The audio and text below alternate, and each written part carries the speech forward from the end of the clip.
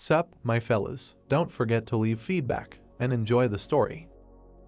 Night had fallen. The man looked away with displeasure, his mouth swallowed nervously. The two men stood opposite each other, not paying attention to the dead bodies. One of the heroes looked forward angrily. In one place, there were 3 squads of bloody heavens in a huge pile. Near the trees and on the ground lay 4 elders of the palace of myriad demons. Somewhere to the side lay the head of the overlord of the demon, who had fallen in battle separately from the body. The sword plunged into the ground with great speed. The silhouette, standing on the dead pile of fighters, asked his opponent why he was so afraid, as if he had seen a dead man.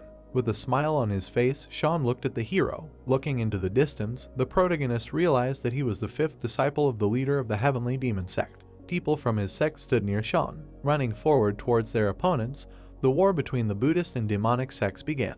The remaining sects quickly ran towards others, arming themselves with various weapons. In this world, there lived a hero who was surrounded by various treasures and riches. He was a legendary and elusive thief. Standing on a vast territory of the earth, a large number of people dug up the tomb of the great thief who cast no shadow. It was discovered in Sichuan. After a while, many Buddhist sects and clans sent their elite warriors to Sichuan to recapture the treasures of the great thief. Sitting near the throne of the emperor, Sean heard how he was told to go to Sichuan for the same purpose. Looking into the distance, the protagonist realized that at that time he did not cause much hostility from the Buddhist sects. Seeing his brother in front of him, the protagonist understood that he was about to find out that he had greatly betrayed him. Jack was the overlord demon of delicious murder. He was the 2nd disciple of the heavenly demon. Raising his head up, the brother was surprised that in front of him stood Sean, who drank the secret poison of the Tang clan. Jack was impressed when he saw Sean standing on a pile of dead warriors from different clans. The protagonist casually looked at his brother, listening to him say that his skill had already passed the mentor of their sect. Looking at Jack with displeasure, Sean replied that he had no ambition to lead the sect. Watching the protagonist, the brother replied that not every warrior thinks so. Opening his mouth wide, the protagonist replied that the sky demon praises the skills of the youngest of the students for someone who wants to lead various sects. Jack, gritting his teeth, heard Sean say that he needs to work on his hurt pride. A wide, malicious smile appeared on his face. Clenching his hands into a fist, the brother said that it is unwise to anger a strong opponent when he himself has little strength left. Sean watched the hero with incomprehension. Jack quickly moved towards the guy, holding a strong stream of magic in his fist. Huge cracks began to run across the entire area. Gritting his teeth in fear, Sean realized that his brother had already realized that he was exhausted.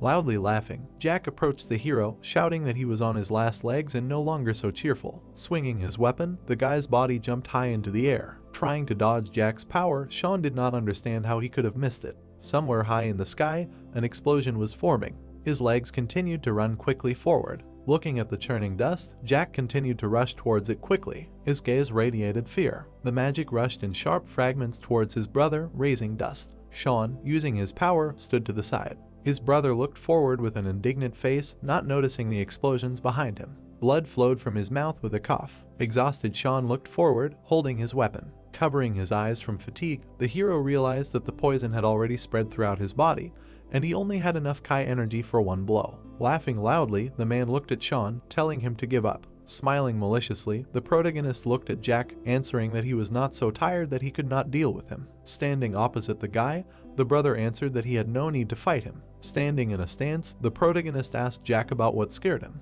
His gaze looked forward in fear. His head turned sharply to the side. Looking to the side, Sean saw the light energy of the heroes in the distance of the forest. 3 men quickly ran forward, using their strength. Seeing all this, Jack began to tell the protagonist to let him kill him, so as not to be captured by them and not to be disgraced. Sean began to laugh madly, asking his brother why he decided to say such a thing, knowing his terrible character. Looking closely at Jack, the protagonist said that he would die with him. The guy looked at Sean with interest, deciding to tell him something. Suddenly, his gaze changed sharply to worried. Somewhere in Sean's heart, something began to glow brightly. Raising his head up, the protagonist clenched his teeth in pain. Painful steam came from his eyes. Near the guy's body was a new silhouette of his own power, in the form of a huge monster. Jack, with his mouth wide open, looked at his brother, who asked him if he had learned at least one forbidden technique. With wild eyes and a wild smile, Sean accepted the forbidden technique of the last moment. His brother's frightened eyes looked up, realizing that this was a demonic technique of explosive potential. Standing in front of the protagonist,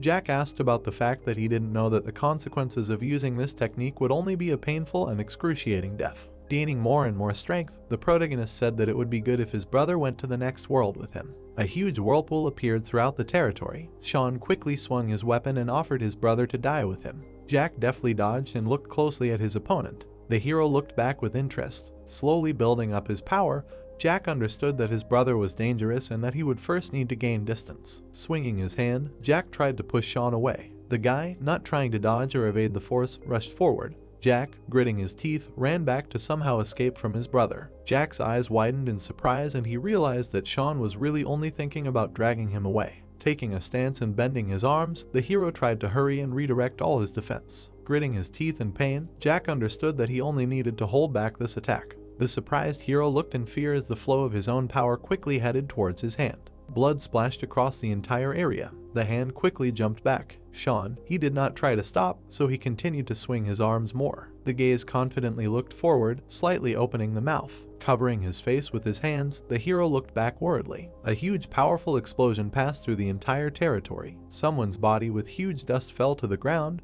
destroying everything around. Jack, with wild pain and fear, opened his mouth and eyes wide, falling down. Putting his hand forward, Sean angrily tried to catch him. The main character's gaze read anger and hatred. The body of the bloody Jack lay leaning against the stone. Jack looked forward carefully. Watching Sean, the hero understood that he was using a forbidden technique. Seeing how his brother laughed loudly, the guy understood that his strength even now was enough to fight equally even with the strongest people in the sect, the 8 supreme demons. The main character confidently swung his weapon looking forward. Seeing how the main character began to approach his brother, Jack understood that perhaps he was even stronger than this. Putting one hand forward in fear, the brother shouted at Sean to wait and not kill him. In one of the places there was a huge explosion. Looking closely at this place, the people from the sect decided to get there as soon as possible. Jack's dead body lay on the ground, in a full pool of blood. Sean stood calmly next to his dead brother. The hero's gaze looked forward in fear, his mouth wide open.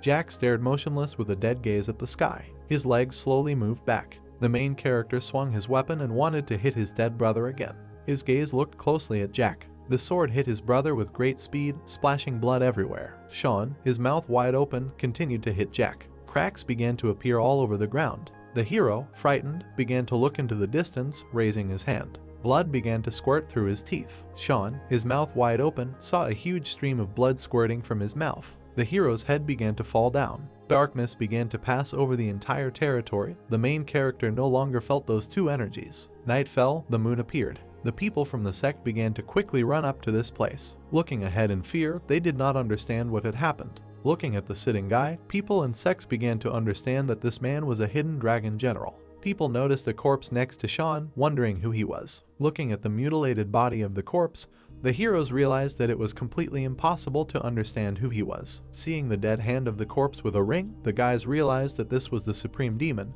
enjoying killing from the demonic sect. Jerking Sean's body with a stick, the hero shouted to the senior monk that he was still alive. Sean stared down motionlessly, realizing that he didn't have a single day to live the way he wanted. A little boy, sitting in the arms of another man, asked his father for help. Looking forward at his parents, little Sean asked to let him go. One of the bandits looked at Sean slyly, telling him that he had just been sold for a couple of coins because his parents were very poor. The main character was in a cave with dead people. It was the secret demon cave, in which he had been for 10 years. Gritting his teeth, the guy angrily looked forward, killing everyone who came to him in the cave in order to survive. Sean fought, went through many battles, betrayals, and for 10 years was finally able to survive. Sitting alone on a stone, Sean looked into the distance, realizing that he still had not managed to get what he so desperately wanted.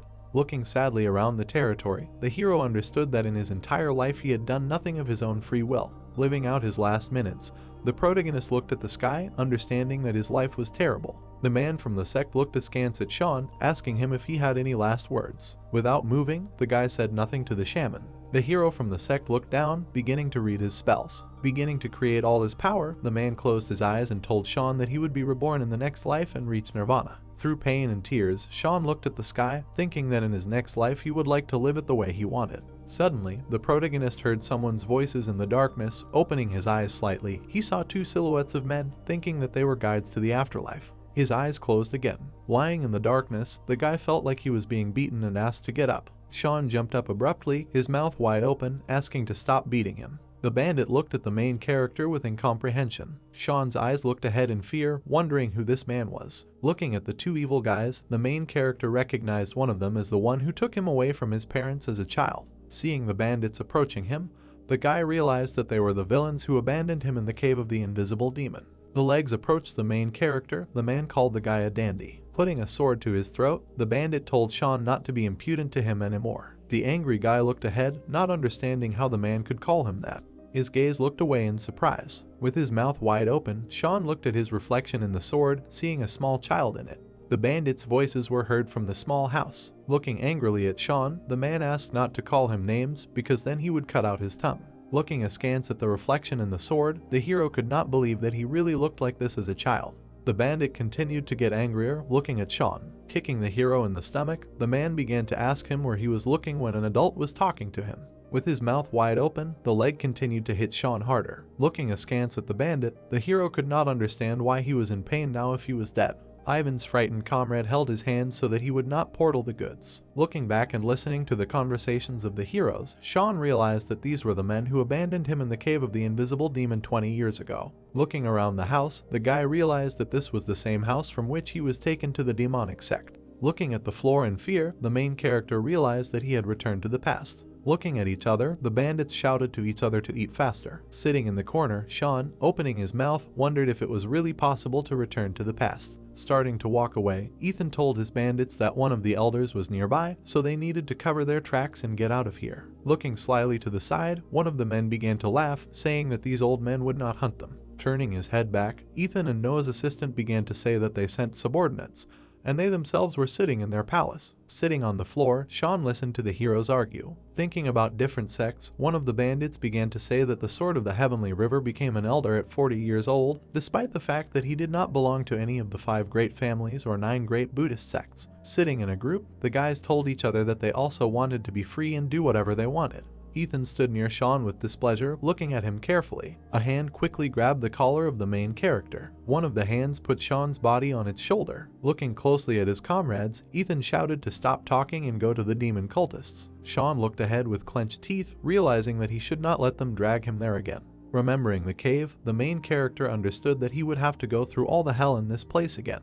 Thinking about the people in the cave, Sean understood that many come out of there as future adepts, but in fact it is a rat kingdom full of intrigue, fights, betrayals. Imagining the bandits, the main character understood that the children there are constantly faced with a real threat to their lives, but despite this, they do everything possible to survive. Remembering how many were strangled, Sean understood that you can only survive in this cave at a very high price. Thinking about fights and murders, the guy understood that even if you study diligently and become stronger, this will not be enough. Frightenedly crawling away from the fights of the bandits, the main character understood that in his past life he came out of this cave alive. Sitting in the corner, scared, the hero could not guarantee that he would be able to leave this cave alive in this life. Looking away, Sean understood that even if he survived, he would have to recover from what he had experienced for many years, so he never wanted to go through all this again. Holding the main character in his arms, Ethan looked at his assistants, telling them that he would be in the cart with him, and in the meantime they would cover their tracks. Suddenly, a few seconds later, an armed sect burst into the bandits' house. The bandits looked forward in fear, not knowing what to do. Looking down at everyone, Sean understood that it was the same in his past life. Ethan looked forward with his mouth open, realizing that these were the people they had met a couple of days ago. The 2 girls looked forward angrily, shouting at the bandits that they would pay for this with their lives. The men began to mock the girls, smiling broadly, telling them that they were thanking them so much because they would spare them. A few seconds later, a fight began. Everyone was running at each other with weapons. 2 men, gritting their teeth, looked at each other angrily, fighting with swords. One of the heroes happily threw the other on the ground, holding on tightly to him. There was an angry look on the man's face, looking into the distance at his opponent. 2 girls stood behind each other with swords in their hands, looking fearfully at the bandits approaching them. One of the heroes, licking the blood from his sword, looked furiously at the girls. Ethan, holding Sean on his shoulder, laughed, telling his assistants not to kill the girls and to take them with them. Looking carefully to the side, the main character understood that his only chance to change everything was right now. His legs quickly ran forward. Angry Rachel angrily ran at one of the bandits, waving her sharp sword. The girl's eyes looked ahead confidently. Picking up speed, the heroine quickly approached Ethan. Meanwhile, the sword quickly passed the bandit's neck an inch away. The girl's gaze was very frightened. The bandit's eyes widened. He looked closely at Rachel, telling her that it was a very good attempt to kill him. trying to say something to the girl. The bandit did not notice Sean's knee, which was approaching the hero's face. Quickly hitting Ethan in the face, Sean tried to get out of his hands as quickly as possible. The protagonist's hands held the barrel tightly. Ethan closed his eyes in pain, trying to remove the blood splashing from his nose. Meanwhile, the protagonist sank to the ground and squatted down, deciding to quickly run away. Breaking one of the wooden windows, Sean quickly jumped out of it onto the street. They quickly ran through the forest. Tiredly running forward, Sean looked into the distance, realizing that he could not run far because this body did not have the endurance and strength of a martial arts master. Turning his head back, the protagonist heard the robbers shouting after him that they would find him and kill him. Standing in one place in the forest, the guy began to quickly search for something. His gaze began to look at something with interest. Gritting his teeth, the hero quickly rushed forward, hearing how someone had already begun to call him. With a sword in his hands, Ethan quickly rushed after the protagonist, saying that he could not escape from him. Sean's foot stumbled over a snag. The guy's gaze looked forward in fear. A few seconds later, the guy's entire body along with the barrel fell to the ground. Opening his mouth wide, Sean felt how his head was already lying motionless on the ground. His hands were trying to reach the barrel. Putting a sword next to the protagonist, a satisfied Ethan told the hero that now he would pay for running away. A few minutes later, the robbers looked at the body of Sean lying with incomprehension. Ethan's legs kept hitting the guy's stomach, loudly threatening him. Noah approached his comrade and began to calm him down, saying that it was time for them to go. Opening his mouth wide in pain, Sean heard the bandits asking to tie him up so that he could never get out. Opening the water barrel, Ethan shouted that he was tired of running after him. The mouth drank the water hungrily. The man looked ahead with a wide smile of pleasure. Throwing water to his hungry assistants, Ethan told them to drink too. Looking down, the bandit began to talk to himself about something. Turning back, the hero asked his people if they were all ready to go. His gaze began to look into the distance with incomprehension. All the people one after another grabbed their throats in pain. Covering his mouth with his hand, Ethan looked in fear at the blood splashing from his mouth. Looking at his hand, stained with blood, the bandit understood that it was poison.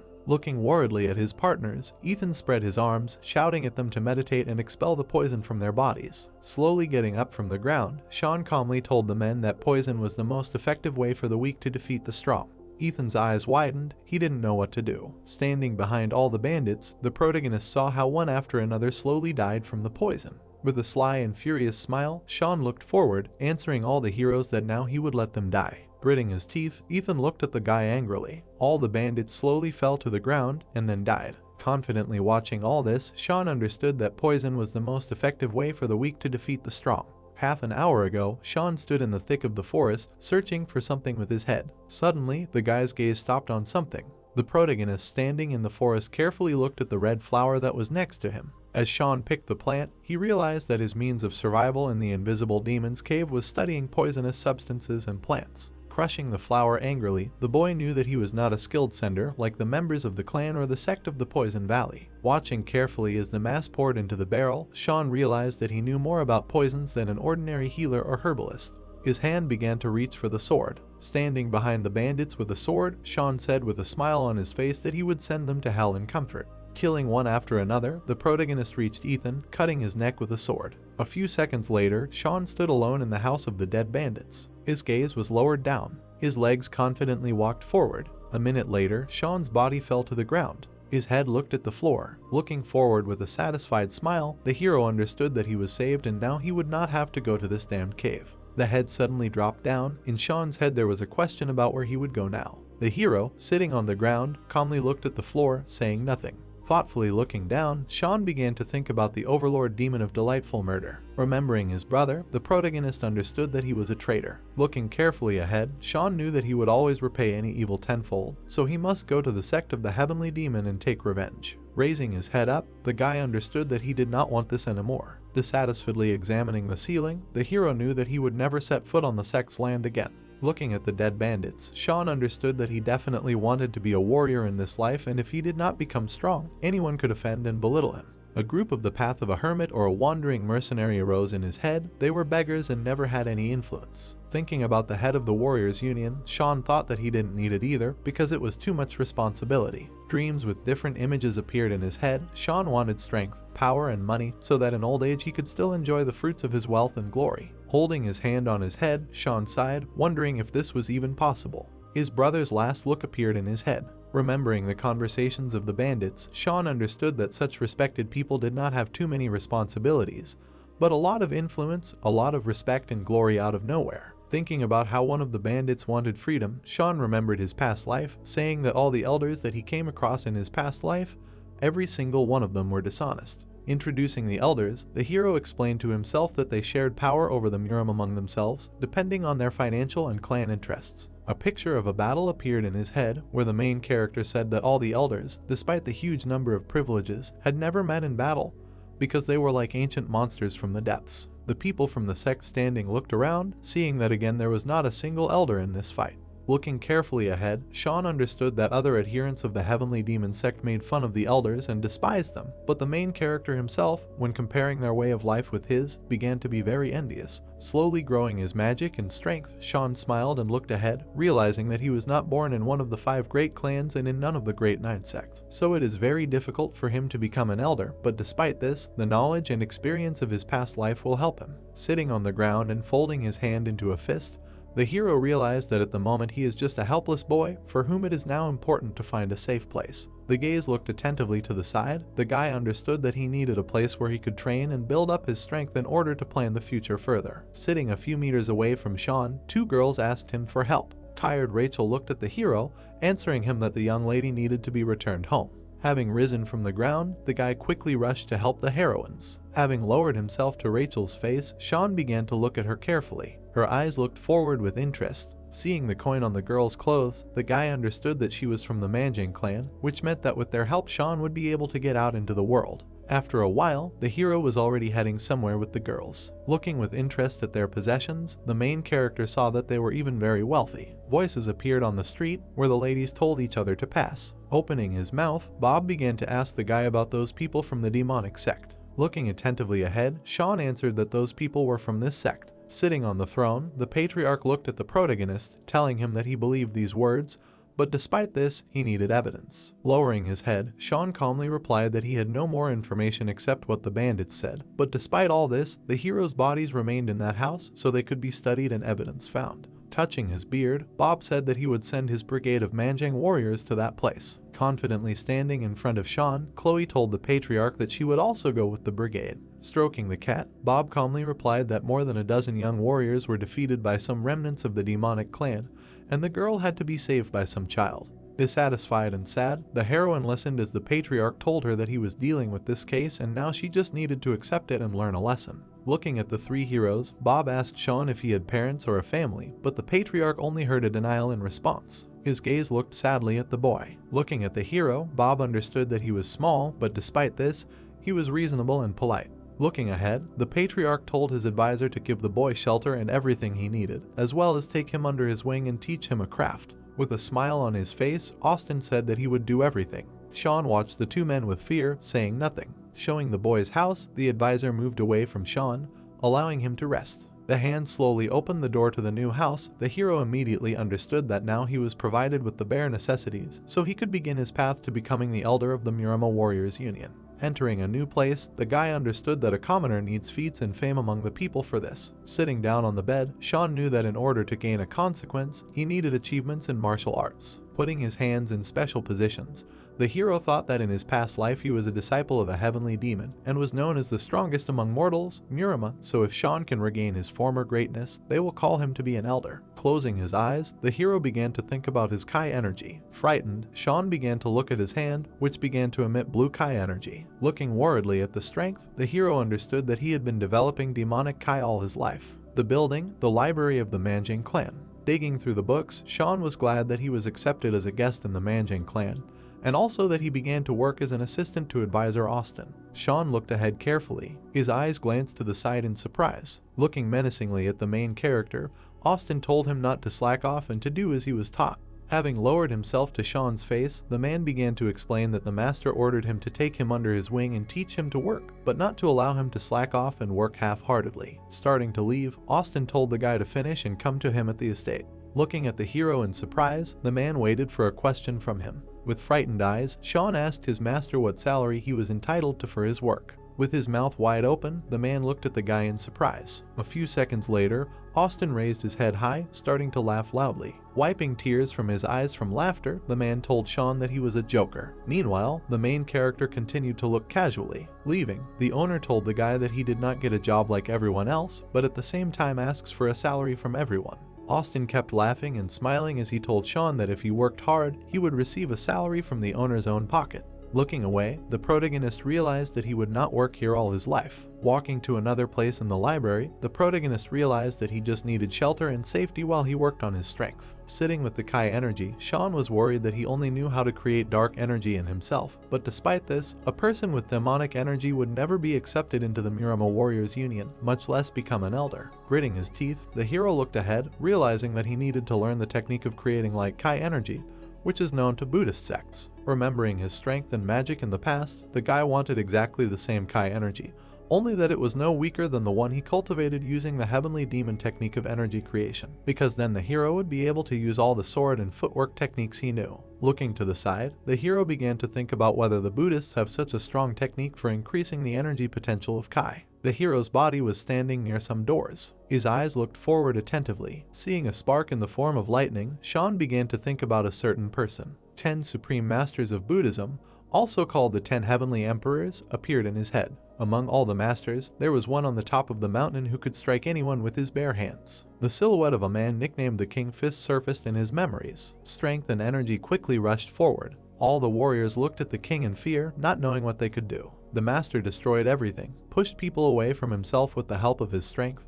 His technique for increasing the potential of Kai was so great that even the heavenly demon recognized it. In its strength, it was comparable to the technique of creating the energy of the heavenly demon. The king confidently looked forward, using the art of the body of white lightning. All the masters from other sects were completely under the power of the Fist King's energy. Thinking about Joe, Sean understood that only the white lightning art technique could replace the power of demonic Kai building practices for him. His gaze confidently looked ahead. Standing outside in the rain, the protagonist understood that he had no other choice and would have to become a disciple of the Fist King in order to learn this technique and build up the same Kai potential that he had in his past life. While training, Sean did not understand where to look for Joe at this time. Shaking off the rain, the hero understood that he only knew that the Fist King would appear in their city only in 5 years. His gaze looked away with incomprehension. Looking around the street, the guy understood that until that time he needed to work on himself in everything he could, except for the white lightning body art technique. Smiling slyly, Sean looked into the distance, realizing that he would meet the Fist King in 5 years. 2 years passed, each student is sitting in the dining room at his own table. One of the guys looked away, wondering how many cups he had already eaten. His mouth did not stop swallowing food. All the students looked at someone in surprise, not taking their eyes off him. Sean, taking more and more food, did not stop eating. Sitting on a chair, the main character understood that for 2 years he had been increasing his Kai of the basic techniques of the 3 bases. Continuing to force himself to eat, the guy learned that the effectiveness of this technique is negligible and his Kai is only the size of a grain of rice. So until the hero receives knowledge of the technique of the art of the body of white lightning, he must focus on his physical strength. The gaze looked forward in surprise, hearing how someone began to call him. The crowded students looked at the hero, asking why he ate so much. One of the heroes with a smile on his face asked Sean to tear himself away from eating and go out into the yard. Looking at the plate, the main character discontentedly replied that he did not want to do this. Looking angrily into Sean's face, the student shouted that he was the boss here and if he said to go, then you need to go. The looked at the guy with displeasure. Dipping his hands in Sean's sauce, the hero said that he thought too much of himself. Starting to lick his fingers in front of the main character's face, the student told him to go if he didn't want to get beaten up. All the heroes laughed and whispered about Sean. Everyone thought that he was nothing special because he hadn't advanced super much in 2 years of service. Swallowing food, the hero realized that they were all envious because he had a big salary and a separate house on the estate. A few seconds later, leaving, the guy told everyone to go. Standing on the roof, the student said that they would sort it out here. Leaning against the wall, Sean asked the guys what they all wanted from him. The heroes began to look at each other askance. Approaching Sean, the student said that he would have learned his manners a long time ago, but no one needed a hero. Without saying anything, the guy's fist quickly hit the student's stomach. The guy looked ahead in confusion, seeing the hero's palm approaching him. Meanwhile, Sean put his hand forward and hit the student's jaw with all his might. All the guys looked on in fear as the bully slowly fell. Swallowing saliva from fear, the students began to look at Sean. The main character, with a mad smile on his face, told the guys to take it from them in full for stealing his precious lunch hours. Two surprised guys looked at what was happening in bewilderment. The adult warriors turned to the side of the main character and saw how he struck down one of them. Sean pressed the guy's face to the ground and said that he was doing this for the precious lunch hours that were taken from him. The enraged protagonist raised his head and shouted that he would take everything from everyone present. The older guys prepared for battle, while the boy himself reasoned that he had no chance against them as a child. Sean frowned at his worried opponents and thought that he had only dealt with one of them. The guy glanced to the side. Sean jumped up and quickly ran to attack the rest of the guys. Approaching one of the older warriors, the protagonist delivered several pinpoint blows to the stomach and decided that he had already dealt with the second. Foam poured from the opponent's mouth, and he himself experienced severe pain, but by this time Sean was already heading towards the next opponent. The guy, noticing the approach of the younger fighter, raised his hands and called him a runt. The protagonist instantly flew around his opponent, using ghostly steps, and ended up behind him. The opponent only managed to notice his approach at the last moment. A moment later, Sean jumped on the guy's back, hit him in the back of the head with his elbow and knocked him to the ground. The protagonist jumped away from the falling opponent towards the next one, who was standing behind him. In a second, he was heading towards him with ghostly speed. The protagonist dodged the blow of the angry guy, who called him a little scumbag. He slipped between his legs and stopped behind his back. Sean frowned and already called his real opponent the fourth one to be defeated. The protagonist took off like a bullet and ran to deliver the finishing blow. One of the fighters present shouted loudly to his friend to turn around. The guy turned his head in confusion. Sean got to his back and delivered a strong blow, causing him to fall to the ground. Several spectators from the side were watching the fight and did not understand who the guy was. One of them shook his head and urged himself to pull himself together. He furiously hit one of his subordinates and demanded that the boy be seized immediately. The main man was instructing everyone to take the boy as quickly as possible, and Sean himself was watching this and thinking that there were only 3 opponents left. The guy looked away from his opponents and remembered that he had very little Kai energy left and he needed to deal with their leader. The protagonist asked the man in a reserved manner why he was hiding behind the backs of his subordinates. The opponent could not stand this humiliation and, clenching his teeth, called the guy a bastard. He angrily gathered energy at his feet and declared that he would not let Sean put on a show anymore. The man instantly jumped up from his place. The protagonist did not expect this and only at the last moment noticed the opponent's approaching fist. The guy barely dodged the angry opponent's attack. Blood gushed from his nose after the man's strong blow. Sean jumped away from his opponent. He put his finger to his nose and realized that he had barely been hit, but blood was already flowing. The other fighters were shouting and supporting their leader, and the guy understood that if he caught a direct blow, he would be in trouble. Sean put his hand forward and, closing his eyes, began to concentrate his Kai energy. Having collected a lot of energy, he rushed to attack his opponent, realizing that he was simply inexperienced. The man's face was distorted from the pain caused. The guy delivered a powerful blow, from which the opponent, bent over, flew towards his subordinates. The man tried to scream, but blood gushed from his mouth. Sean found himself between 2 subordinates who continued to rejoice and did not understand what was happening. The guy's eyes shone with confidence, and he himself said the name of the move in his head. The men, noticing the changes, turned towards their opponent and shuddered in fear. They were shocked by what they saw and looked at the guy who was standing behind them. Sean turned around and asked if they had any complaints against him. The fighters fell to their knees with a crash and began to beg for mercy and forgiveness. The protagonist looked at them and the defeated leader in bewilderment, not understanding why they were bowing to him. Realizing what he had done, the guy thought about it and understood everything. An unknown silhouette was watching the battle from above and was silent. The protagonist was in the building and thought that he had spent a lot of Kai energy. He closed his eyes, concentrated the energy in his hands, and thought that he would not be able to cope with the last 2 if they attacked him. The guy silently looked at his energy and thought that its small reserve was his biggest problem. Sean's thoughts about getting the elixir were interrupted by a knock on the door. The protagonist got up from the floor and went to open the door, not understanding who had come to see him at such an hour. Having opened the door a crack, the guy asked who was there. Seeing the guests, he was very surprised. 2 girls entered the room, and the protagonist did not understand what was needed from him. Chloe sat down on a chair and asked the guy about his service with advisor Austin. The guests listened attentively to Sean's answer that there was nothing special about his service and that he was simply engaged in bureaucracy. The guy restrainedly asked the reason for such a sudden visit to him. The girls looked at each other and thought. Mistress Chloe, not wanting to beat around the bush, offered the protagonist to serve her, to which he was very surprised.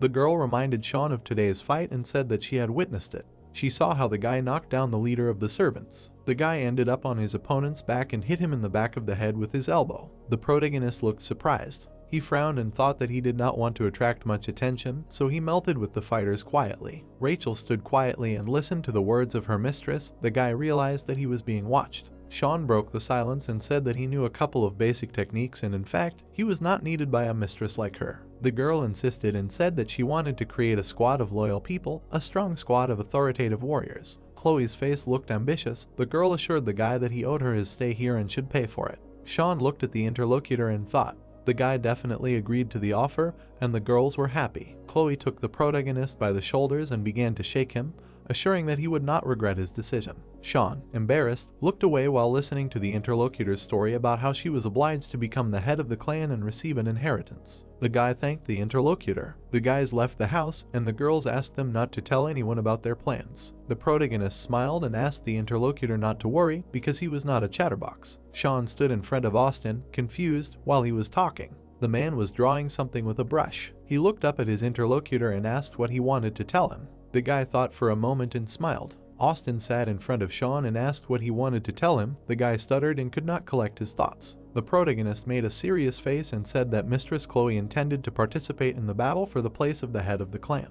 The man was defeated by this information. He put his brush in a glass and asked why the guy came to tell him this. Austin crossed his arms and declared that he was neutral. A smile appeared on Sean's face. The guy said that he had been working as his assistant for 2 years. The man got nervous and sweat began to run from his head. The protagonist arrogantly stated that this time was enough for him to guess that he was betting on the young master. Austin covered his face with his hand and did not understand how he could even talk to this guy. He crossed his fingers and assumed that the guy intended to be his informant and keep an eye on the actions of the lady. The guy spread his arms out to the sides and said that if it brought him benefit, he would be happy to help his master. Austin leaned his elbows on the table and thought, saying that it sounded easier than it actually was. The man remembered how Rachel and Chloe were tied up in the barn, and he himself then saved them from certain death. Sometime later, the girls came to Sean for help, sitting at his door and never thanking Austin for saving them. The protagonist remembered how the girl shook him by the shoulders and assured him of her intentions, but the man warned that such people always betray. The guy raised his head and thought about how he should use the girl for his own purposes. Sean turned to the gentleman with a smile, saying that he only took risks when he saw a worthy benefit. Austin leaned on his fist and, noting that his opponent expressed his thoughts well, asked what he wanted. The man added, puzzled, that the guy could not hire Zadarm. The guy imagined how he practiced managing his Kai energy and realized that he needed to increase his potential with the help of elixirs. Sean lowered his head and told Austin that he had not been feeling well lately and would like to take healing herbs. The man looked at his interlocutor and was surprised. He narrowed his eyes and asked with disbelief if the guy was sure that he really needed it. The protagonist smiled and said that this was all he needed. Austin frowned, thinking that such a smile was not typical of his interlocutor, and said that he was satisfied with all the conditions. Sean thanked the advisor for his mercy. Since then, the guy watched the actions of Mrs. Chloe at meetings. He reported all the information he heard to advisor Austin. The protagonist mastered healing herbs of excellent quality and held them in his hand. He consumed elixirs that restored his Kai energy. After the bite, the guy's whole body trembled. Sean devoted his free time to physical exercise. The guy confidently practiced techniques to perfection. The protagonist was very tired, and sweat poured from his face. 3 more years passed, and Chloe was very disappointed with her loss in the battle for the head of the clan and her forced marriage. Sean sat at the same table with the maid of honor Rachel and asked what she intended to do if her mistress was defeated in the struggle for power. The girl was puzzled by this question. The protagonist calmly explained that in this case, unnecessary heirs are sent away under any pretext. The boy insisted that they both should think about their future if they had a connection with the lady. Rachel, disappointed, pulled the empty mug towards herself. John took the jug of tea, and the girl said that she had not even thought about it. Sean stunned Rachel by asking if she was considering joining the Murim Warriors Union. The girl, looking at the tea in the mug, asked again. The last drops fell into the mug, and the girl thoughtfully mumbled something. She picked up the tea and stood up from her seat, saying that such a prospect sounded wonderful, but it was just a dream. Sean looked at his interlocutor and decided that it was not in vain that he had directed her thoughts in the right direction, and this could be useful to him. The boy looked at the night moon and thought that it would be nice to have his own person in the Warriors Union when he joined it himself. Sean did not know if their conversation that evening had made a difference, but Rachel subsequently refused to follow her mistress to her husband's house and left the estate. In his 5th year of service to the Manjang clan, the boy heard birds singing. The sound echoed around the house. Sean opened the door slightly and went outside, knowing that he had finally completed all the preparations. The boy stretched his arms and, looking around, decided that it was time for him to go. The protagonist was unhappy that Mr. Austin would not let him go anywhere. Sean listened with disappointment as the man said that he had been preparing him as his successor from the very beginning. The interlocutor loudly slammed the book. He stated that this was the only reason the boy received his salary and the healing herbs he demanded. Austin, wiping tears from his eyes, did not understand why the protagonist had to leave and what did not suit him. Sean expressed his condolences, but he understood perfectly well that the man was being cunning and simply did not want to let him go. The guy was unhappy that his efforts were being devalued, because he had earned those herbs through honest labor. Austin spread his arms out to the sides and said that thanks to his efforts, the young master had risen to the position of young clan leader and the guy could also have a brilliant future. The man patted himself on the chest and loudly asked what was wrong with Sean because he was ready to give him everything. The protagonist answered reservedly that he didn't need anything. Austin asked the reason for the guy's departure, to which he spread his arms and said that he wanted to become a martial arts master. The interlocutor was shocked by what he heard and asked again. The man shook his head and assumed that he intended to do this only because he had learned a couple of techniques over the past few years. He pointed at the guy and said that he was so weak that he couldn't even handle petty hooligans. Austin stood with his hand outstretched and didn't understand why his interlocutor was silent. Sean closed his eyes and remembered that he wanted to leave on good terms because he had gotten used to it over the past few years. The guy stood up straight and demanded to make a bet, which confused the man. The protagonist put his hand on his chest and said that he promised to deal with any opponent that was put against him. Sean smiled happily and said that if he lost, he would stay here and obey. The protagonist remembered his words and saw a large man in front of his eyes. He was worried because he was not ready for such a strong opponent to be put against him. Austin, smiling, stood behind the strongest warrior after the clan leader. This man was the commander of the guard of the Manjing clan. Two men stood in front of the guy. Sean frowned and realized who was put against him. The man who stood in front of him was the strongest warrior after the clan leader. He was stretching his neck. The ferocity of his intentions could be seen by the smoke coming out of his nose. The commander of the clan guard was preparing for a fight. Sean saw Austin smiling and decided that the man had completely lost his conscience, because he brought the commander of the guard to fight a 15-year-old boy. The boy looked confidently at his opponent and decided that the difference between them was small. The opponents stood opposite each other. Joseph asked the rules of the fight and received the answer that the one who fell to the ground or surrendered would lose. Austin also asked not to kill the boy, because he would be his successor. Sean, seeing that the man was already confident of his victory, asked him not to forget that he had promised a year's salary if he won.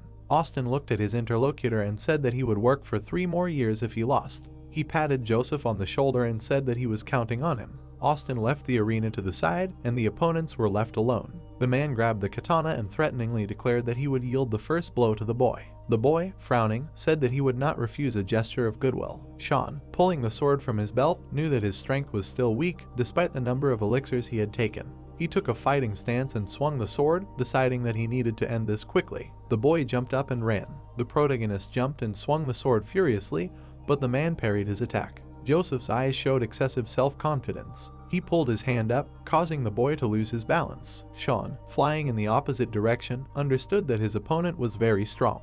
The man approached the boy and loudly stamped his foot. He delivered his blow to the silhouette of his opponent, after which Austin loudly reminded him that he asked him not to kill the boy. Joseph noticed something with his back out of the corner of his eye and turned around very sharply. The man was shocked by the speed of the boy's movement and did not understand when he managed to get behind him. Fear and confusion could be read in his eyes. Joseph swung loudly and furiously at the moving silhouette of the boy to the side, shouting that he could not be fooled. Sean again found himself behind his opponent and decided that it was time to use the first stage of the moon shadow sword. The boy jumped and struck the moon, which cut the ground under him. Joseph managed to avoid the attack and ran away. He turned around and sharply headed in the opposite direction to counterattack the landing target. The two swords clashed loudly again. Sean and Joseph found themselves in the air, attacking each other. The man tried to press with force, but realized that the boy was very agile. Their gazes crossed for a second. The opponents desperately fought, creating cut air around themselves. After the last blow, the rivals fell back to the sides. They glared at each other again through the clearing smoke after the fight. Joseph's blade was red hot, and the man expressed his surprise that the boy had managed to parry it. He prepared to attack and said that he would do so with all his might, since he no longer intended to take his opponent's age into account. Austin, watching the battle, saw the energy of the sword and said that only the clan guards could do that. The man turned his gaze to his successor and was shocked. Sean also used the energy of the sword, which embraced his body and blade. Austin was amazed, did not believe that the boy had also reached such a level. The protagonist frowned and said that he would not play along anymore either. Joseph became very angry and loudly called his opponent a runt. He hit the ground with his sword and sent a large wave of energy towards the boy. The man was stunned when he saw the silhouette of the boy right in front of him, who stopped half a meter from his opponent and also swung his sword. Joseph managed to dodge the attack, but lost some of his hair. The man struck right after the guy's attack. Sean took a few leaps back and stopped, ready to continue the fight. He suddenly broke away and rushed towards Joseph. The opponents crossed their blades in a strong blow that sent the stones flying to the sides. The recoil sent Austin flying to the side while he squinted and clenched his teeth. The man was very worried about the lives of his opponents, realizing that he had done something irreparable. Sean and Joseph did not plan to stop and pressed harder and harder on the blades. The blades of their swords created a terrible screech. The guy looked at the place of contact and decided that the man wanted to compete with him with the power of Kai. He dodged the man's attack and decided that he could not allow this. Joseph, taking the sword out of the ground, saw a boot approaching his face. The man missed this blow and was forced to take the damage himself. The opponent stepped back and covered his bloody face with a sword. Sean approached and swung his blade. The guy froze and quietly whispered the beginning of the second stage of the Moon Shadow Sword. The protagonist lunged forward, using the deadly moon and wounding his opponent in the side. The man gritted his teeth in pain and looked at the wound. His eyes filled with rage. Joseph raised his hand and menacingly shouted an insult towards his opponent, after which he noticed the energy of the Sword of Light. Sean abruptly moved to attack, thinking that his opponent was unlucky. The guy was approaching the target very quickly and believed that the Sword of Light was his strong point. The two opponents clashed again, attacking each other with sharp lunges. Joseph was infuriated because the protagonist did not show the slightest emotion. A large blow sounded at the place where the blades collided and scattered the blue light. The man's sword, spinning, whistled into the ground. The guy became the dominant force on the battlefield. Sean's gaze bored right through his opponent, and Joseph was afraid of the blade that was pressed to his head. The man looked at the guy who held the sword near his head and said that he admitted his defeat. After the fight, the opponent warmed his wrists and apologized to the boy, saying that he got carried away. Joseph was shocked when he heard from his opponent's lips that his victory was worth nothing. The guy closed his eyes and smiled, saying that he was now entitled to an annual salary from advisor Austin. The guy doused himself with blue flame and fiercely declared that it was dangerous to deceive him. The man turned away and said that he should not be thought of like that. The advisor, wiping tears from his eyes, did not know how to explain such large expenses to his wife. Austin heard Sean's gratitude and hopefully turned his attention to him. He bowed his head and agreed with the guy. The protagonist took the money wrapped in white paper and promised that he would not waste it. The protagonist threw his stick over his shoulder like a bag and turned around, saying that he had a lot to do and it was time to go. The two men silently followed him with their eyes. Joseph, without taking his eyes off the guy, said that a dragon had been secretly living next to them all this time. Austin was puzzled by the words of his interlocutor and assumed that the guy was his equal. Sean walked further and further. The man said that even the head of the clan would not have stood up to him in a fight. The interlocutor sighed in amazement and assumed that his student was such a skilled warrior that the entire Manjang clan was no match for him. The men were perplexed, realizing that they did not know the guy's true identity. As night fell, Sean stopped at the gates of the fortress. The stranger was running towards the city from the river. The protagonist put his foot out in time, and the guy tripped over it. He was shocked by the unexpected happening and only screamed before falling. The warrior fell to the ground with a crash face down, while Sean watched him. The guy jumped up from the floor in rage and turned around menacingly, asking who set him up like that. The protagonist stood by the wall and grinned from ear to ear, wondering where the guy was rushing to. The protagonist knelt down in front of the stranger and he called him names. He whispered to the interlocutor in a quiet tone that he knew that he was the main servant of the secret society of Hao. The guy got very nervous and asked him again what he meant. Sean hit the blade on the pavement, intimidating the interlocutor. The guy closed his eyes in fear and a second later opened his eye to look at the situation. He was still lying untouched on the floor and listening to the questions and threats of the protagonist. The protagonist noticed a tattoo on the stranger's neck and asked if it was true that such a tattoo was given to holders of the title of Master of Incense. The guy rose from the ground and looked into the face of the interlocutor, not understanding how he recognized him. Sean lowered his eyes and remembered the past. He remembered how he looked at the defeated leader, the warriors bowing to him.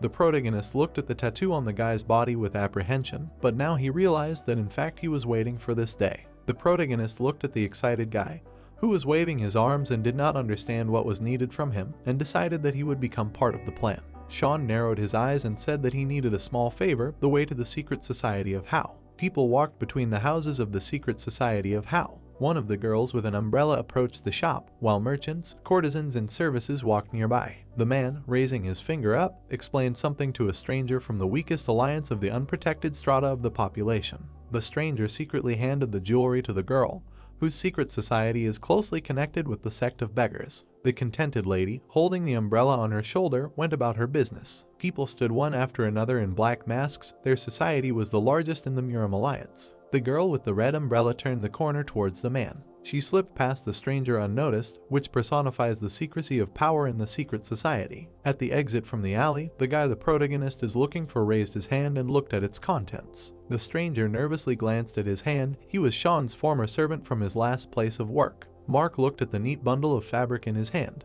He looked around and quietly threw this thing into his sleeve. The guy passed by two men and merged with the crowd. Sean looked at his interlocutor, who was very scared and thought that he was very lucky. The protagonist, sitting on one knee, asked him how he could become a customer for the secret society of How. Mark frowned menacingly and said that, despite the desire of the interlocutor, it was not for him to decide such matters. Sean narrowed his eyes and said with distrust that the guy was going to report everything to his superiors, since they had revealed his affiliation by the tattoo. The protagonist patted himself on the chest and said that, most likely, the superiors would be interested in him after hearing the story of the interlocutor. Mark grimaced and said that his society does not do business with unverified people, and he does not even know who he is. Sean calmly objected, saying that his society does business even with demonic sects if they need it, and they are generally indiscriminate in those with whom they cooperate. The guy angrily waved his hand and demanded that he watch his words if his interlocutor does not want problems with the house society. The protagonist looked down and thought. He stood up from the ground and, smiling, said that he agreed with Mark and admitted his mistake. The interlocutor, leaning on his hands, stood up from the floor and said that not everyone could order the services of their society,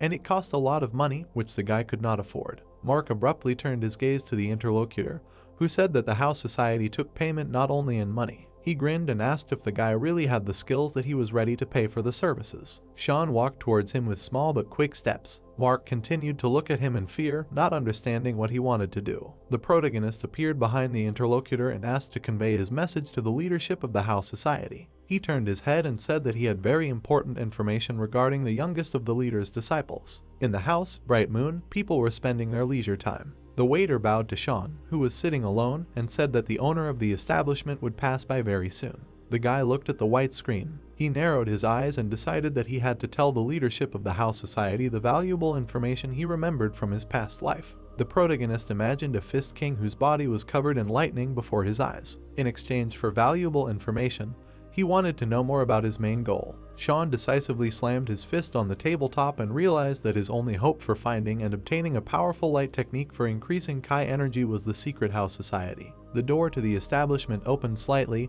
and footsteps were heard from the corridor. Two women were standing in front of the screen, one of whom greeted the protagonist. Sean turned to the lady and asked her to sit down. Silence reigned between the interlocutors while tea flowed into the mug. The guy asked the woman if she was really the leader of the local branch of the house society. The old woman narrowed her eyes and said that her interlocutor was right. Sean looked at her and remained silent. He turned to the younger participant in the conversation and asked her name.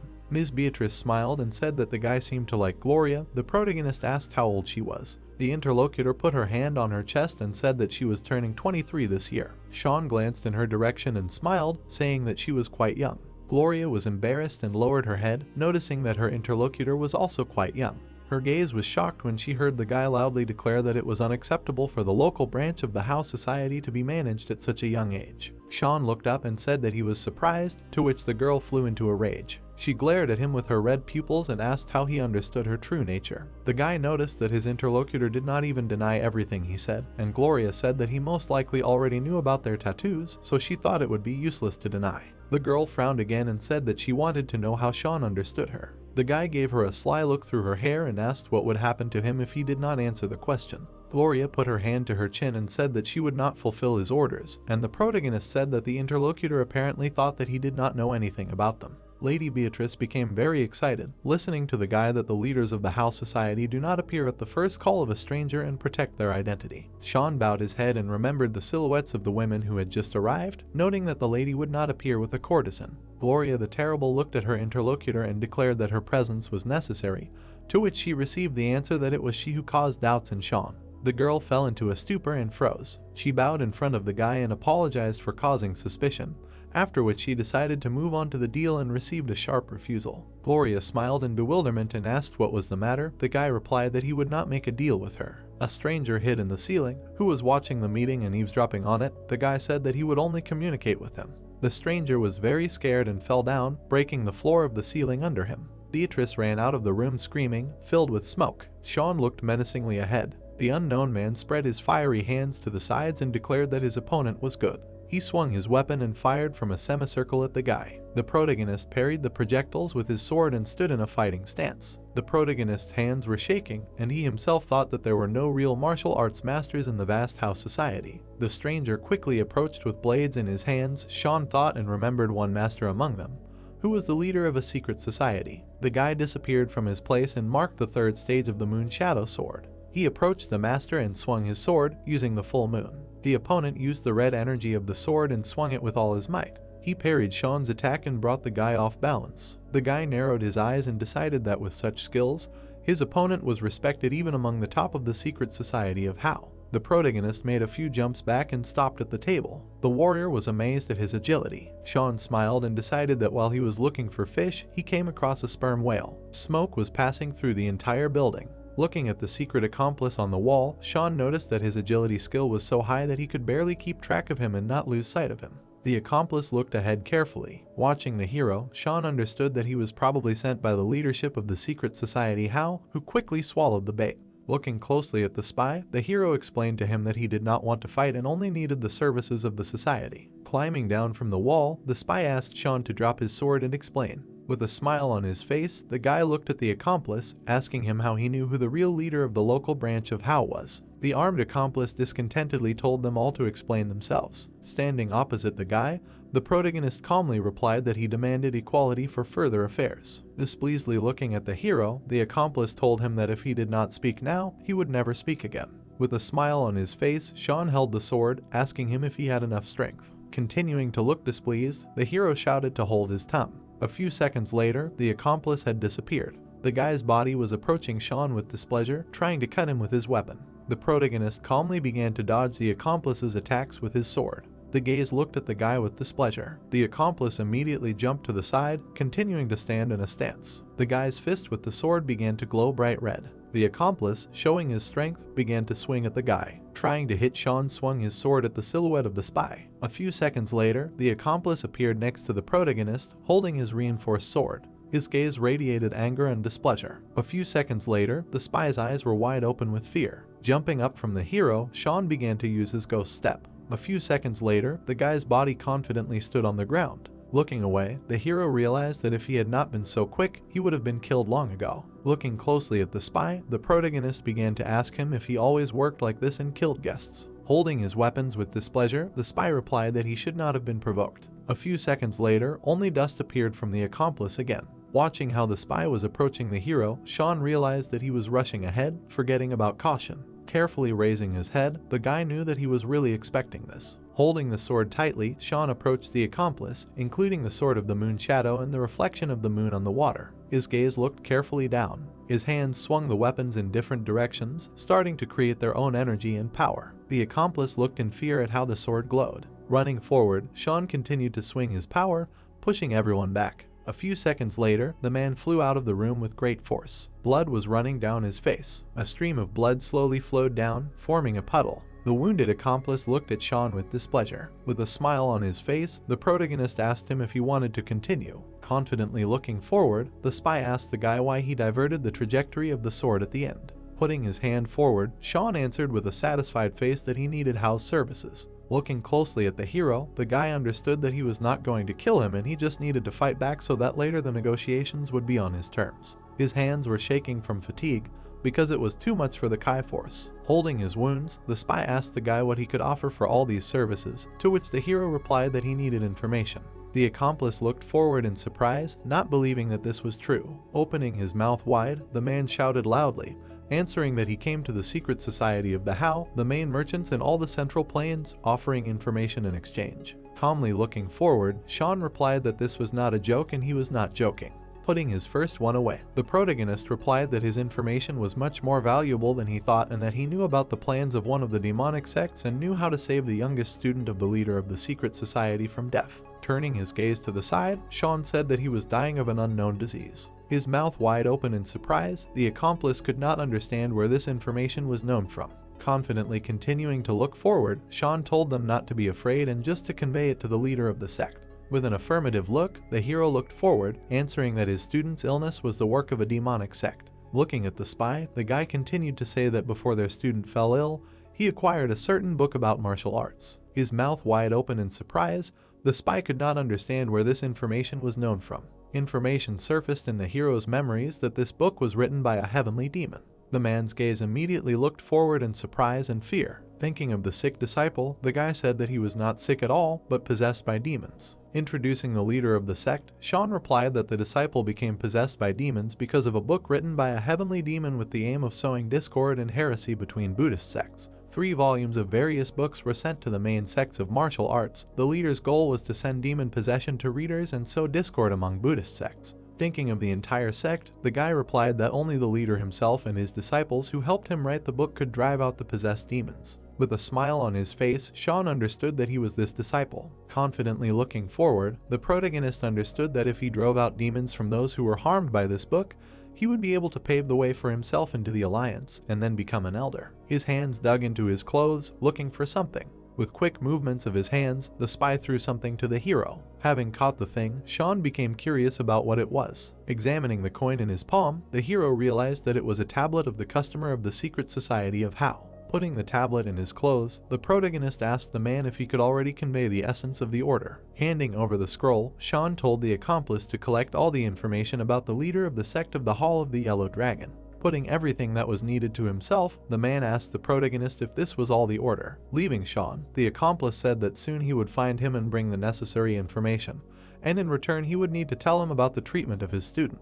A few seconds later, the silhouette of the hero slowly disappeared. Looking after the guy, Sean understood that now he needed to go to Sichuan to meet the King Fist. Night fell, 2 men were riding a horse, one of them was looking at the city of Sichuan. A few seconds later, the heroes looked into the distance in fear, hearing some sounds. A boy with a sword stood in front of the guys. The hero's gaze showed rage and a sly smile. His eyes were full of fear and mystery. A few seconds later, the guy's body quickly rushed towards the people with horses. Looking to the side, the frightened man shouted that it was a robber, so it was necessary to protect all the valuables. The gaze looked back in fear. Sitting on the horse, the hero noticed that his partner was already lying dead on the ground. The robber licked the bloody sword with a savage smile. Streams of blood splashed in different directions. The wounded, frightened hero sat a few meters from the robber. Sitting on the ground, the man looked at the mad guy standing next to him. His gaze looked askance at the hero. Quickly rising from the ground, the man ran away, asking for help. A few seconds later, the robber was left alone. There was a sly smile on his face. After a while, the face became as calm as possible. Scratching his head, the hero answered with a calm face that it was not so easy for him to play a madman.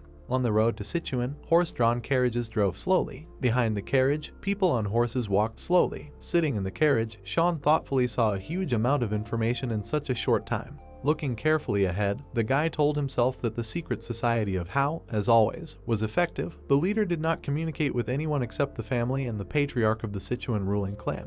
Thinking about the hero, Sean read that he was nicknamed a bloodless and tearless demon, but in fact he was an excellent martial arts teacher. As a person, he was modest and benevolent, which is why he was loved by those around him. Thinking about the power of the Heavenly Fist, Sean began to understand that 7 years ago he became famous for single-handedly destroying one of the dark sects of the Yellow Cloud. Reading the information with dissatisfaction, Sean realized that by the time he left the Invisible Demon's cave and began his activities as a martial artist, he already held the title of the Fist King. Slowly continuing to ride in the carriage, the hero realized that nothing more was known about this man, except that he settled in Sichuan about 10 years ago. Putting away the scroll of information, Sean knew that he had sent out requests to agents in this area and was now waiting for a response. Looking away, the hero could not understand why the Fist King lived under the guise of a humble martial arts teacher. Thinking about the different sect leaders, Sean understood that the Supreme Master who would take this place among the 10 strongest masters of the Bright Path was the Heavenly Emperor. Among the Buddhist martial artists, he was a giant and even considered an authority, but most likely, at this time he had not yet reached the title of the Fist King.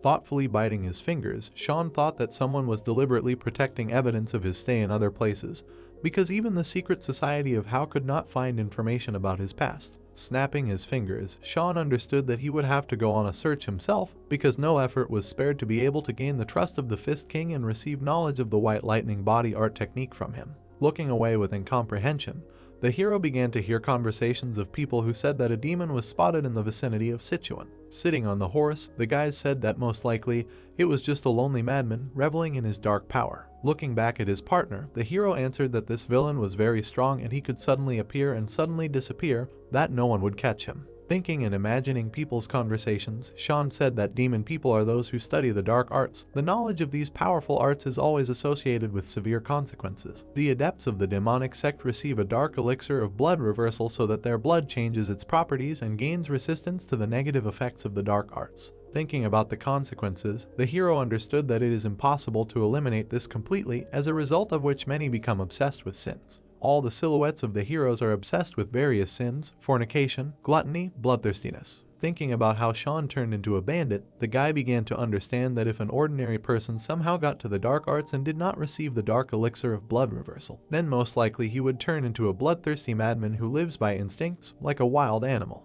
The image of the leader appeared in his thoughts. Looking carefully ahead, the guy began to understand that there was a case when a bloodthirsty demon ghost was in Sichuan on a mission and returned seriously injured. Looking to the side, Sean realized that two human demons were in the same place at the same time. Mode his gaze in the other direction. The guy understood that this had nothing to do with him and he still would not meet the bloodthirsty demon ghost because he traveled secretly. Driving slowly past the city, Sean understood that if there really was a madman possessed by demonic power living in the Sichuan area, he would simply give him a beating and arrest him. The Yellow Dragon Martial Arts Hall. Sean's mouth wide open in surprise, he understood that this was one of the types of the best martial arts training schools in Sichuan. The martial arts hall was incredibly large. Two guards heard someone's voice. Standing near the heroes, Sean asked the guys how he could enter this school. Looking at the guy with disdain, the hero asked him if he was alone. Looking at the guard with displeasure, Sean did not like the fact that he looked down on him, although they had not even met yet. Beginning to stretch his hand forward, the men told the guy to prove his skills and then pay for the training every month. Looking at Sean with displeasure, one of the guards said that the exam period was over for now, so he would have to pay for an individual exam, which would be conducted by the highest master of the school. Relaxedly looking ahead, the guy said that it did not matter and he would be able to pass. The hero began to sigh with displeasure. Looking at his partner, the guard asked to take Sean to the reception area. Confidently looking ahead, the hero understood that it was better for him to go ahead and see what happens rather than guess what to do. The building. The hero sat silently at the table. Looking at the table, Sean understood that if he requested an individual exam, in which he could easily fight everyone, he would need to think about what to do next. Sighing, the hero did not understand why no one was coming. A few seconds later, Sean looked ahead in fear, hearing someone calling him. The guy's body jumped up from the table. The man standing next to Sean began to walk forward, asking him not to be afraid. Swallowing saliva from fear, the hero began to say that he did not even feel the presence of the master. Standing in a stance, the guy said his name. The man with a smile on his face said that his name was Joe. Looking at the kind hero, Sean could not believe that this was really one of the 10 heavenly emperors, warriors of Buddhism, equal in strength to the 8 demons overlords of demonic sects. Imagining the man in the future, the hero could not believe that it was really him. Leaning over, Sean understood that he had come to meet him, but he still did not expect the meeting to be like this. With a smile on his face, Joe looked at the guy, saying that the Supreme Master was absent, so he would be taking the exams. Looking closely at the teacher, Sean decided not to beat around the bush. Continuing to stand in a stance, the hero began to ask the man to take him as a student. John looked at Sean smiling, telling him to first pass the exams, but the main character replied that he wanted to become Joe's personal student. The teacher looked away in surprise, not understanding what the hero was talking about. Calmly looking at Joe, Sean said that he wanted to study the martial arts of the Heavenly Lightning School. The man's gaze looked forward in fear. A few seconds later, Joe's body began to radiate strength and incredibly powerful energy. Trying to stay in place and not fall, Sean understood that this was a deadly immaterial force of Kai, controlled by human will, which was very dangerous for the enemy. Through strength and magic, Joe said that he was surprised that the guy laughed to pronounce the name of the School of Heavenly Lightning, while he wanted to stay alive. Starting to look closely at Sean, the hero demanded to explain and be extremely honest with him. Lightning appeared around the people. The man frowned and thought that he had not yet reached the level of the King of the Fist at this time. How wrong he was. The hero clenched his teeth tightly. The man looked straight ahead angrily. A thought arose that one look at him took his breath away. Sean clenched his fist and thought that he should not have even started this path if he was going to chicken out now. Looking straight ahead, he said that the secret society told him that he was the only teacher of the secret school of Heavenly Lightning. This secret school always has only one teacher who passes on the meanings to the next. The man opened his eyes in surprise. A bright glow appeared around him. The mug suddenly cracked. The furniture began to break. Gritting his teeth, the protagonist asked that he did not need a student to continue passing on the secret martial art to the next generation. Looking at him, the master replied that he did not need one. Sitting in front of him, Sean asked that he did not want this martial art to die with him, to which he replied that he did, it must die. Squinting, the hero thought about why he said that. Putting his hand on his chest, he shouted that he sincerely wanted to learn the martial art of heavenly lightning. The man frowned and replied that he had nothing to teach him, although he demonstrated amazing resistance to his Kai energy. The protagonist looked surprised when he heard that, however, the heavenly lightning martial art was not mastered by talent alone. The man stood up from the table and added that he had said everything. He should teach him a lesson for digging into his past. Looking straight ahead, Sean heard that he did not want to make a fuss and would let him go this time. Turning around, the master said that if he valued his life, he should hold his tongue and not blab about him to anyone. Stretching his hand out to the side, the hero shouted that he was not going to, asking him to wait for him and listen, to which he replied that he should leave immediately. The protagonist gritted his teeth when he heard that he would report to the Supreme Master that he had given up and failed the exam. The image of the master appeared. A thought appeared that it seemed that the heavenly lightning art was fraught with some kind of danger that he did not even suspect. It was not without reason that he did not want to pass this art on to his successor. Sean opened the window and thought that, but he did not expect it to be easy. Looking at the master, he added that he would not stop trying. It would be dangerous to stop. For Joe, he was a threat, a boy who could spill the secret of the school of heavenly lightning at any moment. Looking down, the hero thought that in the worst case, he would kill him, so he needed to enter the school of the Yellow Dragon and become his student. Grinning, he added that he would do so. Walking straight, the master thought about Sean. Frowning, he continued that he warned him, but he could not keep the secret forever. Suddenly, the man disappeared. Bouncing off the roof, the master thought how he could make sure. Looking straight, he added that he hoped he was not late. Raising his hand up, the man said that this was their glorious teacher. Where was he in such a hurry? The master frowned and said that this guy was next to him, to which he was told that they met this young man at the gate. Adam grinned and said that he was polite, well built for his age, and he thought that he would make an excellent warrior. Raising his hand, he added that he decided that it would be unwise to give such excellent material to other schools, and decided to accept him into their school on personal responsibility, to which Joe asked what he was joking about. Turning around, the teacher said that he should meet him. This is their best teacher, they call him the Heavenly Fist. The man frowned, hearing that he would now be his teacher, let him show respect. Closing his eyes, the protagonist said that his name was Sean. It was an honor for him to be his student. Grinning, he added that he was a teacher. Looking at him, the master thought that this was an impudent runt. Several days passed, the camp appeared. It was heard that the training was over. Sean would stay for additional classes. The protagonist clenched his teeth. He was doing squats with a barbell, and the man said that he would have to work hard to make up for the entire missed program.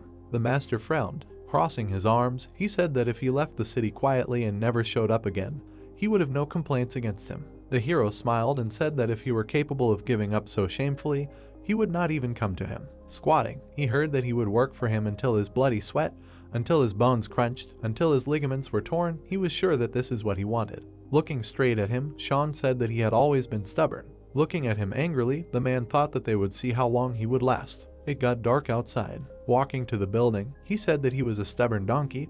He held out until the very closing of the hall. Lowering his head, the master said that he himself was going home late because of him, but no matter what he did. Surprised, opening his eyes, he added that he would make him give in. Looking straight ahead, the protagonist said good night, to which the master asked what he was doing here. Sitting at the table, the woman said that she met this young man on the way from the market. Sean helped her carry the groceries. He said that he was a student of the Yellow Dragon School, and she decided to invite the boy to dinner. Looking at the master, Kate said that he asked to call him by his first name. The protagonist grinned, hearing that he was a very well-mannered boy, to which he replied that the world is so small. Joe frowned angrily. They sat at the table. Sean closed his eyes, hearing what he had planned, how he found his house, to which he replied that he had not planned anything. He met his wife at the market. She twisted her ankle and he helped her. Looking straight ahead, the man said that he should not lie to him. He knew about his family from society. Frowning, he added that it was not he who made his wife twist her ankle. Grinning, the hero replied that he would not do such a thing. He swears, but about what he knows about his family, it is true. He is not a bloodthirsty ghoul to do such a thing.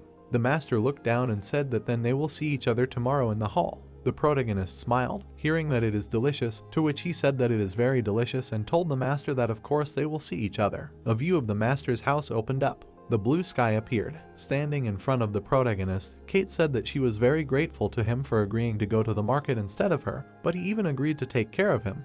to which he replied that this was his wish. Looking away, Sean thought that in order to gain someone's trust, he needed to charm their loved ones. People were walking around the market, and the thought occurred to him that Joe doted on his family, so he should first become their friend. The boy looked away. He grabbed the protagonist by the clothes. He looked away, hearing his name. Pointing to the side, Sam said that he should look sweets. Smirking, the protagonist said that he would buy him sweets after he did his business. Looking at him, the boy asked why he was talking to him in a polite manner, to which he replied that it was a habit. Sean closed his eyes, hearing why, to which he replied that he simply never spoke informally. The view of the cave opened up. The thought arose that this was his way of surviving in the cave of the invisible demon, where he forever forgot how to use informal speech with people. Lowering his head, the boy said that but he can call him that, right? Grinning, the hero replied that of course. Sam looked at him happily. Stretching his hand to the side, he said that they would go do his business so that they could quickly return for sweets, to which the protagonist replied that he should not hurry too much.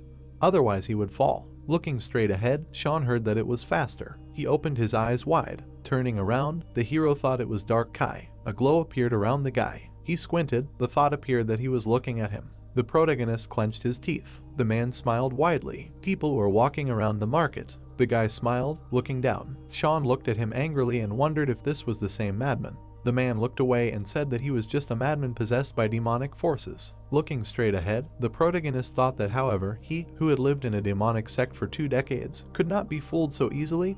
This guy was not some wandering madman. The guy was kneeling on one knee. The thought appeared that he was a master of the dark arts. Judging by the events of this time, he probably belongs to an elite squad of evil spirits, which is led by a bloodthirsty demon ghost. Looking away, the protagonist thought that but why is he challenging him? He does not really want to get into a fight with a strong warrior of the demonic sect, but he also needs to ensure Sam's safety.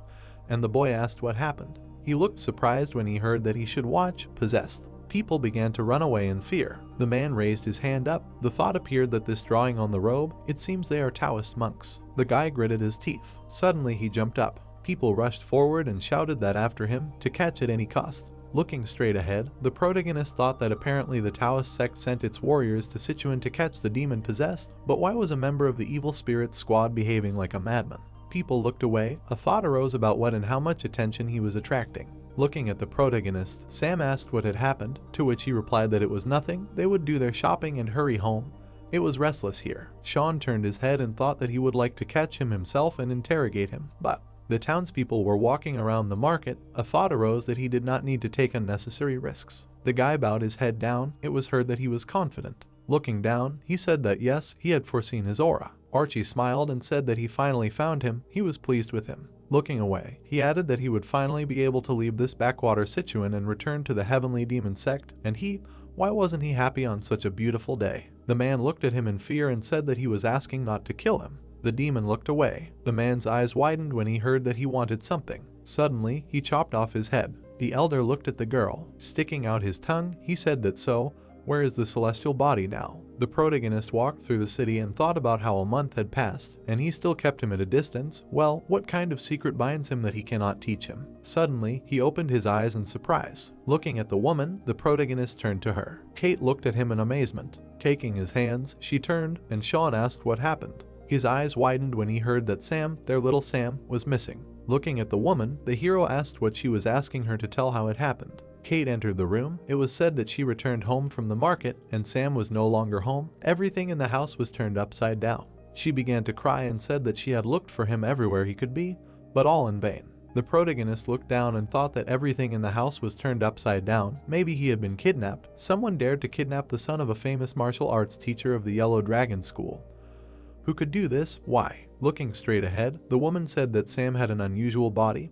He cannot be outside the house for a long time, otherwise he. Looking at her in surprise, Sean asked what exactly was wrong with his body. He opened his eyes wide, hearing that the doctor said that his body was a celestial body. Particles appeared around the boy. The hero calmly said that he asked her to run as soon as possible to the Yellow Dragon School and convey his words to the master. The man smiled broadly. The heavenly demon sect had kidnapped the boy. The protagonist ran swiftly through the forest. Frowning, he thought that the villains. Raising his head, the protagonist thought that it turned out that the possessed one was not looking at him, but at Sam, which meant that he had deliberately pretended to be crazy and was wandering around Sichuan in search of the heavenly body. He looked down and continued that since this demon man was a member of the evil spirit squad, then the person behind this kidnapping was most likely a bloodthirsty ghost demon. The man crossed his arms, thinking that the motive for this kidnapping was to bring the celestial body so that he could be accepted back into the sect. He wanted to appease his brother, the disciple from his past life, the first disciple of the heavenly demon. The man frowned, thinking that it was Ron, who held the title of the heavenly king of evil. Sean ran forward and thought that he was the bearer of a huge, uncontrollable yang force. He used flame techniques. The yang force in him was a threat to his own life, and to neutralize this threat, he constantly needed elixirs containing extremely strong yin energy. In other words, gritting his teeth, he added that he constantly needed yin celestial bodies to absorb energy from them. The man put his hand on the boy's head. He hit the ground. The thought appeared that the reason Joe came out of the shadows was to avenge the murder of his son. The man's eyes lit up. Lightning flew around him. It was said that everything finally became clear to him. The hero jumped up and thought that for many outrages, the heavenly demon exiled the bloodthirsty ghost demon away from the sect to Sichuan. And at that time he could not understand how after that he could be accepted back. Contrary to the rules, he has no idea that he just made a deal with Ron. Standing on the tree, he added that it turned out that it was the bloodthirsty ghost demon, this old obese fool, who became the reason for Joe becoming the king of the fist. The protagonist looked away and thought that he had been to Sichuan many times on behalf of the sect leader, so he knew by heart all the places where the bloodthirsty ghost demon could go. He looked into the distance and thought that he didn't know yet which one he would go to. He had to check each one. He hoped he wouldn't be late. Suddenly Sean jumped up. The carriage was driving along the road. The boy was fast asleep, and someone turned to the elder. Looking to the side, the man told him not to press on his acupuncture points. It was dangerous for him. If it started bleeding, it wouldn't stop. It could even cripple him. Grinning, Archie replied that it didn't matter. He just needed to survive until they arrived at the sect, and then to hell with him. Looking to the side, he added that he shouldn't fuss. Let him tell him better if he had received an answer from that lousy Ron. Turning around, the man answered no, asked if he should send another messenger, to which the elder replied no. He had a heavenly yin body, he had no choice but to accept his conditions, and someone shouted about stopping. The man turned back abruptly. Sitting on his horse, the boy asked who he was. The warrior pulled out his sword and shouted that there was a possessed murderer among them. He would punish him for killing innocents. Turning his head, the man said that there was a Taoist from Qingchishan, to which the elder asked how dare this pathetic worm block his path. He frowned and ordered to kill him. The people laughed evilly. A question was heard about the dark aura. Looking straight ahead, the man said that the scoundrels were from a demonic sect. Suddenly, the sect members jumped up. They dealt a sharp blow to the warrior. The man frowned. Grinning, the people asked what he had just realized. Swinging his sword, the bald man shouted for him to die. The guy struck and said that he was a rat. The warrior fell to the ground. Gritting his teeth, the guy said that he was a premature baby. They started beating him. It was heard that he was a monk, but he was afraid of death. He thought he would get away from them. He started yelling at the whole area that he was a monk, but he was backing away from them like a donkey. Squinting, the man said that he was taking a long time. Suddenly he disappeared. The man suddenly appeared in front of the monk. Looking straight ahead, he thought that this one was dangerous. The man grabbed his weapon. The thought occurred to him that he needed to get ahead of him. Suddenly the warrior opened his eyes wide. He turned around abruptly. The horses scattered to the sides. Looking straight ahead, the man asked who he was. Standing with his back to him, the protagonist answered that he did not wish him harm, so he was warning him. Looking to the side, he added that they should not ask for trouble if they wanted to live. Grinning, the guy asked, "Well, got it." The man looked at them carefully. The protagonist watched him from behind a tree. Looking straight ahead, he wondered what to do. The warriors struck, and Sean added that all these warriors from the squad of evil spirits are high-level masters. The monk swung his sword. A thought arose that if he entered into a fight with them on the monk's side, they could defeat them. But, looking at the man, the hero thought that only this. Particles appeared around him, and he added that the commander of the squad of evil spirits was driving the carriage, and in the carriage itself sat a bloodthirsty demon ghost. Archie frowned. A thought arose that he could not defeat the latter with his current strength. The protagonist grabbed his head and thought that it cost him such an effort to return to life and now die a dog's death. No way. Looking down, the boy asked that and can he call him elder. Sean bit his lip and thought that it was his fault. He should not have agreed to walk with him that day. Looking straight, he added that no, everything is much simpler. The hero froze, thinking that if he saved Sam, his father would finally trust him. Suddenly, he jumped up from the hill. Standing behind the carriage, the protagonist thought that as soon as he grabbed Sam, he should run.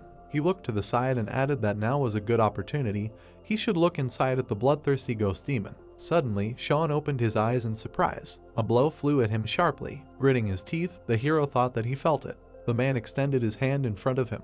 The protagonist frowned. The demon used the soul capture skill. Particles appeared around his hand. Sean jumped back sharply. Archie froze, looking at him. Extending his hand to the side, the hero thought that it was dangerous. The boy was unconscious. The thought appeared that Sam, he was alive. Holding the weapon in his hands, the protagonist thought that it was understandable. The elder needed him alive to deliver to Ram. Suddenly, he jumped forward. Rushing towards the man, Sean thought he had to protect Sam. Archie looked away in surprise. The protagonist swung his sword in front of him. The demon gritted his teeth angrily. He threw the boy aside. The protagonist smiled and thought that was great. He grabbed Sam abruptly. The people watched Sean run away. The commander frowned and asked who he was. Holding the boy in his arms, the hero said that he did not wish them harm, so he was warning them. Looking away, he added that they should not ask for trouble if they wanted to live. The commander looked at him in surprise and said that it was impossible. Looking at him, the protagonist replied that he showed them the path to life, they asked for it themselves. Archie said angrily that they should catch this bastard right now and bring him to him alive. Gritting his teeth, he added that he did not deserve a quick death,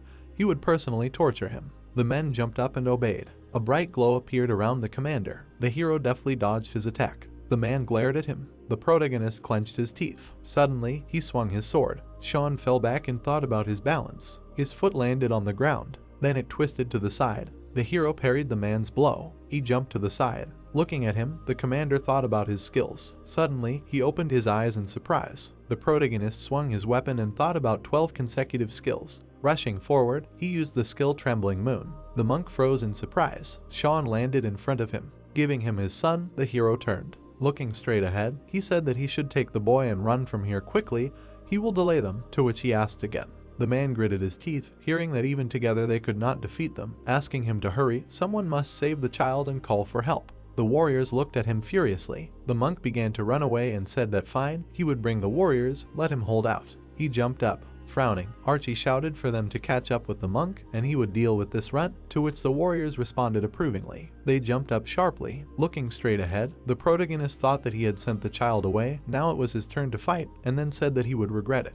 Looking at him, the demon asked what he would regret. Joe frowned. It was heard that he was so blinded by the need for a valuable ransom that he did not even suspect that he had stolen a child from a tiger. Smirking, Archie added that he was bluffing because he was afraid of him. Looking at him, Sean thought that in his past life, as in this life, this idiot still did not understand that his actions had incurred the wrath of a great master of Buddhist martial arts. The demon frowned angrily and asked what he was laughing at. He held out his hand and shouted that he was an impudent monkey. Suddenly, the hero jumped up. Archie looked away angrily. He grabbed the protagonist by the leg. Then he threw him aside. Sean slid along the ground. He looked at the man in surprise. The demon hit the ground hard. The hero jumped up. Archie looked forward furiously. He swung his hand. The man grabbed the protagonist by the face. Frowning, he said that he had been talking so much, and now he was trying to run away. Looking at him, Sean thought that trying to defeat the bloodthirsty ghost demon was suicidal for him now. The hero swung his sword and added that, however, he had experience fighting his son and student. He was much stronger, but they had the same martial arts. The protagonist struck from his knee and thought that he knew all of his moves. Jumping aside, he added that at the same time, he did not know him and he was unpredictable for him. Sean rushed forward, thinking that he was difficult to defeat, but he was able to buy himself time. He gritted his teeth and added that he was injured while saving Sam, and he did not know how long he would last. Swinging his sword, the hero thought of 3 consecutive strikes. Grabbing the weapon with both hands, he added that the full moon would blind him, but it was just a feint, the real blow would come later. Suddenly, the protagonist used the deadly moon skill. He looked to the side. The man froze. An idea occurred to him that it had worked. Turning around, he asked how he, a brat who had barely learned to walk, could scratch him, to which Sean thought it was just a scratch. A glow appeared around the demon's leg. It was heard that he was thinking of taking him alive, but he did not have time for this. Stretching his arms out to the sides, the demon shouted for him to die. The ground in front of the hero rose. The man abruptly struck him. The hero opened his eyes wide and thought how fast he was. The protagonist flew to the side. The man froze in front of a puff of smoke. The protagonist lowered his head and spat out blood. Frowning, he thought that he barely managed to put up a block, a little more, and his blow would have turned his insides into mush. Looking at him, Archie said that he was still alive after a real blow. It seems he is not a simple chatterbox. Sean smiled and said that the gods gifted him not only with intelligence, but also with vitality, but he is afraid that the monk will run far away. The man looked surprised, hearing that he had already run away from him a long time ago. Grinning, he asked what he thought. He was scared. Sitting on the ground, the main character said that what if the monk runs away and tries to tell the clan guards, to which the demon replied that he would not run away. Frowning, he added that his people were right there. The warriors surrounded the man. It was heard where he ran. A view of the mountain opened up. People were standing near the monk. He opened his eyes in fear. Looking at the hero, the demon said that his people were already waiting for him. Frowning, the protagonist thought that he knew that there were 24 people in the squad of evil spirits. Archie smiled widely, and he added that he could not foresee that they would be placed exactly where the monk would run, so that's why he was calm. Looking away, Sean thought that he could not worry about the others now. Sitting near the carriage, he added that he would have to meet the bloody ghost demon in mortal combat, and the commander of the squad of evil spirits was standing aside for now because he was ordered to do so. The man watched him. The thought appeared that he could intervene at any moment. The commander frowned, and the hero wondered if he had made a mistake and should not have saved the boy. He knew it would be dangerous, but he raised himself and continued that everything had turned out in such a way that now he could not help but regret, and the demon asked if he really had any strength left. Taking the sword in his hands, the protagonist thought that regret would not fix anything. He exhaled and added that if you were constantly afraid of death, you should not even show your nose in Murim. A glow appeared around the weapon, and Sean thought that danger, moreover, often opens up unexpected opportunities. Smiling broadly, the demon said that this is better. Frowning, the hero thought that he should hold out a little longer. Rushing forward, he added that until he comes to the rescue. An explosion was heard in the middle of the forest. The man was standing behind a tree. He looked to the side and thought that there were too many of them. It was difficult to escape from them. Suddenly, he opened his eyes in surprise. The guy abruptly chopped the tree. The monk jumped to the side. He clenched his teeth angrily. Looking at him, the boy told him to give up. The warriors looked at him. They smiled, watching the man. One of them was sitting in a tree. It was heard that he was trying to stall for time until his friends got here. Gritting his teeth, the boy asked what he thought. They did not understand. The monk stood in front of them. He gritted his teeth and thought that he should think of something. Holding a weapon in his hands, the man said that he had a proposal for them. Opening his eyes wide, he added that maybe they should move somewhere so that the child would not be harmed because they needed him alive. The boy was unconscious. The boy looked at him silently. The man frowned and asked again. Taking a step forward, the warrior told him not to take them for fools. Suddenly he jumped up. The warriors swung their weapons. It was heard that he would not be able to deceive them. The man's eyes widened, thinking that this was his death. He had chased them to catch the possessed man, but he had failed to do so either. He frowned when he heard that he should take the child and run. He would hold them back. Sam was fast asleep. He heard that someone should protect the boy and call for help. The thought came that he had not protected the child either. Squinting, the monk thought that he was guilty of not being able to protect this innocent soul, and now he was in danger of death. Let them forgive him. He opened one eye in surprise. Looking at the man, the monk wondered who it was. Lightning was flying around the man. Joe calmly said that he barely made it in time to prevent grief. The warriors froze. Looking at him, he heard that he did not know why the demons were raging here and not in Xinjiang. They looked in fear, hearing that, but none of them. The man's eyes lit up and he said that he would not leave this forest alive. The monk looked at him in amazement and said that to which Joe replied that he should wait a little, he would finish this. The man froze in surprise. Joe rushed forward abruptly. The warrior looked away in fear. Suddenly a blow flew at him. The man threw him aside. The monk opened his eyes in fear and thought that his speed, his strength, his movements were so fast that he could not follow him. Joe struck. The thought appeared that this was not a battle. He scattered the enemies to the sides. The man grabbed the warrior by the face. The thought appeared that it was easy. Lightning flew around the man, and he added that he was hunting.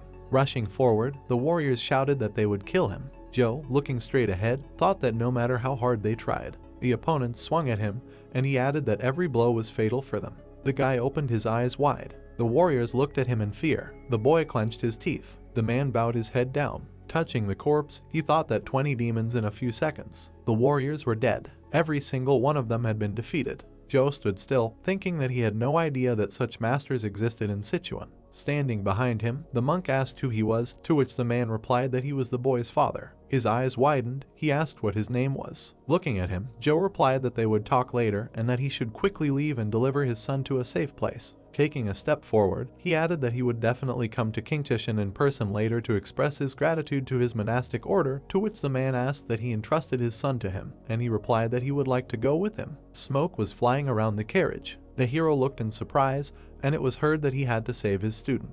The protagonist fought with the demon. He struck with his sword. Sean deftly dodged the counterattack. He struck many times. The man jumped up. Archie hit the hero on the back. Holding the weapon in his hands, the protagonist thought about the Moon Shadow Sword Stage 12. Rushing forward, he used the Moon Dance skill. The man waved his hand and asked what he thought. His stupid illusions will work on him. He opened his eyes wide. The thought appeared, the Moon Shadow Sword Stage 1. Sean swung the sword. The hero frowned and thought that he fainted with illusion magic to distract him, at least for a second, to block his attacks. The man gritted his teeth. The thought appeared that he reflected. The sword suddenly began to crack. The protagonist jumped to the side. Sliding along the ground, he thought that he would strike a good blow, but apparently it was not meant to be. Sean looked surprised. Hearing what it meant, he provoked him, having no skills. Suddenly, Archie hit the ground. The demon looked away. Suddenly, he jumped up. The man hit the hero with his elbow. The protagonist spat out blood. He flew far back. The man stood in front of the carriage. Sean was unconscious. The man smirked, looking at him.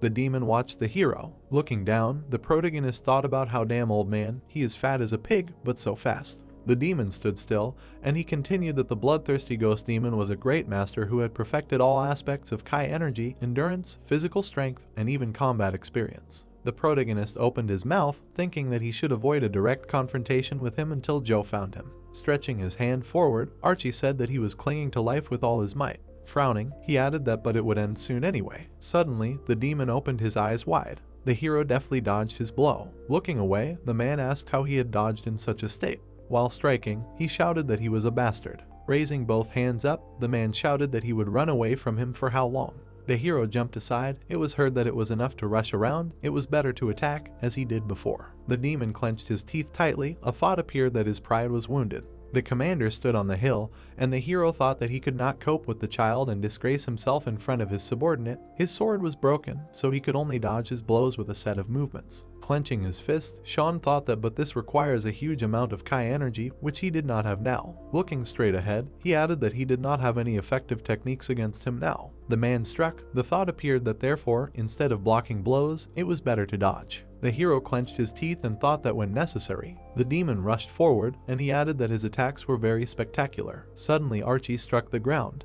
The protagonist looked away and thought that if he did not hit him, he would only waste his strength. His eyes lit up and he added that the main thing was not to get caught under any of the strong blows. Frowning, the commander thought that this boy, Sean, dodged, and he added that although he was exhausted, he did not miss a single strong attack. The hero clenched his teeth. The thought arose that a child who was not yet 20 so desperately fought against the elder of the cave of an invisible demon, at the same time an elder. The demon looked furiously, and the commander thought that he had lost all his self-control. He took up his weapon and thought that it was his duty as the commander of the squad of evil spirits to stop the elder when he lost his temper. Despite his order, he would have to intervene. The protagonist looked away in surprise. The commander abruptly struck him. Sean spat out blood. The demon frowned and shouted that he had ordered him not to interfere. Alex turned around and replied that they needed to clear out the old shelters. They were wasting time. The elder looked at him furiously, shouting that and how much time had passed. Holding the weapon, the commander said that he should remember about the monastic order. When the mental connection with that monk is broken, they will immediately go looking for him. The man frowned angrily. A bright glow appeared around him. Looking to the side, the demon said that fine, he will tear him apart and let him watch, to which Alex replied that he obeys. Looking straight ahead, he added that he himself will be punished for disobedience when he is done with him. Suddenly, a blow flew at Alex. The man's eyes lit up. Looking at him in surprise, Archie asked what and who he was. Grinning, the protagonist said that he was late. Putting his foot on the commander's body, the man said that he should forgive him. Looking straight ahead, he added that it was good that he held on. Smiling, the hero replied that he wouldn't say he was already 1 foot in the grave, asking to deal with the demons and take him to the doctor quickly. Lightning flew around Joe and he replied that of course. Looking at him, the demon wondered who this man was. He couldn't move. The man looked at him angrily. Sweat dripped from the demon's face. The thought appeared that he, who had reached such heights of awareness, could not move from fear. How was this possible? Joe stood in front of him, and he added that could this really be the materialized power of Kai energy controlled by will? Frowning, the master said that he must be the leader of this gang of madmen. The thought appeared that the supreme master against whom he was helpless, could this really be one of the 10 heavenly emperors? Archie looked at him in surprise and thought that if such a giant lived in Sichuan, it must be the Lord of Poisons. No, it can't be. Joe, looking straight at him, asked what purpose he had in kidnapping his son. The thought appeared that the Lord of Poisons was not capable of throwing white lightning. Taking a step forward, the demon asked what his son, what he was talking about. He didn't even know who he was, to which the hero said, well, he warned him that he would regret it. Looking straight at him, the protagonist said that he didn't wish them any harm, so he was warning them. The man's eyes widened, thinking that the bastard was bluffing. Sean smiled widely. The thought appeared that he was telling the truth. Stretching his hand forward, the demon shouted that if he wanted his son to stay alive, then he better not do anything rash, to which the master replied that if he hoped for those scoundrels who were chasing the monk, unfortunately, they were already dead. The man looked at him with fear, hearing that he would ask again for what purpose he had kidnapped his son. Looking straight ahead, the master heard that he already knew everything. He could not waste time on him, to which he replied that that was how it was, then he no longer needed him alive. Looking at him, the protagonist said that it was so, however, if he broke his arms and legs, burned out his Kai energy center, and brought him to the monastery, it would be a very nice offering for the order. As gratitude, he thought this old man would be enough. The commander opened his eyes wide. It was heard that it was clear. Looking straight ahead, the man said that he thought so too. He walked forward. Frowning, the demon thought that he had to save himself. He had to survive in order to find them later and tear them to shreds. He clenched his teeth and added that but he could not do anything, not even move. What should he do? Archie looked at the protagonist. He smiled broadly. Suddenly the man jumped up. Stretching his hand forward, he thought about taking this bastard hostage. The hero grinned and said that he would turn his back on the Supreme Master. The demon froze in amazement. Joe grabbed his head sharply. Looking straight ahead, Sean said that he was completely decrepit in mind. Archie opened his eyes wide and said that he was a bastard. The protagonist smiled widely. Bright lightning appeared. The protagonist was lying on the bed. Looking at the ceiling, he thought that where he was, this was a hospital. Looking away, Sean added that his condition was simply terrible, so, thanks to the last incident, he realized that his actions were able to change the course of events. The man looked straight ahead angrily. He stood in front of the gate. A thought arose that in a past life it was like this. 2 years earlier, Joe joined the Miram Warriors Union, and then he lost his son. The kidnapping and murder of Sam should have happened later. The guy was standing on the roof. A thought occurred to him that maybe the reason for this was that he took Sam for a walk, and one of the demonic cultists saw them there. Lying on the bed, the hero thought that he should not be filled with confidence from the fact that he knows the past. Everything can go completely wrong. The woman, looking at him, turned to him. Bending down, she said that he woke up, to which the protagonist greeted her. Closing her eyes, Kate said that he was so badly wounded, thank him. Looking to the side, Sean replied that there was no need for gratitude, he just did what he had to do. Taking a step forward, the man asked that he had already woken up. The woman turned around, hearing the sound. Looking straight ahead, Joe turned to him. The hero grinned and responded. The sky appeared. A question was heard. That 10 days. Looking at the man, he asked that he had been unconscious for 10 days, to which the master answered that yes, and he added that where is he? People were walking around the room. It was heard that this was the hospital of the Sichuan-Tang clan. He means the one that belongs to the 5 great houses. Doctors were treating a patient. It was heard that the Sichuan-Tang clan, this clan has given the world many great healers, and it is also famous for its poison experts. Sitting on the bed, the protagonist said that he had heard about the clan, and that the services of their healers are very expensive, to which the master replied that he should not worry about money. Lowering his head, he replied that he thanked him. The man grinned, hearing how his son was, to which he replied that he was fine. The boy smiled. It was heard that he was not wounded, not injured, and did not even suffer from pressing on the acupuncture points. Looking at him, the protagonist said that he was glad. Looking away, Joe said that he thanked him. He owed him a debt that he could never repay. Stretching his hand out to the side, Sean said that he definitely owed him a debt, to which the master replied that he could ask for whatever he wanted, except for training in the martial arts of the Heavenly Lightning School. The master looked surprised to hear that this was what he was asking for. Frowning, he shouted that he had heard him. Looking away, the hero said that he wanted nothing more in life than to learn this martial art. The man looked at him angrily. The protagonist glanced at him. Turning away, Joe said that he told him that he couldn't learn it. Looking at him, the hero asked him to at least tell him why he couldn't, so that he would at least know why he should give up on this idea. Putting his hand to his face, the master sighed. Closing his eyes, he said that okay, he would explain it to him so that he would know why it was so dangerous, to which the protagonist thought about the Kai barrier. A shield appeared around them. The thought occurred to him that he had placed a Kai barrier around them so that they could not be heard, and the man said that well, he cannot learn the martial arts of the Heavenly Lightning School because the protagonist looked surprised, hearing that only people with impassable vessels can master it. Looking at him, he asked what he was talking about. The congenital curse of the body, in which a person does not live to be 20 years old, said that this disease is even rarer than the in-heavenly body. The master lowered his head and answered that this is exactly it. The disease of impassable vessels is when a person's vessels are too narrow and rigid, which is why the circulation of Kai energy is disrupted.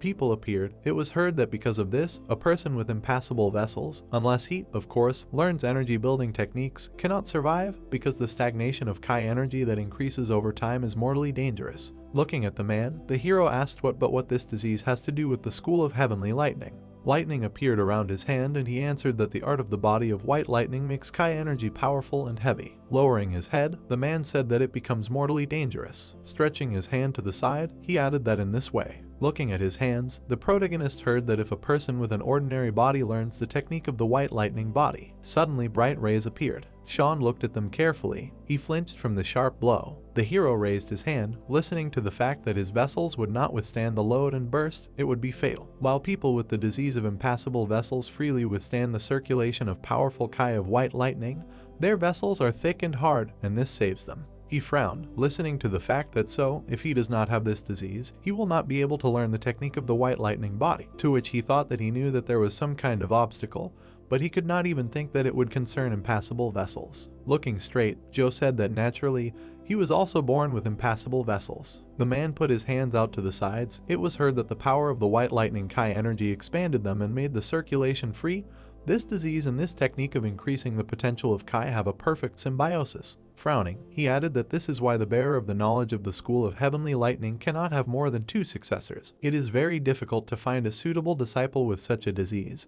He probably thought that the school of heavenly lightning was just a secret sect that had a rule not to take more than 1 disciple. Looking at him, Sean asked why he said that he did not care if his knowledge of this school died with him, because the fact that it was so difficult for him to find a disciple was not a reason to give up. The master lowered his gaze and said that indeed, but there is a way for an ordinary person to learn the school of heavenly lightning. The hero asked again in surprise, to which he answered approvingly. The man stretched his hand forward in front of the boy. It was heard that for this the master must control the circulation of his student, and gradually increase the energy potential. Step by step it will be possible to increase the body's resistance to energy of enormous magnitude. The protagonist raised his hand and asked what that is. He will need his control, to which Joe replied that it will be very difficult for his body. Looking at him in surprise, Sean asked how he knew. He had not even begun to teach him yet. His words did not convince him to abandon this idea. The man turned around, hearing this. He froze and said that there was a time when he despaired of finding children with vascular obstruction and decided to accept orphans as students, but the corpses lay in front of the master, and he added that his teaching ruined their innocent souls. Joe shed a tear. It was said that he could not continue to sacrifice children's lives just to pass on the heavenly lightning school to the next generation. He began to leave. It was heard that this is why he went on a journey through the central plains to find a disciple among those with vascular obstruction. The man looked at the children. It was said that, and naturally, it was almost impossible, and again he turned to teaching the orphans, despite the possible sacrifices. He closed his eyes and added that he so wanted at least one of them to survive and become the heir to the heavenly lightning school. The master opened his eyes in surprise. It was said that but again and again. He stretched out his hands forward. It was heard that they were dying, and he was disgusted with himself for the fact that, blinded by ambition, he forgot how this teaching always ends for ordinary children. Lowering his head, Joe said that even if the knowledge died with him, he would not regret it. Better this way than to become the cause of innocent victims again. Looking at him, the hero thought about the teacher. The master clenched his fist tightly and said that even if he had a student who survived, he would have to do the same thing in the future to pass on the knowledge to the next generation, so ending this cycle of suffering would be the right thing to do. The protagonist froze, thinking that when he entered Muram, he had already resigned himself to the idea of death, but dying in battle and causing death to innocent people were not the same thing. He watched the man and continued that he had no idea what kind of stone he wore on his heart. Standing behind him, the master asked him why he was even listening to him. Sean was warming up his hands, and he said that it was not too late to refuse. Let him ask for whatever he wanted, just that he should not ask him to teach him the art of the body of white lightning. Turning around, the hero told him not to be afraid. He would not be angry with him even if he died. The master frowned and asked that he at least understood that even with his support and help, it was almost impossible. He did not want to lose the one to whom he was so indebted. Standing in front of him, the protagonist asked why he was afraid of his death at all, to which Joe replied that he did not doubt his talents, but talent did not help in mastering this martial art. Only trial and error helped. Grinning, Sean thought that this is how, in his past life, he learned the technique of increasing the potential of Kai energy, the creation of a heavenly demon, the most powerful in all of Muram. A glow appeared around him, and he added that he had plenty of experience. The man gritted his teeth, hearing that if he was worried about it, then he should not worry. He had a lot of experience. Let him start. Grinning, the hero said that he was the solution to all his problems. The master stood in front of him. The protagonist, looking at him, said that he was the solution to all his problems. The man frowned angrily. Sitting down on the ground, Sean said that he was ready. Taking a step forward, Joe thought that the art of the white lightning body could kill a person if he made even the slightest mistake in performing the energy breathing technique. Standing behind the hero, he added that if something bad happened to him because of him, the man looked down and thought that he would never be able to wash this sin off himself. Looking at the protagonist, he added that he still had special physical abilities. The master looked at his hand and thought that if he could learn the art of the white lightning body. Holding the paper in his hands, he added that he tried to dissuade him, but he did not refuse after everything he learned. Despite everything, he still had hoped to pass on his knowledge as an inheritance. The master sat behind him. The hero closed his eyes. The man looked at him and thought that he prayed that nothing bad would happen to him. They were sitting on the training ground. Joe put his hand on the protagonist's back. Frowning, he said that the art of the white lightning body strengthens the body in vessels. If he holds out, then there will come a time when the regeneration of his body will increase and will heal any possible damage. Looking to the side, the protagonist thought that he wanted to reach his level and understood what he would have to go through. Looking straight ahead, the master said that he would begin to transfer his Kai energy into his vessels. Let him closely monitor the circulation of energy and learn to control it. It will be very difficult. Sean stretched his arms out to the sides. It was said that he would gradually increase the amount of Kai that he transfers to his vessels. He will feel the weight of this energy. A sphere with lightning appeared. It was said that if his vessels do not hold out, they will burst. The protagonist looked to the side. Lowering his head, the man said that if this happens. He looked at him in surprise, hearing that he was asking him not to worry. Turning around, Sean told him not to be afraid, that what scared him so much would not happen again. Looking at him in amazement, Joe turned. Turning away, the hero told him to begin. If they hesitated, that days would pass. Grinning, the master said okay, he would begin. A glow appeared around him. The protagonist closed his eyes. It was heard that he should concentrate with all his might on the movement of Kai energy. Suddenly, he opened his eyes. Looking at his hands, Sean heard that he was concentrating, to which he replied that he did. Looking to the side, the hero heard that he would begin. Looking at the sphere, the protagonist thought that so this is what it is, the teacher's energy. Lightning flew around his feet. It was heard that he immersed his aura in his. Sean rushed forward, hearing that he was beginning the transfer of energy. The hero flew quickly and thought that his energy was not as rough as the demonic Kai from the creation of the heavenly demon, but just as powerful and heavy. He was going to follow the teacher's actions. He frowned and added that it was difficult for him to concentrate due to the pressure from the power of the energy. He must concentrate if his attention was distracted from the movement of the teacher's Kai for even a second. The protagonist jumped to the side. A thought arose that he would get confused and his Kai would immediately be thrown into chaos. Sean raised his hand and thought that in his past life, he had grown to the highest master. Looking straight ahead, he added that this was something he could do. He gritted his teeth and wheezed. The hero's eyes widened. He heard that he was slowly increasing the amount of Kai. Glaring at him, the master shouted at him to concentrate. The protagonist raised his head. Joe clenched his teeth tightly. A blue sphere appeared. A thought appeared that only a small increase in energy, and his veins were already ready to burst. He could not withstand such pressure. The Kai was too powerful. Sean flew forward rapidly. Gritting his teeth, he thought that he would lose consciousness. He must concentrate. Lightning flew around them. The man gritted his teeth and thought that no. He hurried. He concentrated so well at first, but the hero raised his head, and he added that if he stopped now, his Kai would get out of control. The master sat on the ground and shouted for him not to get lost, to be patient a little longer. Looking at the glow, he added that a little more and the first phase would end, a little more. The protagonist opened his eyes wide.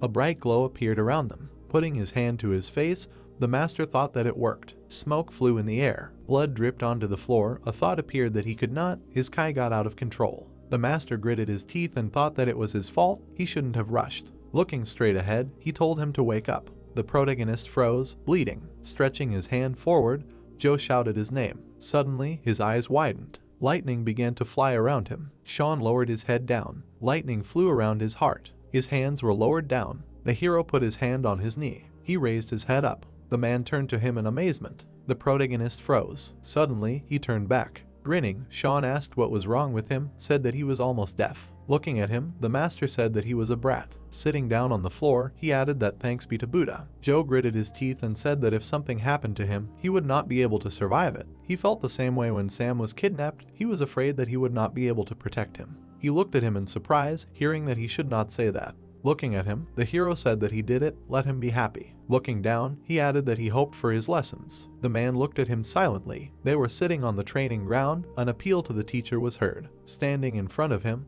the protagonist said that he wanted to ask him, to which he replied that he should speak. Putting his hand on his stomach, Sean added that the Kai in his body was distributed unevenly, as if it was divided into two halves. He had a discord between consciousness and energy. Looking straight ahead, he asked that this was normal, to which the master replied that yes, He should get used to the fact that the voids in his body would be filled due to the greater density of Kai. The hero put his hands on his hips and said that in that case he should devote more time to this technique of increasing Kai energy, to which Joe replied that it alone was not enough. Raising his hand, the man said that he had already said that the white lightning body was not so much an art of increasing the quantity of Kai, but its quality, so it gave results much more slowly than other techniques. The protagonist gritted his teeth when he heard this. The master raised 2 fingers and added that but after the initiation stage, the effectiveness would increase dramatically. Looking straight ahead, he said that a body skilled in this technique begins to attract energy from the surrounding world itself. When the potential increases above a certain threshold, its increase also becomes faster. Frowning, Sean wondered to what amount he needed to increase the potential for this to happen. Standing in front of him, Joe said that he would need to grow to. Looking straight ahead, the man said that a sexagesimal cycle, to which he asked again. Gritting his teeth, the hero thought that a full cycle was impossible, and he would be a decrepit old man before he grew up to it. Looking at him, the master said that at this stage he would be the strongest among the 5 great clans and 9 great sects. The protagonist looked at him in surprise upon hearing this. Frowning, he said that he should wait, but how did he himself reach such a level? Joe looked at him silently. Throwing him an object, he said that he should take it. Catching the box, Sean asked what it was. He opened his eyes in surprise upon hearing that it was an elixir. Grinning, the hero asked if he was joking, that secret elixirs of Shaolin were now sold like sunflower seeds. Looking at him, the master replied that in his youth, a great master had given him this. The protagonist opened his eyes in amazement. Raising his eyebrows, he asked again. The man lowered his head. It was heard that the abbot of Shaolin himself. Looking straight, Sean asked what Buddha, who ascended to the throne. The master raised his eyebrows and answered approvingly. The hero looked at the object and thought that the elixir of the small circle, given by the master himself. Holding the box in his hands, he added that it gives an increase in the volume of Kai energy equal to half of the sexagesimal circle. If he accepted it, he would only absorb half due to the use of the white lightning body technique. The man froze. A thought appeared that the teacher, who was he in his youth? Looking straight, he asked what? He does not like the gift, then let him return it. Running up to him, the hero answered that why he is so impatient. Lowering his head, he added that he will never forget this favor. The protagonist grinned. Looking to the side, the master said that he is a scoundrel. Sean looked at him, hearing that he helped him start learning the art of the white lightning body, but frowning, Joe said that he still did not give up on his idea to close the School of Heavenly Lightning Martial Arts forever. He looked surprised, hearing that he should not worry. Clenching his fist, the hero said that he only needed one thing, to become stronger.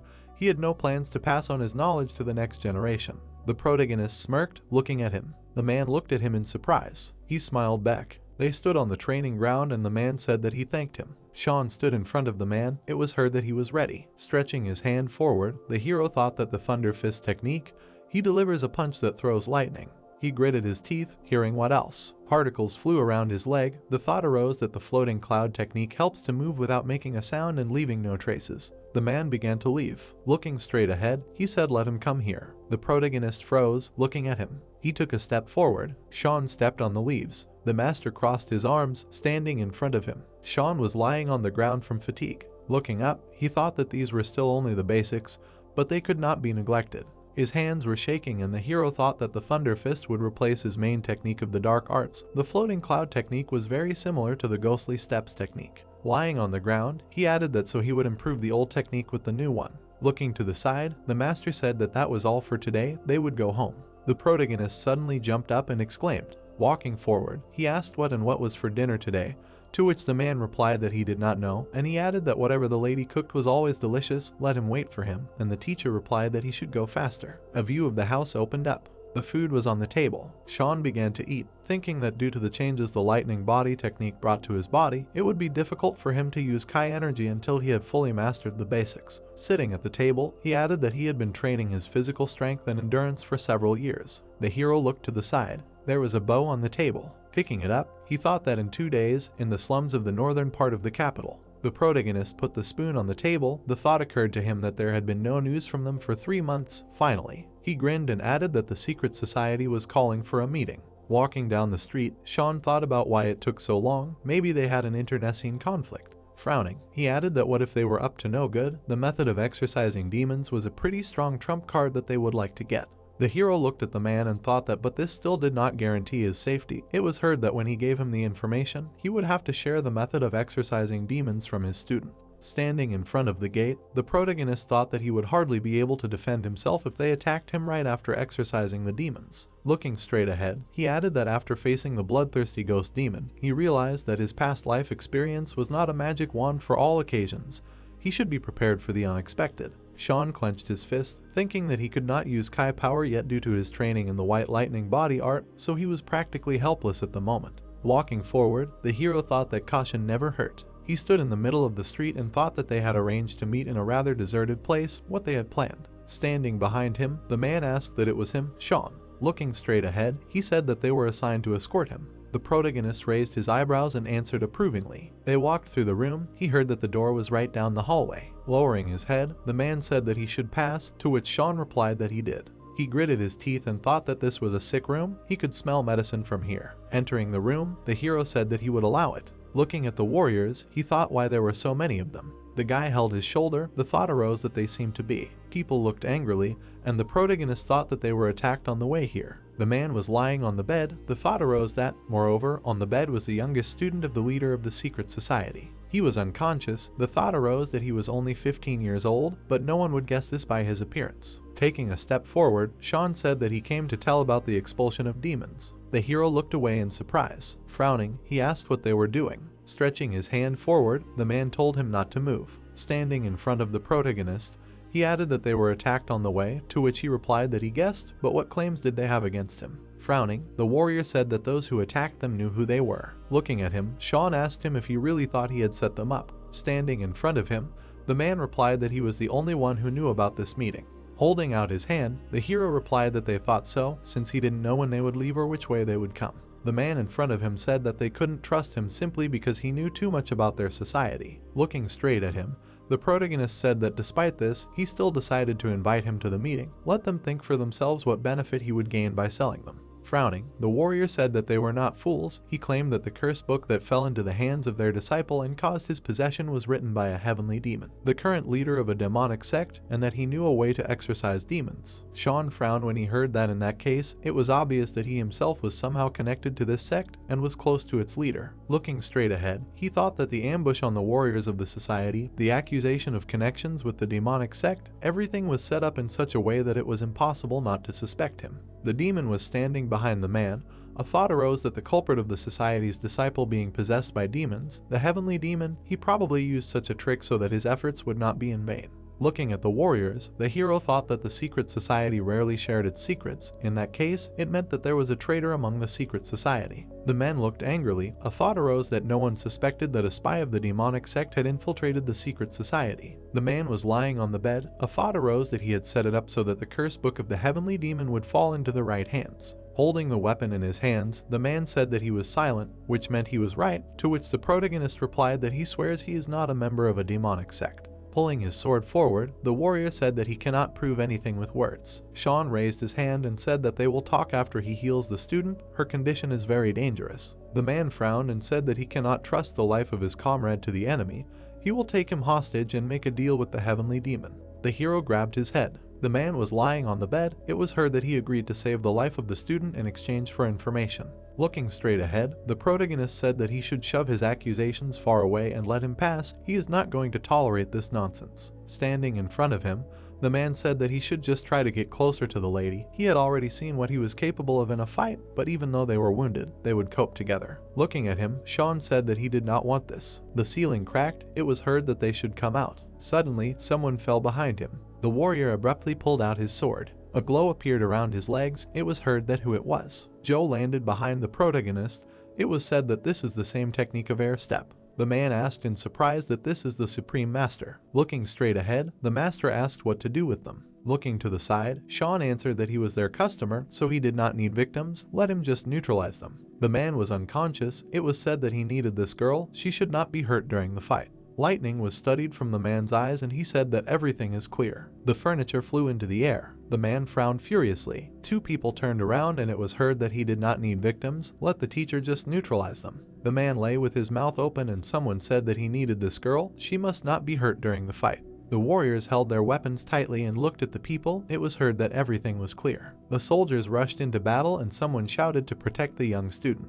Joe waved his hand in the air. He moved his finger. Magic waves surrounded the soldiers. The warrior suddenly froze and shook. They looked ahead in fear, and a thought occurred. That with the force of the wind he pressed on their acupuncture points and paralyzed their bodies, the incredible strength of his teacher. The warrior abruptly fell to the floor and the teacher went forward. Suddenly the soldiers ran at Joe and someone shouted to all pile on together. The man's eyes lit up with rage. Joe knocked down several warriors with one blow. Then he flew up to the fourth enemy. The warrior looked at him with fear and thought that he was lightning fast. Joe approached the soldier and pointed his finger at him. The man was shaking with fear and said that he could not move, and Joe said that they were all neutralized. The protagonist smiled and said that in a flash, his teacher was the best. The soldier approached the guys and exclaimed that he really thought he could get away with this, and that if the leader of the secret society found out, he would send assassins after him. The hero looked at him and said that they were only paralyzed so that he could fulfill his part of the deal. He quickly turned his gaze and told him to calm down and watch. The warrior frowned furiously. Sean approached the bed.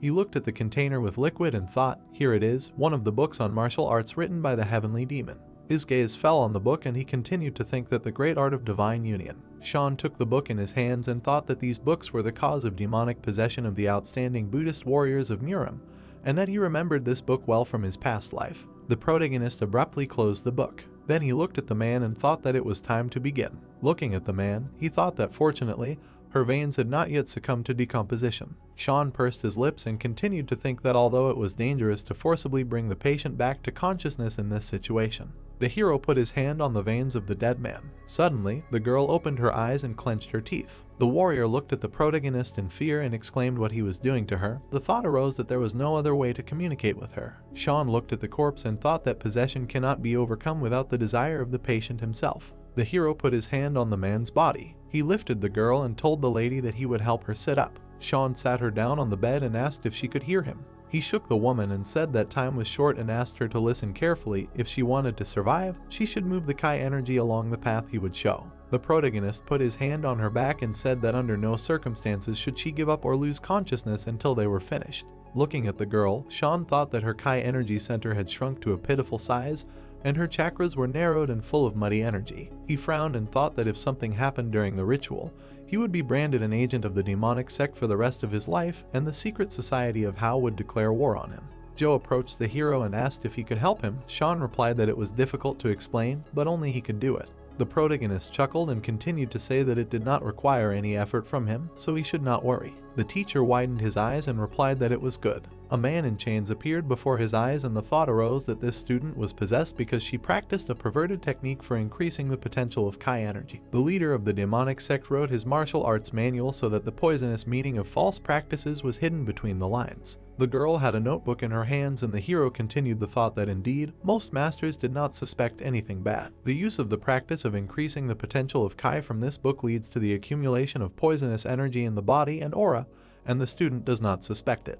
Blood flowed from the girl's mouth and the thought arose that eventually this internal decay opens the way for demonic forces and the person becomes possessed. Sean tensely grabbed the man's hands and thought that the method of exorcism is simple. Show the possessed the correct way to create Kai energy, which only the heavenly demon and his students know, and remove the poison from the body. The girl closed her eyes and the thought arose that she was finally able to overcome the obsession. Incredible willpower. Joe approached the protagonist and said that good work. He was great. Sean bowed and replied that he was grateful for removing all the obstacles in his path. Suddenly he looked away. The purple glow came from the girl's body and the thought arose that her body was emitting a terrible stench. This was poison coming out. Sean opened the robe on his chest and thought that it needed to be washed so that the poison would not be absorbed into the body again. Joe turned around abruptly and coughed. The man turned around and asked what he was washing her from the poison. The warrior exclaimed in fear, what was he doing to their mistress? Sean furiously answered the teacher that now was not the time for such comments. He turned his gaze to the girl and said that if her body was not cleaned, the effect of the energy cleansing would only be half. The hero looked away. His gaze fell on his neck and he thought about the mole on his collarbone. Then he looked at the scar on his side. The guys looked behind him when the protagonist said that he was done. They walked away. Sean said that the obsession was not cured in one go, so they would have to bring her to the place and time indicated by him. The warrior frowned and said that he had a question about his connection with the leader of the demonic sect. The protagonist turned to him and answered that he could definitely say one thing. He was not a member of the demonic sect, the soldier said in bewilderment. But hero interrupted him with a question about wanting to know how he knew the method of exorcising demons. They in the secret society of Hao, better than anyone, know what secrets are worth. The hero raised his hand and continued to say that he should not try to ask him for such a valuable commodity for nothing. He was right. His gaze fell on the man's face, and it was heard that when he saw the leader of the secret society of How, he should tell him. The hero frowned and continued to say that he was in his debt for today's incident. The protagonist walked next to the teacher. Sean smiled and told the teacher that thanks for helping him. If it weren't for him, he would have gotten into trouble. Joe replied that it was nothing to thank him for, to which Sean said that oh well. They walked next to each other, and the thought occurred to him that he had called him for help in this situation, but the protagonist lowered his head and wondered if he should explain himself. Looking at the back of the teacher's head, Sean thought, what if he also suspected that he was an agent of a demonic sect? Several people appeared before his eyes, and Sean wondered if he would think that the theft of his dream and his rescue was not accidental, but was a skillfully played performance. After a moment, Sean's eyes widened and Joe asked the student what he was afraid of. The protagonist lowered his head in embarrassment and replied that well, actually, he was surprised that he wasn't asking him. Joe asked about what. The protagonist looked away and replied that about what relation he had to the leader of a demonic sect. The teacher silently pursed his lips. They both stopped. The teacher turned sharply to the hero. Sean exclaimed in bewilderment. Joe furrowed his brows angrily. They looked at each other, and the man asked if he was an adept of a demonic sect. Sean answered the teacher that of course not, to which Joe said that he tried to gain his trust by deception. Sean asked if he could really think that he would do that.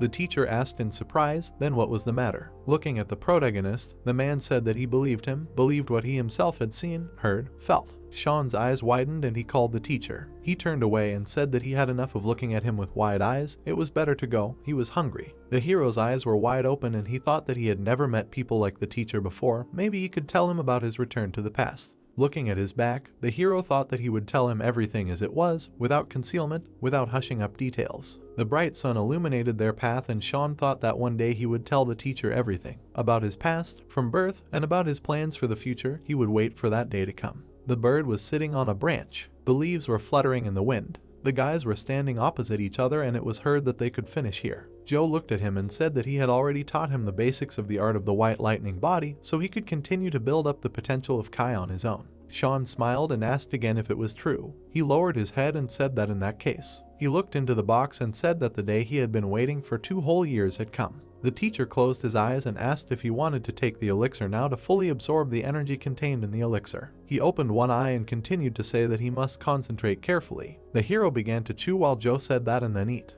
Energy surrounded the protagonist and the teacher asked what he felt. Sean looked down and thought that this was the elixir of the small circle. It gives such amazing energy. The hero sat down on the floor and the teacher told him not to hurry. A blue haze surrounded the protagonist and he thought that in his past life he took many elixirs. This is easy. The main thing is that they do not interfere. Joe frowned and the thought arose that he was safe now, under the protection of the teacher, so he was calm. He concentratedly closed his eyes and thought that he would not spill a drop of this energy. A bright flash flashed. The heart glowed blue and the hero thought that this was a consequence of practicing the art of the body of white lightning. He examined his hands and continued to think that his veins withstood a powerful surge of energy from the elixir of the small circle. Sean gritted his teeth and thought, if so, then. Black liquid flowed down his neck. The protagonist's whole body shook. He opened his eyes and clenched his teeth from the tension. Joe looked at the hero in surprise and the thought occurred to him that he seemed to want to roll the energy of the elixir from the wheel of great bliss to the wheel of preserving bliss. Dark haze came out of the protagonist's body. The teacher towered in front of the guy. Looking at the student, he thought that the Kai energy was pouring over the edge. Suddenly, the hero stood up. His hand clenched tightly into a fist. Lightning surrounded the protagonist's body. He opened his eyes furiously. Sean made a sharp blow and shouted a thunder fist spell. The teacher raised his eyebrows and sighed. A wide hole gaped in the wall and it was heard, which was very impressive. The protagonist grinned and thought that now using powerful techniques did not threaten him with damage to his internal organs. He bowed his head to Joe and said that he thanked the teacher for guarding him. He was very, very grateful. The teacher smiled and replied that when he finished absorbing the energy of the elixir, he offered to visit Kang Tang. Sean's eyes widened and asked the teacher why. The teacher raised his hand and replied that he would explain later. The hero frowned and thought that he was slightly nervous from a premonition. The stars filled the sky and it was heard that half of the Sect symbol circle. A man was walking down the street and the thought arose that he needed to absorb so much Kai energy. The guy quickly looked to the side. A shadow appeared behind him and he thought that someone was following him. How could he not have noticed before? His hand squeezed the hilt of the sword and he continued to think that this person was so skilled in stealth that he would not have even noticed him if not for the recent increase in Kai energy. The protagonist's body became translucent. Someone was watching him from around the corner. Suddenly the hero put his sword to the girl's neck. Sean asked with displeasure who she was. The girl raised her eyebrows and replied that she tried to approach unnoticed, did not think that he would sense her presence so easily. The blade was right at her neck, and it was heard that if she did not introduce herself now, he would think that she had bad intentions. The girl asked in bewilderment that he did not recognize her and that this was upsetting. The hero asked if they knew each other. She looked away and said that she had already told him. Let him address her informally. He took off the mask and continued to speak that she thought that they were close. The girl looked at the hero and said that he even saw her naked. The guy widened his eyes and asked if that was true. He looked at her collarbone and thought about the birthmark. Jacqueline put his hand on her hip and greeted the hero. Sean frowned and said that it was nice to see a sister adept in good health and asked what brought her to him. They stood opposite each other and Jacqueline replied that it was gratitude. She passed by and continued to say that if it weren't for him, she would have died, and the How secret society would have suffered greatly as well. The hero asked in bewilderment what she was talking about gratitude. How long had this feeling been growing in her? There had been no news or letters from her for a whole year. The girl joined her hands, apologized, and said that it was all because of the long road to recovery. Sean's eyes widened and he replied that the How secret society hardly sent her to him just to say thank you and let him say why he came. Jacqueline looked at him and said that she had brought him a good offer. The girl smiled and continued to say that she promised him that he would not regret the time spent. Sean knitted his eyebrows and asked to speak briefly. Jacqueline turned her head away and replied that it seemed that they had left a very bad impression of themselves. She twisted the strand in her fingers and continued to say that the thing is that the How secret society no longer trusted her, they hide from her, and only get in touch when they need her. The hero frowned angrily and asked why he should trust her. Jacqueline pleadingly said that if he was worried about that incident 2 years ago, she was asking for forgiveness. She couldn't write to him only because she had reasons for that. The hero said indifferently that she had many ways to contact him, and not only through letters. The man raised his hands in fear. It was heard that the How secret society had agents everywhere. The paper fell to the floor and someone said that they had also made attempts to contact him. The moon illuminated the sky and Sean asked what it was about. Jacqueline answered that his teacher had prevented them. She sent people to him to bring words of gratitude, apologies, gifts. The protagonist's eyes widened as the girl said that but his teacher wouldn't let them see him. She furrowed her brows and continued to say that he told them that now was a very important period of training for his student and they shouldn't try to contact him until he contacted them himself. He only gave the go-ahead to meet him yesterday. He could ask him himself if he didn't believe him. The image of the teacher appeared before the guy's eyes and he thought that he understood. The teacher was protecting him from the slightest danger and worries until he could finally take the elixir of the small circle, but he could at least tell him about it. They stood opposite each other and the hero said that it seemed like there was a misunderstanding. Jacqueline replied that she was glad that everything was cleared up. Now she would pass on the offer from the secret society of How to him. The girl continued to say with a smile that they wanted him to be their friend and suggested that they meet in 2 days in the evening at the House of Heavenly Bliss. The protagonist looked at her and agreed. Jacqueline said with a smile that this is how a famous courtesan called the Maiden of Heavenly Bliss works and asked if he would like her to be at their meeting. Sean answered indifferently that he was not interested. The girl turned away and said that he was boring.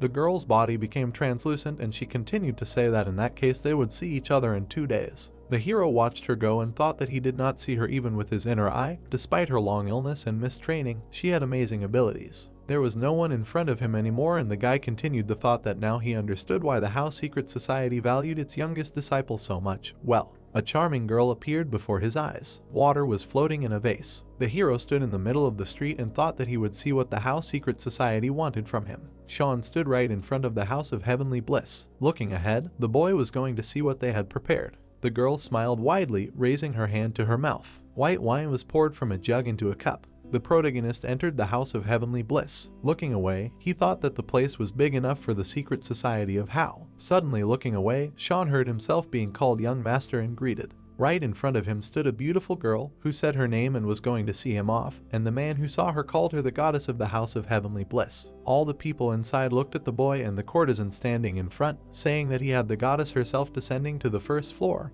wondering who she was greeting.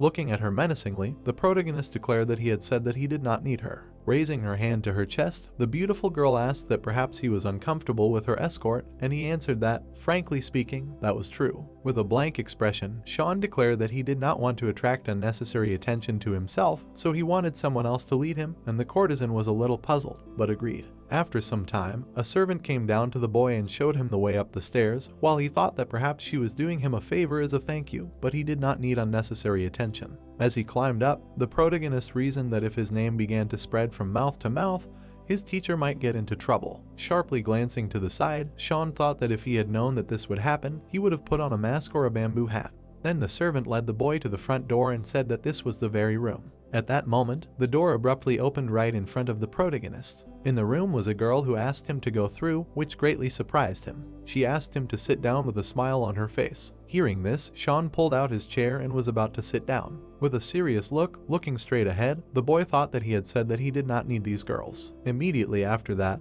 the unknown woman took off the veil from her face and announced that before they began a conversation, they needed to introduce themselves to each other properly, and said her name. The boy, looking straight ahead in surprise, realized who she was, and the girl wanted to apologize on behalf of the House Secret Society for the last time and was also very grateful. With a wide smile on her face, the junior disciple of the leader of the House Secret Society, Jacqueline, added that for saving her life. Looking menacingly straight ahead after everything that had happened, the protagonist asked if she could take off her veil. Smiling widely, the junior disciple of the leader of the House Secret Society noted that after an introduction, isn't taking it off considered polite. With a seductive look, the girl noted that, besides, he had already seen her face many times, and why was she needed a veil now? Looking at her with great displeasure, Sean concluded that all this inappropriate respectful speech sounded creepy, and Jacqueline, turning away, agreed with this, because she herself thought so. At that moment, the boy directed his menacing gaze forward, asking that shouldn't members of the society hide their identities from others,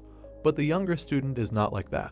Remembering their recent meeting, the protagonist concluded that even then, 2 days ago, she showed her face so easily. Standing up from her seat, the younger student of the leader of the secret society agreed with this, explaining that she cannot reveal any information to him without the leader's permission, but this is enough to gain trust. Winking at him, the girl declared that, besides, she did not just show her face, but still put her soul into this makeup. Sitting at his seat, the protagonist asked to stop joking, and Jacqueline, calling him a bore, was about to take her seat. Sitting down on the chair, the junior student of the secret society explained that, of course, she was doing all this because she had received permission from the leader and he wanted to repay him. Looking straight ahead with a serious look, Sean asked what kind of reward he would be given. Putting her hand in front of her, the girl called him very impatient. A moment later, Jacqueline, with a sly grin, declared that from now on she was his assistant. The junior student of the secret society looked straight ahead with a smile on her face. After hearing this, the boy did not change his expression. After a moment, he asked if that was all, and the girl, angered by his reaction, asked what he was unhappy about. Slamming her hand on the table,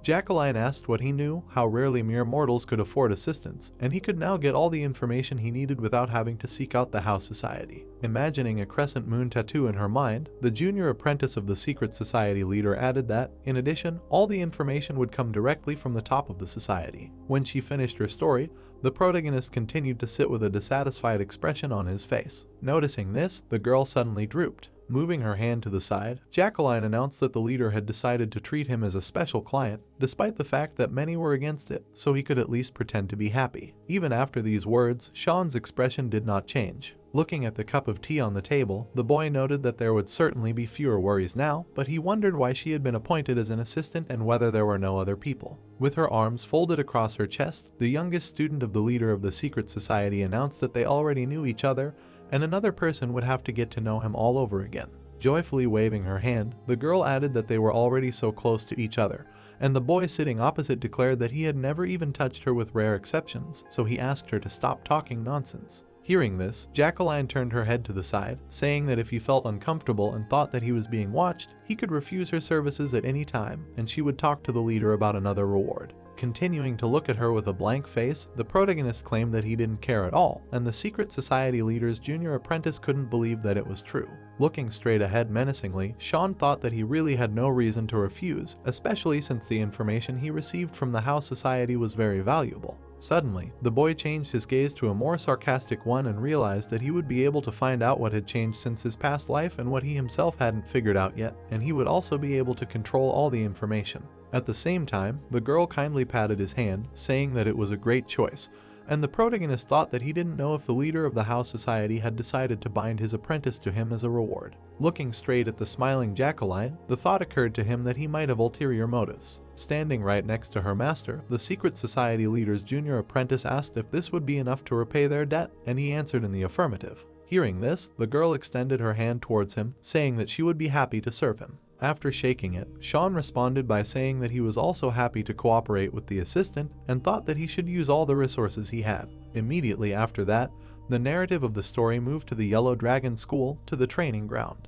Walking forward with a thoughtful look, the boy thought that it had already been 20 days since Jacqueline met with the leader, and since then he had not heard anything from her. Imagining the image of the secret society leader Hao in his mind, the protagonist reasoned that perhaps he had changed his mind, and it was very difficult to predict his thoughts, so this was quite possible. After some time, he came to the training ground of the Yellow Dragon School. The students of the sector who were there were talking among themselves, and someone was offering his sister, if she was not busy on the weekend, to have lunch together because he knew a restaurant with very tasty food where they could go. The student of the Yellow Dragon School opened his mouth in surprise, seeing a beauty in front, while Sean was walking right behind him.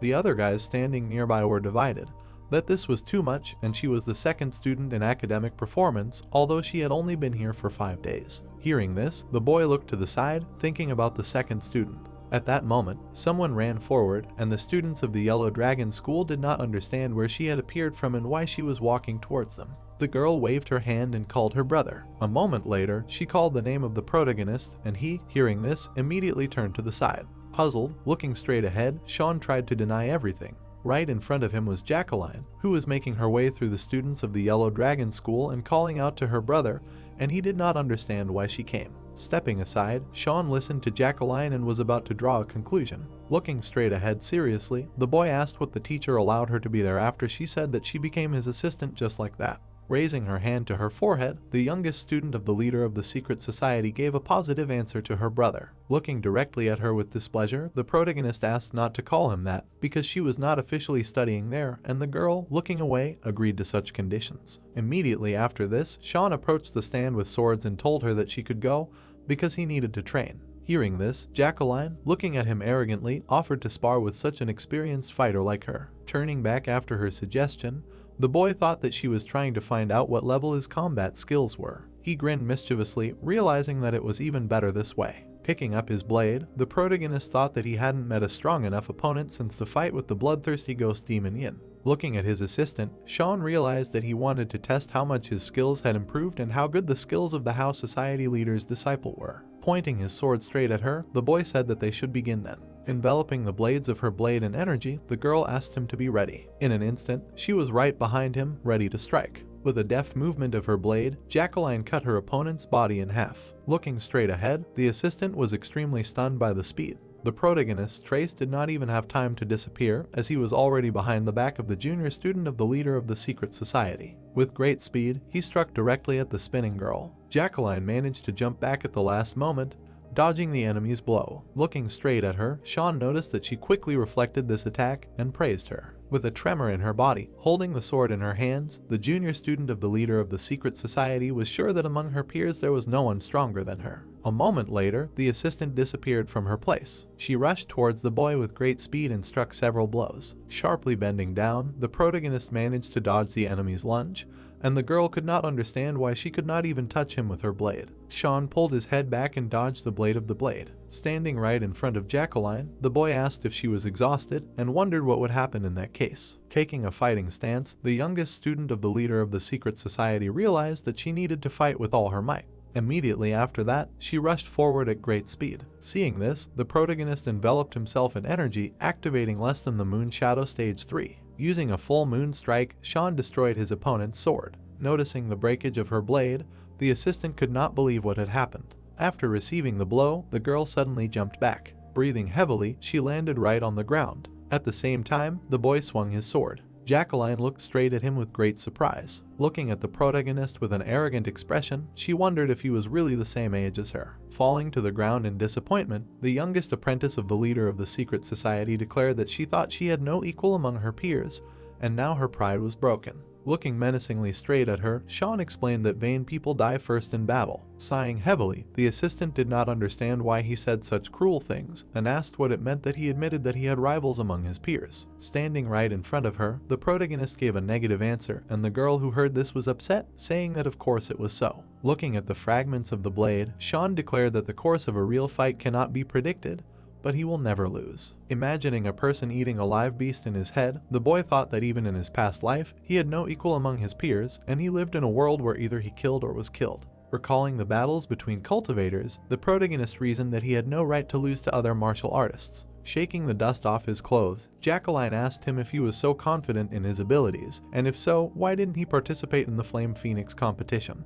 Hearing this, Sean looked straight at her with great surprise. Still standing in front of his assistant, the boy was talking about the Flame Phoenix competition. Coming closer to him, the junior apprentice of the secret society leader asked him what he was thinking about so much. Spinning around the protagonist, the girl wondered if he was really going to participate and why he was not answering questions. At that moment, Sean expressed his gratitude with a smile on his face. Jacqueline looked at him in surprise when he turned his back to her, saying that he had training and he had to go. Furiously waving her hands, the junior apprentice of the secret society leader asked that this was not enough for training and where he was going. While the sun was shining brightly in the sky, the girl made patterns for the protagonist. Immediately after that, the story moves to a few days later to the mountains covered in forest. Sean slowly walked between the trees. Glancing sharply to the side, he said that he was simply going to have lunch with his teacher. Looking at the assistant walking behind him, the boy asked why she was tagging along, and she explained that she was invited too. Imagining Joe in her mind, Jacqueline asked if this wasn't a great opportunity to truly get to know his personality. Passing Sean, she said that since he himself did not tell her, then she would find out everything herself. Looking straight at her with great displeasure, the boy thought that he expected nothing less from a member of the house society. As birds flew over the trees, the junior disciple of the leader of the secret society asked why he did not just tell her everything.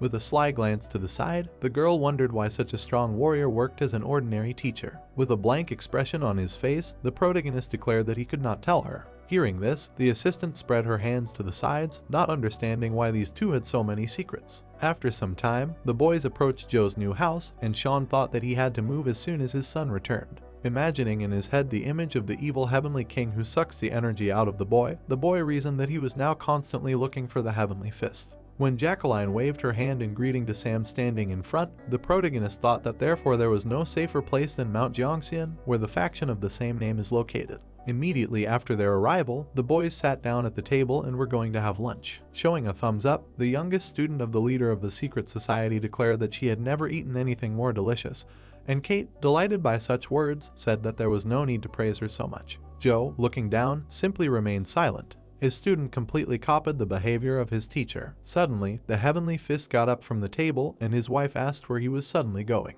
Turning back, the man explained that such a dinner required the right alcohol, and Sean, getting up from the table, said that he would go with him because he also wanted to take a walk. After his words, Joe looked at him menacingly. Continuing to walk forward, he said that he could do as he wanted.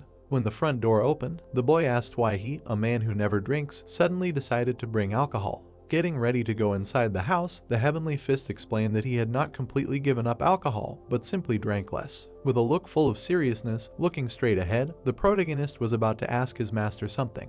At that moment, Joe was very stunned when Sean asked if he really felt guilty before his family. Hearing this, the heavenly fist silently squeezed the door handle with his fist. While Jacqueline and Sam showed their punches to Kate, the heavenly fist said that for his sake his wife gave up a lot. Kate laughed happily as he explained that he wanted to give her a rich life, but not everything in this world works out the way he wants. Imagining Joe in his head, protecting his family from a burning house, Sean mused that no matter how strong a warrior he was still a human, even while he was around them. Visualizing vile demons, the boy reasoned that he would not be able to protect her from all the dark warriors. Back to reality. Being right outside Joe's house, the protagonist thought that for the sake of his family's safety, he literally locked them up on the mountain, and even there he did not feel safe since he was diligently training his son. Staring forward with a serious gaze, Sean reasoned that until the evil heavenly king was killed or until the heavenly fist completely healed his body, he would not be able to live a single day without fear. Suddenly, the boy widened his eyes, remembering that there was a way he could use. At that very moment, Joe came out of the house holding jugs of wine, saying that this alcohol was from the province, and the student immediately turned to his master, after which he said that he had never given him anything for a housewarming, and the heavenly fist, looking in surprise in front of him, noted that they had moved a long time ago and asked why he suddenly remembered this and whether he had really planned something. Grinning maliciously, Sean promised that he would like them. Suddenly, the narrative of the story moves to the night to the building of the Yellow Dragon Sect, where the girl asked what he wanted her to convey to the leader of the Huang trading organization. Standing right in front of the boy, Jacqueline clarified that it was the same organization that had greatly expanded recently, and the protagonist gave a positive answer, stating that the payment would be information. Hearing this, the youngest student of the leader of the secret society, folding her arms over her chest, asked what kind of information this was. Looking straight ahead with a serious expression, Sean explained that the eldest son of the leader of the trading organization had been possessed by a spirit during training. Looking ahead in surprise, the assistant remembered herself lying on the floor and asked if this was really the case, to which she received a positive answer. Imagining in his mind a heavenly demon who turned people into possessed people with false teachings, the boy stated that a demonic cult was involved. The protagonist looked straight ahead with a menacing look, asking her to tell him to find him if he wanted to save his son. Jacqueline looked straight ahead with a surprised expression, asking if this was really what she thought. Looking straight ahead with a serious expression, Sean answered that a demonic cult was involved. Standing straight in front of his assistant, the boy asked her to tell him to find him if he wanted to save his son. The dumbfounded junior apprentice of the secret society leader, with her hands outstretched, asked how he knew that his son had fallen victim to an evil spirit, and the protagonist said that she really wanted to get information for the house society for free. The girl waved her hand away, saying that she was not interested anyway, and if he did not want to, he did not have to tell her. Jacqueline then added that the Hwang trading organization was in the provinces and the journey would be long, so he should wait for her. And Sean, looking menacingly straight ahead, thanked her, asking her to tell them to take martial arts books with them. Imagining the leader of the Hwang trading organization in his head, the boy thought that they should soon become one of the most influential. Visualizing a demon clutching the flag of this organization with displeasure, the protagonist reasoned that in a past life, the heavenly king of evil healed the son of the leader of Hwang, and then took over the entire trading organization. Sean grinned maliciously. This time he was going to heal his son himself and make the trading organization his own. Immediately after that, he imagined a martial arts book in his head, shrouded in flames, and thought about the evil spirit that struck the son of the head of Hwang. Remembering the Zhou family, the boy added that it was called the Demon of Scarlet Flowers and came from fire, fed by the power and energy of Yang, and this spirit can only be defeated by using a divine attack of Yin energy. Looking at the night sky, the protagonist realized that this would be a good gift for the master. Meditating in the gazebo by the lake, Sean heard someone call out to him. At that moment, the boy looked away. Right behind him, Jacqueline instantly appeared, asking for help, and the protagonist asked what was happening. Coming closer to him, the assistant announced that the goddess was kidnapped. Imagining the goddess of the House of Heavenly Bliss in his head, Sean asked if she was talking about her. Throwing her hands out to the sides, the youngest student of the leader of the secret society wondered if there was another goddess, and the boy standing in front asked why the house society was even concerned about this.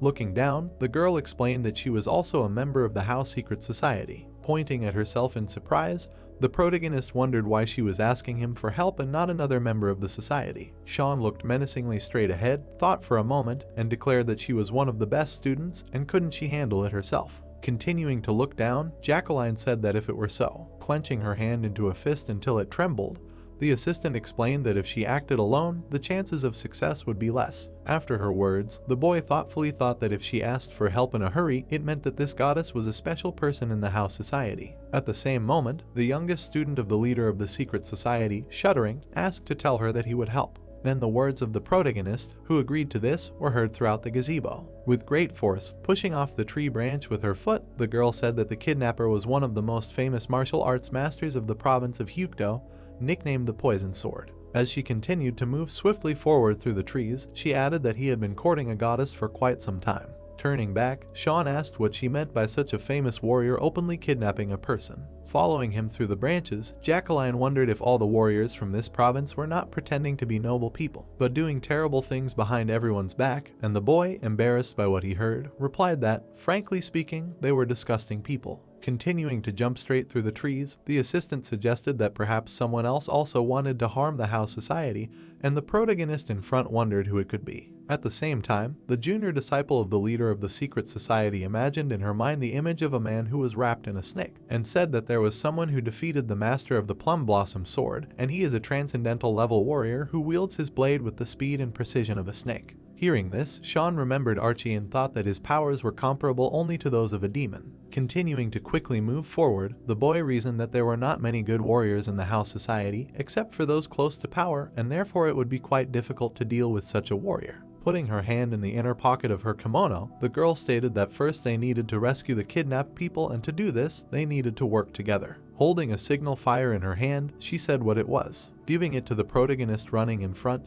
Jacqueline explained that if one of them found them first, they needed to set it on fire and then unite and attack together, and he said that then they would split up there. Stopping at the cliff, Sean asked that she would not leave him without payment, and the assistant landing next to him asked him not to worry because she would repay him in full. With a serious look, looking straight at her, the boy asked if she had an extra mask, since he did not want to stand out, and she answered that she did, but she had already used it, and asked if this one would do. Embarrassed, handing him her mask, the youngest student of the leader of the secret society said that he could consider it an indirect kiss. Wrapping his face in a cloth, the protagonist said that it was okay, and he would put it on the other side and then just throw it away, which made the girl very angry. Then he abruptly disappeared from his place, saying that he would go first then. Just as quickly leaving the cliff, Jacqueline declared that he would have an answer for everything. The exhausted girl breathed heavily, thinking that she could not feel anything below her neck. Her whole body was trembling, and she wondered if he had cast a blood curse. Suddenly, an unknown voice asked if she was awake, and the courtesan was very scared when she opened her eyes. Immediately after that, she looked at Poison Sword, the elder of the Sadok Society, who was sitting next to her. With a menacing look, the girl said that he would regret kidnapping her, and soon the warriors would descend on her. Looking back at her, Poison Sword laughed and could not believe that they would come to save the courtesan of the House Society, stating that he did not care, because did she really think that he kidnapped her without preparing? Getting up from his seat, the man in green clothes noted that it would be better for her to go to meet him, because all the hidden paths there were already well protected. Squatting down right in front of the girl, he suggested that she just give in. Adjusting her hair, Poison Sword concluded that she should get used to the idea that he would be her husband.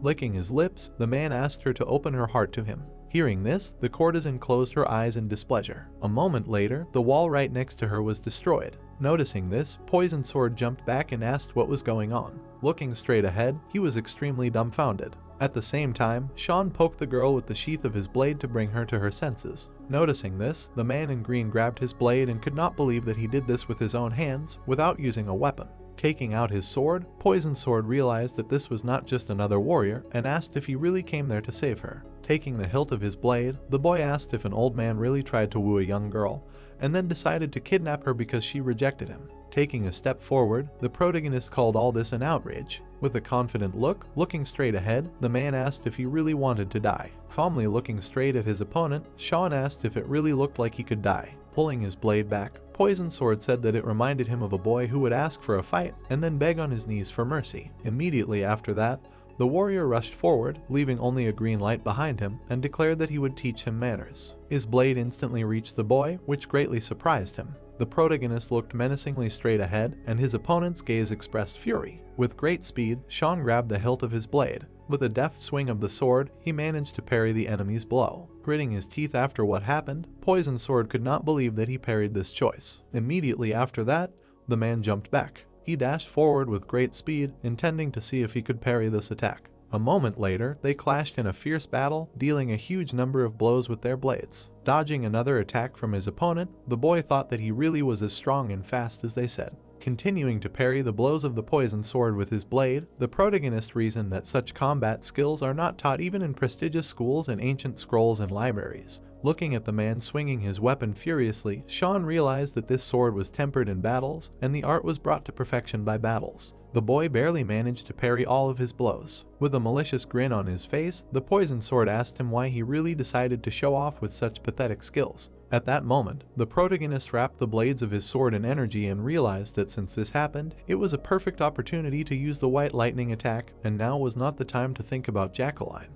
A moment later, the man noticed something ahead and was extremely dumbfounded. Swinging his sword, Sean used stage 12, the swirling moon. Rushing forward with great speed, he realized that his vision would be blurred by the illusions of the sword, and at this time, the real blade was aimed at the key point. Then the boy used stage 2, the waning moon, striking directly at the enemy. The protagonist saw something right in front of him and was extremely surprised. Another sword stood right in the path of his sword, and a mad laugh was heard. With a malicious grin on his face, he declared that this was only childish compared to the skill of the Plum Blossom Sword Master. Immediately after that, Poison Sword swung his blade and sent his opponent flying. Landing on the ground a little behind, Sean thought that his skills were geared towards attacking illusionary swords. Enveloping his sword in energy, the boy was about to use stage 8. Releasing all of his mana, the protagonist used Flaming Moon. In that same instant, he appeared right in front of the man, preparing to strike. When the blade of his blade was right next to Poison Sword's neck, he didn't understand how he managed it. In an instant, everything around him was covered in blood. Drops of red liquid fell right on the ground at his feet. Holding his wound with his hand, the man in green clothes called his opponent a pathetic puppy. Remembering the attack he had just made, Poison Sword thought that he was attacking quickly even without illusions, and if he had delayed even a little, he would have lost his head. Sean, who was standing in front, swung his blade, noting that he must have abandoned training after reaching the top, since he couldn't even repel such a childish attack. The boy stood still, looking straight ahead as his opponent called him a puppy. Immediately after that, the poisonous sword rushed to attack, making several swings of the weapon, and asked not to be rude to him. Noticing this, the protagonist wrapped his blade in energy, thinking that he was only angered by a few words. Having deftly destroyed all of his opponent's attacks with his blade, Sean realized that it was time to end this. Suddenly, the poison sword smirked, saying that he had fallen for it. At the same time, the man launched several daggers forward. They hit the boy's body directly, who realized that it was a trap attack. With a smug look, the poison sword called his opponent a stupid puppy. Then the protagonist appeared right next to him, preparing to strike, and asked where he was even looking. Receiving a fist attack right in his face, the man did not understand what was happening. From the damage he received, he broke through the wall of the building and flew out into the street. Taking a step forward, Sean said that the elder of the society was using a trap attack. Approaching the wounded poison sword, the boy wondered if it had worked against the master of the Plum Blossom sword. Remembering how the daggers had pierced his replica, the protagonist thought that this attack, if he had not done so in time, would have killed him. Looking straight ahead, Sean suddenly noticed something surprising. A tablet was falling out of the inner pocket of the poison sword's clothes, and the boy wondered what it was. Walking closer, he was going to take it for himself. The protagonist examined the wooden tablet in his hands. Looking at the emblem painted on it, he realized that it belonged to an elite squad of evil spirits, and he remembered Archie, wondering why the elder of another society was carrying this with him. Immediately after, Sean poured his mana directly into the body of the wounded opponent. Showing him a wooden tablet, the boy asked if he knew what it meant and where he got it from. The poison sword, standing right in front of him, asked if he really thought he would tell him, and the protagonist, after thinking for a moment, said that he would just make him tell him. At that moment, Sean began pouring his Kai into him, noting that he might not calculate the strength. A moment later, the man began to scream loudly, and the boy, looking at him, asked again where he got it from. While a huge amount of blue energy rose from the forest, the poison sword stated that he took it from the leader of the Sect clan. Choosing his hand from him, the protagonist asked again about this clan, and the man said that they are gaining more and more influence in Sichuan. With a look full of seriousness, looking straight ahead, Sean thought that the clan, whose power is growing, is connected to a squad of evil spirits. Standing right in front of his wounded opponent, the boy wondered how the clan leader was connected to the evil spirit squad, to which he was told that he didn't know everything and only helped him with a few tasks. Holding a wooden tablet right in front of him, the protagonist wondered if the clan was actually a demonic sect posing as Buddhist. Looking straight ahead with an exhausted expression, the poison sword answered that most likely not, and it seemed that the leader didn't have a very good relationship with the squad. Standing right in front of the wounded man, Sean asked what it meant that they had a bad relationship, and he explained that it wasn't really bad, but they were just using each other. Imagining in his head how the bloodthirsty ghost demon shook hands with the clan leader, the poison sword explained that he didn't know everything, but that they traded large amounts of money, and their ties were severed after the Buddhist faction absorbed one of the demonic squads. The boy thought about their connection with a thoughtful look and did not understand what this Archie forgot in Sichuan at all. Suddenly, he looked away when he heard Jacqueline's voice, who called out to him and asked that he really caught him alone.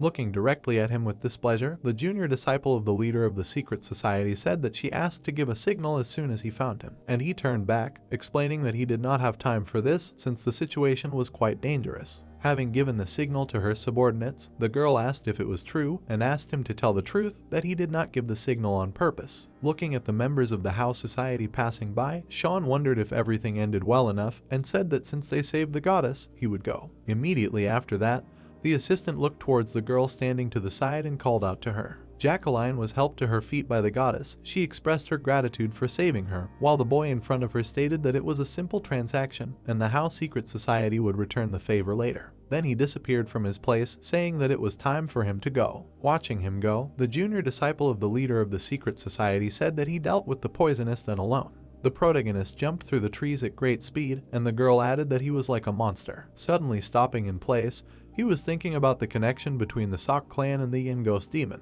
Stopping near the cliff right in front of the city walls, Sean realized for himself that he did not know about this even in his past life and must find out everything. Imagining in his head the image of the leader of the Sect clan and his subordinates, who were hiding behind the city walls, the boy did not know if he would be able to extract information from them. There were guards with weapons at the gate. Looking down at them, Sean thought that there was a contract between the Sect clan and the bloodthirsty and ghost demon. Imagining in his head how these two sides shook hands, the boy reasoned that, however, it was broken when Archie fell into the hands of the Buddhist faction. Staring menacingly ahead, the protagonist concluded that, therefore, the money left after the deal was broken is now with the Sect clan. At this time, the Sect's acolytes were standing guard at the gate, and one of them asked that it was already time for the guard to change and why they hadn't come yet, and the other assumed that they probably decided to smoke before coming. Looking at his friend with great displeasure, the man said that even during the state of emergency, these dependents were insolent, and he declared that it was not for him to judge them. Then the cult acolyte would announce that he could quit at any time, so it was okay,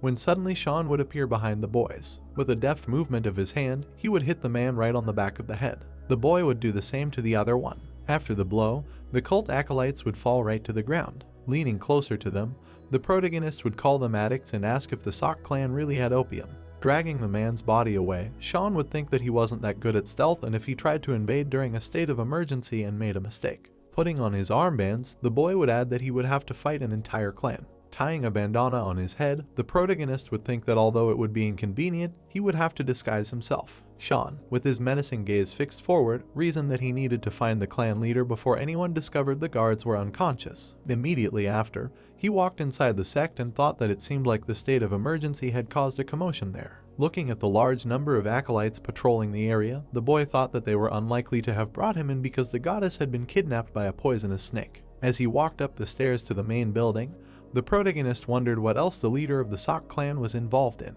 Looking around, he did not understand where he was. Suddenly, he noticed something in front and immediately hid behind the corner of the building. Peeking out from behind it, the boy watched what was happening in front. Looking at the badge that hung on the belt of the Sect acolyte, the protagonist thought that this was the designation of a guard. Watching the house guarded by two warriors, Sean thought that judging by the way they were guarding the palace, the leader should be there. Sighing heavily, the boy was going to check it out. Shouting that it was important, he approached closer, which the guards immediately noticed. Taking a step towards him, they told him to stop. Trying to catch his breath, stopping in place, Sean said that he urgently needed to meet with the leader, and the warrior asked what was going on. With feigned fear in his eyes, the boy said that a poisonous snake was caught, and the guard who heard this was surprised, saying that then he urgently needed to inform him.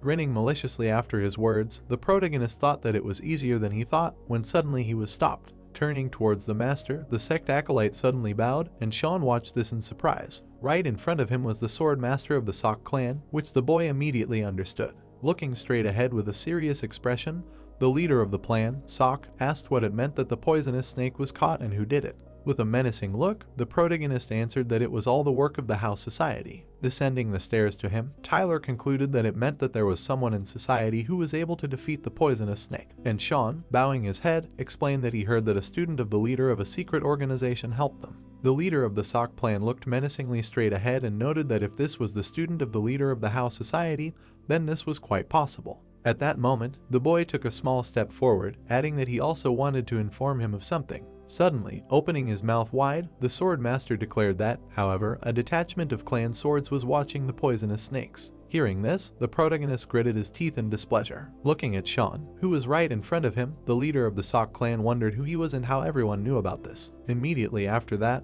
the boy grabbed the hilt of his blade because he hoped that everything would go smoothly. While striking with his sword, the protagonist thought that of course, things did not go as planned. Using his weapon, Tyler parried the opponent's strike, stating that this bastard wanted to die. Swinging his blade once, he threw Sean back. Enveloping his body in Kai, the boy thought that of course, the Sect clan sword master had great strength. Looking straight ahead with great surprise, the clan sword master was surprised by the presence of sword energy. With the blade standing straight in front of him, Tyler ordered the guards to escort the master to safety while the sword squad had to line up in formation, and the subordinates immediately obeyed the orders. In a moment, the Sect's disciples surrounded the protagonist, and he thought that this was all that could be expected from them. The three warriors struck with their blades, and Sean dodged, jumping up. In response, the boy made an attack with his sword. At that moment, more Sect disciples appeared right behind him and rushed to attack. The protagonist quickly looked back and noticed them. Immediately after that, he made a Kai cut to fight them off. While Sean was doing this, other Sect disciples appeared behind him again.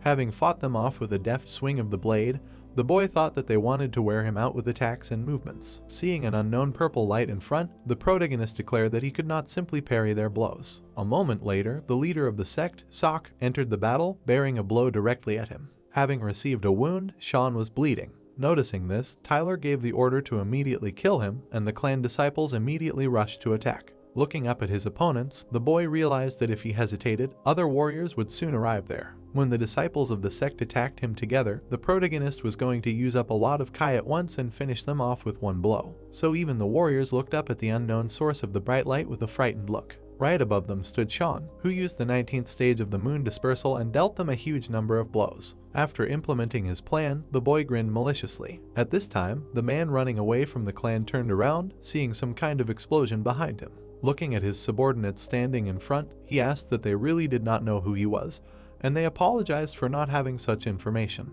It was Harry, the leader of the Sect clan, who spoke about the poisonous snake with a displeased expression and noted that he asked him not to touch the goddess, since the House of Heavenly Bliss controlled the house society. Moving quickly forward, Harry concluded that he had caused so much trouble after all, and it was not enough for them to have a yin ghost demon who had betrayed them to the Buddhist faction. With a thoughtful look, the leader of the Sect clan realized that now they would think that he had talked him into kidnapping her, and his subordinates turned to their master. Turning to the clan acolyte standing nearby, Harry stated that he had planned it himself, and perhaps he should explain everything to them, and the acolyte told the leader that they needed to run while the warriors distracted the bandit. With a thoughtful look, the leader of the Sect clan stopped in place, saying what would happen if they were caught now, and Sean, standing on the fence nearby, asked him what he had in his treasury. Noticing him, the clan warriors asked who he was, taking out their weapons. Immediately after that, the boy came down closer to them, and the disciples of the sect turned towards the master and told him not to be afraid, because they would deal with him. With a frightened expression on his face, Harry asked them to wait and stop, and the guys rushed forward, asking how he dared to enter the clan's territory. A moment later, sounds of pain and blood flew around the area, and the leader of the Sect clan closed her eyes in fear. After some time, he opened his eyes to check what was happening.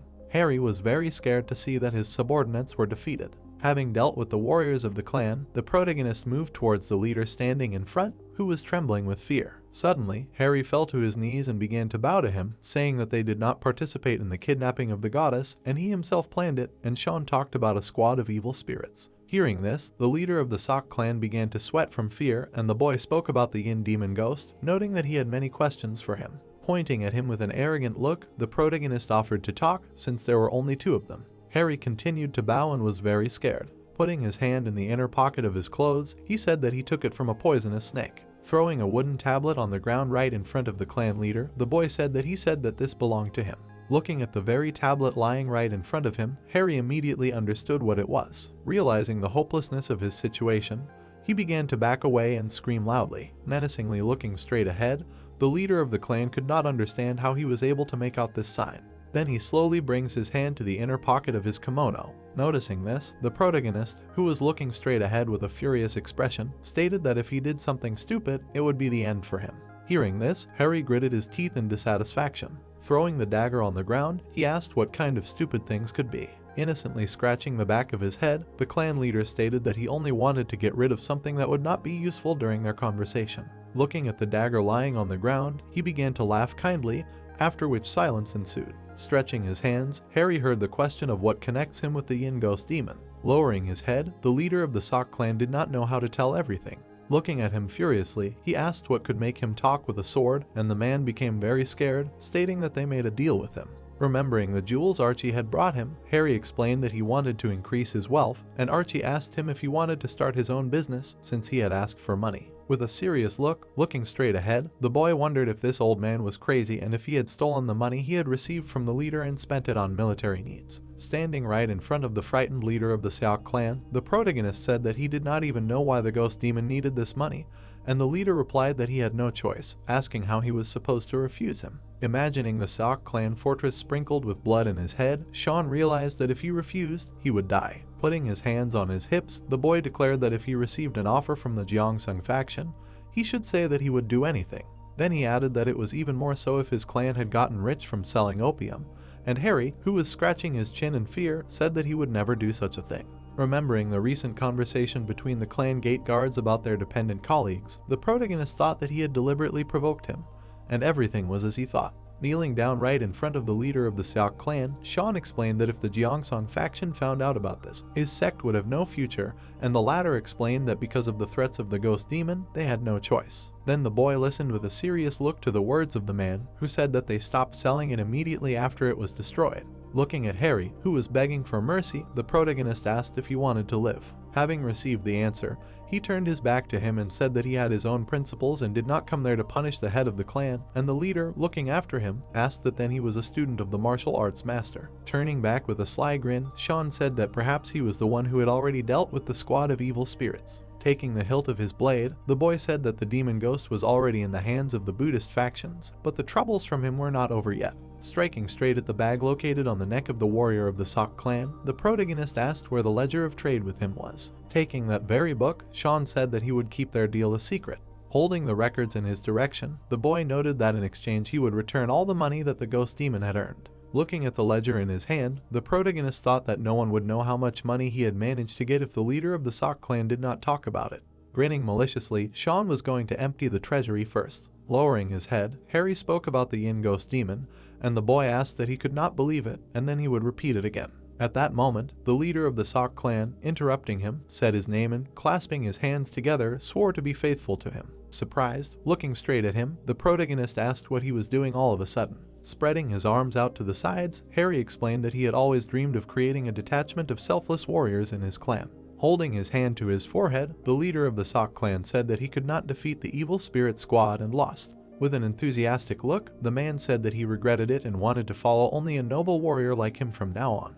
Looking straight at him with distrust, Sean did not understand what he was saying about a noble warrior. Spinning around the boy, Harry said that the warrior who defeated the ghost demon and the poisonous snake with his own power, with a big heart forgave the clan leader who committed such evil deeds. As if seeing a radiance of light right in front of him, he called him a warrior who asks for nothing in return except for the traces of the demon's ghost. Putting his hands together, Harry said that he will now follow in the footsteps of the noble teacher, and the boy asked him to stop. With a look of benevolence, the man said that he will become older than others of their clan. Surprised by this, the protagonist looked straight ahead with great displeasure. Leaning forward a little, waiting for an answer, the leader of the Sect clan added that their clan would pay him every month for his valor, and their soldiers would be at his disposal, and Sean, who heard this, simply remained silent. Turning sideways to him, the boy explained that if he really wanted it, he would not refuse, but he would not stay there, and Harry, as if with a shining look, noted that but he would have so much power there. Immediately after this, the protagonist threw him the ledger, which he caught, and announced that today's conversation would remain only between us and, before he returned, all traces of the ghost demon must be covered up.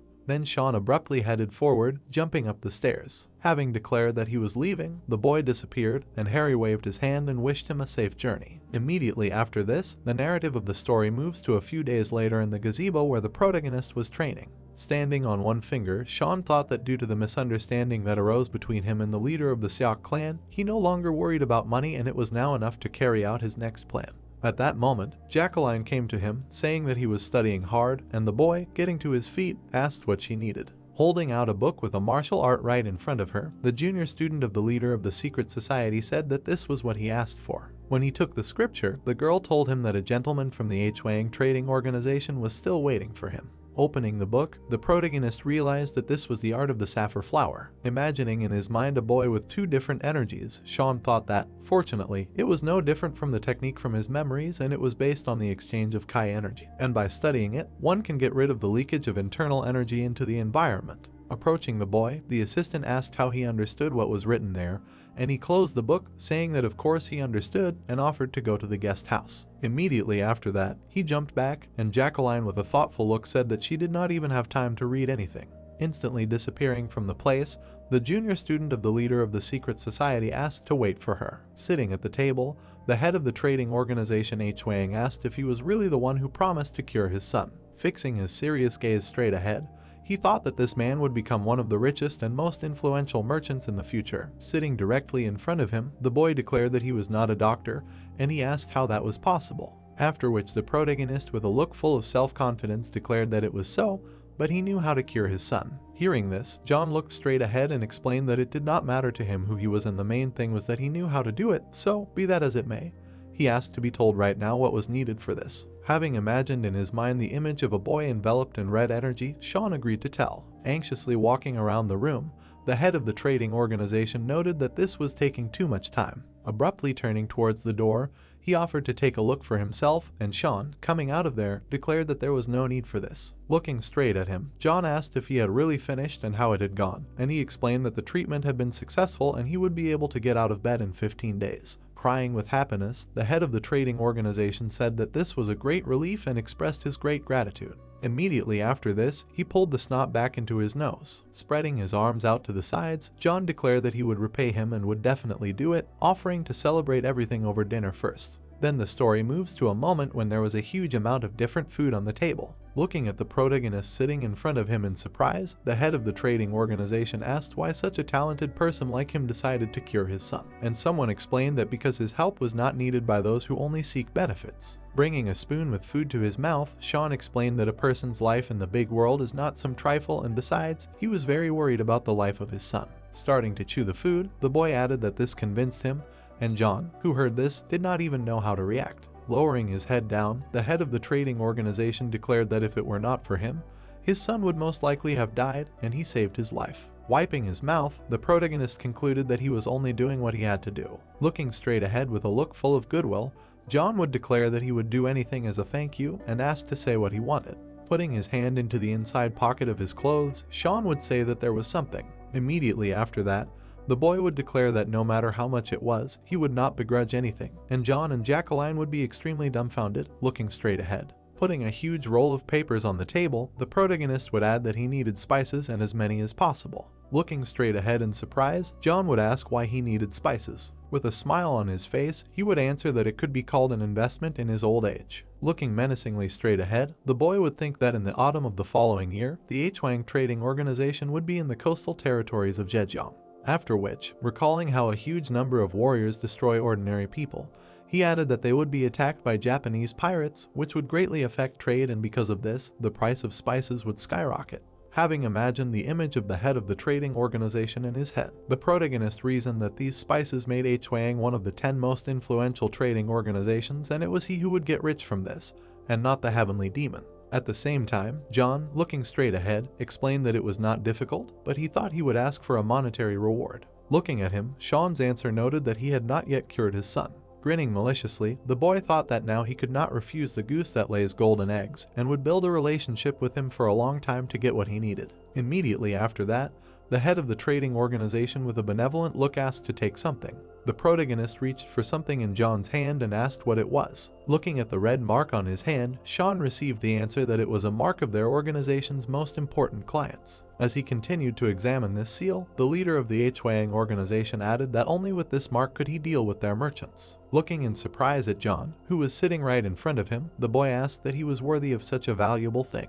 With a smile on his face, the leader of the trading organization declared that he should pay him with at least this. Looking sarcastically straight ahead, John added that this was also a kind of investment. He also said that everything was for his sake, which greatly stunned the protagonist sitting at the table. Remembering his farewell to the leader of the Hwang trading organization, Sean thought that he invited him to the organization's headquarters and returned to Zhejiang. The boy was near a cliff in the mountains, shrouded in trees. With a mischievous grin on his face, imagining the elders of the martial arts world, the protagonist concluded that the wealth he would acquire after the spice prices soared would help him on his way to becoming one of them. Taking out the trading organization badge from his inside pocket, he thought that this was why he needed Hwang's help, and the badge would be the beginning of it, since the sect leader was supposed to receive it in his past life. Looking at the red seal with a smile on his face, Sean realized that he would be extremely upset by this. Still standing on a small ledge in the middle of the mountains, the boy thought that with the House Society and even the Hwang trading organization on his side, he must have noticed such a change,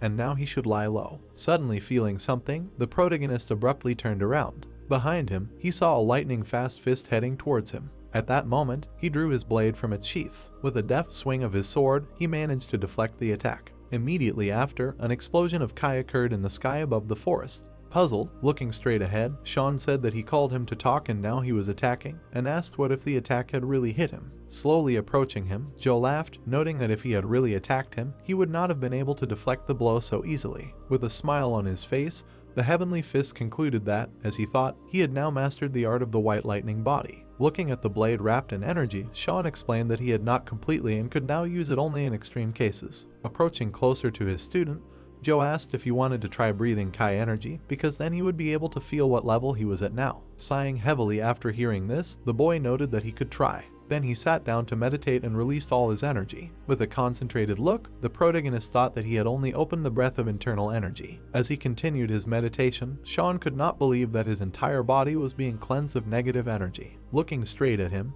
the Heavenly Fist asked him if he was surprised and explained that white lightning was a powerful weapon in itself. Imagining people who enveloped themselves in blue Kai, it added that it could also act as a defense. When Joe said that this was the god of lightning, the energy-enveloped protagonist asked again. Folding his arms in front of his chest, the Heavenly Fist explained that this could be called the stage of white lightning, and when he completely mastered this art, he would understand how to use it. Standing up from the ground, Sean said that he was able to get rid of all the negative energy thanks to this, and therefore, with the help of white lightning, something similar could be done. Moving his hand to the side, Joe explained that not everyone can do it, and many were unable to reach the stage of the lightning god, and his student standing in front of him asked if this was not simply the body reaching a new level. Then his teacher stated that the body can become stronger through the art of white lightning, but it is not comparable to the improvements of the body of martial artists, which greatly stunned the boy. Imagining the image of Joe, who struck the ground, destroying opponents, the protagonist thought that, given his strength in his past life, this sounded true. Clenching his hand into a fist, he reasoned that at this rate, he will quickly restore the strength from his past life. Standing directly in front of Sean, the Heavenly Fist asked that since he mastered the basics of this technique, then should they go, and Sean asked where. Looking at the blue sky shrouded in clouds, Joe asked if he really did not remember, declaring that he said that they would go to one place as soon as he mastered the basics. Immediately after that, the boys came together to the building of some clan. Looking at the sign at the entrance, the boy realized that this was the Tang clan. After thinking for a while, the protagonist remembered how his teacher said that they could now go there and thought that he really promised this. Lost in his thoughts, Sean imagined purple energy and thought about the Tang clan, the great clan of the Murim, the first among the 5 great clans. Standing right in front of the entrance to the sect, the boy thought that this was the abode of those obsessed with martial arts, who were feared by all Murim, and they were also good at poisons, hidden weapons, and other strange devices. Remembering the menacing gaze of the masters who were in this clan, the protagonist thought that if he crossed their path, he would not be able to simply die. Once in the courtyard of the Tang clan, Sean reasoned that, however, despite the fact that he intimidated the others. Puzzled, looking around at the masters who seemed to be oozing poison, the boy wondered if their hostility seemed excessive.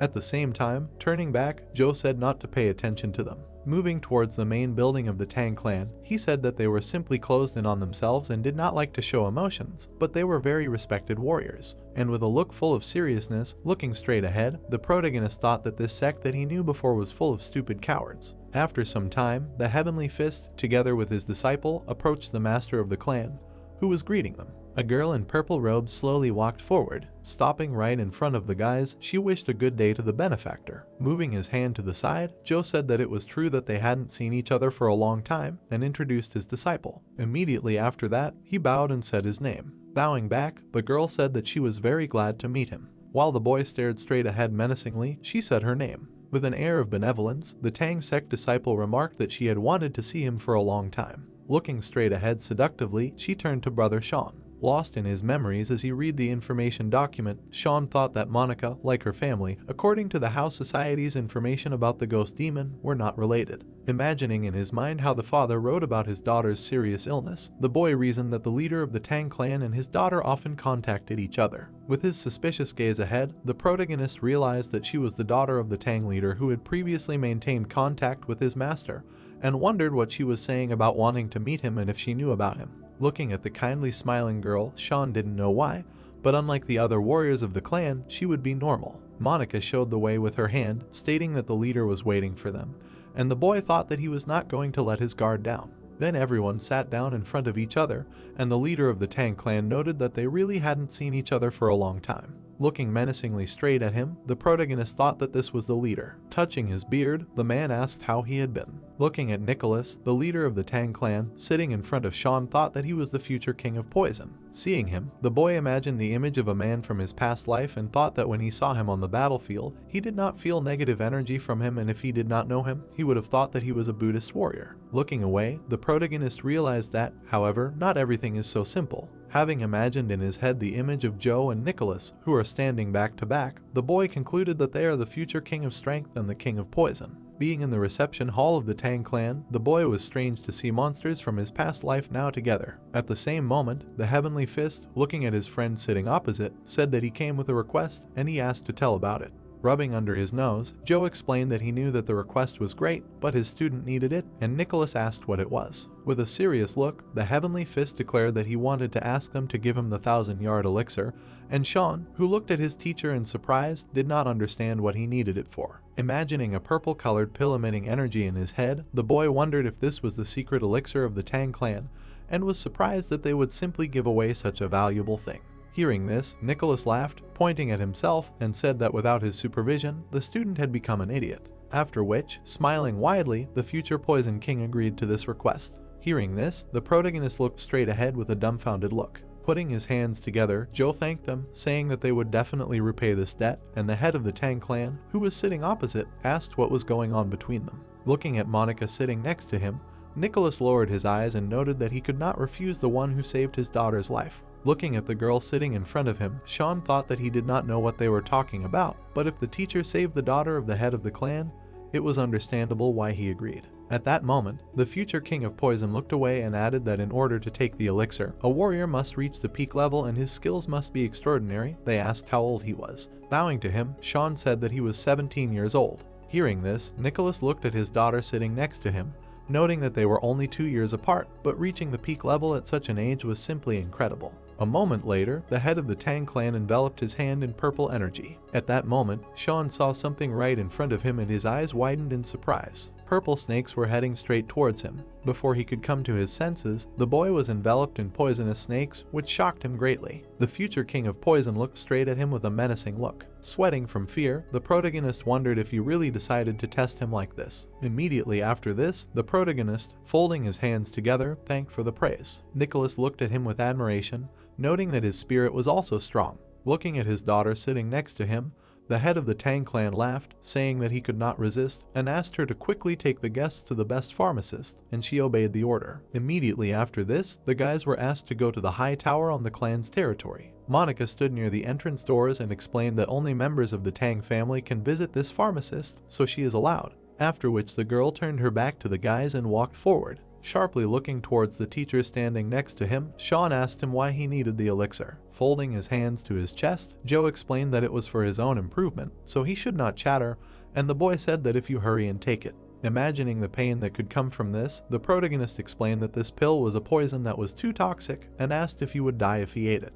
Hearing this, the Heavenly Fist smiled widely. Immediately after this, Joe, standing still, laughed loudly. With a smile on his face, he looked at his student, asking if he was really scared, and explained that there was no need to worry because he had reached the required level, so he could irritate this one. After hearing this, Sean, with a happy expression on his face, asked if this was true. Looking at him menacingly, the Heavenly Fist added that, of course, he would have to endure the pain and side effects, from which the boy suddenly wilted when suddenly Monica interrupted them. Holding out a box with a pill, she declared that she had brought an elixir. When handing it to the protagonist, the daughter of the head of the Tang clan told him to come for the elixir every 2 weeks for 2 years, and he, remembering this, thanked her. When he turned his back to her, the girl called out to him, adding that she had a request. Looking away in surprise, Joe asked what the request was. With a look full of determination, Monica declared that she wanted to fight her brother Sean. Looking straight at her, the boy did not understand what kind of energy this was. Enveloping herself in purple Kai, the heiress of the Tang clan asked if he could give permission for this fight.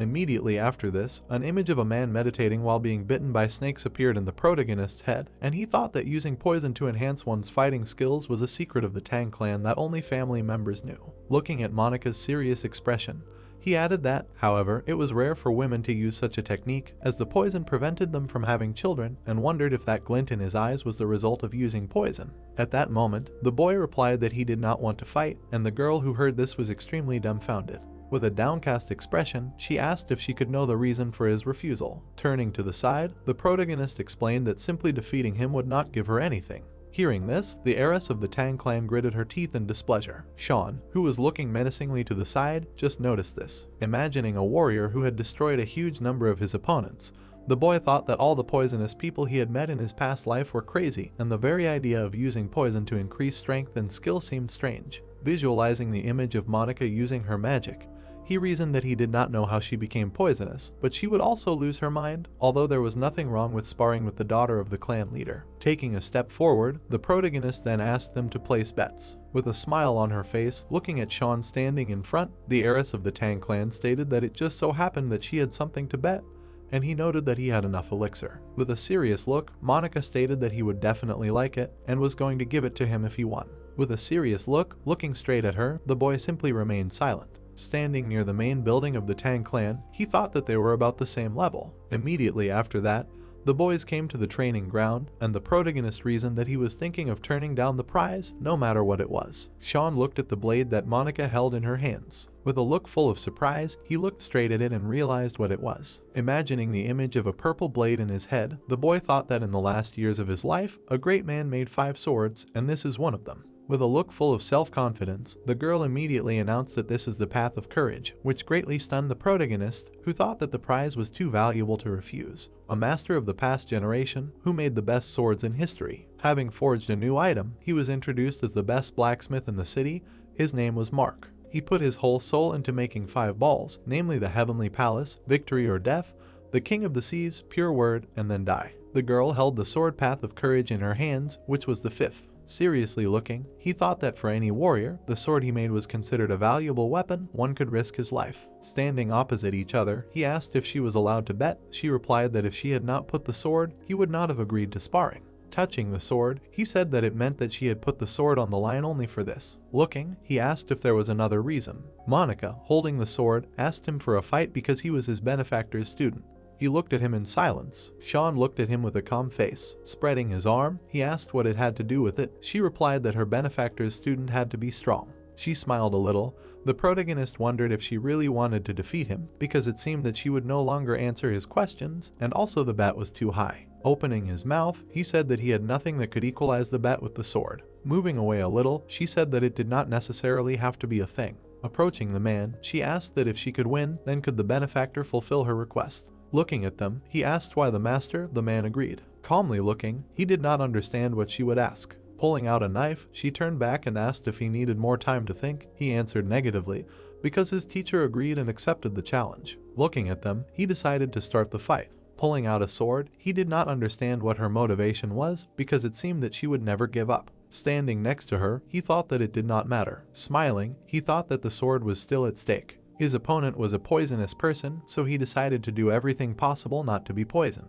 An aura appeared in her hand, then she decided to run. Raising a sword in his hands, he ran at her. She hit from below while he tried from above. Her hand touched his. Having run a long distance, he squealed. There was a bruise on his hand, the fabric was torn. Grabbing his hand, he tried to restore it. He also knew that the art of white lightning should protect against poison. There were small needles in her hands, then she ran. Near the main character there were 4 copies of Monica. Having started to cripple him, he picked up the sword. Then he began to run away from them. Being nearby, he thought that he had agreed to fight not in order to evaluate her skills. The needles were on the floor, and she was looking at him. Looking seriously, he understood that she was fighting hard. They ran at each other as hard as they could. Her hands moved very quickly and she began to strike. The guy swung and used the 21st stage of the waning moon. Their powers met, one was blue, the other was purple. Swinging her fist, the girl began to move away, as suddenly she brought his hand to hers. Let's select Monica ran away. Looking at her hands, there was a small blue lightning.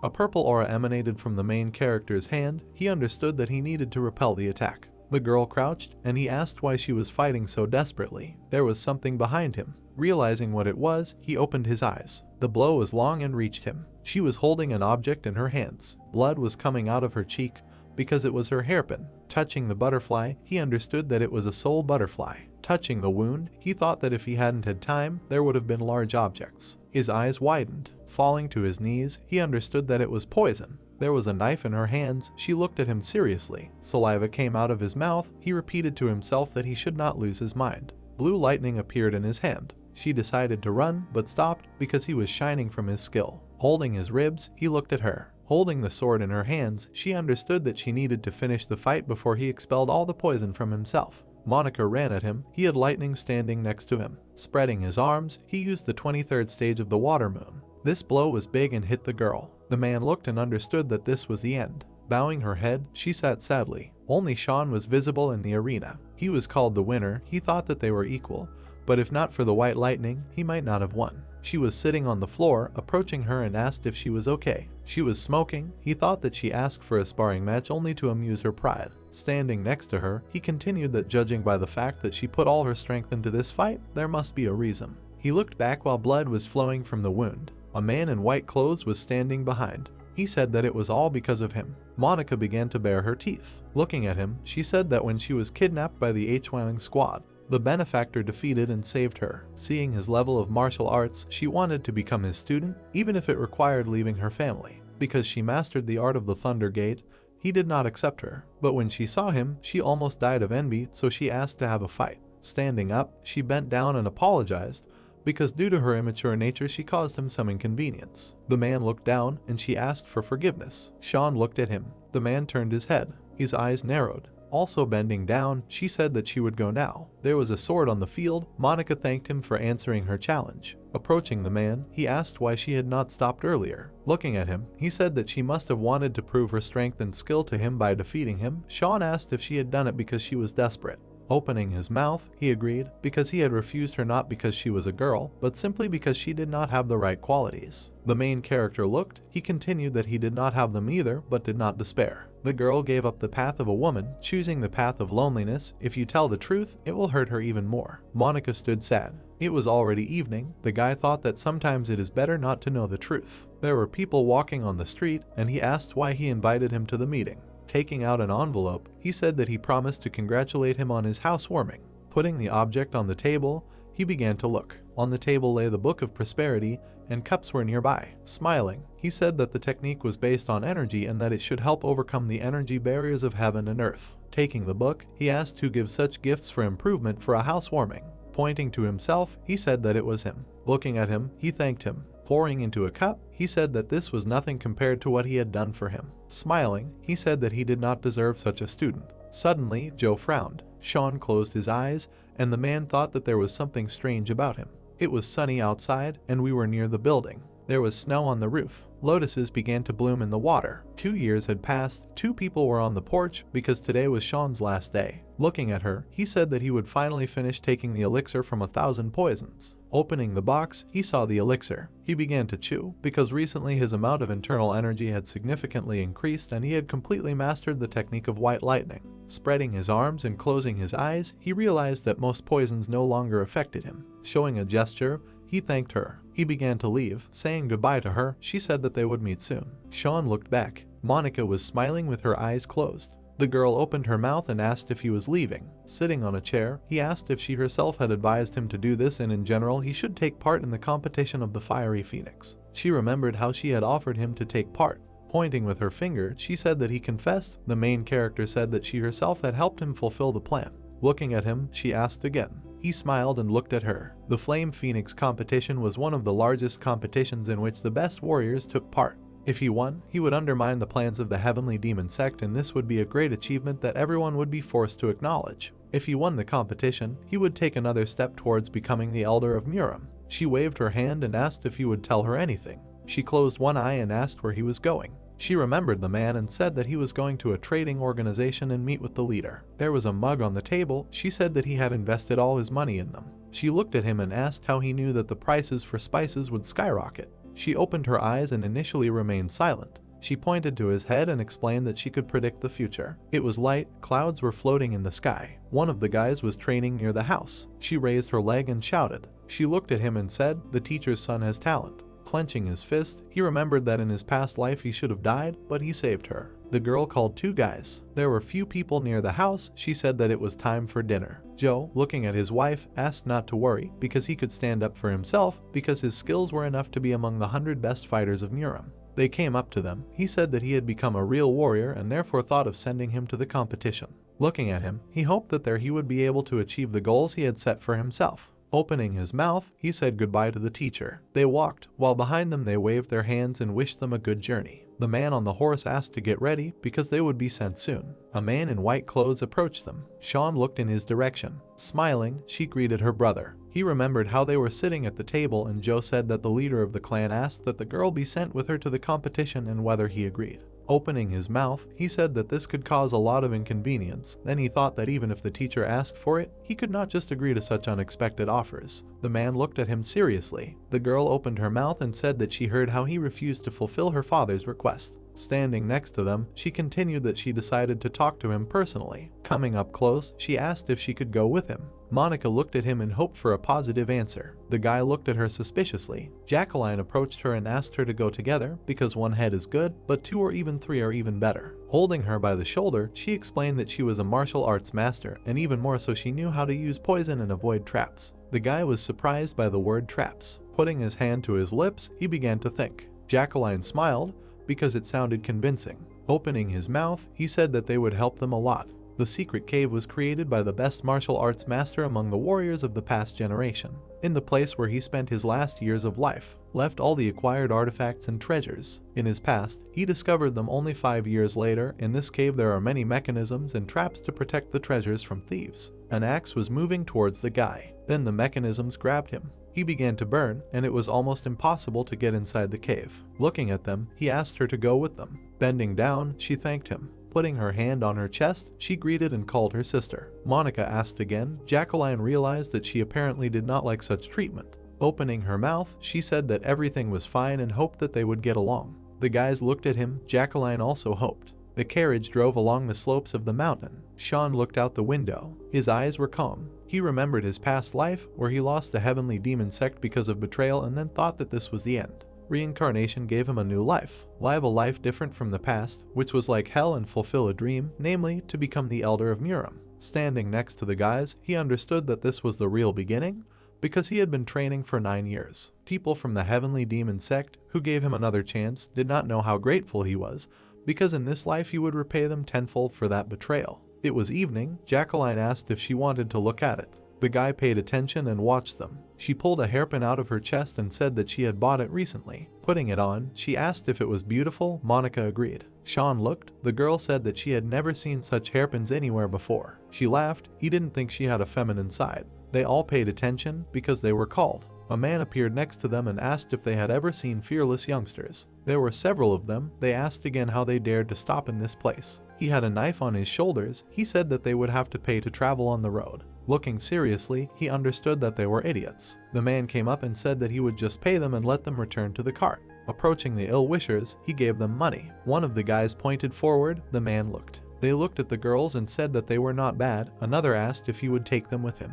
Opening his mouth, he said that before they were taken, it might be worth teaching them a few things. Stretching out his hands, he said that money was money, but he needed to take the bitches. The man replied that they were guests in these lands and could pay more. Throwing the man on the ground, he went to them. He approached the girl and asked if she was going with her brother. He grimaced in surprise. The girl made a serious face, and the man asked what was wrong with her face. He spat and said that he was in a good mood. Jacqueline pointed and called them brave. Looking at them, they said that they had picked up a couple of girls yesterday and needed more. He stamped his foot and said that he would not marry her. Covering her face, he continued that they could make her a concubine, and covering part of her face, she looked good. Looking at his friends, he said that they had 4 brides today. Suddenly, blood appeared on his face. Looking at his chest, he saw knitting needles. Monica was holding knitting needles with each finger. Foam came out of her mouth because they were poisonous. He fell dead at her feet. Jacqueline smiled, and Sean sighed. Making a crazy face, he said that they would not meet a peaceful death. Straightening his hand with a sword, he said that they could not leave her alive.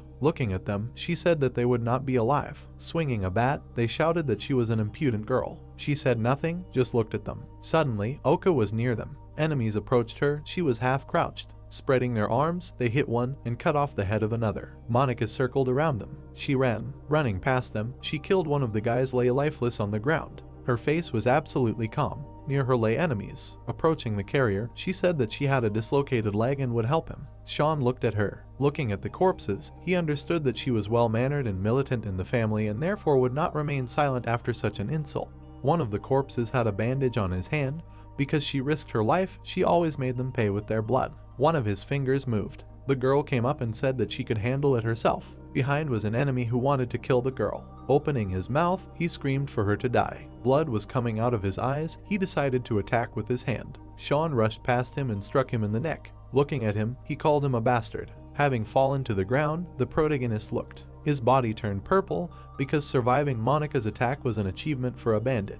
Looking at him, he said that in any case, he was splashed with blood. Sean approached the man and asked how long it would take them to get to the next settlement. He replied that they needed to drive over a mountain, but even if they drove without stopping, it would take several days. Touching his dirty clothes, he realized that he hated the feeling of blood on himself. Looking down, she said that she should have prevented this misunderstanding and asked for forgiveness. The protagonist asked who could have known that this bandit would survive the poisoning. Folding her hands, she asked for one favor. She remembered that bandits kidnapped women in the city. Sean asked if she wanted to save them. The guy thought. She said that she did not know if she would help her, but after hearing this, she could not leave it like this, so she asked for help. Looking down, she said that if it was difficult for him, then she could handle it herself. Her eyes widened because he decided to go with her. It was night, there was light in the house. The man was sitting with the girl and asked if he liked his body. He stroked her cheek. His name was also Oliver, who was the creditor of the city. A guy came up to him and said that they were being stormed. Looking at him, he asked if they were soldiers and how many people. Spreading his arms, he said that one was a man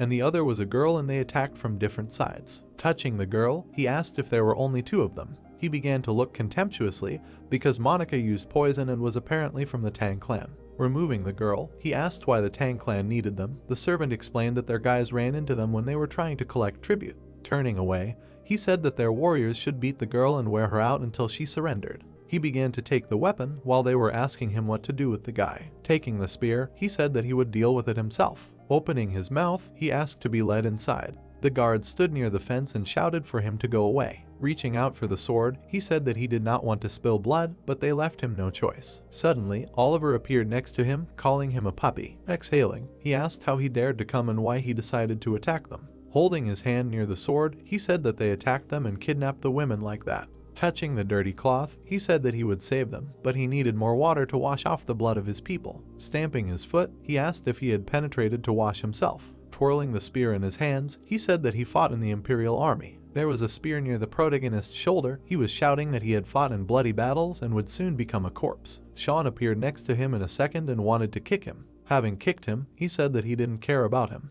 Oliver was hit in the stomach. After the blow, he flew further than his fence. Having fallen, 3 people were looking at him. His eyes were white while the guards were calling. Sean approached them and asked if they would now take him. The moon was shining, and they agreed. The girl was in a tree and watched. The 3 passed through the corpse and went on. Looking at the protagonist, she thought that she didn't know him at all. Having descended from the ground, she continued that he agreed to this sortie without expecting any reward. Looking at the corpses, she continued that he had put a lot of effort into this, and at such a young age, he had already outstripped many masters of the art. She remembered how the man said that with his skills he could enter the top 100 warriors. Looking at him, he smiled. Walking behind, he thought that he wanted to wash himself. It was already morning. The girl thanked them and did not know how to pay. Monica went to her brother and thanked him. Looking at her, he said that they had to do this. The sun was shining, and they were talking in the building. While having dinner, they said that this time they defeated the robber Oliver and saved the kidnapped women. The main character ate with Monica. They said about them that the girl was the daughter of the leader of the Tang clan. Eating food, he asked if they had put 50 people together. The other agreed and added that they also distributed the things they had found to the rescued women and seemed to want to help them return home safely. Holding sticks in their hands, they ate. They were called real heroes. Jacqueline asked if she heard this. Wiping her mouth, she listened that it was mainly her merit. Almost lying on the table, she asked why they decided to give away all the trophies they had obtained without any conditions, because it was the first time she had seen him give them away for free. Julia thought that because of his investments in spices and incense, these trophies were like drops in water. Looking at Monica, he thought that it would be better to do as she wanted, because it would inspire her that such things were not important to him and that he was ready to do good deeds, and next time she would listen to him. The girl looked at him, but he thought that this was just a stone in the foundation of the attack on the demonic grid. All the people in the dining room were discussing it.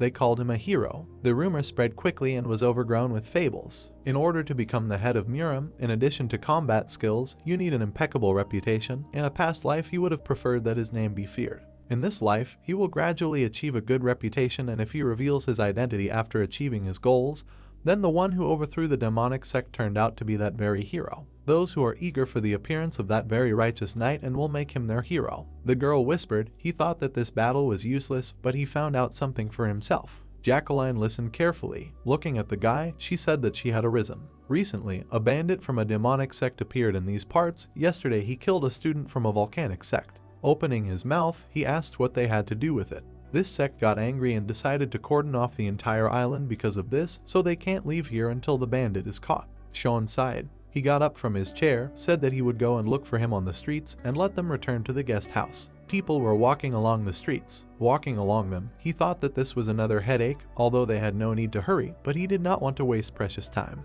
Holding a sword in his hand, he said that he did not want to be the one who caught the criminal. His eyes were serious. People were walking with swords. He was thinking of killing him instead of arresting him, but if he loses to him.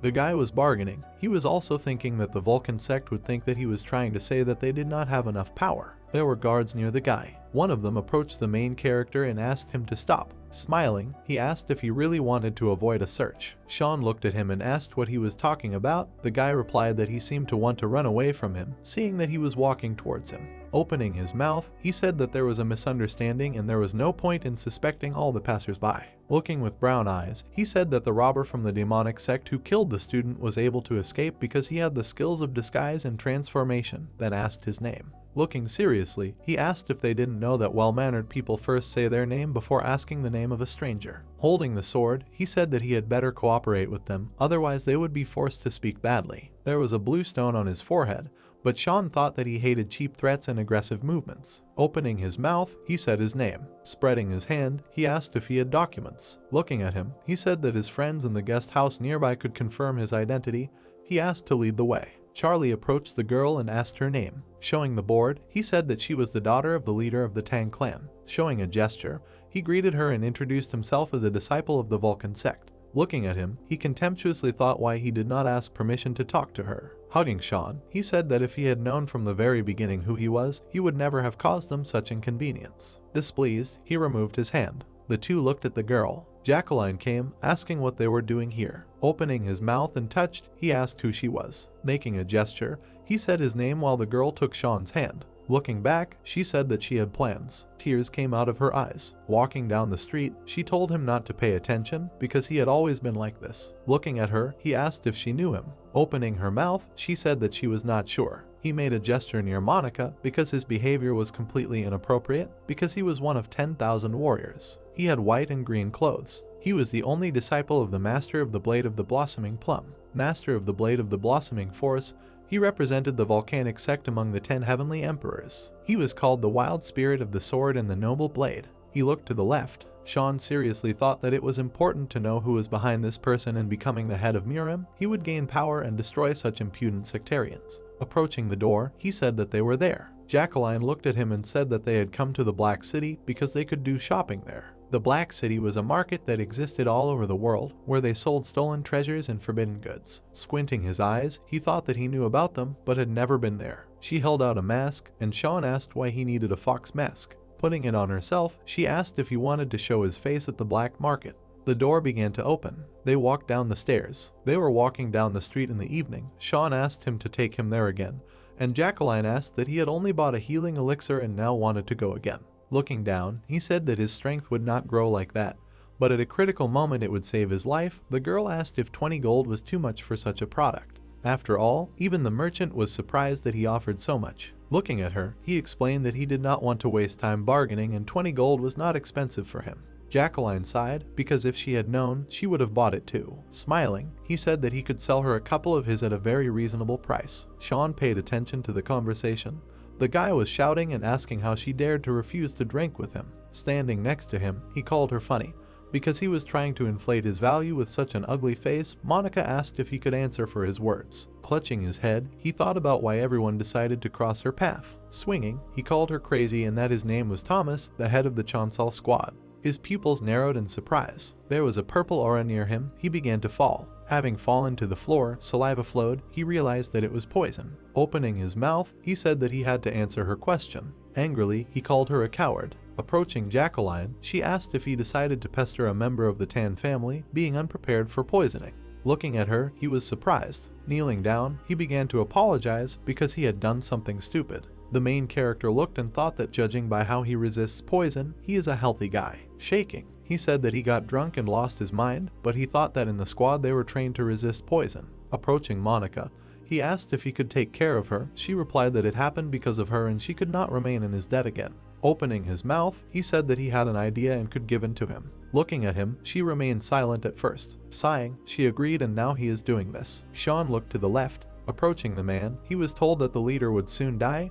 He asked if he wanted to live. Sitting down, he quietly said that if he fulfilled his request, he would give the antidote and live. Oliver shouted that he would do anything. Sean smiled. It was night. They were shouting in the house that he would never forgive and kill them all. Gnawing his finger, he understood that there would be a strange request and thought about what to do. A guy came up to him and asked if after such an attitude towards a girl from the Tang clan their clan would not be in danger. After thinking, he decided to set up an ambush and attack him. Approaching the weapon, he said that he did not even know who he was dealing with. Taking the axe in his hands, he ordered them to hurry up and gather all the soldiers. The guy began to leave. He thought that they would settle the problems with this sucker. Suddenly, the guy flew back. Opening his mouth and holding the weapon, he asked what the hell was this. His eyes noticed movement. Sean came from the entrance and asked why he did not warn his people that he would come at night. The guards were lying on the ground because they suffered for no reason. Approaching him, he began to ask why he grabbed the axe, because he did not think that it was in order to cut down a couple of trees in the middle of the night. Starting to get nervous, he denied it and then asked what request they were talking about. The guy was killing a man. Sean said that they just need to find the criminal, who is now wanted by the volcanic sect. Looking at him, he said that it didn't matter how he would do it, the most important thing was to find him.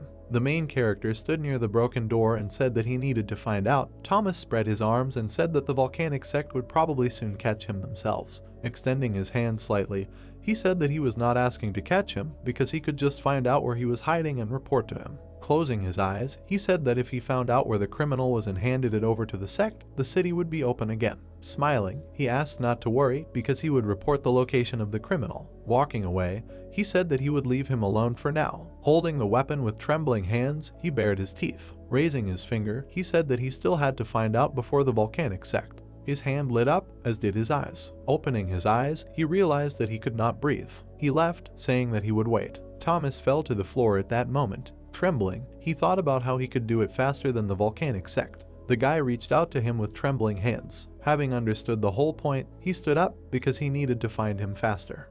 The view of the building opened up. It was heard that he had found the criminal. Sitting on a chair, the protagonist said that thanks for the work. The man lowered his head. A thought appeared that after all, the warriors of their squad knew how to find the right person. It was heard that he could go. The protagonist stood up and said that well, now. Taking the mask in his hand, he added that while these Taoists were trying to catch the criminal, Sean put the mask on his face and asked if he should look at this show. He landed on a hill. The man gritted his teeth. A thought appeared that it had already begun. Looking straight ahead, the hero thought that this was it. People stood in a circle. It was said that the plum blossom formation. People pulled out a sword forward. A thought appeared that this seemed to be the signature attack of the volcanic sect. They looked at each other. A thought appeared that despite the fact that in this Taoist sect the warriors were only at the level of the first zenith. The man rushed forward, and the protagonist thought that such an attack allows them to defeat warriors of a higher level. The man was hit. The thought arose that when he is trapped, his own demonic energy drives him crazy and destroys him from the inside. The man swung his sword in fear. He looked around.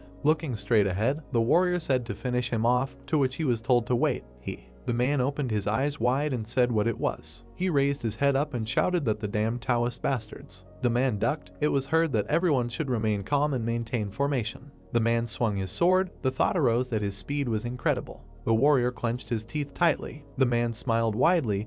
It was heard to stop. The man looked to the side. The warrior was rapidly approaching him. He grinned slightly. Jumping up, the man said that the damned puppy. A red glow appeared around him. Looking at him, the warriors shouted that he had broken out of the encirclement. Looking at them, the hero thought, what kind of idiots. It was heard that why was he distracted and let him go. Suddenly he jumped up. The man touched the wall. He was breathing heavily. Looking straight ahead, the protagonist thought that these Taoist idiots managed to let the criminal go. If he managed to escape, his plan would go down the drain. The man turned sharply in his direction. Sean clenched his fist, thinking that if he left a trace of his sword on his body, his identity could be revealed. He looked surprised and added that in order not to be seen by the Vulcan sect, he would have to fight him with his bare hands. A glow appeared around the man. It was heard that an innate rarity. His eyes lit up. A thought appeared that damn, he would definitely attack him. He opened his eyes wide. The man swung his weapon sharply. The hero dodged his blows. He jumped up and swung. Suddenly, the protagonist kicked him. Looking straight ahead, he thought, damn, it didn't even seem to hit him. The man looked at him angrily. He threw the hero aside. Sean slid to the wall. The man swung his sword at him. The hero began to run away quickly. Suddenly, he stopped. Standing in front of the enemy, the protagonist thought that because of his innate rarity, it was difficult to fight him without killing him. At this rate, a volcanic cult would soon show up here. The man froze, looking at him. Lightning began to fly around the protagonist and he thought, what if this move doesn't work? Suddenly, he touched the man's head. Looking down, Sean thought that he would hit him from the inside. The lightning began to intensify. The hero put his hand to his face. He was looking at the man's corpse. As he was leaving, the protagonist thought about leaving it to the local martial arts masters, and someone approached him. The protagonist looked surprised when he heard that he wanted to talk to him, would not spare him a minute. Looking away, he thought that he had not even noticed his presence all this time. There was a keychain on the man's belt. A thought occurred to him that this was the plum mark of the volcanic sect. Only one person could remain unnoticed and wear this mark. The man grinned slightly. Particles flew around him. A thought occurred to him that the master of the plum blossom blade, Master Ray. Bowing, the protagonist said that he was glad to meet him, to which he replied that he probably already knew him. Lowering his head, the protagonist asked how could he not know about the first blade of the volcanic sect, and then thought about what he was doing here. The master looked at him carefully. Turning his head, he said that the cultists would take care of the criminal, and that they needed to talk somewhere quiet. Sean looked at him in surprise and asked again. A view of the building opened up, and he heard why he tried to escape after knocking out the criminal. Sitting at the table, the man said that judging by the fact that he was wearing a mask, he wanted to keep his identity a secret from the beginning. To which the hero replied that he was afraid that he might have misunderstandings with the Vulcan cult after he caught the criminal. Looking straight ahead, Ray said that well, it was no surprise, because the Vulcan cult was trying to show off its ferocity. In any case, the cult was now in his debt. Sitting in front of the hero, he added that his disciple should have believed him and not caused trouble, to which the protagonist replied that no, they quickly parted ways. Sean, looking at him, thought that by the way, that idiot who pestered him on the street was a disciple of the master of the plum blossom blade. The man, sitting at the table, asked if he wanted to receive anything as a reward, to which the hero replied that no, he just decided to help in the hope that it would help to quickly remove the cordon of the city. He had no other motives. Besides, he was there too, so even if he had not been there, he would have caught the criminal. The master grinned and replied that he was not greedy at all. Frowning, the protagonist replied that no, of course he wanted to be paid for his exploits, but in such a situation, demanding a reward was very stupid. The man raised his hand and said that in order to say such a thing in front of him, he must have a lot of courage. Looking at him, Sean asked what and why be afraid of elders whom he respected. The master laughed loudly. Looking straight ahead, he said that he liked him more and more. He didn't come here alone. Sitting in front of him, the hero replied that he came with the daughter of the leader of the Tang clan, and he asked what the Tang clan meant, so he was the one who accompanied her. The protagonist asked in surprise that he knew him. Holding a cup in his hands, the man said that he heard that this kid met a girl from the Tang clan and two strangers, and he was interested in it. Looking at the hero, the master said that but first, there is something that he did not understand, why nothing is known about him, although he had all the abilities to defeat the criminal alone. To which he replied that it was all because he was just a student at the Heavenly Dragon School. He had only recently stepped on his own path in Murim, so nothing is known about him. Ray closed his eyes and said that he heard about this school for the first time. Perhaps it is one of those hidden schools in Murim. From his pure and rich energy, it seems he has a lot of experience under his belt. Putting the cup on the table, he said that it was good. Smirking, the man asked if he could take his disciple with him. The protagonist asked in surprise, and then thought about what nonsense he had just said. Charlie smirked. It was heard that after spending his entire life in the mountains, listening to the teacher's words, he learned to turn up his nose and shirk work. He wanted him to be able to realize his shortcomings on his journey. Frowning, Sean thought that it was crazy. Why should he raise this sucker? Even if the master hated him after this, he would not take his disciple with him. Raising his hand, the hero answered that no, asked why he was even asking him about this. Sitting at the table, the protagonist heard that his character is not subject to influence and his intentions are clear enough for the daughter of the leader of the Tang clan to go on a journey with him. He has enough experience to take leadership over this kid. Looking straight ahead, Sean said that they would not get along with his student. He was sure that it could even come to a fight. He asked again, hearing that this was on the contrary good. The master grinned and said that the whip calmed the mind best of all. If he was defeated by a peer, it would certainly bring him down to earth. Frowning, the hero thought about defeating him in a fight. Clenching his fist, he asked what he meant. He would not mind, even if he fought him using all his strength. Lowering his head, the man said that of course he was asking him to do this for a reason. Pulling out a tablet, he added that here. The protagonist looked in amazement and wondered what it was. Looking at the tablet, he added that it was a token of gratitude from the master of the Plum Blossom Blade. The man held a weapon in his hands. It was said that such signs are in every clan, and they mean that the clan is in debt to the warrior. Such a sign cannot be obtained even for 1,000 gold coins. Looking up, Sean asked that he was really ready to give it to him. Raising his hand, the master replied that although he was a master of the blade, he could not reward him much since he did not have enough power and money.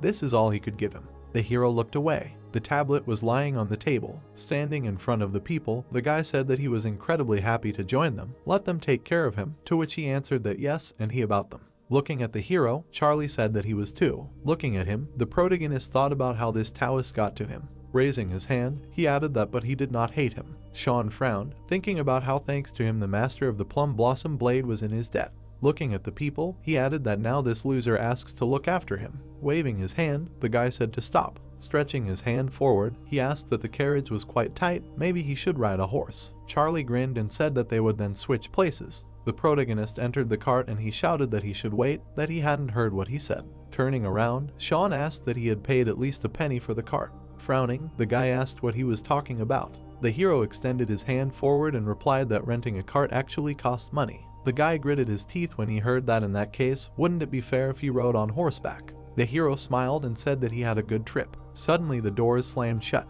The guy on the horse looked away. The cart was riding in the middle of a gorge. The protagonist watched the guy. Sitting in front of him, the girl asked if the sect would take revenge on them for such treatment of its adherent.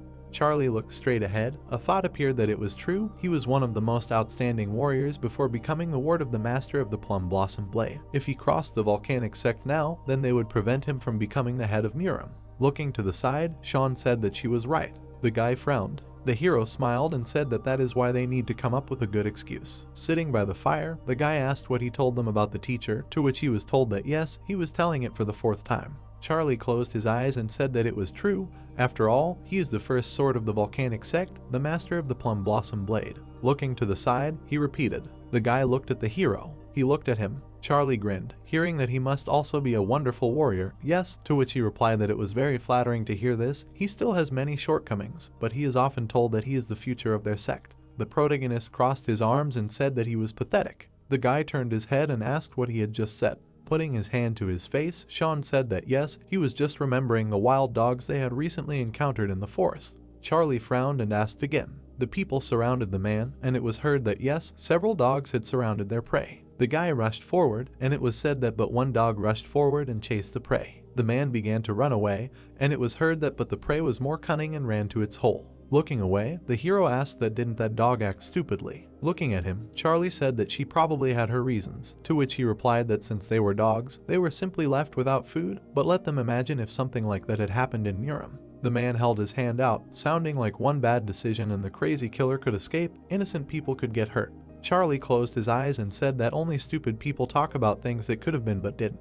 He looked surprised to hear that but didn't he really miss him. The guy stood up abruptly and asked what he was trying to say. Raising his hand up, the hero replied that he was just talking about dogs. The guy frowned when he heard that, but why did he jump up like that? A view of the dark sky opened up. The fire went out. The protagonist was sleeping by a tree. He opened his eyes slightly when he heard that he wanted to talk to him alone. Standing next to him, the guy asked if he could give him a minute, to which Sean replied that he could talk. Frowning, Charlie asked why don't they walk somewhere else and talk there. The protagonist looked at him and replied, well, okay. They were standing in the middle of the forest. The protagonist looked away and said that whatever he wanted to say, why go so far? Turning around, the guy asked what he was thinking, to which he asked again. Frowning, Charlie said that he didn't know what he knew and what motivated him. Smirking, Sean replied that he meant it, he just didn't like it, what's wrong with that? Looking at him in surprise, the guy asked again.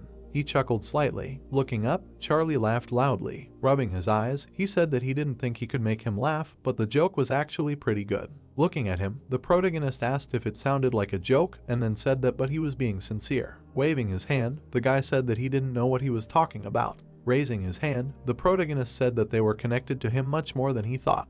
Closing his eyes, he added that he had always thought so too. Charlie stepped forward and asked what he thought about him sitting on the neck of a lady from the Tang clan, to which Sean replied that he was too hasty with his judgments of people. Approaching him, the guy asked why he was rushing to judge, what he was even talking about. Looking straight ahead, the protagonist thought that he had not encountered such people for a long time. He threw away all his manners as soon as they were alone. Charlie gritted his teeth. The thought arose that he also needed to study. Standing in the middle of the forest, the guy asked what he meant. He brought him here just to complain, to which the protagonist replied that if so, then let him return to the sect and talk to his teacher. Let him ask why. Leaving, he said that there was no point in talking about serious things with frivolous people. Charlie held his sword out and shouted, meaning they would fight. Looking at the weapon, Sean asked if he really wanted to end this argument with a fight. Grinning, the guy asked what was wrong and what was wrong. Scared, the hero raised his hands and said that he just didn't want to play these games with him. Turning around, he added that okay, if he had nothing else to say, he would go, and then thought that this should be enough to piss him off. Looking away, the protagonist thought, well, let him follow him so that he wouldn't hold back and start a fight. Charlie clenched his teeth in anger. A glow appeared around him and he shouted that how dare he just run away. Grinning, Sean thought that this is it. Turning around, he said that even a warrior like him couldn't control his emotions, to which the guy replied that if he was a worthy warrior, then he should stop talking and draw his sword. Standing in front of him, the protagonist said that he did not ask for such honorary titles from him, but in any case, he did not like to listen to his words, to which Charlie shouted that he had enough chatter and let him get his sword. Grabbing the weapon, the protagonist said that he should just let him clarify something. He tried to prevent this fight until the very end. Throwing the sword over his shoulder, he added that he also started it, to which the guy replied that okay, they will start. Suddenly, Sean jumped up. He swung his sword sharply. The hero's eyes lit up and he said that so, everything that would happen from this moment on his part was self-defense. The guy looked at him in surprise. Suddenly, the protagonist struck him. Charlie angrily clenched his teeth. Stretching his arms out to the sides, he shouted that only a coward would attack so suddenly. Throwing the weapon over his shoulder, Sean said that he was a coward. Raising his hand, he added that it was better not to say that. If this was a real fight, he would have lost his head already. Frowning, the guy said that he was a bastard. Rushing forward, he shouted that he should not joke with him. Charlie swung his sword sharply. Standing behind him, the hero asked what and was he joking. He struck the guy. Gritting his teeth, Charlie wheezed and thought about breathing. The guy fell to his knees. Looking straight ahead, the protagonist thought that the warrior had lost his sword. He did not admit his shortcomings. He kept finding excuses for himself. No wonder he was such a weakling. The guy was breathing heavily. Stretching his weapon forward, Sean said that at this rate, he would emerge victorious from this fight. Looking at him, the guy said that he should wait. Grinning, the hero asked why wait? A loud scream was heard in the middle of the forest. An eye slightly opened. The guy was lying on the ground. Suddenly he stood up. Charlie started to run away quickly. Turning around, he asked him what he thought he could get away with, said that he was a disciple of the Plum Blossom Blade Master, what he thought would happen when he returned and reported his actions. Looking away, the protagonist thought that even if he just looked at him, he didn't have the strength, so he decided to threaten him with his teacher's name.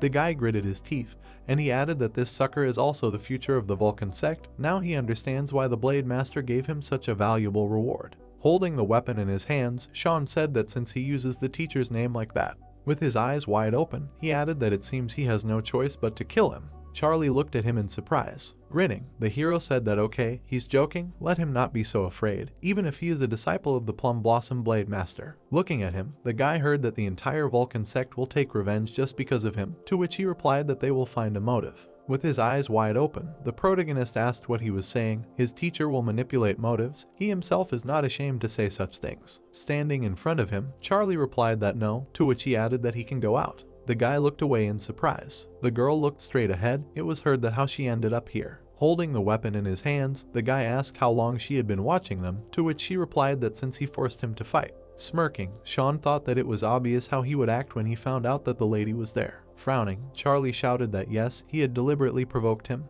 knowing that the lady was here, and also attacked suddenly like a true coward. Lowering his head, the hero asked why he was telling this story with a coward. Stretching his hand forward, he continued that everything happened because of a misunderstanding, so he considers it just an emotional quarrel. Maybe they will arrange a duel and she will judge them. Standing in front of him, Charlie said fine, as she says, to which the protagonist asked that maybe then the loser will serve the one who wins. Smirking, he said fine, that's what he was counting on, he accepts such a bet. Turning around, the guy thought that he was trying to jump over his head. He was careless last time and that's why he won, but this time it will be different. He is a disciple of the master of the Plum Blossom Blade. Charlie pulled out his weapon and thought that he too will become the next first sword of the Vulcan sect. Looking to the side, the girl said that then let the fight begin between brother Sean and the adept Charlie. Crossing his arms, the hero said that he should attack first. Grinning, the guy said yes, let him not hold back. A glow appeared around his weapon and he thought that 36 plum blossom swords. Rushing forward, Charlie used the skill 9 plum transformation. The protagonist's eye lit up. Lightning appeared around his hands. The thought arose that he was attacking without using a sword. Sean swung his fist. Grinning, the guy thought that he was an idiot. He thought that he could stop him with his bare hands. He opened his eyes in surprise. The protagonist extended his hand forward. Charlie looked at him in surprise and thought, but how can he attack with a sword someone who hasn't drawn his own? Rushing forward, the protagonist said, well, let him get it. A blow flew into the guy's face. He flew into the wall. Charlie rolled his eyes, and it was heard that the winner of this round was also heard. Sean grinned when he heard that he was the winner. A view of the dark sky opened up. The carriage was going straight. It was heard that it was shaking so much he would soon start to feel sick, to which the hero replied that they could not go on another road because of the Japanese pirates, so he should be patient. Looking out the window, he asked what he was doing. He didn't even know how to properly control a horse. Frowning, the guy thought about the fact that in the future he would become the strongest warrior of the Vulcan sect. He was not a cab driver. Looking straight ahead, he asked what the hell was that. The people stood in front of the cart. It was heard that they had no conscience. They were the first to notice this prey, but this was their territory. They violated their agreements. The man extended his hand forward and said that they should leave and not climb onto their land in the future. Let him watch his language. The hero frowned and thought, why don't these bandits take a break? He looked to the side. There was another cart next to them. The thought arose that someone else was going to where the Japanese pirates were raging. Someone from the cart addressed the warrior, to which he responded. The thought arose that these warriors too. The man looked angrily to the side. The thought arose that they had all reached the first level, and someone was already reaching the zenith level. A glow appeared around the warrior. The thought arose, what kind of person was in that cart? The girl looked out and said that she should decide this issue, to which the warrior responded approvingly. The hero watched them. He opened his eyes in surprise, hearing that he was crazy. People, looking at the warrior, shouted at this flag. Looking straight ahead, the protagonist wondered what it was. The warrior was sitting on a horse. The thought appeared that one emblem belonged to the imperial family and the other. A white flag appeared, and he added that the Chegel clan. Grinning, the girl said that she should leave the solution to this problem to them. Looking down, Sean thought that in his past life he asked them to help him destroy the pirates. The girl looked down. The thought appeared that then they sent their best warrior to help. So who is this girl? The girl was sitting in front of the hero, and he thought that then he gave that warrior from the clan the nickname Earth Dragon, but next to him fought a man, not a woman. Looking to the side, the protagonist said that he wanted to ask her for something. Two carts were standing next to each other. She heard that he wanted her to know who the lady in that cart was, to which he replied, what exactly? Looking straight ahead, Jacqueline asked what and what fell in love at first sight. Sean closed his eyes and answered that she should not talk nonsense. He could not even see her face because of the veil. The girl looked down and said that in fact she was also interested in who she was, but she was going to find out later. A bright sky appeared. The thought arose that who was sent instead of the Earth Dragon. It got dark outside. People were sitting by the fire. Jacqueline looked at the girl. Charlie was quickly eating food. Looking at him, the main character thought that he could not light a fire, did not know how to cook, how useless he was. The girl took a step forward and apologized. They looked at her, hearing that it seemed she was interrupting their meal, but they did not mind if she sat down next to them. The girl grinned and said that she wanted to talk to them.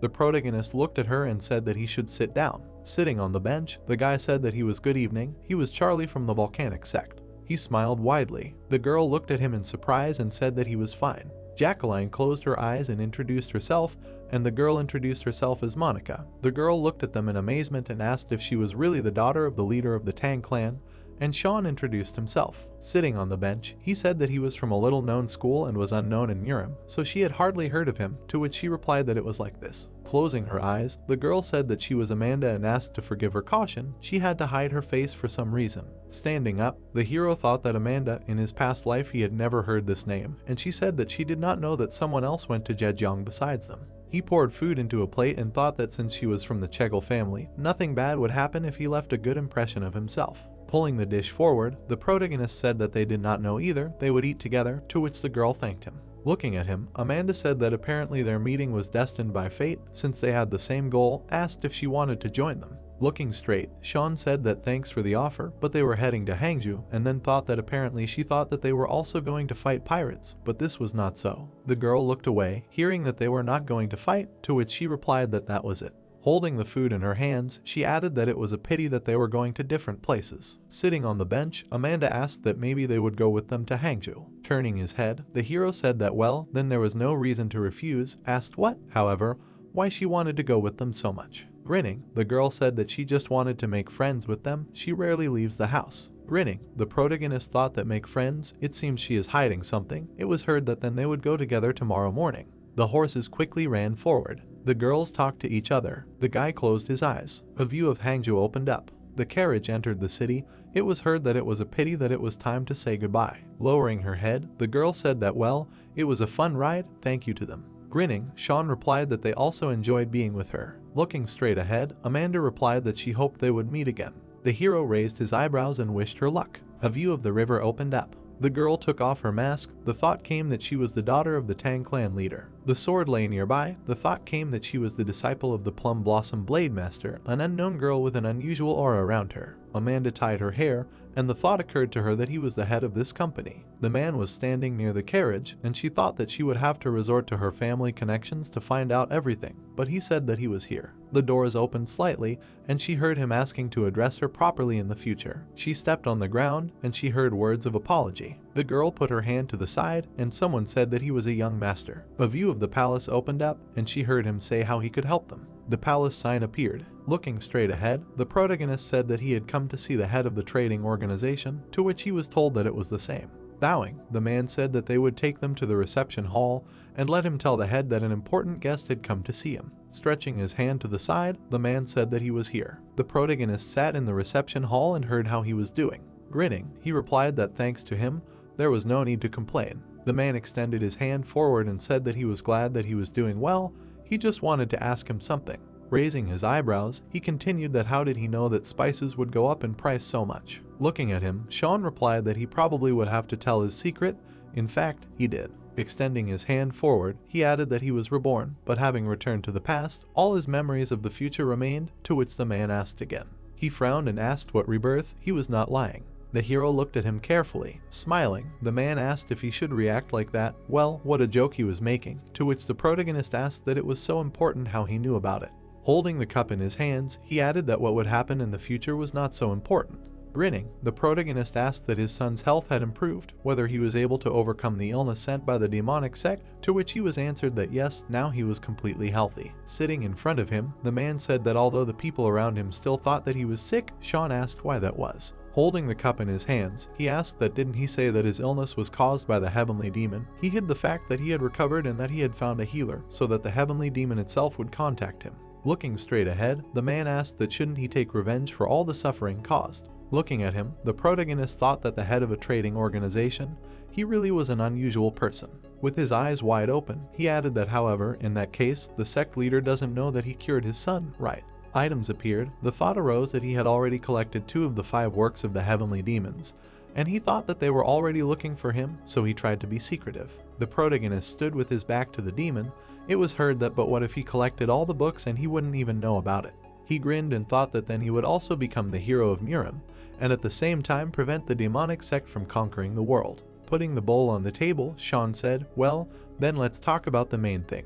Leaning on the table, he asked what about him investing in food and medicinal herbs this time. The head of the trading organization asked in surprise, what food and medicinal herbs? He wants to collect all the food and medicine for the sake of the war with the demonic sect. The protagonist folded his arms and said that he also wants to earn money by trading in Murim, but it will be difficult to do so, since strong trade relations have already been established in the market, so from now on it is necessary to invest in food and herbs. Sitting in front of him, the man answered that if not a war, is there really a lean year coming? To which the protagonist replied that exactly, in 3 years. The man lay on the ground, and he added that a great famine will come. Looking straight ahead, Sean said that even in Hanam, where Murim was founded. Frowning, the man said that hunger was speaking, asked that he really knew what would happen in the future. Grinning, the hero said that the decision was his. He tapped his fingers on the table and added that he would think about it. He could not make a decision based on one person's opinion. Looking straight ahead, the protagonist said that it was fine, but let him know that he would invest half of the income from selling spices into it.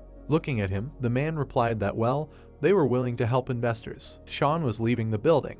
He looked away. Suddenly, someone addressed him. Going down the stairs, the hero asked what he was doing here, to which he was asked what he had been talking about for so long with the head of the trading organization. Looking away, the protagonist said that he found out how much he earned from selling spices and asked about his son's condition, to which the girl asked that he decided to visit him only because of this. Is he hiding something? Walking forward, Sean said that he did not have to tell her, to which she replied that yes, of course. Looking at him, the girl asked what and now where he was going so late, to which the hero replied that he needed to find someone.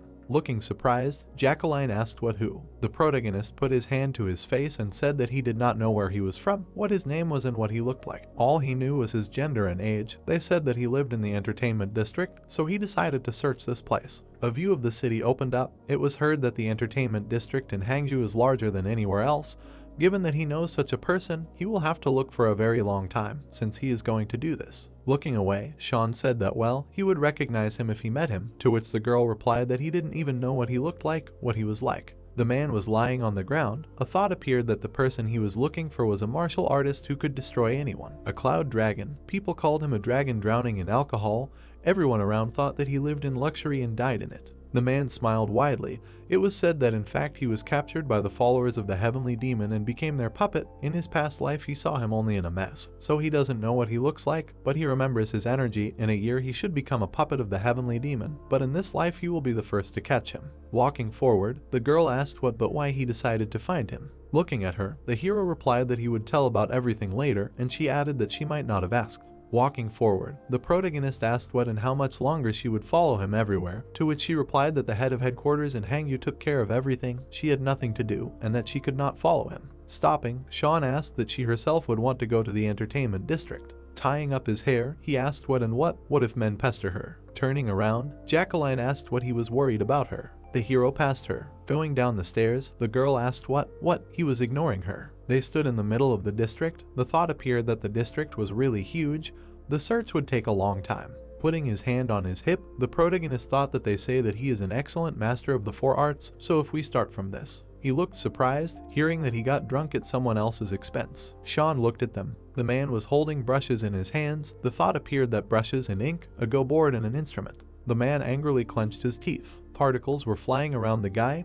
The thought arose at this energy. He grinned and shouted that another glass. The thought arose that a cloud dragon. The guy lowered his head, and the hero thought that in the Book of Warriors they wrote that he had a beautiful appearance. Looking at him, he added that although this energy was weak, it was exactly the same as the one he felt in his past life. Stretching his hand forward, the protagonist said that he would take this man. Looking at him in surprise, the man asked that he had completely lost his fear or something. Where did he decide to take the debtor of the Huanjin sect? Suddenly, a blow flew at him. Sean began to attack people. The man looked at him in fear. The thought arose that no matter what he said to them, they would not listen. The girl looked surprised, hearing that now they would find out who they were. Let him spare them and stop. People were lying on the ground. It was heard that that was fun. Looking at the girl, the hero turned to her, to which she responded. Holding the guy, he said that he should find information about him. The guy looked away, hearing that he had come to his senses. Having risen, he asked who he was, to which the protagonist replied that his name was Sean. Closing his eyes, he continued that he was passing by and it seemed to him that he had problems, so he decided to help, to which the guy replied that he simply lost consciousness because he had drunk too much.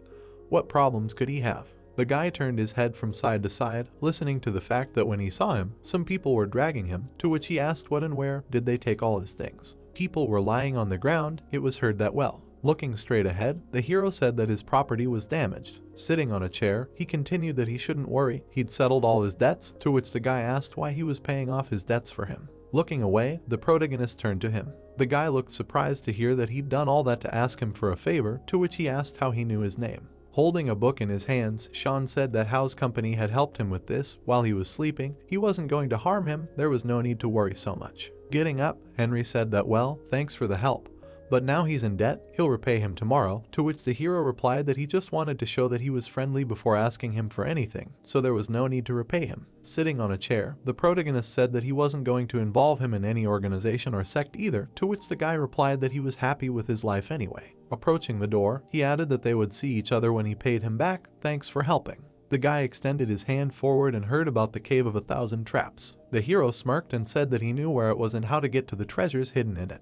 Henry frowned and thought that he not only paid off his debts, but now he was talking about the cave that he needed. Looking straight ahead, the protagonist said that he would pay him well if he helped neutralize the traps in the cave. The man walked in the middle of the street. Extending his hand forward, Sean asked that it might be difficult for him to trust him, but why should he lie to someone who could really help him? He certainly would not force him, so let him come when he thought everything over. The guy walked straight. It was heard that but he would wait for his consent. The thought arose that any trap breaker dreams of getting into the Cave of 1,000 Traps if he was telling the truth. He sat down on the bench and thought that he really wanted this. He promised himself not to return to the world of Murin. He broke ties with his family, left everything behind, including his love. He destroyed his life by devoting himself to base entertainment. Looking at his hands, Henry thought that he should give up. He had not used either his martial arts or his skill in breaking traps for 2 years. Looking to the side, he added that he would never be able to destroy the traps in the cave like that. Suddenly, a blow flew at the guy. Looking to the side, he thought no. Henry began to slowly close his eyes. Opening his eye, he asked where he was. The guy looked to the side, hearing that he had woken up. Looking surprised, he asked what he was. Sitting on the ground, Henry asked why the leader of the Huanjin sect needed him. The boy raised his eyebrows when he heard that his debts had to be paid, to which he replied that he understood. It was a little strange. Someone he had never seen before suddenly paid off all his debts. Sitting by the tree, Henry asked what was wrong. The main thing was that the debt was no longer there, to which he replied that the problem was. The boys lowered their heads. It was heard that he had beaten his men, pathetic idiots. Taking a step forward, the leader of the sect said that therefore he would have to pay them compensation, for example for the treatment of his warriors, to which he asked but why should he pay them?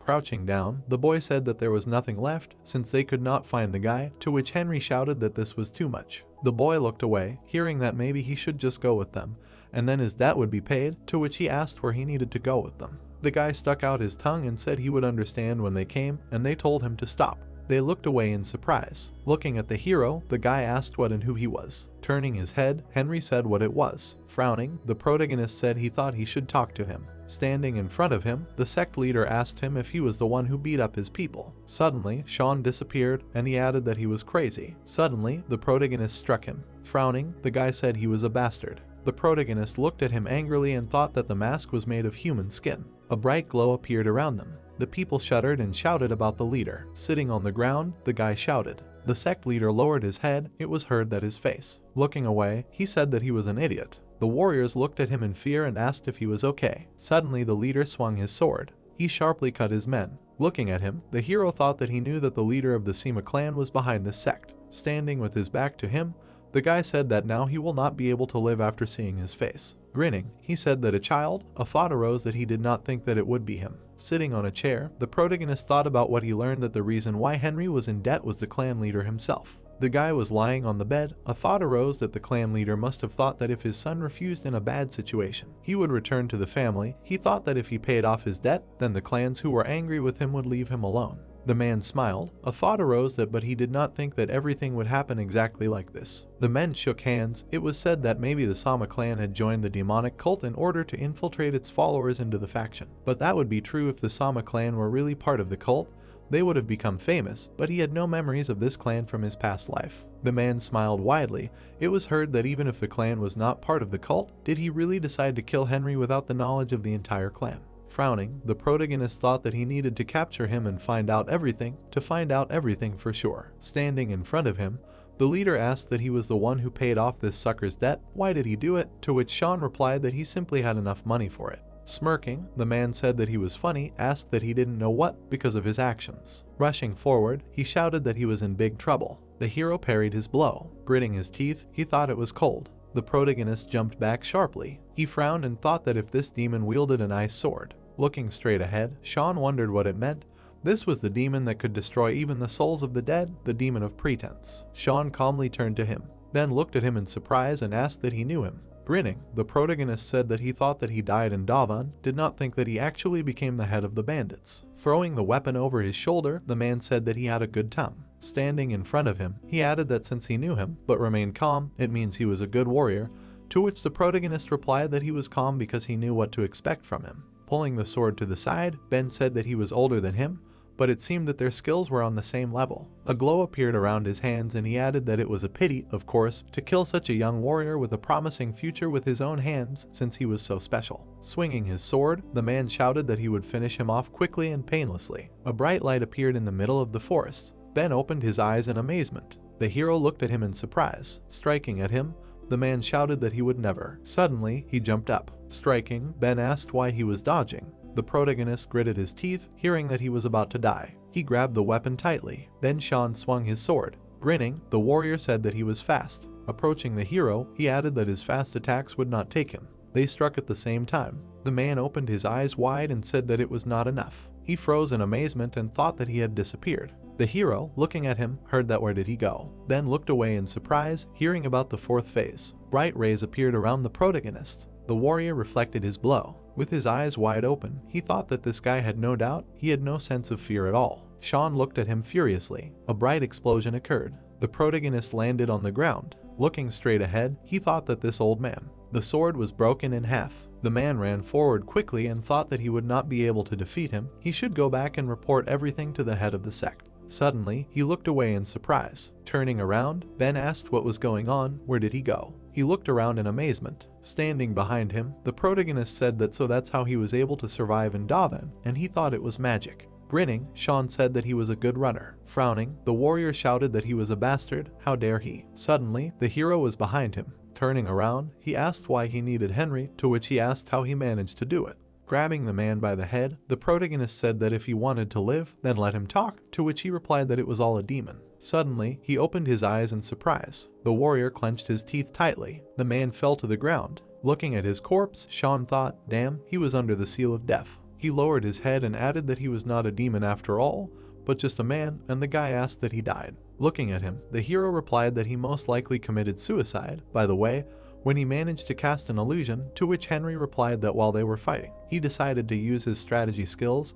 He was just trying to protect them, but he was glad that he was able to intimidate him like that. Looking at the guy, the protagonist thought that he could cast an illusion so quickly. Yes, he is a young genius, to which he replied that thank you for saving him. Looking at the man, Sean said that all this happened because he paid his debt, and he just did what he had to do, to which the guy asked what but who it really was. Looking to the side, the hero replied that he was a demon, to which he asked what but why. Let him answer only one question, the leader of the clan. The guy looked surprised, hearing that he had conspired with a demonic sect. Stretching his hand to the side, Henry asked what he wanted to say, that the one who had driven him into debt and the one who had set this gang on him was his father and the head of the clan, to which the protagonist replied, exactly. The man was lying in blood. It was heard that the man who had kidnapped him was a demon from the sect. The leader of the clan appeared. It was heard that for the sake of his goal he could have made a deal with the sect, but looking at Sean, the guy asked that isn't that strange, it's dangerous to conspire with them just to return him to his family. Putting his hand to his face, the hero thought that if he was mistaken and the Sama clan was not in collusion with the sect, then this man wanted to kidnap him without the knowledge of the head of the clan. Turning his head, the protagonist said that his family, to which Henry replied that he had long since abandoned that last name, so let him just call him Henry. Looking at him, he asked what he could find out about what happened in their family. Frowning, the guy asked that didn't he say that he found out everything about him, to which Sean replied that he was only given dry facts about him, without details. Looking at him, the hero said that he wanted to hear them from his lips, to which he replied that it would not be interesting. Looking at the corpse, he continued that he did not think that this was a good place for a conversation either. A view of the dark sky opened up. Sitting on a log, the protagonist said that he brought this because he could not have such a conversation sober. They would drink a glass. Looking at him, the boy replied that he was born into the family of the leader of the Sama clan. He was named heir as a child and received a strict education, to which the protagonist replied that it must have been hard for him. Lowering his head, he added that it wasn't that it was hard, he enjoyed being praised and called a genius that appeared once in 100 years. Henry drank alcohol. Looking down, he said that he learned everything, both magic and seals, and his successes delighted even his teacher, and he realized that he was an outstanding person. The problem was, raising his eyebrows, the boy added that this clouded his father's mind. The boy looked away. It was heard that with his help his father was trying to return the former greatness of the clan, since previous generations had failed to do so. People were walking near the gate. It was heard that this is why he wanted him to study in other schools, which was impossible since he could not pay, but he realized that his talent alone would not be enough for him to achieve what he wanted. The man looked straight ahead with an angry look. It was said that no matter how hard he tried, he could not get around the heirs of other clans, so the father began to borrow money and gamble and trade in opium to increase his wealth. Warriors stood in front of him. It was heard that, moreover, he secretly took in orphans for training, which he made a squad of killers. The guy grabbed his head. It was heard that he knew all this, but pretended not to understand anything. He reassured himself that he could not solve this problem alone. The man looked away, and Henry said that but the actions of the clan leader were getting out of control. He wanted to marry him to the daughter of the Guanmun clan leader so that they would become their allies, but he already had a lover. The girl looked straight, and he added that she was from their clan and helped him in difficult times. The guy looked at her. It was heard that they had sworn eternal friendship since childhood and promised to get married when they grew up. They held hands. It was said that he was head over heels in love with this girl. The guy grinned. It was heard that they both were waiting for their bright future together, and he asked his father to cancel the engagement, but neither he nor the Guanman clan agreed. Suddenly the memory cracked. Sitting on a log, Henry asked what he knew, what happened after that, to which the hero asked what he thought. He decided to intimidate him. Clutching his head, he added that it would be better if he really did it. With the help of his squad of assassins, he secretly killed the father of his beloved. Sean opened his eyes in surprise. The girl held the man in her arms. It was said that he realized that their love was over when he saw her dying father in her arms. Henry looked at them. It was said that he also realized that he was just a pawn, so he had no choice but to leave the clan. The guy stood in the rain. It was heard that then something inside him broke. They stood with their backs to each other. He could not see her anymore. How could he, the son of a killer, appear in front of her? Looking down, Henry said that so he went to his father, said that he was leaving and ran away. The hero looked at him, hearing what and how he knows. After that he lived in continuous entertainment. Frowning, he said that but what happened to his beloved? Maybe she is a hostage of his father. The people stood with their backs to each other. It was heard that he was trying to find out where she was. Fortunately, he found out that she became an apprentice in the shaman faction. In front of them, a waterfall was pouring. It was heard that this is how. Looking straight ahead, the guy said that of course he felt sorry for himself, but such a life is not bad. A tear appeared in his eye and he added that because now no one suffers because of him. The protagonist looked away. Henry wiped his tears and said that he was ashamed that he saw his tears. Turning his head, he said that okay, stop talking, they'd better drink. Looking at him, Sean replied that he didn't think his father would leave him alone. The guy looked at him angrily. A man appeared behind him. It was heard that maybe he would come out of the shadows and deal with his father. Looking away, Henry said that it was impossible. Looking at him, the hero asked what he wanted. He was going with him. The guy turned his head and replied that but then he would become an enemy for the Sama clan and his allies, then the squad of father's killers would try to deal with him. The protagonist drank alcohol. He abruptly hit the log with his hand. Looking at him, Henry asked where he was going. Sean grabbed his weapon. He looked away, hearing that and why the sword. Suddenly the hero swung his weapon. A blow flew across the rock. The guy opened his eyes in surprise and said what it was. He looked away, hearing that he said that he could be killed. However, a destroyed rock appeared. It was heard that he himself could wipe the Sama clan off the face of the earth. The protagonist held out his hand and said that he needed him, that with him he would find wealth, fame, and power. The boy's eyes widened when he heard that even after they restored justice, he would give him everything. Grinning, Sean asked that he therefore trusted him with his future. The people stood in front of each other and introduced themselves. Henry closed his eyes and introduced himself and said that he was glad to meet them.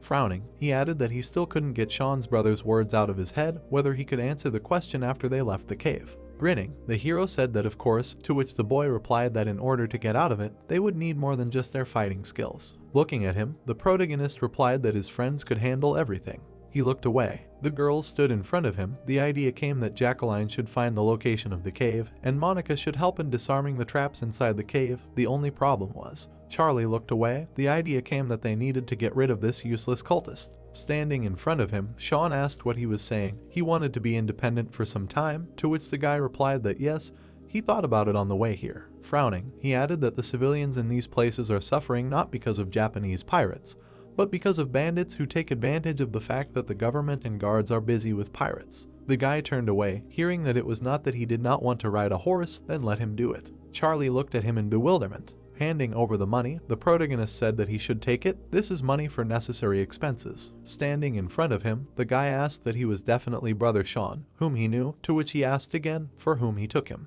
The protagonist, looking straight, heard that the one who was just waiting for the moment to him. Looking at the money, Charlie said that he would take it, thank you. Grinning, Sean thought that most likely helping people was just an excuse to run away from him, but then the problem was solved easier than he thought. The man walked through a huge hall. Kneeling down, he said that he came with a report, to which he was asked what was the matter. Lowering his head, the guy said that the matter was that he sent his people, since they could not connect with the bloodthirsty demon ghost. The man frowned, hearing that he had covered his tracks well when he went to meet him, but they were unable to contact him either. Looking at the guy, he heard that perhaps the leader of the Sama clan was involved in this, to which he replied that it was most likely so. The man tapped his fingers, hearing that however it was strange that the bloodthirsty ghost demon had disappeared, the man sent by him had disappeared without a trace. Raising his hand, he said that but the leader of the Sama clan did not know anything about their plans either. He could not have gotten rid of their man so easily, it seemed. Frowning, the man said that someone else was behind this. A view of the mountains opened up. Someone shouted that it was a dead end again.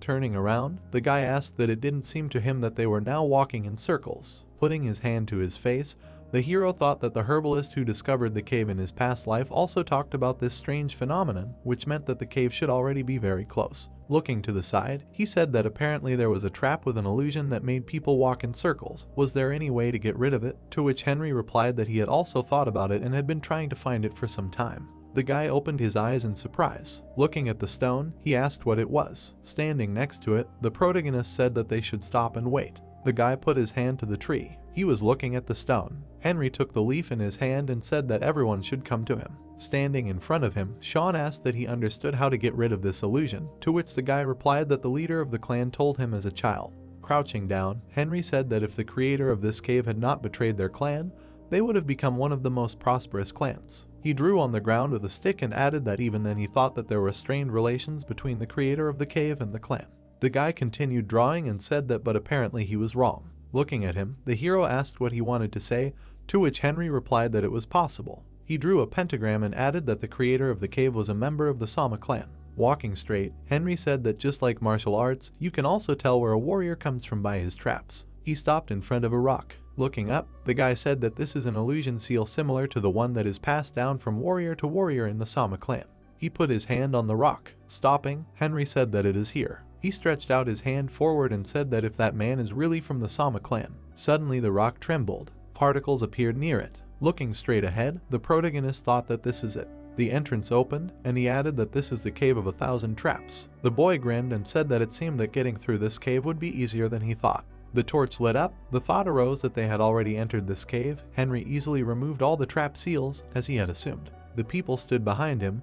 It was said that a mechanical trap set up throughout the cave. The spikes suddenly jumped out of the ground. It was heard that they were removed by Monica. The girl ducked. It was heard that in this way, standing in front of them, the boy said that this was the last door, but there was a problem. Looking to the side, he added that this seal cannot be removed without entering the magical center. Waving his hand, the hero replied that he would go there then, to which he replied that he could not just go so easily. If something went wrong, he would part with his life. Looking straight ahead, the protagonist thought that he still trusted him. Taking a step forward, he added that this was much more important than any riches of this cave. The guy looked at him in surprise, wondering what he would have to show him. Sean grinned and told him not to worry, then wondered what kind of person he would trust with his future. Then we see the protagonist with his comrades in the sand cave.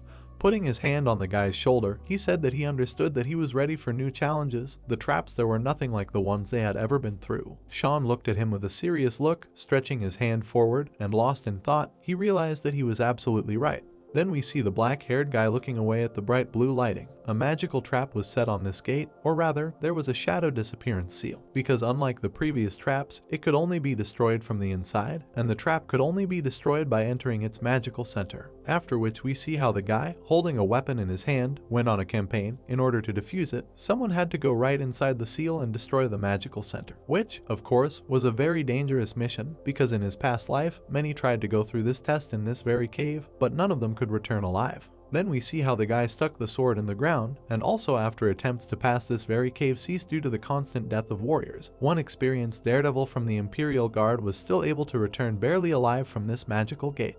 After which we see how the knight, holding his stomach and leaning on his weapon, with a battered face looked forward. His skills were at the level of an ascendant, and he was incredibly strong. Sean looked ahead with a menacing look and grabbed his weapon, lost in thought. He realized that he had been postponing the attempt to pass this cave all this time because he first wanted to reach the level necessary for this so as not to risk his health as well as the health of his comrades. After which we see how mine began to free itself and went through the closed wall.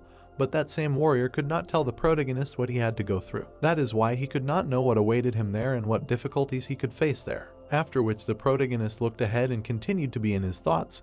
He realized that if this very trap could almost kill a warrior of such a high level, then he might have a very hard time. Then Sean smiled and realized that he could not just give up because of this whole situation. After which he went forward, and his comrade looked back in surprise. The protagonist said that if the seal could only be removed by destroying its magical centers, then he would be the one who would dare to do this difficult deed. Then Sean stopped in front of a huge wall and said that his comrades should just leave this task to him. The guy in the white kimono extended his hand forward and said that he should wait. The protagonist in turn turned his head and stood still. The protagonist's comrade took out some object from under the kimono and held it in his hands, after which he said that he would go with him. He hit his hand with the fan and with a menacing look and incredible aura said that with it, Sean would understand faster what method of destroying the center needed to be used in this situation. The protagonist looked at this whole picture with a smile and said that they had come to an agreement. The guy in the kimono turned to the girls and said that only a very small number of people could enter the seal, which is why he asked them to stay here and protect this place from possible danger. The girls at this time stood and silently looked forward, nodding their heads, after which the protagonist's comrade went forward and said that he could open the door. Then he put his hand forward and began to concentrate energy in his hand, leaning on the wall.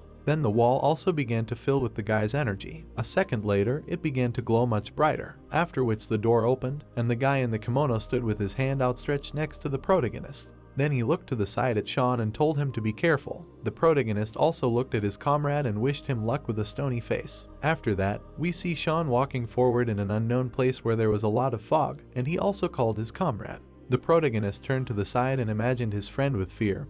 He was lost in thought, realized that his comrade had disappeared as soon as the door opened, and he was left here completely one. Then he confidently turned his head to the other side and looked forward. The protagonist continued to confidently walk while an unknown guy was watching him.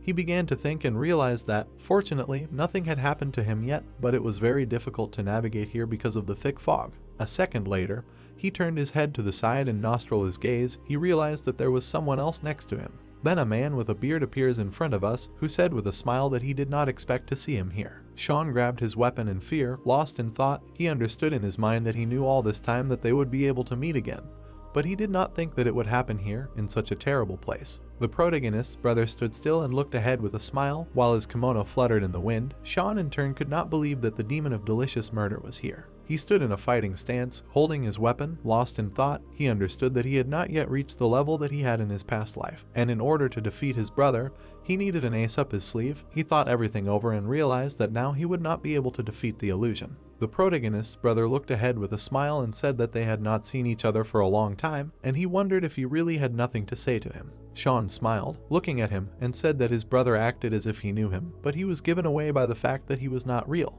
The protagonist tensed up and his face changed. He again sank into his thoughts and realized that it could not be real. He did not understand that his brother knew him in this life, after which he realized that it was an illusion that was created by this magical trap. Then Sean's brother put his hand to the side and with a confident face said that he was very happy to see him again after so long. His face was mad, and he wondered why he looked more scared than happy. After which Sean, standing in front of his enemy, pulled out a katana in front of him. It seemed to him that in this life he had a disgusting character. But his brother immediately asked if it was not natural, because he was a product of all the memories that were in this world. The protagonist looked ahead with a confident face and began to think about everything. He realized that the demon was an illusion without a real physical body, but he did not understand what would happen if he died in this trap at his hands. Then screams were heard from behind, and Sean looked to the side and saw his friend walking with his hand outstretched. The protagonist put his hand out to the side in front of his comrade and his brother and told them not to come too close because it was very dangerous. The illusion at this time with a stone face, with his hands folded in front of him, listened to what Sean was saying. He understood that no matter what, this person was not real, but just an illusion, and this was just a trick of a magical trap.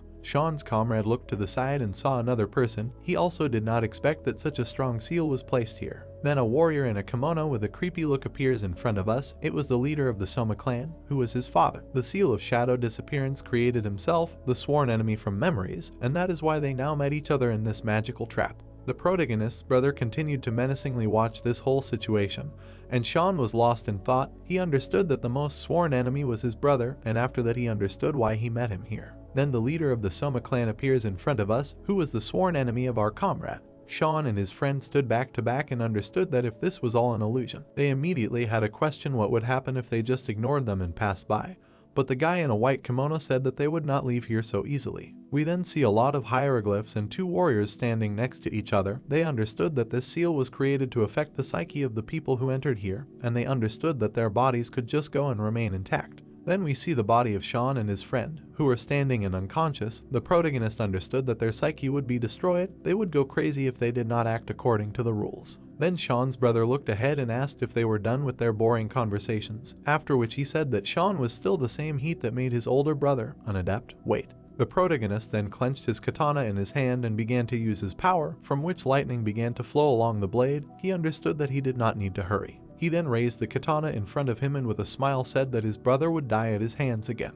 The illusion then began to laugh loudly while the protagonist held the katana in front of him. The protagonist's brother looked away with a smile and said that he still couldn't bluff. The illusion then stood still and looked forward, after which he began to use his power, and debris began to fall from above. Everything was enveloped in his evil aura. He said that the protagonist would not be able to do anything to him, even if he could not reach the previous level of skill. He then clenched his hand into a fist and delivered a powerful punch. His face was absolutely calm and confident. Sean at this time stood stoic, holding the katana in his hands, and with a tired look he was lost in thought. He realized that his enemy's strength was simply incredible, and even knowing all the techniques used on him that his enemy had did not help with the difference in levels that they were now. Sean gritted his teeth as sweat trickled down his chin, and he also realized that his enemy knew his attacks well. At that time, the illusion with a menacing face clenched a fist in his hand, from which incredible energy emanated. Then he said that he was still his brother, an adept. And then he took a step forward, from which the ground began to crack. He jumped and rushed forward, swinging his fist and opening his mouth wide. He said that he would kill him without unnecessary pain.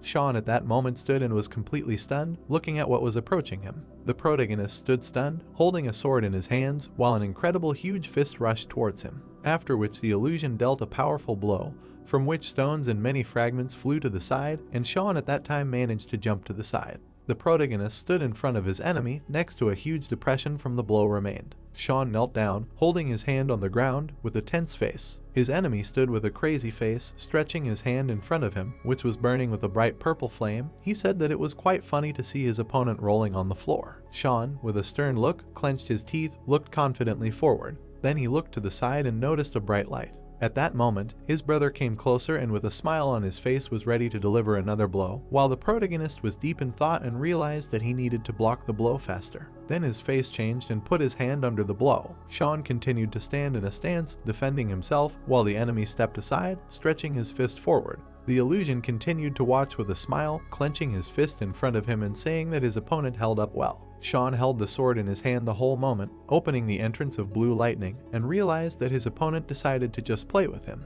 He then jumped forward towards his enemy and realized that now was his perfect chance to strike. He rushed forward towards his enemy, making a slash, but the illusion just calmly stepped back. Then Sean with a confident face, but not yet one slash attack, leaving a bright blue trail behind him. Then the protagonist was behind the illusion and swung to deliver the killing blow, while his enemy was not expecting anything. Sean slashed at his brother's arm, but the latter with a calm face extended his hand to his shoulder and asked if that was his best attack. He then pressed his hand to the protagonist's sword and easily held his attack. His enemy continued to hold his hand near his shoulder, and Sean swung again to deliver an attack, but his enemy was extremely disappointed. A second later, he turned around with a mad face to strike with his hand. He decided to teach him how to fight like a real warrior. He then slashed at the protagonist, who was in the air at that moment. The blow was so powerful that Sean flew back. The protagonist landed on the ground, his hand on the floor. He was lost in thought and realized that his opponent had repelled all his attacks without the phases of the moon. He then suddenly rushed forward and disappeared from sight, leaving a lightning trail behind him. He realized that it was time to use the art of the white lightning body of the King of the Fist, which he had mastered to its full power. He closed in on his enemy and, clenching his fist, was ready to deliver a fatal attack.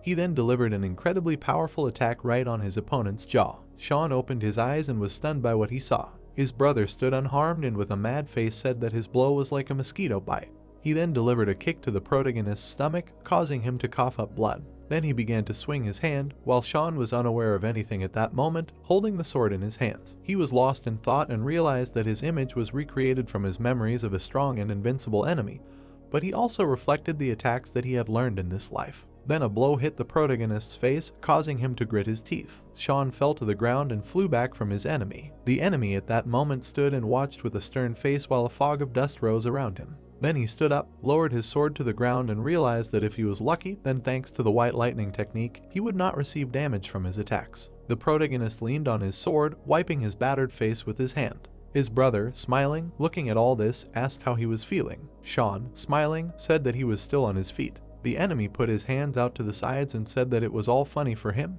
because in this life he would still die from his hand. Then his gaze changed and was scared. The protagonist said, remind him when he was able to die from his hand.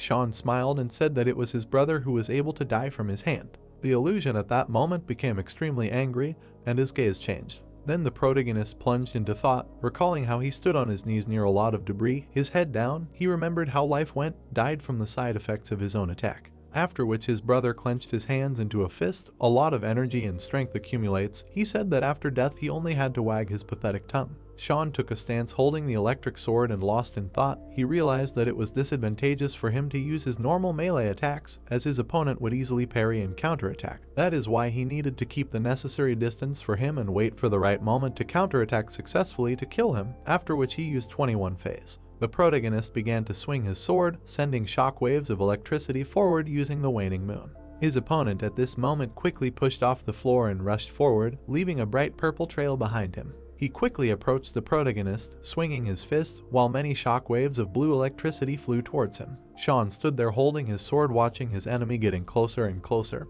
He started thinking again and realized that his enemy was just crazy, because he was running at him without even trying to reflect his strong attack, because he understood that his enemy loved to corner his opponent and enjoy every moment, mocking him more and more. His brother put his fist in front of him and was about to hit. The protagonist at that moment understood that such a person was rushing with his whole body now to deliver a deadly attack. Sean watched with sweat on his face, looking forward as a deadly shockwave was approaching him. He could not understand why his enemy was so persistent in trying to kill him with a sudden attack. Then the protagonist failed, swinging his sword, pushing his enemy to the floor. His brother at that moment looked down with a fierce face, and Sean could not understand why he was so persistent. The protagonist held the sword in his hand, observing the situation. Lost in his thoughts, he assumed that he did not understand something in this battle, but the way he tried to threaten him made him tremble with fear. Then the protagonist's brother put out his hand and grabbed his face, which made him extremely surprised. He said that he understood everything and would not let him play with him anymore. Then he knocked Sean to the ground and slammed him into the floor. He swung his two hands while incredibly evil energy came from him. The protagonist's comrade looked to the side and saw how he was being pinned to the ground by a hand. Then his father with a calm face said that it was already over with him, so he had to give up, because he did not want to kill him. But the guy in the white kimono asked how long he would pretend to be a caring father. Then he began to look forward with a confident face, gathering all the energy inside his body. He would not change anything by killing him here. The protagonist's comrade stood up, spread his arms in his hands, and said that this was why he would kill him today. After that, a scream was heard, and the protagonist's comrade looked away in surprise. He turned his head and saw brother Sean standing there without a hand, asking what he was doing. The protagonist stood there holding a sword in his hands and was enveloped in an incredible bright aura. He was lost in thought and realized that he was a friend, as he was holding a steel sword now.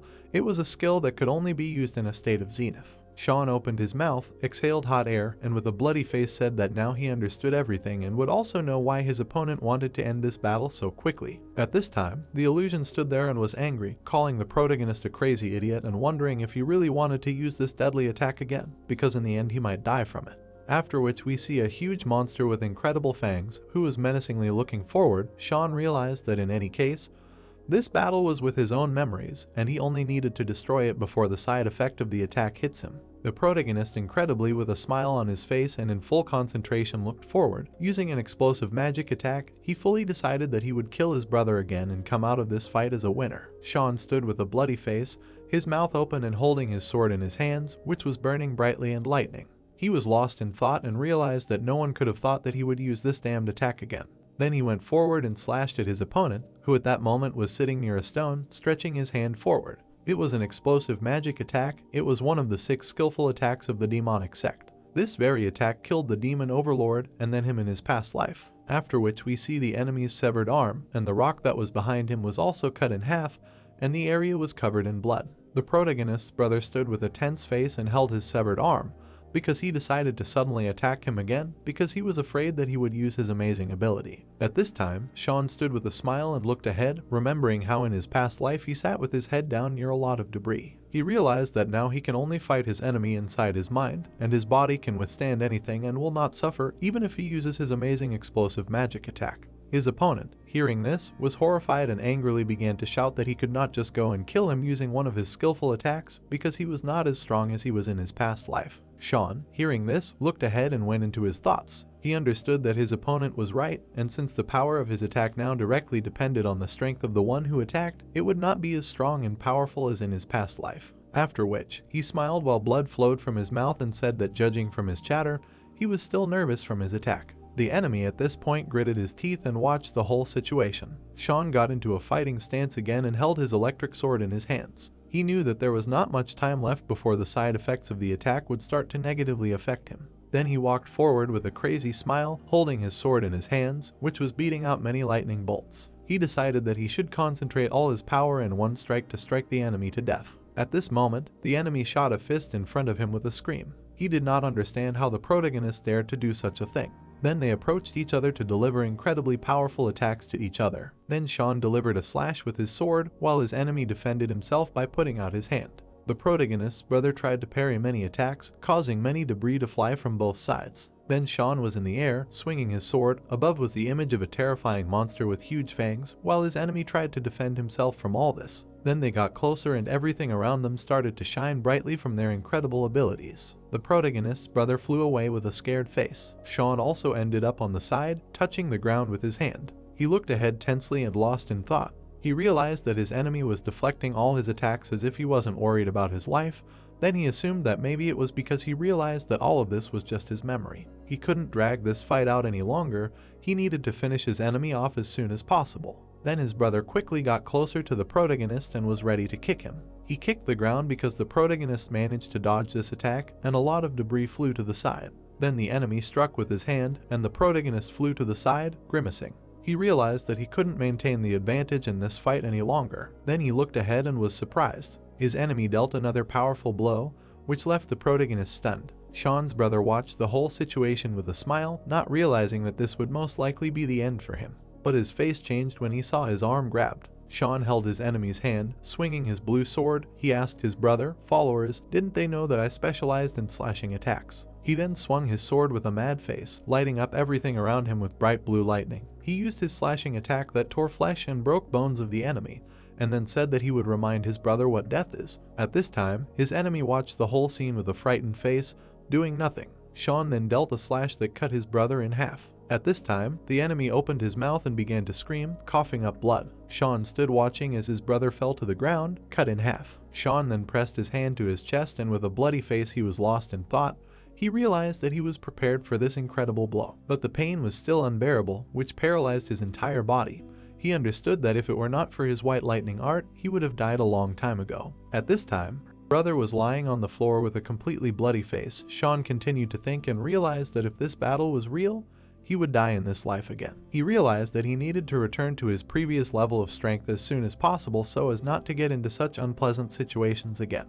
He turned his head to the side and saw his comrade, swinging his faithful, fighting with his father. He understood that his comrade was barely coping with his task, and he needed to deal with the leader of the Sama clan and destroy the magic center of his seal. After which the protagonist made a face, clenched his teeth, and started coughing up blood. He fell to his knees with his mouth open. These were the side effects of his attack. After which we are transported to a sand cave, where a girl squatted and looked down, and another stood and looked at her. She asked why their comrade still did not come out of the magical gate. After which the gate opened, and a bright light came from there. The girls looked towards the gate and were surprised. The protagonist, along with his comrade, holding his hand, came out of there. They approached the girls, who asked what happened inside, because they looked completely unharmed. Sean said that they would tell them everything about everything after they rested a little. Then the protagonist crouched down, putting his sword on the floor, after which he lay down, throwing his hands behind his head, while his comrade was sitting next to him, his head down. He was immersed in his thoughts and began to ponder. He realized that he really almost died in that magical trap, and if the creator of the cave conceived such a trap that directly affected their minds,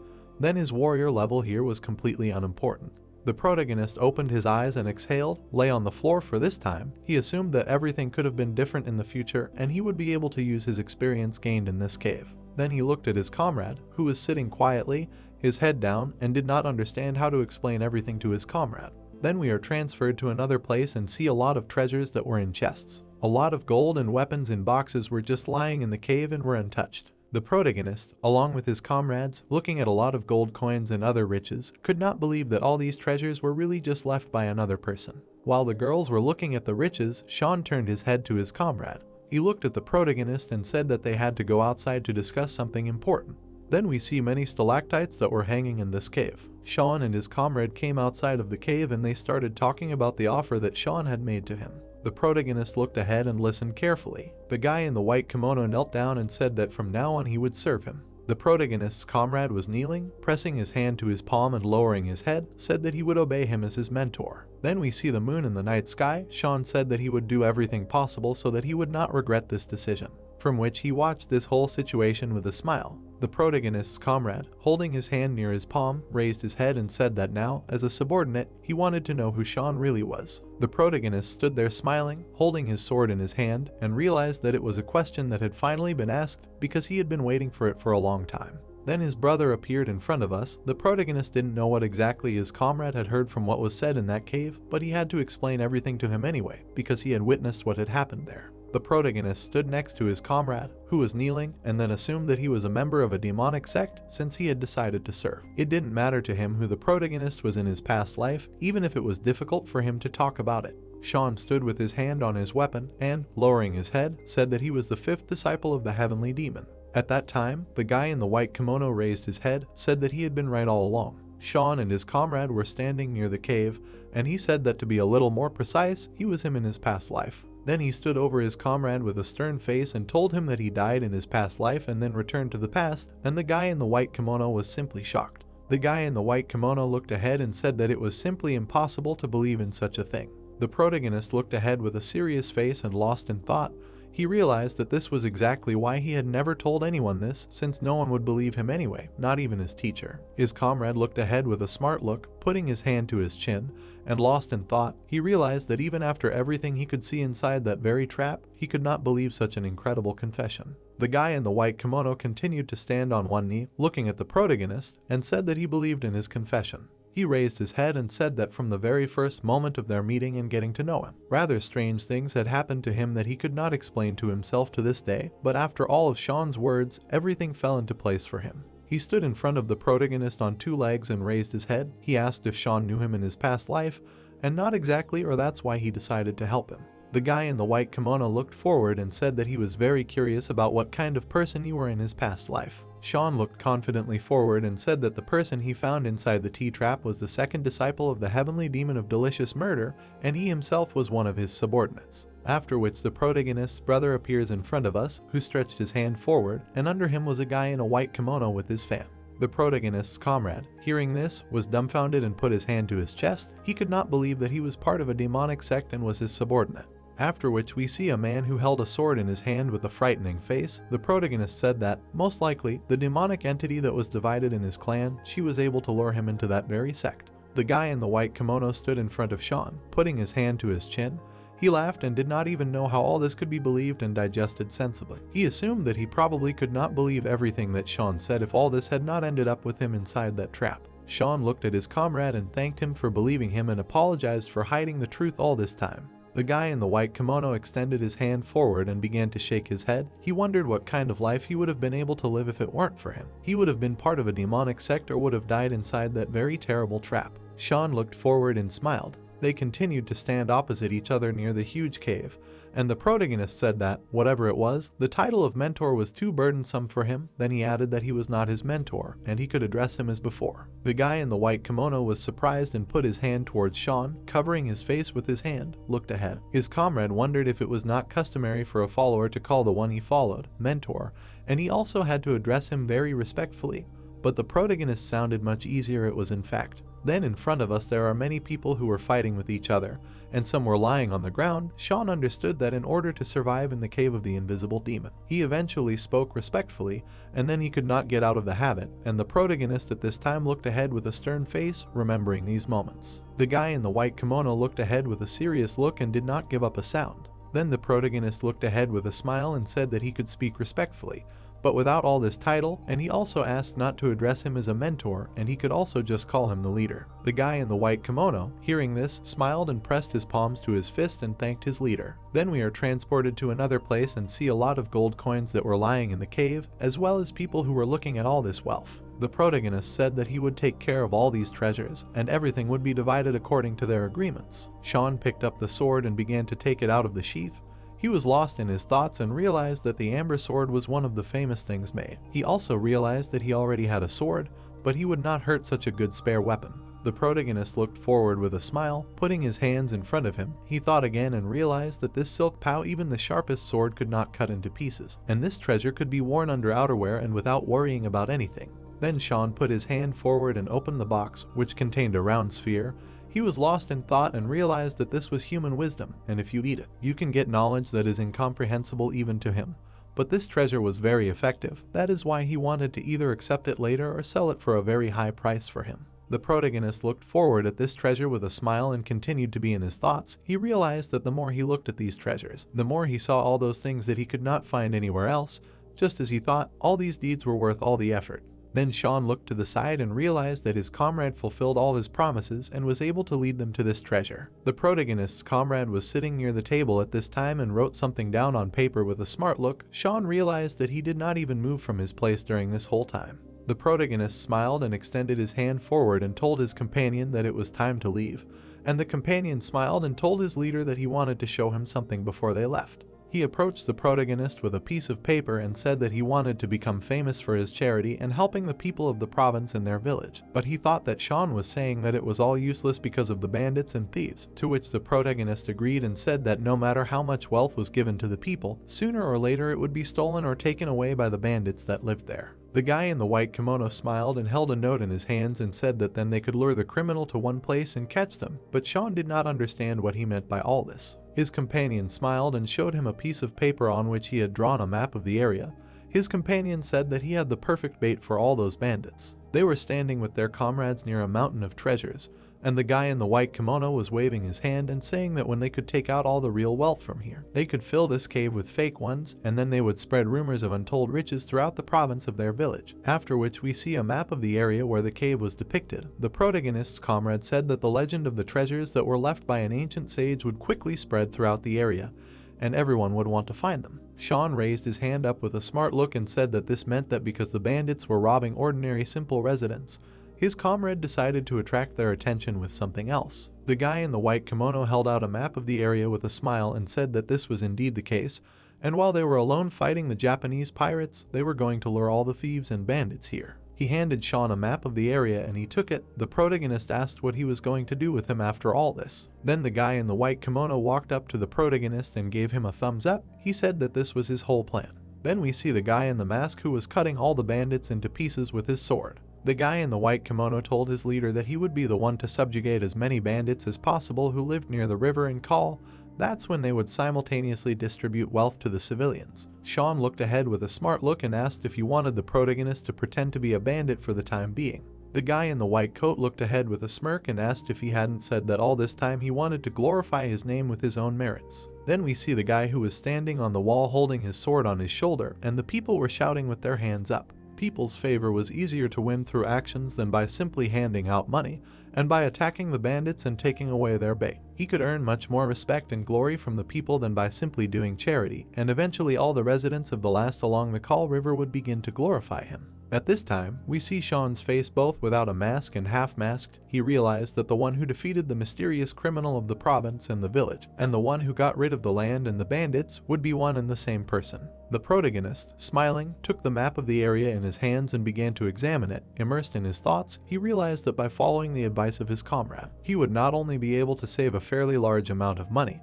but he would also be able to gain a good reputation among the common people. He began to fold the map of the area in his hands and realized that he had come up with all this in such a short amount of time, and this plan was truly incredibly transparent.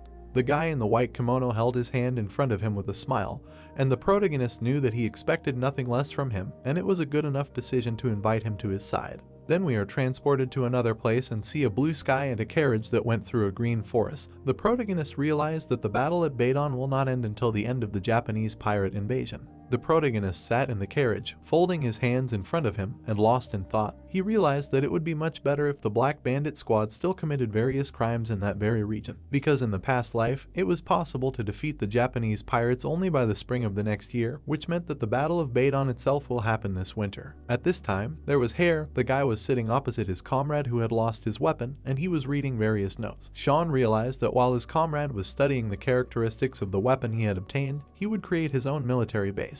The girls were sitting and doing their own thing at the time. Sean realized that this was when everything would be ready. They would spread rumors about the treasure throughout the province. The protagonist began to yawn, covering his mouth with his hand, and realized that while he had free time, he would sleep a little. Then he was called out, and with a stony face he realized that these were more bandits. Then the carriage stopped, and the protagonist jumped out. Sean slowly walked towards the bandits, who were standing near the carriage. Many people stood ready to fight, while the protagonist slowly moved forward. The bandits smiled, and one of them said that if they all wanted to save their lives, they should get off the carriage and run away from here. Sean confidently walked forward, grabbing his weapon on his belt. He was lost in thought and realized that this time the bandits got straight to business. Then the protagonist hesitated and looked ahead in surprise, after which we see one of the bandits standing there cold-bloodedly while his comrades were having fun. Sean did not understand what he was doing among these bandits. Sean, with an angry look, asked if Charlie had decided to rob people now. The guy was taken aback by his words. They stood opposite each other and discussed that Charlie was tired of the life of a cult follower and he had the impression that he had decided to live freely as a bandit, to which Charlie stated that his circumstances simply turned out that way. The enraged man said that he asked if the cart belonged to him. The protagonist began to take out his blade and said that they would discuss everything with Charlie properly when he dealt with them. Charlie looked at the man, who asked if Sean had lost his fear and told him not to do it, because he could find out everything if he went to these guys' base. A powerful aura began to emanate from the protagonist. The warriors were taken aback by Sean's energy, and Charlie emphasized that he did not have to kill them, he could just suppress them or at least leave the leader alive. Holding onto the blade, the protagonist assumed that he could handle this gang.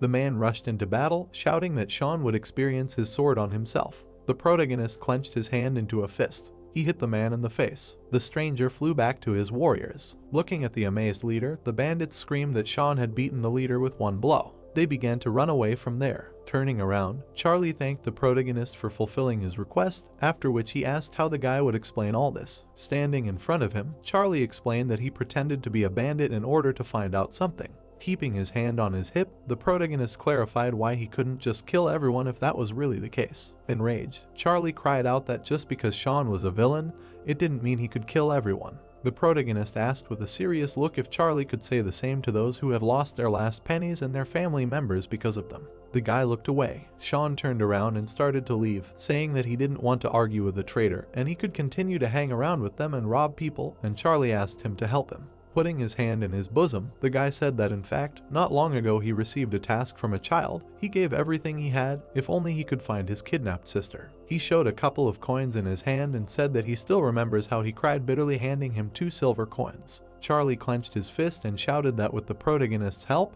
they would definitely save this kidnapped girl. Sean looked at him and thought that for a man who looked down on others simply because he was an adept of the Vulcan cult, he was reacting so emotionally to such a request from a child. You can't even understand what Charlie is really like. Standing in front of him, the protagonist asked if he had a plan, to which he received a negative answer. Charlie held a strand of hair and heard Sean ask if there was information about the location of the headquarters of these bandits, their number, the place where they were holding the kidnapped people, after which he replied that he tried to infiltrate their ranks and find out. Crossing his arms, the protagonist asked if he at least found out what they would do with the kidnapped people and what they would do if they killed all the prisoners for revenge, and why ask for help without having either a plan or information. Charlie spread his hands and stated that this is why he was asking him for help. Sean closed his eyes and replied that he would help him only if Charlie gave him his reward badge. Charlie was taken aback and cried out that he would give it to him if he needed it and swear by his life. The protagonist opened one eye and thought that they would still encounter him anyway if they continued to be enemies, but this way he could get his badge just for helping him, after which he said that if it came to fighting evil and helping the victims, he would help him. Joyful, Charlie began to thank him. Grinning, Sean thought that he should deal with the bandits and the followers of the demonic sect alone, so he would gain experience, which was quite good, after which he declared that he would deal with the bandits, and Charlie would free the kidnapped people. The dumbfounded bandits screamed. They were being attacked at the eastern gate. Charlie sat on the roof and noted that while the enemies were distracted, he needed to quickly free the people. He jumped off the roof. The guards stood in front of the building and discussed how the enemy would not be able to break through and reach this place, because 5 would do nothing against 100 people. Charlie landed between them. The bandits were taken aback by this. Enraged, Charlie pulled his blade out of its sheath. Blood began to spurt from the bandits. Looking at the corpses, he said that there was one less problem. Charlie began to search the corpses and noted that now they needed to find the key to the prison. He threw the clothes off the people. The guy examined them and emphasized that he thought the guards would have the keys and breaking the door would be too risky. Holding his chin, Charlie reasoned that there were people inside, and other bandits could hear the sound, and he did not know what to do. The girl came up to him and asked if this was what he was looking for. Jacqueline, with a smile on her face, said that she had gotten them. Dumbfounded, Charlie asked where she had found them, to which he received the answer that she specialized in this. Holding the keys in her hand, Jacqueline assumed that they did not have time to rest and talk. Looking at the sky, Charlie suggested that they free the people first. They led the prisoners outside. The guy approached Jacqueline and said that it was dangerous to take the hostages out the back gate because there was a chance that the bandits would try to stop them, after which the girl asked her not to worry about it. She happily emphasized that Charlie would understand everything when he saw it. The guy was shocked. The girl waved her hand and asked to go through there. Charlie looked at Monica and asked if it was her. Henry closed his eyes and said that fortunately, everything went according to plan. He approached the girls and said that in case the bandits decided to follow them, he set a trap seal on this road. Looking at them, Charlie wondered how Sean managed to find such talented people, noting that these three were definitely not ordinary people. Charlie, taken aback, cried out that if no one was going to follow them, then all the bandits were heading for the main character. He jumped up from the ground, saying that no matter how strong Sean was, he wouldn't be able to handle hundreds of bandits. Moving at great speed, Charlie reasoned that there were at least a couple hundred bandits left. He ran through the settlement and asked for everything to be okay. The guy was suddenly surprised. The main character was sitting on a pile of corpses. He asked with a satisfied look if they had already saved the hostages. Looking at him, Charlie thought that when everyone around praised him as an outstanding warrior, he thought he was special, but he was a nobody. The guys looked at each other. Looking at the building, the guy asked if he could discuss something with Sean. Standing before him, he explained that by pretending to be a bandit, he realized his inadequacy, and that by leaving the Volcano faction and joining Muram, he had met many talented people. He introduced the boys and suggested that he now understood the teacher's instructions to be strict with himself and to remain humble. Squinting, the protagonist thought about this kid who was nothing but proud. Placing his hand on his chest, Charlie said that this was why the teacher wanted him to go to Muram with Sean, because the only way to truly learn something was to step outside the door. Clenching his fist, the boy noted that he wanted to become strong. He wanted to be a student that the teacher would not be ashamed of. He knew that the protagonist hated him, but he had to become his trainer. Charlie knelt down and folded his hands. Sean stood up from his chair. Standing over him, he stated that he was going to do this anyway, after which Charlie asked again. The protagonist calmly repeated what he said, that he was going to train him anyway. Charlie was shocked by what he heard. Sean, with a serious face, emphasized the fact that he needed to prepare him for the winter attack one way or another. The protagonist placed a hand on his shoulder and thought that he was worried about what would happen to him if Charlie was not trained, but he was the first to bend over and ask to be his mentor. Smiling, Sean emphasized that he would be happy to help him. Standing in the training room, the protagonist stated that Charlie's main weakness was his lack of experience, so he would give him special training to improve his use of combat techniques. Frowning, the guy clarified if they were just going to fight each other. The protagonist took up his blade and replied that Charlie was quite smart, after which the guy asked him to admit that he just wanted to beat him up. Sean, with a satisfied look, asked if Charlie had ever said that he wanted to be strong, noting that fighting was the fastest way to achieve this goal. The protagonist threw the blade over his shoulder and said that from now on he would attack him during training, even while resting at the inn, while he was eating, and while he was sleeping. Charlie was shocked by what he heard. He asked with a puzzled look if the protagonist wanted to kill him. Blue mana began to hover around Sean. He rushed at the guy, saying that if he wanted to make up for his lack of experience in a short period of time, there was no other way to train. Charlie dodged the protagonist's attack. He grabbed the blade. The guy tried to attack the protagonist while he was saying that it was obvious. Sean hit him in the back. Charlie fell face down on the floor. He asked with an enraged look if his nose was bleeding. Getting up, the guy screamed that the protagonist had attacked him from behind like a coward. Holding the sword in front of him, Sean informed him that he had 30 seconds to attack back. If he could hold out for that long after that, the training would be over, but if he didn't get up, he would be beaten. Charlie winced at what he heard. Looking at him, the protagonist ordered him to fight without rest.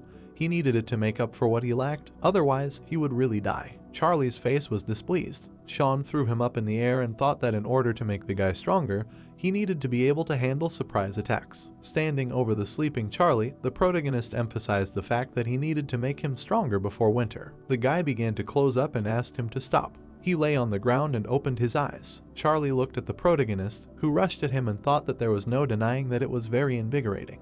It was snowing outside while Henry was saying that the magic traps would be completed soon, and Sean noted that once he created a fake martial arts manual, they would be ready to attack. Sitting at the table, the protagonist said that once the preparations were completed, they could attack the headquarters in Baydon. He thought the Black Bandit squad would be furious when they saw him. Looking at the documents, Sean said that weapon mastery, combat techniques, and attack repulsion techniques would not be difficult to write down since he knew them from his past life. The problem was that they were all demonic sect techniques. Holding his chin, the protagonist noted that he was not even talking about the fact that the author of many of them was a heavenly demon, so his greatest fear was attracting the attention of the demonic sect. Henry asked with a satisfied look if it was worth keeping them from using these techniques. He extended his hand and said that if they were tempted to use demonic techniques, a magic seal could be placed that would prevent them from doing so. The protagonist who took the brush in his hand and asked if he should make the tutorial more interesting if he had to create it.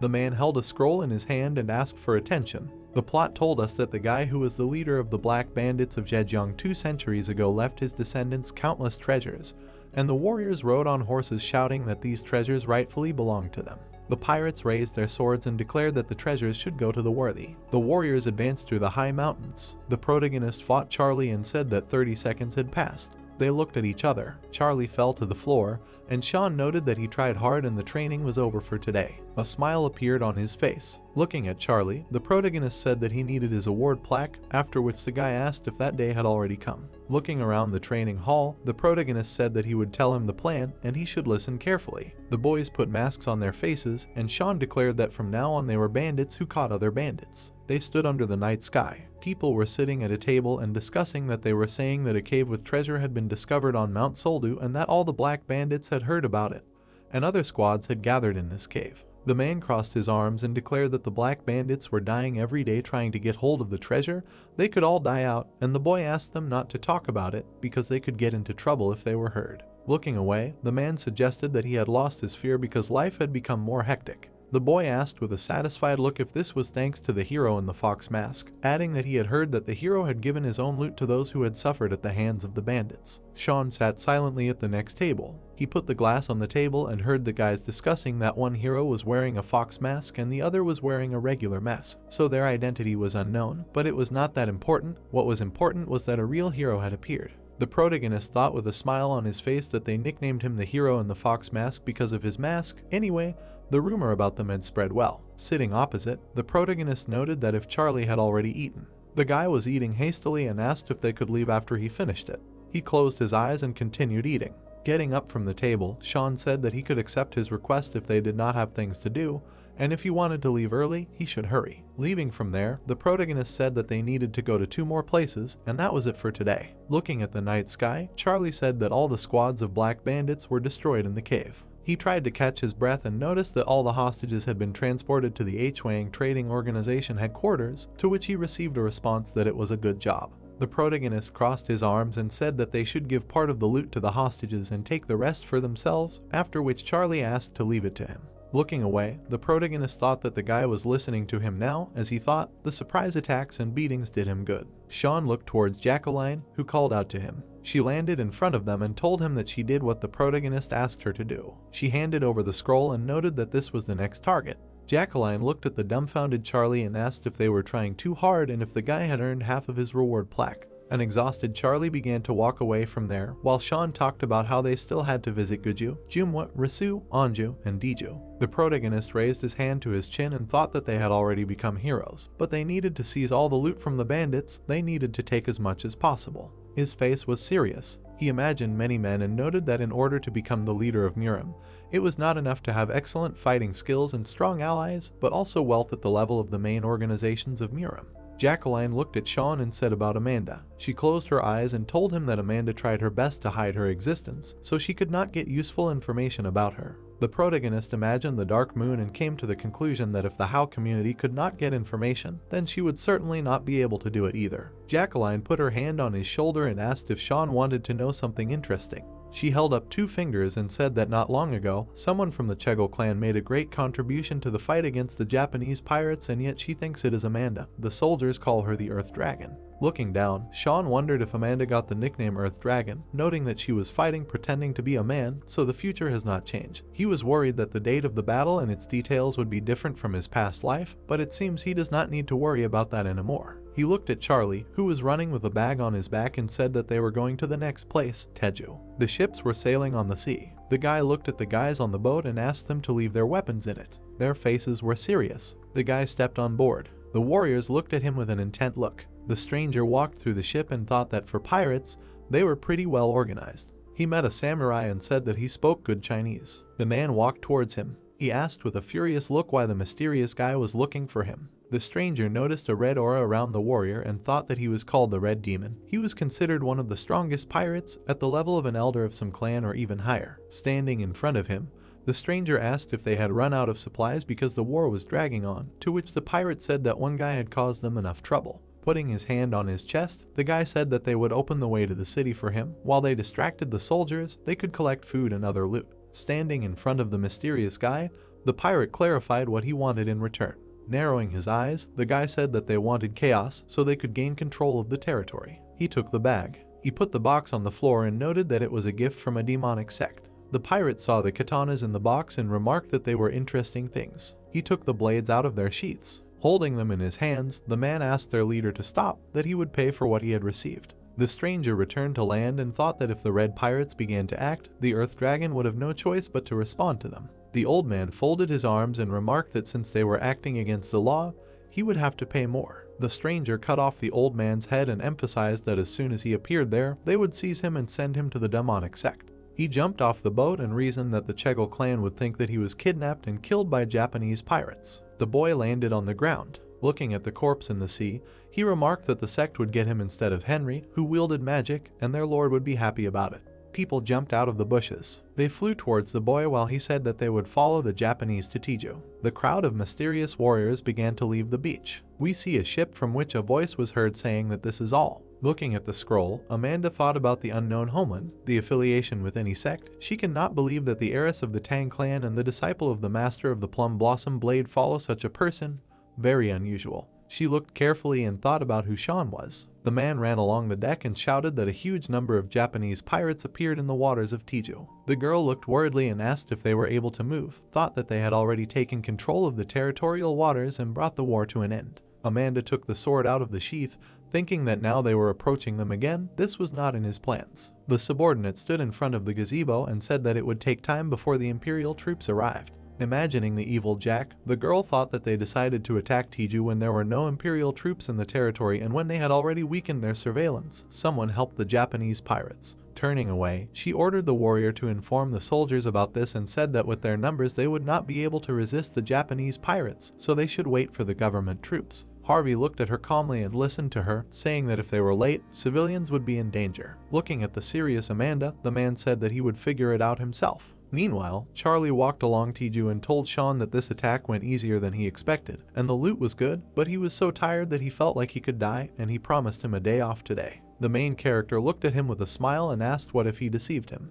The guys looked around and listened to people shouting that they needed to evacuate. They looked at each other seriously. The guys jumped onto the roof. Charlie stared ahead. Frowning, he asked why they were there. Looking at the ships, Sean thought about how the Imperial army had recently defeated them and the Japanese were retreating, so it was time for the final battle. The protagonist stood on top of the roof and said that they would do what they had to do and the Imperial troops would take care of the pirates. Charlie watched as the man swung his sword and asked if there was any danger to the civilians. Sean watched as the man hit the guy on the back and said that it seemed like they were just intimidating them, but were not harming them. They just wanted to collect as much loot as possible and escape before the soldiers arrived. The protagonist was surprised and thought that they were just there to rob people. He looked back at the forest, worried. The guy jumped up, deciding that he better go and check everything out for himself. The protagonist rushed forward. He was shocked. The criminals were happily walking away from the burning house. Sean landed behind them. The protagonist stood in shock by the tree. The man turned around and asked who the hell he was. The guy looked at the burnt sheets and thought about Cheongsing, Jiaxing, Australia and now Teju.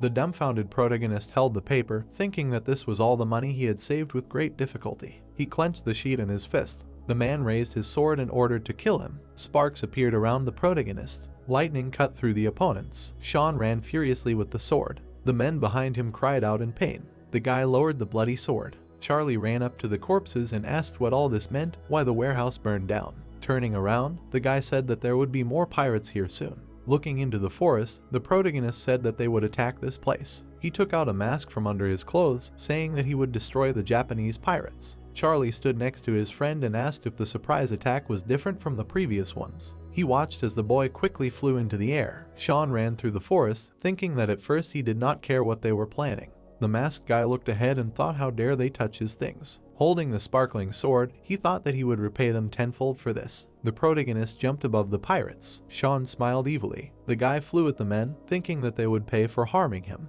Meanwhile, the pirate in the city shouted at his subordinates to go faster because they needed to get on board before the troops arrived. The man happily carried a bag on his back and said that he took a lot. The protagonist landed on him. He crushed the stunned pirate with his foot. The guy quickly cut the throats of the men. The heads flew to the frightened girls. The criminals ran to the protagonist and shouted that he was that fool. Sean quickly cut down his opponents. The girl looked at the drops of blood in shock. Looking at the guy, she asked if it was a fox mask. The stranger watched him kill the enemy and shouted that it was a hero in a fox mask. We see houses from which a voice praising the hero was heard. The protagonist exhaled, thinking that there was no end to them, although their skill level was not high. He stood among the corpses, thinking that despite his superiority, they never retreated. On the contrary, they wanted to wear him out. Looking at the dead enemies, Sean thought that he did not expect ordinary pirates to be so well organized. Even in his past life, they were almost impossible to deal with. The guy put away his sword and thought that this is why no one came close to the coast where their bases were. It would be better to come to the defense of different settlements so that as many people as possible would know about him.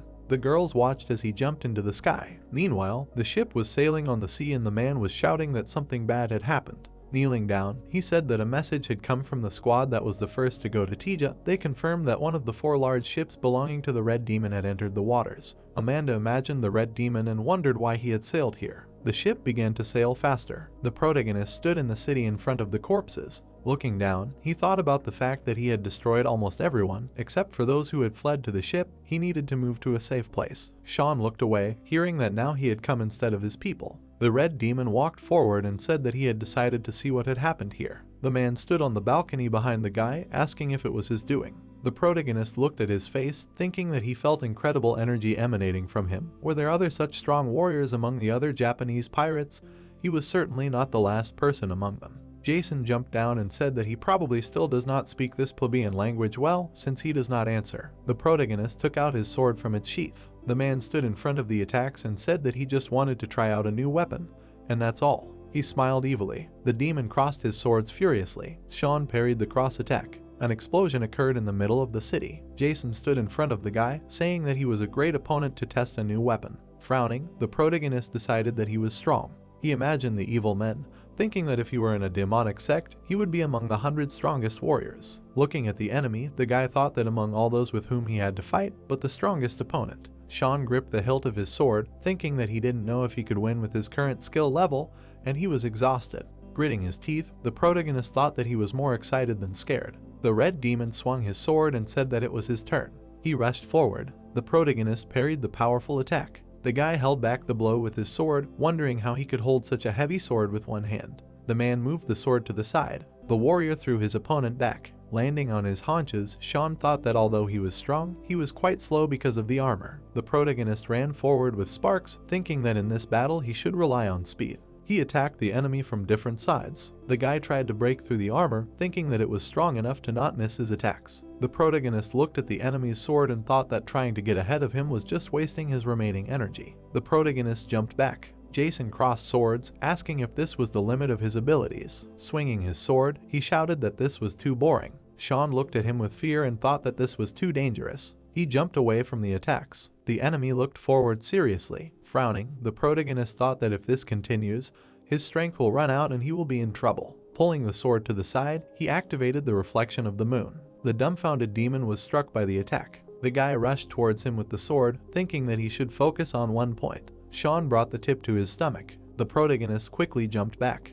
Lightning pierced the man's stomach. The protagonist held his sword in front of him, wondering if he should dodge to soften the blow. There was nothing left to do but advance towards him with all his strength. Suddenly, men appeared with hostages, saying that they would kill them. The guy held the enemy's hand and asked the fox hero to save him. Frowning, Sean thought that he did not care whether the hostages died or not, but the problem was that he was in a fox mask. Gritting his teeth, he thought about how his reputation would suffer if he let them die. Meanwhile, on the beach, a battle was going on. Amanda walked along the sand and asked her subordinate where the Red Demon's troops were. Standing behind, Harvey answered that it seemed that there were fewer pirates than expected. They went to plunder the villages and did not return yet. The stranger watched the guys from above. An army of warriors stood on a cliff. Meanwhile, in the city, the men were holding hostages. Sean frowned and thought about how he didn't care if the hostages died or not, but the problem was that he was wearing a fox mask. He bared his teeth and decided that letting them die would definitely hurt his reputation. Jason landed in front of the pirates and shouted that they were fools. The demon leaned down and furiously ordered that the hostages be released immediately. His subordinates looked at him in fear. The man walked towards the protagonist and apologized for the rudeness of his soldiers. Frowning, he said that he just didn't want their battle to be interrupted. The protagonist looked at him seriously, thinking that the goals of those who decide to rob another country are the same as the factions. The demon shifted his leg and said that a lot of time had passed. Raising his sword, he said that therefore he will do everything to end this fight. He launched many attacks. Sean parried the blows with his sword. The guy looked forward in surprise. Jason jumped above his opponent. The protagonist parried the attack. He watched as the ground beneath the demon cracked and thought that he was incredibly strong. The man jumped back. The protagonist fired attacks with his sword, thinking about how to avoid his blows and find weak spots. The enemy jumped over the attacks. Sean suddenly ran up to him. The protagonist swung his sword. Jason swung behind him. The guy jumped back from the attack. Landing on one foot, he thought about how his movements had become even faster. The protagonist held his injured arm, thinking that he was trying to conserve energy now. Looking at the furious opponent, the protagonist thought that he would not be able to break through his armor without a strong attack. He looked at the scratched armor. Sean frowned, wondering if this would work. The guy quickly swung his sword, activating the reflection of the moon. The red demon looked at the mana and said that this was the same attack. He swung his sword and asked if he really thought it would work. The man looked at his opponent in shock. The sword approached his armor. Jason dodged the flying weapon. He looked at the sword in fear. Looking down, the demon said that it was a good try, but he knew that it would hit exactly there. The man looked away in confusion. Sean ran up to him, thinking that he thought he was attacking a crack in the armor, but his goal was different. The guy was holding a sparking ball and thinking that this attack would penetrate even armor. It causes internal damage, not external. The protagonist punched his stomach, activating the ripping out of organs. Jason threw his head back in shock. Sparks came out of the protagonist's eyes. The pirate was kneeling and saying that it was his fault, he should be executed. Sean held the sword, thinking that his armor and katanas were very unusual. The guy was taken aback. Looking at the brand on the katana, he thought that it was a demonic cult. Why did he have a sword made by them? The protagonist picked up the katana and asked the man who gave it to him, to which he replied that a man came to him and gave him this sword. The protagonist held the weapon and asked who it was. The pirate frowned and looked down. Suddenly, the man on the steps fired a shot. The wounded man fell to the ground. Sean turned around in surprise at the stranger. The pirate's corpse was bleeding. Frowning, the guy asked what this was all about. The masked warrior raised his hand in alarm. He quickly jumped up. The protagonist watched as he disappeared and asked where he was going. Meanwhile, the warriors on the beach surrounded Amanda and told her that they would not kill her, just tell her to follow him. The girl looked at them tensely and thought about the sudden return of the Japanese pirates and the ghost demon's ship. Did they really want to capture him from the beginning? But it seems to him that they are not Japanese pirates. Who are they? The masked warrior stood in front of the army and said that he saw how hard he was trying to understand everything, but if he went with them, they would tell him everything themselves. Turning around, the guy told the leader that the fourth had returned. The man looked back and asked why he was here, because he had to follow the red demon. Many wounded warriors suddenly fell. The leader grabbed the arrow in his neck. Looking at him with crazy eyes, he said that it was not the fourth. Smiling, he asked who it was. Then he ran as fast as he could through the forest. He grabbed his head and asked where he was running so fast. She pushed him face down while he was screaming. She quickly pressed his head with her fingers. Kneeling down, he said that he had pressed on the acupuncture points so that he would not be able to move a finger and would not be able to commit suicide either. Looking at him with crazy eyes, he thought that judging by the demonic energy emanating from him, he was from a demonic sect, and in that case, he could have a golden soul seal on him. The soul seal hypnotized the person on whom it was lying, and if he decided to reveal the secret, then he would kill himself. Turning him over to face himself, he realized that he would not be able to remove the seal. Putting his hand to his stomach, he thought that if he was unable to move, he would not be able to eliminate himself. Opening his mouth, he asked who they were and why they were here. Grabbing his head, he asked why he killed him. Looking with blue eyes, he said that he would die without feeling pain. A loud scream occurred. Taking hold of the hood, he thought that he could not imagine that they would use Japanese pirates to kidnap the Earth Dragon, and probably they wanted to divert suspicion from themselves when they would start looking for the kidnappers. Smiling, he understood that they would not succeed. People fought, but he thought that when he included Damuna in his squad, events began to develop differently than in his past life. They held swords in their hands. The main character thought that if Amanda did not cope with the task, then it did not bother him, but if the fight against Japanese pirates could go completely differently. Holding the hood, he understood that he needed to save her. Standing and grabbing the sword, he thought that then her family would be in his debt.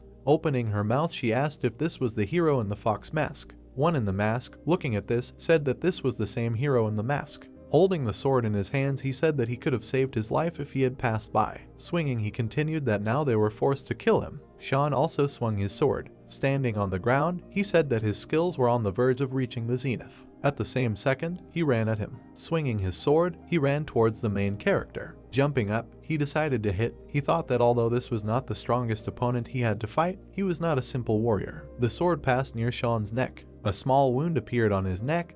The protagonist understood that he should avoid direct clashes until he learned his weak points. The protagonist swung, and the opponent ran away. There were various attacks near him. Straightening his left hand, he asked if he thought he could deceive him with such attacks. His eyes widened. Looking at him, he saw 3 flying objects. The guy caught them between his fingers. Holding them in his hands, he said that he had cast an illusion to distract him, and now he was using a demonic attack, then asked why he was fighting like a coward. Widening his eyes, he looked at him. Suddenly, he threw them back and asked how he would respond to this. The pins fell into his hand. Sean looked at them. He smiled because they were poisoned. Kneeling down, he also put down his sword. Looking at him, he called him an idiot because he blocked the attack with poison with his hand. Standing next to him, he asked what he was counting on. Suddenly, he evaporated and the people were surprised. He appeared near his people. Looking at them, he said that if he had no immunity to poisons, he would not be able to survive. Suddenly, Sean appeared next to him and presented a sword to his throat, saying that he knew it very well. Approaching him, he said that he was just immune to poisons. He was killed, blood flowed. Showing a gesture, he thanked him for saving their lives. Putting his hand down, he asked if he could go to the Chegel clan when he had the opportunity. Sean listened and went on. Extending his hand, he asked to wait. His mouth was slightly open. He himself was looking at it. Jumping up, the main character flew away. It was night. The guards shouted that they would not pursue him because first they needed to clear the area of pirates. The old man lay dead. Because poison had gotten into his neck, the guy understood that in order to win, you need an incredible level of martial arts. Approaching, they thought about who he was because the bodies of Japanese pirates with sword wounds were found. Pointing a finger, he asked if they recognized the marks from the sword. He was surprised because the sword belonged to the apprentice of the master of the plum blossom blade. The moon was shining. There were stars all around. He asked, frowning, but was interrupted and asked how much treasure they had lost. The sword in his hands was electrified because enemies were approaching who wanted to kill. Turning away, he said that if it was only about treasure, then let him do it himself because he did not want to suffer because of this. Taking his clothes, he led him along with him while he asked to rest. The sun was shining. We were near the entrance to the house. There was shouting in this building. One of them said that he had worked hard. He began to rejoice because it was finally over. He had a reward in his hands, then said that he could eat and buy anything until he called again. Smiling, he came up and asked if he should carry out his instructions for free. Sean replied that he would not take advantage of this agreement. Closing his eyes, he said about the money. The other explained that he did not mean this at all. Having given the money, he thought that educating with a whip is not the only way to teach. Smiling, he thought that sometimes gingerbread can also be useful, and besides, he deserved this reward since he followed the instructions exactly. Also smiling, he began to put the money away. A girl came up and called one of the guys. Putting a letter on her hand, she said that her brother had sent a message through the society. Opening the letter, he began to read. It was written that one person was currently in the vicinity of Badon. Sean opened his blue eyes because he understood that he needed to leave immediately. People were walking along the streets. The door was open. Walking in a hat, she asked if it was necessary to go in it. Since it was huge, the guy asked not to start this pointless conversation. Closing one eye, she asked if he thought that she would not understand. Sean went in the other direction. Jacqueline said that he did not want to talk about it because he would have to say that she was beautiful in a hat. Running up to him, she began to shout. Why was he ignoring her? The men looked at them angrily. The others also turned around, stopping to drink. All the people looked at them angrily. Sean said that if he wanted to take off his hat, he would not stop. On the second floor, there was a guy who called him. Waving his hand, he asked to come to him. Sitting at the table, the main character asked why there were so many bandits from the Black Squad in the guest house. Henry replied that he made a deal with the leader of the squads of the western provinces. There was water in the cup. The two listened. Henry said that in exchange for help in eliminating the bandits in Badenov, they would ask for a huge amount of money. His face went later. He himself thought that he asked for money for disarming the trap that he himself set. Henry, looking at them, continued that they were afraid because negotiating alone would put himself in a dangerous position and therefore wanted to ask them to accompany him. Sean, looking at him, asked whether he initially wanted to profit from this. Henry asked whether practicality was less important than fame. Jacqueline sighed. The protagonist replied that they had no guarantees that he would keep his promise and what they would do if they screwed him over. Opening his mouth, he said that it was his business. Folding his arms, he said that for now they would act according to the plan. Henry thanked him. The guy approached the building. The man hit the floor with his weapon. He began to ask seriously if he seriously thought that he would agree to such an idiotic proposal. The protagonist stood and thought that he was a talented warrior who should soon reach his zenith. Looking at him, he said that he did not understand why they did not agree, because they were offering them knowledge of martial arts. Carl asked if the amount was too large. Extending his hand, he asked how much wealth their troops earned per year, and surely there must be extra money. Carl, opening his mouth, asked to stop because he did not want to listen. Henry, with a fan in his hands, said that since they could not help, they would go to other leaders. Carl replied that no one would agree to such conditions. Covering his face with a fan, he said that it was indeed a large sum. The man began to get angry because he was told that it could not be compared with the benefits that they would receive by gaining ancient knowledge. As he began to leave, he was stopped. Carl, looking at them, asked if they were sure that this would help on Badon. They looked at him with confusion and answered that he himself knew that the answer was yes. Pointing a finger, he asked what would happen if they lost. Henry, looking at them, said that in that case they would cut his throat. Coming out from there, one of them said that they had managed to agree and was now going to a trading organization. Henry, looking at him, said that he would do his own business for now. Suddenly, at that very second, Sean left. It was night, the stars were shining in the sky. The guy was sitting at the table and writing. Stretching, he said that he needed to do these things first. Taking a candle in his hands, he went to the bed. He put it on the nightstand. Lying on the bed, he blew out the candle. They were watching him from the roof. Suddenly, at that very second, he was no longer on the roof. Opening the window, he climbed in. Henry was already sleeping on the bed. A guy with a dagger appeared next to him. Taking the dagger in his hands, he looked at him. Swinging, he cut him. Henry opened his eyes in surprise. He stuck the dagger in with all his might. Then he looked at the bed itself. It was not a person lying in it, but a log. The killer looked around and tried to find a person because a killer had followed him. Throwing his head from side to side, he did not understand where Henry was. He was also quite secretive, so it would have been bad if he had not been ready. Holding the dagger in his hands, he looked straight ahead. He began to strike. A man appeared next to him. The two of them stood and said that he was apparently completely fearless since he decided to come to their house. The killer ran to the window. Breaking the window, he jumped out of it. He jumped from house to house to get them to leave him alone. His face was completely serious. Suddenly, Sean appeared next to him and asked where he was going. There was a big blow to the enemy. The killer fell to the ground and sat on one knee. Looking back, Sean realized that he had leather armor, although he attacked him to grab him, but left only a scratch. Poisonous needles flew at him.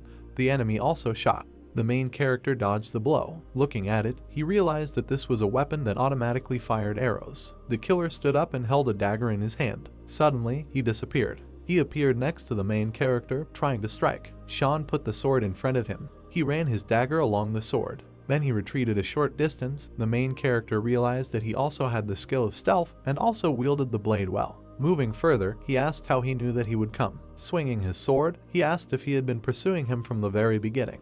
The stranger frowned and said that he was indeed a master of his craft, but he could not be deceived and he could not see him through the veil of secrecy. Smiling, he thought, where did he get it from? Then no, all his past life he lived in hell, always on the verge of death because of the threat of an assassination attempt. Didn't know if it was a curse or a blessing, but thanks to this he chose the habit of always being on guard. Standing nearby, he asked who gave him the task. He began to approach because they didn't answer his question, when suddenly he disappeared because he had no choice but to force him. He had balls in his hands. The stranger sprayed them. It was poison. He began to move away, looking back, when suddenly he was grabbed by the throat. Opening his mouth, he said that poison of this level does not affect him. His fingers began to electrify. Sean began to poke at him with his hands. Taking his face, he asked him to forget about escaping. Looking at him, he began to think that there were no identifying marks on him.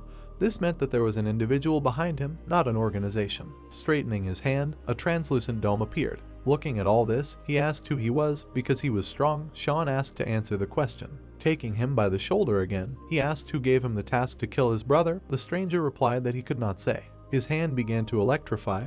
Looking at him, he said that now he would definitely talk because the long-awaited death would come to him. Closing his eyes, he said that this was the Society of Five Signs and his murder was ordered by the head of the secret Society of Five Ghosts. Tilting his head, he thought that they were between the detachment of the Western Provinces, enmity, and apparently wanted to prevent the detachment of the Western Provinces from winning the battle at Badon.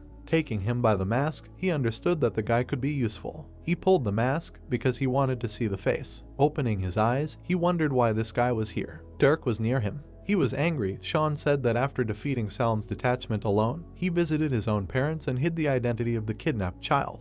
He was the killer of the Edge of Heaven, an experienced assassin who killed the master of the King Du, who occupied the throne of the 10 heavenly emperors. He is one of the minions of the Demon of Delicious Murder, the shadow of the Demon of Delicious Murder, carrying out all his orders. Putting his hands to his chin, he thought that he should now be part of the demonic sect. Smiling, he realized that this was his brother's omission. Dirk stood and stared intently. Sean also looked and smiled. He decided that in this life he would become his shadow. In the Salma squad, kidnapped children were raised in harsh conditions. During training, their main task was to kill the same students as them. Dirk accumulated his anger and sharpened his blade, preparing for revenge. As soon as he reached the rank of warrior, he destroyed the entire Salma squad, both leaders and other warriors. After that, he became a wandering warrior. During his wanderings, he ended up in a demonic sect. There he was noticed by the Demon of Delicious Murder, and becoming his student, he learned martial arts. But Dirk was killed during an unsuccessful attempt to assassinate the master of the Plum Blossom Blade. Sitting on the ground, he asked what he would do to him now. Sean thought that if he allowed the guy to take the demonic path in this life, then he would consider himself giving a weapon to a demon.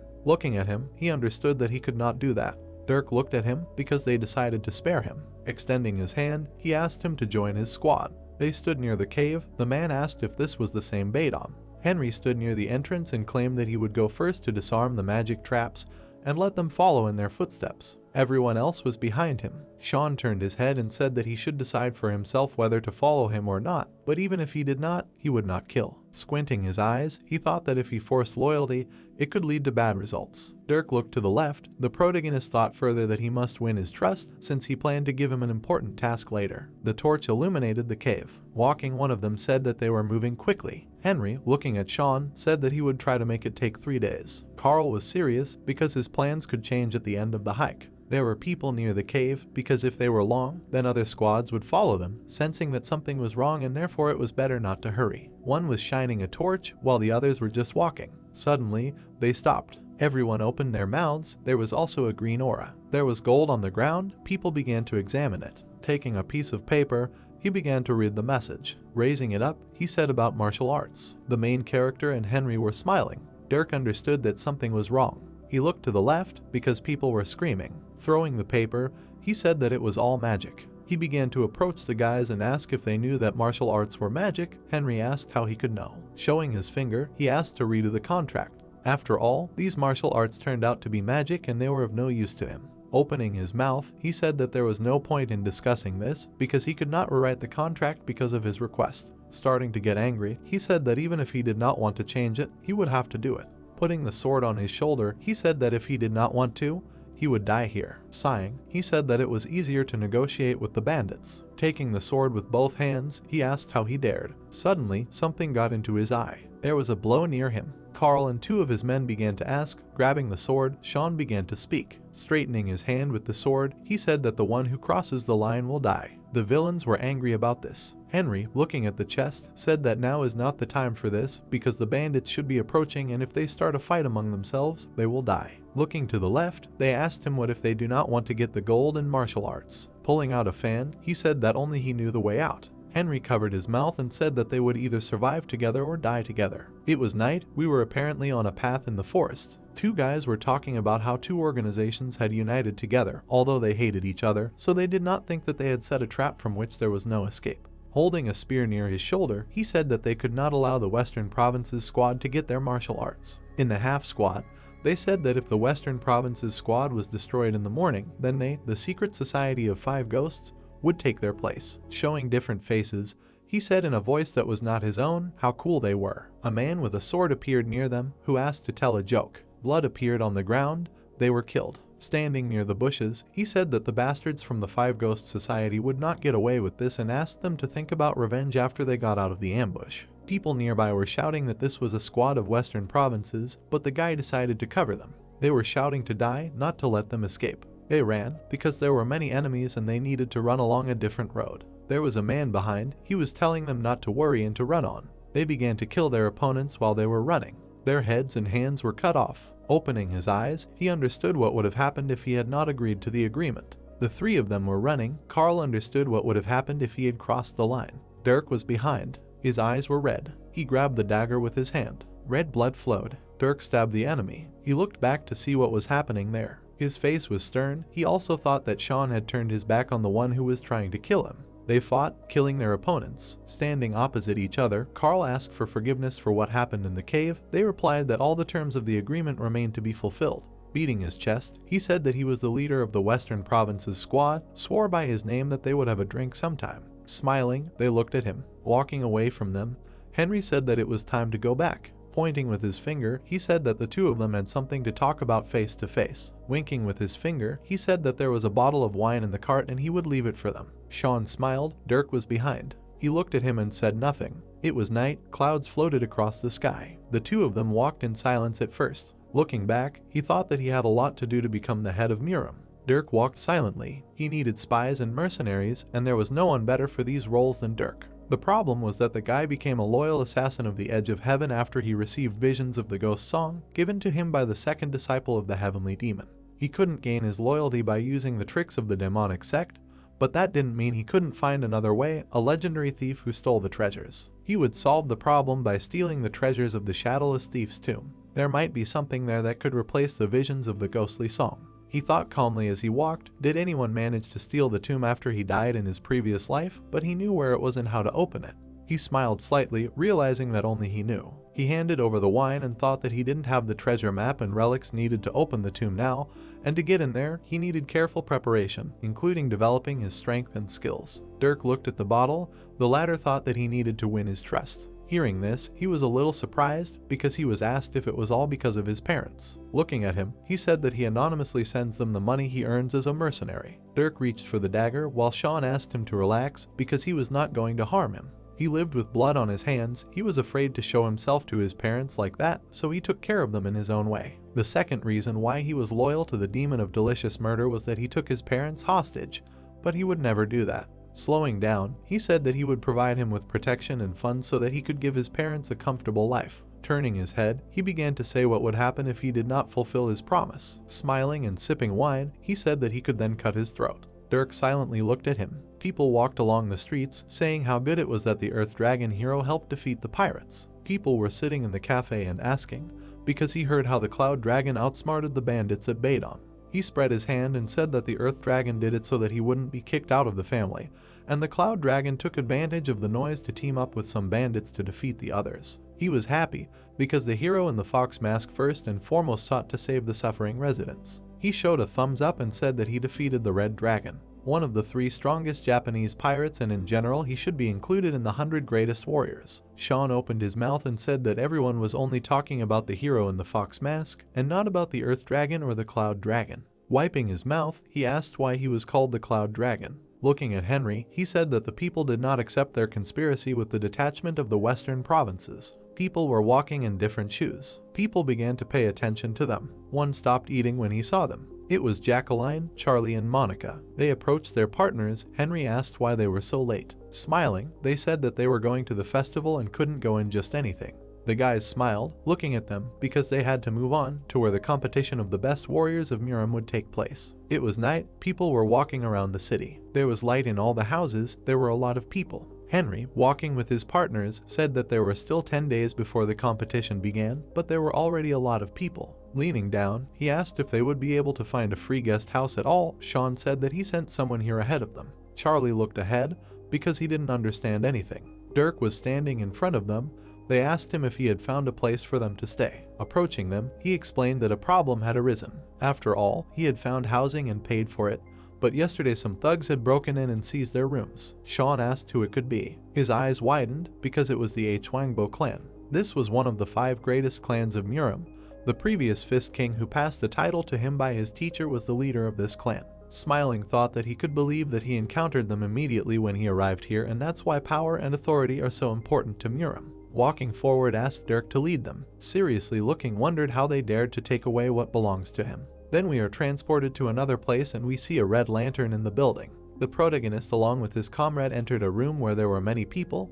He asked to show him where these very rooms were. His comrade extended his hand to the side and said that if they had problems with the Muram Alliance, then they would have serious problems, but the protagonist with a serious look forward asked him to take this into account for the future. He looked to the side and with a serious face said that he hates it when something that belongs to him is taken away. The protagonist's comrade looked ahead with a stern look in his mask and said that he would take it into account. Then the protagonist and his comrade approached the room and Sean asked who was inside. The protagonist stood with a serious face, holding his hand near his katana, and said that he was the one who rented this room. A cry came from the room that the person inside was quite busy. Sean looked ahead with an irritated look and was lost in thought. He did not understand who the impudent person was now in the room. Then the doors opened and someone stepped forward. The man from the next room walked towards the protagonist and said that they had rented this room earlier. He stopped and spread his arms out to the sides and said that the leader of the Hwangbo clan squad was his master, who was currently in a bad mood, and it so happened that they would have to talk to him. Sean looked to the side at the guy and said that they would have to vacate all these rooms since they had rented them before. But the guy apologized, said that it was impossible. He explained that they would refund them the money they had paid so that they could find another place to live. Sean looked ahead with a stern look and asked why he should give up his room. But the guy with a scary face said that he should have considered it fair to send someone in his place to take the place of his own. And at the very moment when people were flocking here from all over, the protagonist became angry and lost in thought, gritting his teeth. He did not understand what the guy was trying to tell him. Since he had no excuse, he decided to just spout heresy. Then the guy in the blue kimono turned around and waved his hand, saying that the room was given to them according to all the rules, and the owner of the inn also agreed to this, and their conversation was over, but Sean decided to ask if he really decided to take their rooms just because of such a stupid reason. After which the protagonist sternly looked forward and in his mind imagined a picture of how the guy from this clan began to intimidate the owner of this establishment. He understood that the owner probably had no choice but to agree to such an impudent request from people who owned martial arts, so as not to cause himself inconvenience. Sean, with an upset face, pressed his hand to his head and realized that this time the conversation was a failure. Then he opened his eyes, pressing his hand to his head, and continued to think. He realized that all that was left was to beat them up and kick them out of here. Then he called out to the guy in the blue kimono, who turned his head and listened attentively. Sean said that since neither of them wanted to give in to each other, he thought they would have to settle this issue of strength, since one of them was right and the other was wrong. The guy looked back with a stern look and asked if he was serious in his words, to which he said that he was absolutely serious and was not joking with him. Then the guy in the blue kimono became angry and with a stern look said that if he retreated now, then he too could still escape his shame. The protagonist confidently adjusted his kimono with his hand and said that he would put the silk POW. Then he moved his kimono aside and with an arrogant face pointed to the snow-white POW. The man, seeing this, was shocked. He could not believe that he had such a find. Then the door of the room opened near the protagonist, and the guy looked at the silk POW in surprise. Sean looked towards the many people who were looking at this whole scene. Then he smiled and said what they would bet on this. Then we are transported to another place and we see many people standing in the forest. Sean stood calmly with his hand on his sword while his companion looking at him asked if he was really sure since he was a relative of the leader of the Hwangbo clan, to which the protagonist said that they had nothing to worry about since they had a reason to fight him. He looked at his companion with a confident look and said that they would have their companions as witnesses. At this time, a guy and a girl were sitting in the bushes, adjusting their kimono. Sean and his companion looked forward at the guy who held his hand in front of him and said that the silk POW was indeed a rare thing. Sean looked forward confidently, lost in his thoughts. He could not believe it, since who would have thought that this was the future king of the fist who was standing in front of him. At that moment, the huge man looked forward with a smile, adjusting his fist. Then, in front of us, there appeared this very guy with a muscular body, who stood in a fighting stance. This guy gained great fame by showing his good enough results in the competition of the best warriors of Muram, and then he proved himself in the war between the demonic and orthodox sects. After which, in front of us appears a picture where a warrior with a sword stood on the battlefield, and near him lay many corpses, but he never crossed paths with him on the battlefield, because all his merits were fabricated by the Muram Alliance and the Hwangbo clan. At least that's what the protagonist thought. At that time, this very guy stood while many warriors stood behind him. In other words, he was an ordinary coward who was hung with fake medals that were hidden behind the connections and power behind his back. Then he pointed his finger forward, menacingly pointing at Sean, and told him to take off his silk POW. He continued pointing his finger at Sean and with a stern face said that the conditions should be equal, or he was afraid to fight without his artifact. All this time he continued pointing his finger at the protagonist, and Sean was lost in thought. He could not believe that this man reproached him for his cowardice while he himself wore gauntlets with protected plates. At this moment, the guy was scratching his ears, being with the girl in the bushes. Then Sean grabbed his sword and said that it was not very convenient to undress here. After that, he raised his hands up and said with a smile that they simply had to fight to 10 points, and if his enemy scored all 10 points, then he would win. The guy, hearing this, got angry and did not understand what he was talking about. Sean looked ahead with a smile and said that he would give him some slack, but even so, his enemy was not sure of himself. The guy stood looking at the protagonist with his comrade and said that he was a coward because he did not believe in him so much that he could defeat him, and he also refused to take off his artifact. Sean with an arrogant look said that he had a long tongue, after which he insulted him greatly. The guy, hearing this, fell into a rage and got into a fighting stance. He said that his brother was a fool, did not value his life at all. The protagonist's comrade looked at this whole picture in surprise and plunged into thought. He realized that his enemy was indeed a descendant of the clan leader, and an ominous and mind-boggling energy emanated from him. He stood behind the protagonist, holding his hat, and knew that his brother was strong enough, but he could never defeat such an opponent together. Sean stood confidently, and his comrade did not understand why he offered him such a fight. The enemy at this time stood in a fighting stance and collected energy. He said that if he did not want to die and be cut into pieces, he should have left, but the protagonist said that he was very bored because he did not understand how long his opponent would chatter. The enemy, hearing this, stood in a fighting stance from which the earth cracked. He realized that he had decided to dig his own grave to the end. After which he jumped forward, swinging to strike the protagonist. He said that he should not even dare to think that he could survive from this. He confidently looked forward and said that they would start with his disgusting mug, after which blood began to flow from his mouth. The protagonist deftly stepped aside, and his opponent flew away, tumbling to the side. The protagonist's comrade watched this whole scene in shock and did not understand what had just happened. At this time, the enemy was lying on the ground with a battered face and also did not understand how this had happened. Sean held his sword, which was sparking with blue lightning. Then he quickly rushed forward, swinging his sword. He thought that they would finish quickly enough. Sean made a slash with his sword,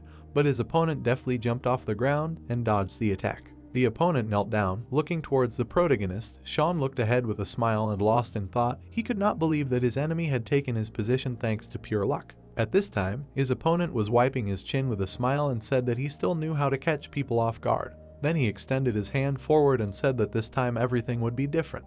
He got into a fighting stance again and said with a smile that it was the signature attack of the Hwangbo clan, and then used the 5 elements in his fist. But after a second, he looked ahead in surprise and became wary. He thought that now he would freeze to death. Then Sean quickly closed the distance, made a slash with his sword, which made the enemy stunned. Then the protagonist struck the unsuspecting enemy in the stomach again.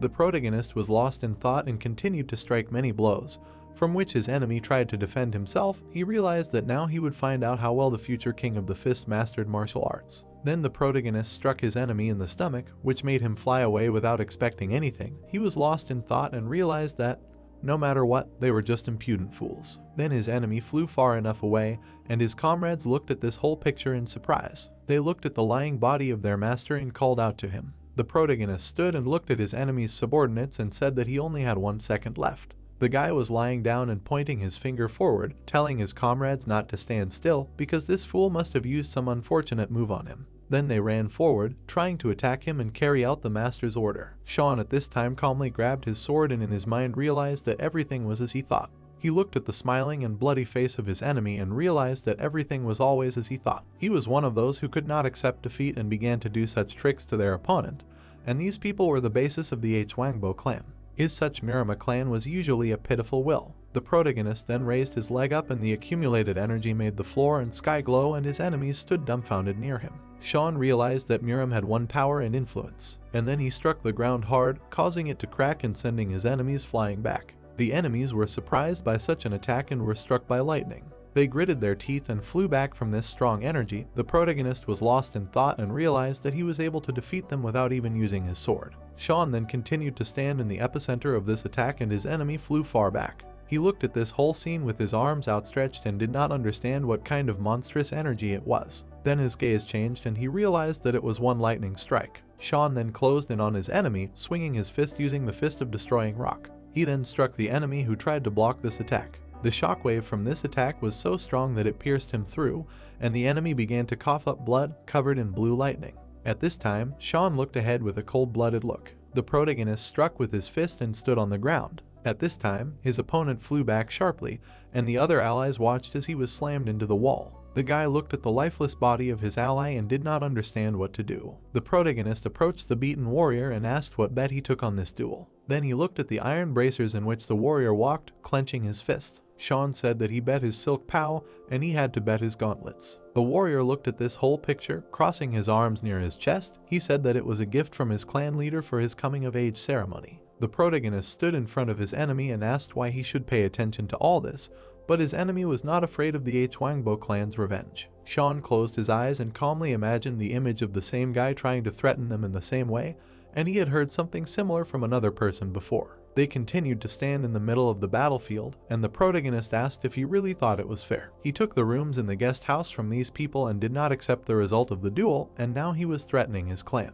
At this time, the clan's allies were lying restlessly on the broken ground. Sean said that these people were not the pride of the clan, and then asked if he was afraid that he would be expelled from the clan for not being able to defeat an ordinary lone warrior who came out of nowhere with his squad. The guy got into a fighting stance as the protagonist walked forward. He told him to wait because they had a good reason to occupy these rooms. He looked forward menacingly with a bloody head and said that they had very important guests coming to visit and they could not accept them in a cheap guest house room. Sean looked forward and asked who the important guest was. His opponent said with a smile that it was a fist of courage. Then we see a picture of two great warriors standing back to back. It was the elder of Muram and one of the most important people of Muram. The protagonist at this time stood with his arms folded, while his opponent happily spread his arms out to the sides and said that now he must understand him, because if they find out what he did here, then you will be in big trouble. The protagonist with a calm face looked forward and lost in thought. He realized that it was really important to have a strong enough connection in this world. His opponent looked forward with excitement. He said that he should have understood everything by now, because only now did the realization of what they had done dawn on him. Then he looked forward and realized one important thought. Sean then held his hand out in front of him, saying that he still had to deal with their winnings, so he told him to give him his gauntlets and the rooms that the protagonist was going to take for himself. The guy stood up in surprise and angrily told the protagonist that he was a crazy idiot, then asked if he really didn't understand what consequences he would have after this whole event, but Sean said that the guy was hinting at something that most likely wouldn't happen. They stood and argued in the middle of the battle, while two warriors looked at this picture and didn't understand what was happening here. The guy and the girl were standing near the battlefield and looking at this whole picture. Sean looked away with a smile, while the opponent didn't understand how these two could have ended up here. His gaze changed, and he silently looked forward. The protagonist grabbed his sword with his hand and said that it was time for them to deal with the remaining problems. Then he looked ahead with a smile and said that he probably wanted to continue the fight because he did not want to peacefully give him his gauntlets. The enemy, seeing this whole picture, watched silently. Then we are transferred to another place, to the lake, where there were many people. After which we see how the enemy presented his bracers to our protagonist with tears in his eyes. Sean was lost in thought and realized that in fact he did not need his gauntlets, because he just wanted to anger this man. Then we see how the protagonist was walking along the street, where there were also quite a lot of people. He looked around and was lost in his thoughts. He realized that this guy probably already managed to tell his elders about what happened, and he was very interested to see what would really happen now. Sean looked away with a smile and realized that he had a good excuse, so he could relax and wait for this moment. Then his gaze changed, and he noticed something strange. Sean looked to the side and noticed a warrior following him. He smiled and was lost in thought. He found it amazing how fast the guy was with such a huge physique. Then a guy in a blue kimono was shown in front of us, who was holding his huge beard. It was Elder Murama. Then the guy was holding his beard at this time with 2 fingers, and the protagonist was lost in thought and realized that this was the goal of his whole life. Then we see a hairpin that was hanging on the man's kimono. Sean was lost in thought and realized that the man was the personification of injustice as well as abuse of power, which he still respects people. Then a man in a kimono appears in front of us. It was Elder Murama. Sean looked forward, pressing his fist to his chest, and said that he greets the elder. The man with the beard walked forward to the protagonist and said that he heard that the scion of the Hwangbo clan had treated him rudely, but Sean said that they had had a little argument. The protagonist stood with his head down while the elder said that, besides, his guards were weak, to say the least. Then he suddenly put his hand on Sean's shoulder, which surprised Sean. Then he said that he did not intend to scold him.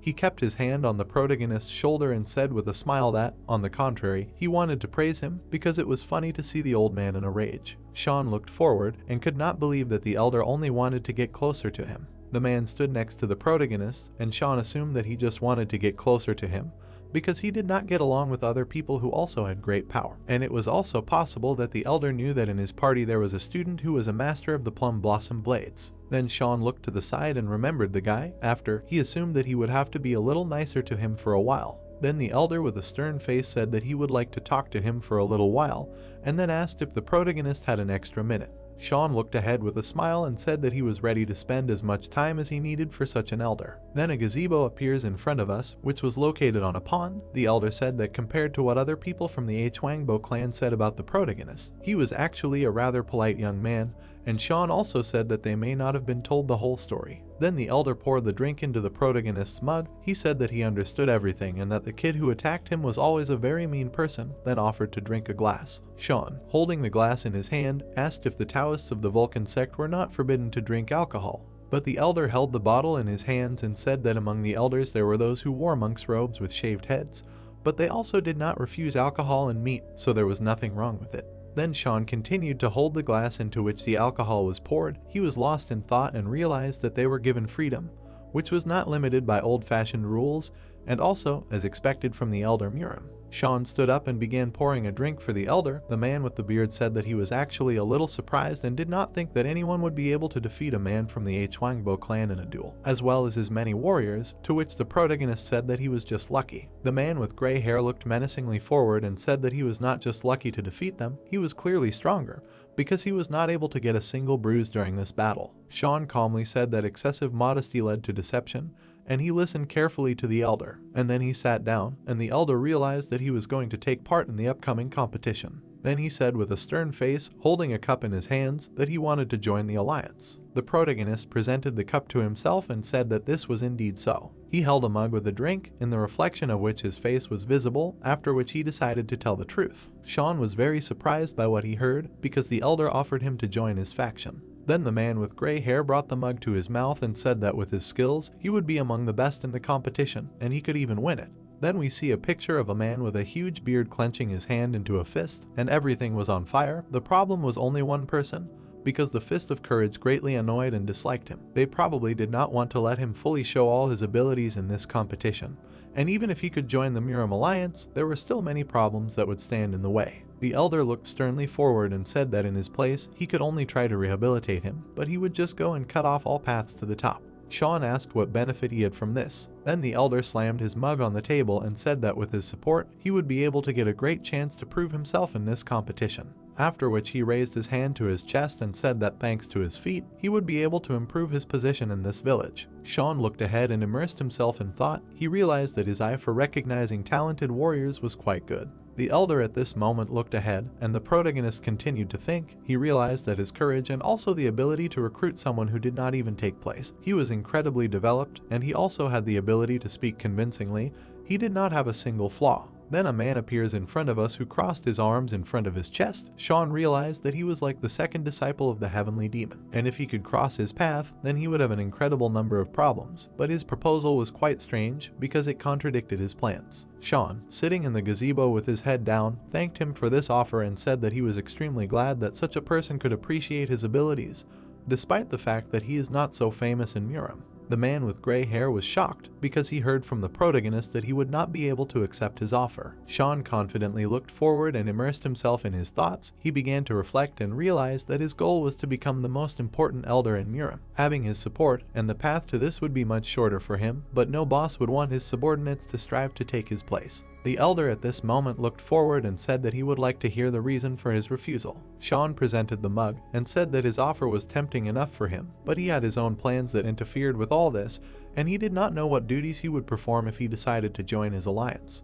After which he presented the mug to his mouth and took a sip. Then he slammed the mug down on the table and the elder looked at it all in surprise. Sean stood up from the table, wiping his chin with his hand, and said that he could promise one thing, that he would not join the faction.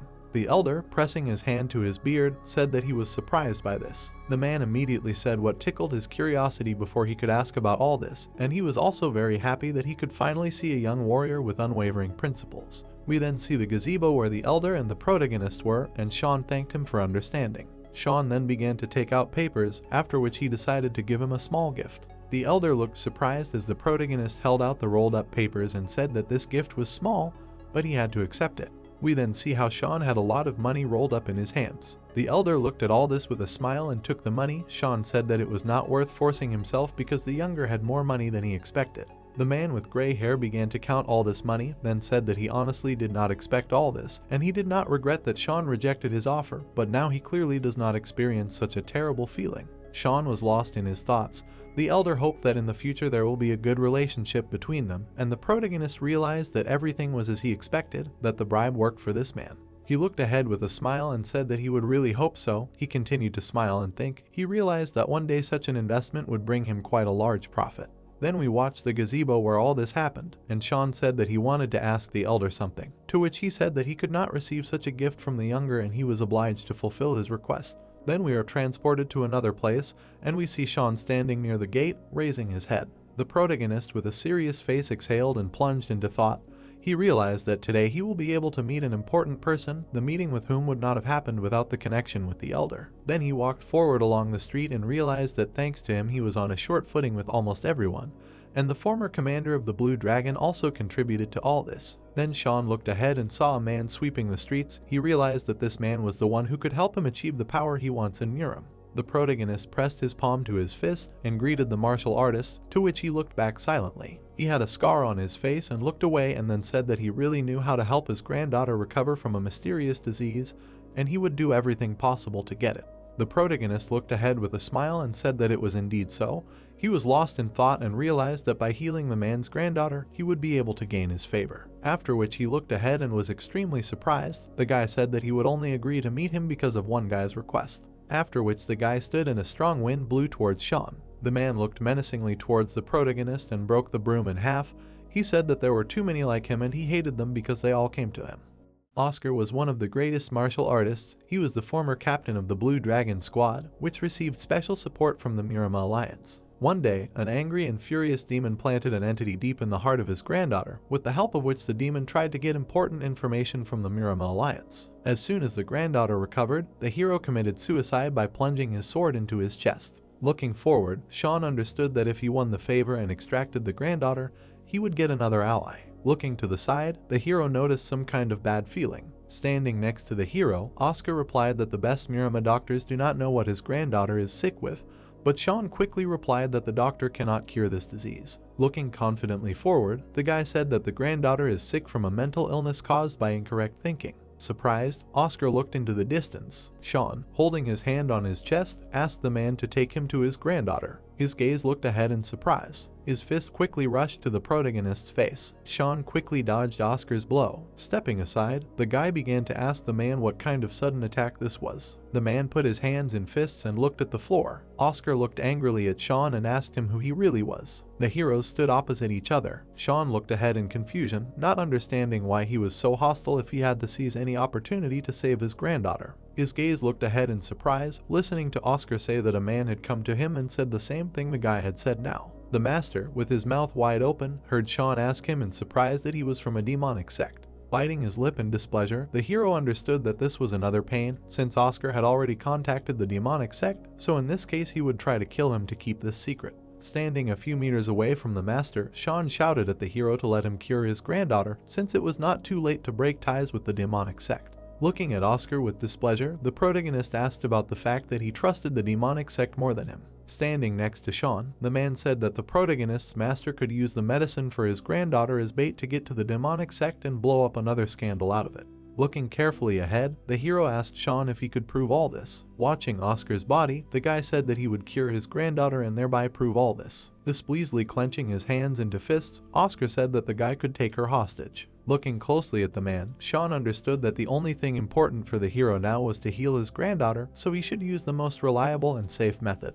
Thinking about the King Fist, the hero confidently understood that he would suppress him with force, and then show him how to heal his granddaughter. Looking closely at Oscar, the guy saw that he did not have his great sword. Starting to get his weapon, Sean decided to try to defeat the hero. A few seconds later, the guy quickly ran to the master. Having taken a stance, Oscar was already waiting for them to run up to him. His hands were held in fists. A few seconds later, a huge stream of wind and force passed from Oscar's hands. Sean quickly rushed towards the hero. His hands created strength and energy. Quickly creating fists, Oscar was already ready to run forward. The fist that struck crushed the earth and asphalt. Gritting his teeth, Sean looked at the master, realizing that he would not miss a single blow. The fist was ready to deliver a crushing blow again. As Sean began to create his energy, he knew that he would have to rely not only on the sword, but also on the art of the white lightning body. The magic rushed forward like lightning. The sword created a new whirlpool of power. Oscar's fist began to create its own wind power. The two magics touched each other. Gritting his teeth, Oscar tried to repel this attack. Sean, creating a sullen look on his face, did not want to lag behind. An explosion of dust passed through the entire area. Looking at Sean in surprise, Oscar understood that only a monster could have the power that could become with the strength of a person who had surpassed the zenith level. Wiping his mouth of blood, Sean was surprised that Oscar was so strong without a weapon. Holding the sword tightly in his hands, the protagonist understood that he could cope with this if he filled his sword with white lightning energy, thereby increasing his strength. Swinging his sword, Sean jumped at Oscar, shouting that he would fight to the end. Sparks of lightning fell on the body of the master. All these were the forces of the flying lightning. Trying to defend himself, Oscar took all the lightning strikes, cutting his body. The fist of power swung at the master, including the first phase of lightning. Flying at Oscar, Sean put his fist to the hero, creating a lightning-fast stone strike. The two forces of the heroes touched, creating something new. A strong light of power passed brightly across the entire territory. Oscar's assistants ran to the dust, deciding to save their master. Running up to the master, people saw that there was a fight going on here. Armed assistants stood near the tired Sean, asking him why he dared to attack the master. Looking at the guys, the main character said that he would like to finish this matter before the guards. A few seconds later, Sean looked away in surprise, hearing Oscar call the guy his friend. Leaning on his knee, the hero replied that he found a worthy young warrior. With a smile on his face, Oscar looked at Sean, answering that his strength was not in the sword, but in skill. Surprised, Sean heard the master say that he saw his teacher, the king of the fist, in him. Looking closely into the master's eyes, Sean asked him if he knew his teacher. With a smile on his face, Oscar said that he and Joe had saved a venerable monk a long time ago. The silhouette of that same old man appeared in his head. In his memories, the king of the fist surfaced, saying that in his youth he received something from the monk. Looking into the distance, the guy began to think about who Joe really was. Getting up from the ground, Oscar asked the guy where the king of the fist found such a talented warrior. Wiping blood from his mouth, the master replied that Sean had defeated him. Slowly getting up, the hero replied that if there had been a sword, the outcome would have been completely different. Walking to the side, the man told Sean to follow him. A few seconds later, the guys were standing in the room. Looking at his sick daughter, Oscar said that from one touch of the sun to her code, she began to have seizures. Looking at the heroine, Sean answered that during martial arts, dark energy began to accumulate in her soul. Examining his daughter, the guy said that they did not know what she was sick with because they had never encountered such a thing. Looking at Sean in surprise, the man answered that those who came from the demonic sect knew this. Touching her hands, the main character answered that this was not surprising because they came by order of the author of the book with martial arts that she studied. Oscar's hands showed the book. Reading the pages, Sean realized that this was a book with ice flower techniques, which he was familiar with. Looking askance at the master, the main character asked why he allowed her to read this. With a sad look, the man looked into the distance, answering that he just wanted to support her views and dream. Memories of her dream came to mind, as her daughter really wanted to grow up strong and beautiful like the Empress of the Northern Sea. Standing up, Sean asked the master about the only reason he allowed her to read this. Looking at his sick daughter,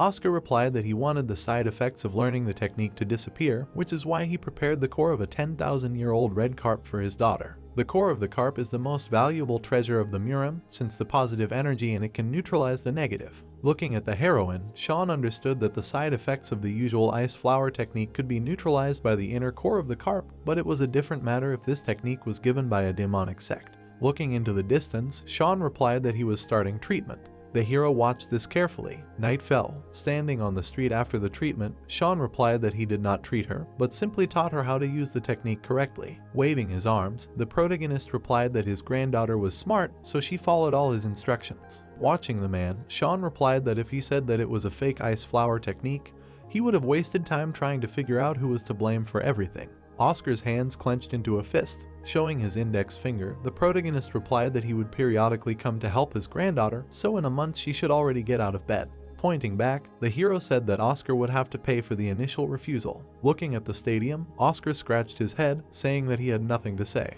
The guy looked at the master with a smile on his face. Continuing to stand, Sean warned Oscar not to tell anyone that he was treating his daughter. Thinking about all this, the protagonist answered that the ice flower technique is one of the 5 books written by the heavenly demon. On this occasion, the hero was forced to save 3 people who suffered from these books. Thinking, Oscar understood that the guy wanted to make sure that the demonic sect would not find him until he healed the remaining victims. The frightened man looked at Sean, who asked him if he could tell what those from the demonic sect looked like. Looking ahead, the protagonist answered that the only ones who could do this were the heavenly demon and his 4 disciples. Looking ahead carefully, Oscar asked the guy if he was involved in all this. Waving his arms, Sean with a smile on his face answered that it did not matter and the question could be dropped with him. Oscar looked at the guy in surprise, starting to think about something. Sean looked ahead carefully, with a relaxed look. Looking to the side, the hero answered that he did not have any distinctive features. Remembering the people, the master answered that one was wearing a gray suit and a white mask, and the other 2 were wearing clothes that did not attract attention. Thoughtfully looking into the distance, Sean realized that they were completely covered. Standing behind one of the people, Oscar said that he could see a tattoo on one of them on the arm in the form of a snake. Sean continued to look away thoughtfully. A satisfied grin appeared on his face, and the guy himself said that this was just enough for him. Dissatisfied cries began to be heard from the house. Standing next to the girl, the guy answered that he would catch the heavenly demon. Keeping his hand on her shoulder, Sean answered that he was an outstanding warrior, so he could not be saved alone. With a satisfied face, the heroine asked the guy how she could refuse him after such words. Starting to take pains, the heroine asked to describe him. A few seconds later, under Sean's dictation, the girl began to draw an angular face, narrow eyes and large ears, a tattoo of a snake on the wrist, and a tattoo of a scorpion on the back of the neck. With a satisfied face, Sean replied that it looked exactly the same. Looking at the scroll with the drawing, the protagonist replied that this was the 3rd disciple of the heavenly demon, who defied death. A man was drawn in all details on the scroll. The heroine looked at the guy with satisfaction. Removing the portrait, Sean asked the craftswoman if they would start hunting him. Standing in front of the hero, the girl said that the rebellious killer of the sovereign was somewhere here. She thought that he would hide in a more secluded place, but it turned out that he settled in such a densely populated place, to which he replied that it was not surprising that he was called the Death to Fear. Frowning, the protagonist said that among the demonic sect, he had the greatest ability to survive. The man smirked. Just looking at him, you can tell that he is a seasoned warrior who has been on many battlefields. He stood among the corpses, it was said that, but he did not go into the thick of things, but rather fought in safer areas, trying his best to survive and avoid all attempts to kill him. In this he achieved perfection. Putting his hand to his face, Sean thought that the 3rd disciple of the heavenly demon had incredibly heightened senses and caution, so even the slightest mistake would disturb him. If they were careless, he would run even further. Standing in front of Jacqueline, he added that there was no one better than the disciples of the heavenly demon. He must catch them no matter what, and she asked when they would start acting, to which the hero replied that in half a month. He gritted his teeth and added that they would catch him. Half a month passed, the dark sky appeared. Standing on the roof, the protagonist said that the one they were going to capture controls fire and is a master at escaping. A masked man appeared. It was heard that he was hiding among civilians now. It was necessary to divert the battle from residential buildings to avoid innocent victims. Looking to the side, Sean thought that since he sensed his energy better than anyone, he needed to catch a trace. Suddenly, his eyes widened. The masked man looked to the side. He turned around abruptly. The people looked at the roof. Suddenly, they jumped up. Putting on the mask, the hero thought, really? Jumping up? He said that after him. The masked men quickly ran forward.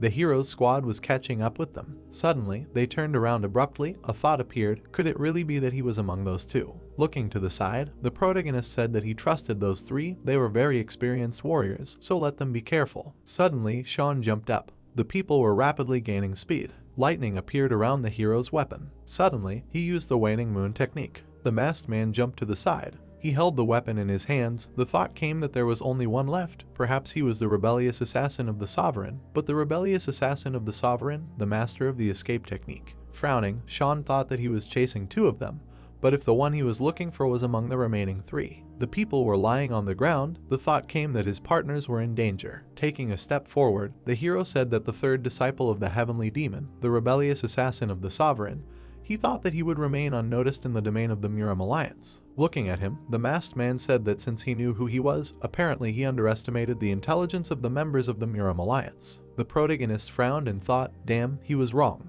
The man held a weapon in his hands, and he added that it was a double. He would never reveal his true nature so easily. Lightning flew around the weapon.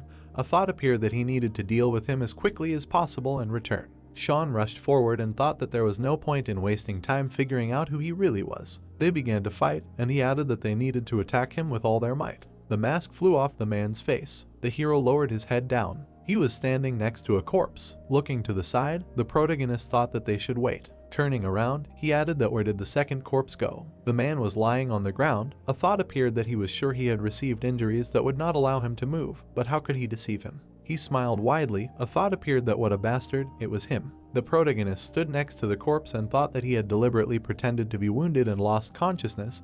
He took advantage of the moment while he was talking to the second to escape. Jumping up, he added that they couldn't let him go. Running forward, the man thought that the kid wasn't an ordinary warrior. Did the Alliance even have warriors like that? He looked to the side in surprise. Sean was catching up with him, and the man thought that he had already found him. The hero ran forward quickly, and the thought occurred to him that this guy was probably from the elimination squad. The man turned around sharply and thought that killing him would not be a problem, but the whole squad could come to reinforce him. He put his hand to his face and thought that the squad probably sent this guy after him to delay him, then they would catch up and grab him. The man jumped up. Another one rushed after him. The protagonist was catching up with them, and the man thought that this meant he needed to escape from him. Frowning, Sean thought that his people were probably in ambush on his escape route. He didn't expect him to approach the issue so strategically. Looking at the smoke, the hero thought that there was a smoke attack. He rushed forward sharply. The masked man was running away from him. Suddenly he turned around, the thought that another double appeared.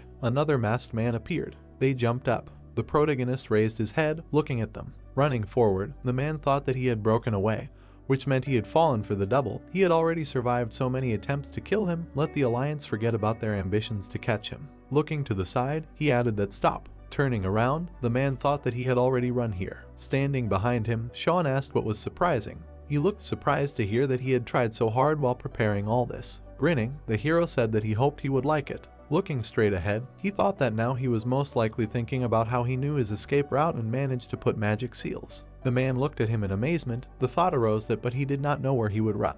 The protagonist smiled widely and thought that he had simply set up seals on every corner. Standing in front of the man, he said that he could not escape from the trap created by the Cloud Dragon seal. In order to escape from here, he would have to defeat him and destroy the seal's magical core. Looking straight ahead, the man asked how he knew he was real. Stretching his hand forward, Sean said that because at the site of the previous attack, they buried the poisonous incense of the Tang clan, which leaves a trace. Grabbing his hood, the man asked what the Tang clan was, to which he replied that it was too late. Holding the ball in his hands, the hero thought that he did not really need to consume this elixir since he already had resistance to the poison. But it would not be superfluous. A person who knows that he is mortally poisoned is capable of many things. Standing in front of the man, the protagonist asked if it would be easier to give up, to which he was told that it was funny. He did not know that he would be driven so far. The man, waving his weapon, said that however, he thought that he could catch him by trapping and poisoning him. Holding the weapon in his hands, Sean thought that even though he was poisoned, it would not be so easy to defeat him alone, especially since he could not fight him even in his past life. Looking straight ahead, he added that he could part with his life if he made a mistake. Suddenly, the hero opened his eyes in surprise. The chain flew past him. The warrior suddenly rushed towards him. The protagonist jumped up. Holding the weapon in his hands, he thought about the 12th phase. Sean used the full moon skill. The chain suddenly flew forward. The warrior swung the weapon. Looking at him, the protagonist thought that it was obvious that the attack area of the chain is large. Rushing forward, he added that there was nothing left to do but get closer to him. The protagonist struck the man. He smiled widely. The warrior swung his hand sharply. A glow appeared around the hero's fist. They clashed fists. An explosion occurred in the middle of the meadow. The hero slid along the ground. Standing in front of him, the man wheezed. Looking straight ahead, he heard that he was probably surprised that one of his energy points was blocked. Grinning, the protagonist thought that he couldn't help but be surprised by this. Even among the demon sect members, few could repel such attacks. The warrior frowned, thinking that he was lucky to have learned the assassin's stealth skills in his past life. If he tried to close the distance by attacking with a chain,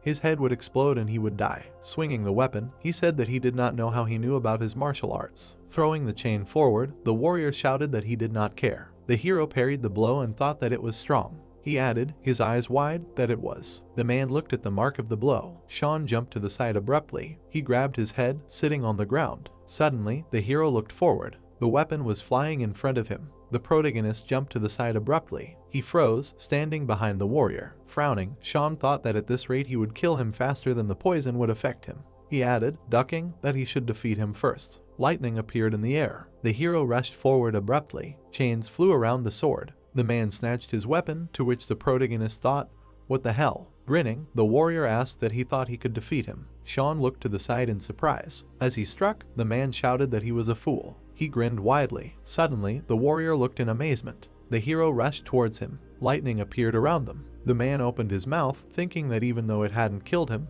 the white lightning must have left his body in a terrible state. Standing behind the warrior, the protagonist thought that if he had been more cold-blooded, he wouldn't have fallen for that trick. Looking straight ahead, he added that not knowing the enemy and the fear of not knowing when help would arrive had sucked him in like an abyss. The man jumped aside, and Sean said that it seemed like their fight was over. As he had said, he wouldn't leave here without destroying the core, to which he replied that he knew. The warrior's eyes widened and he said that however, he leaned forward. The hero looked at him in surprise. Swinging his weapon, the man shouted that he would destroy both the trap core and him at once. Looking at him, the protagonist thought that he had concentrated all his remaining strength on this. If he escaped, he would be unharmed, but then he would miss him. He widened his eyes and added that he wouldn't get a chance like this again. Swinging his whip, the man used the explosive demonic strike skill. Lightning flew around Sean and he thought that he couldn't miss it. Then he used the killing moon skill. The man smiled and asked if he thought he could stop him. The hero glared at him. Their blows clashed. The protagonist lowered his head.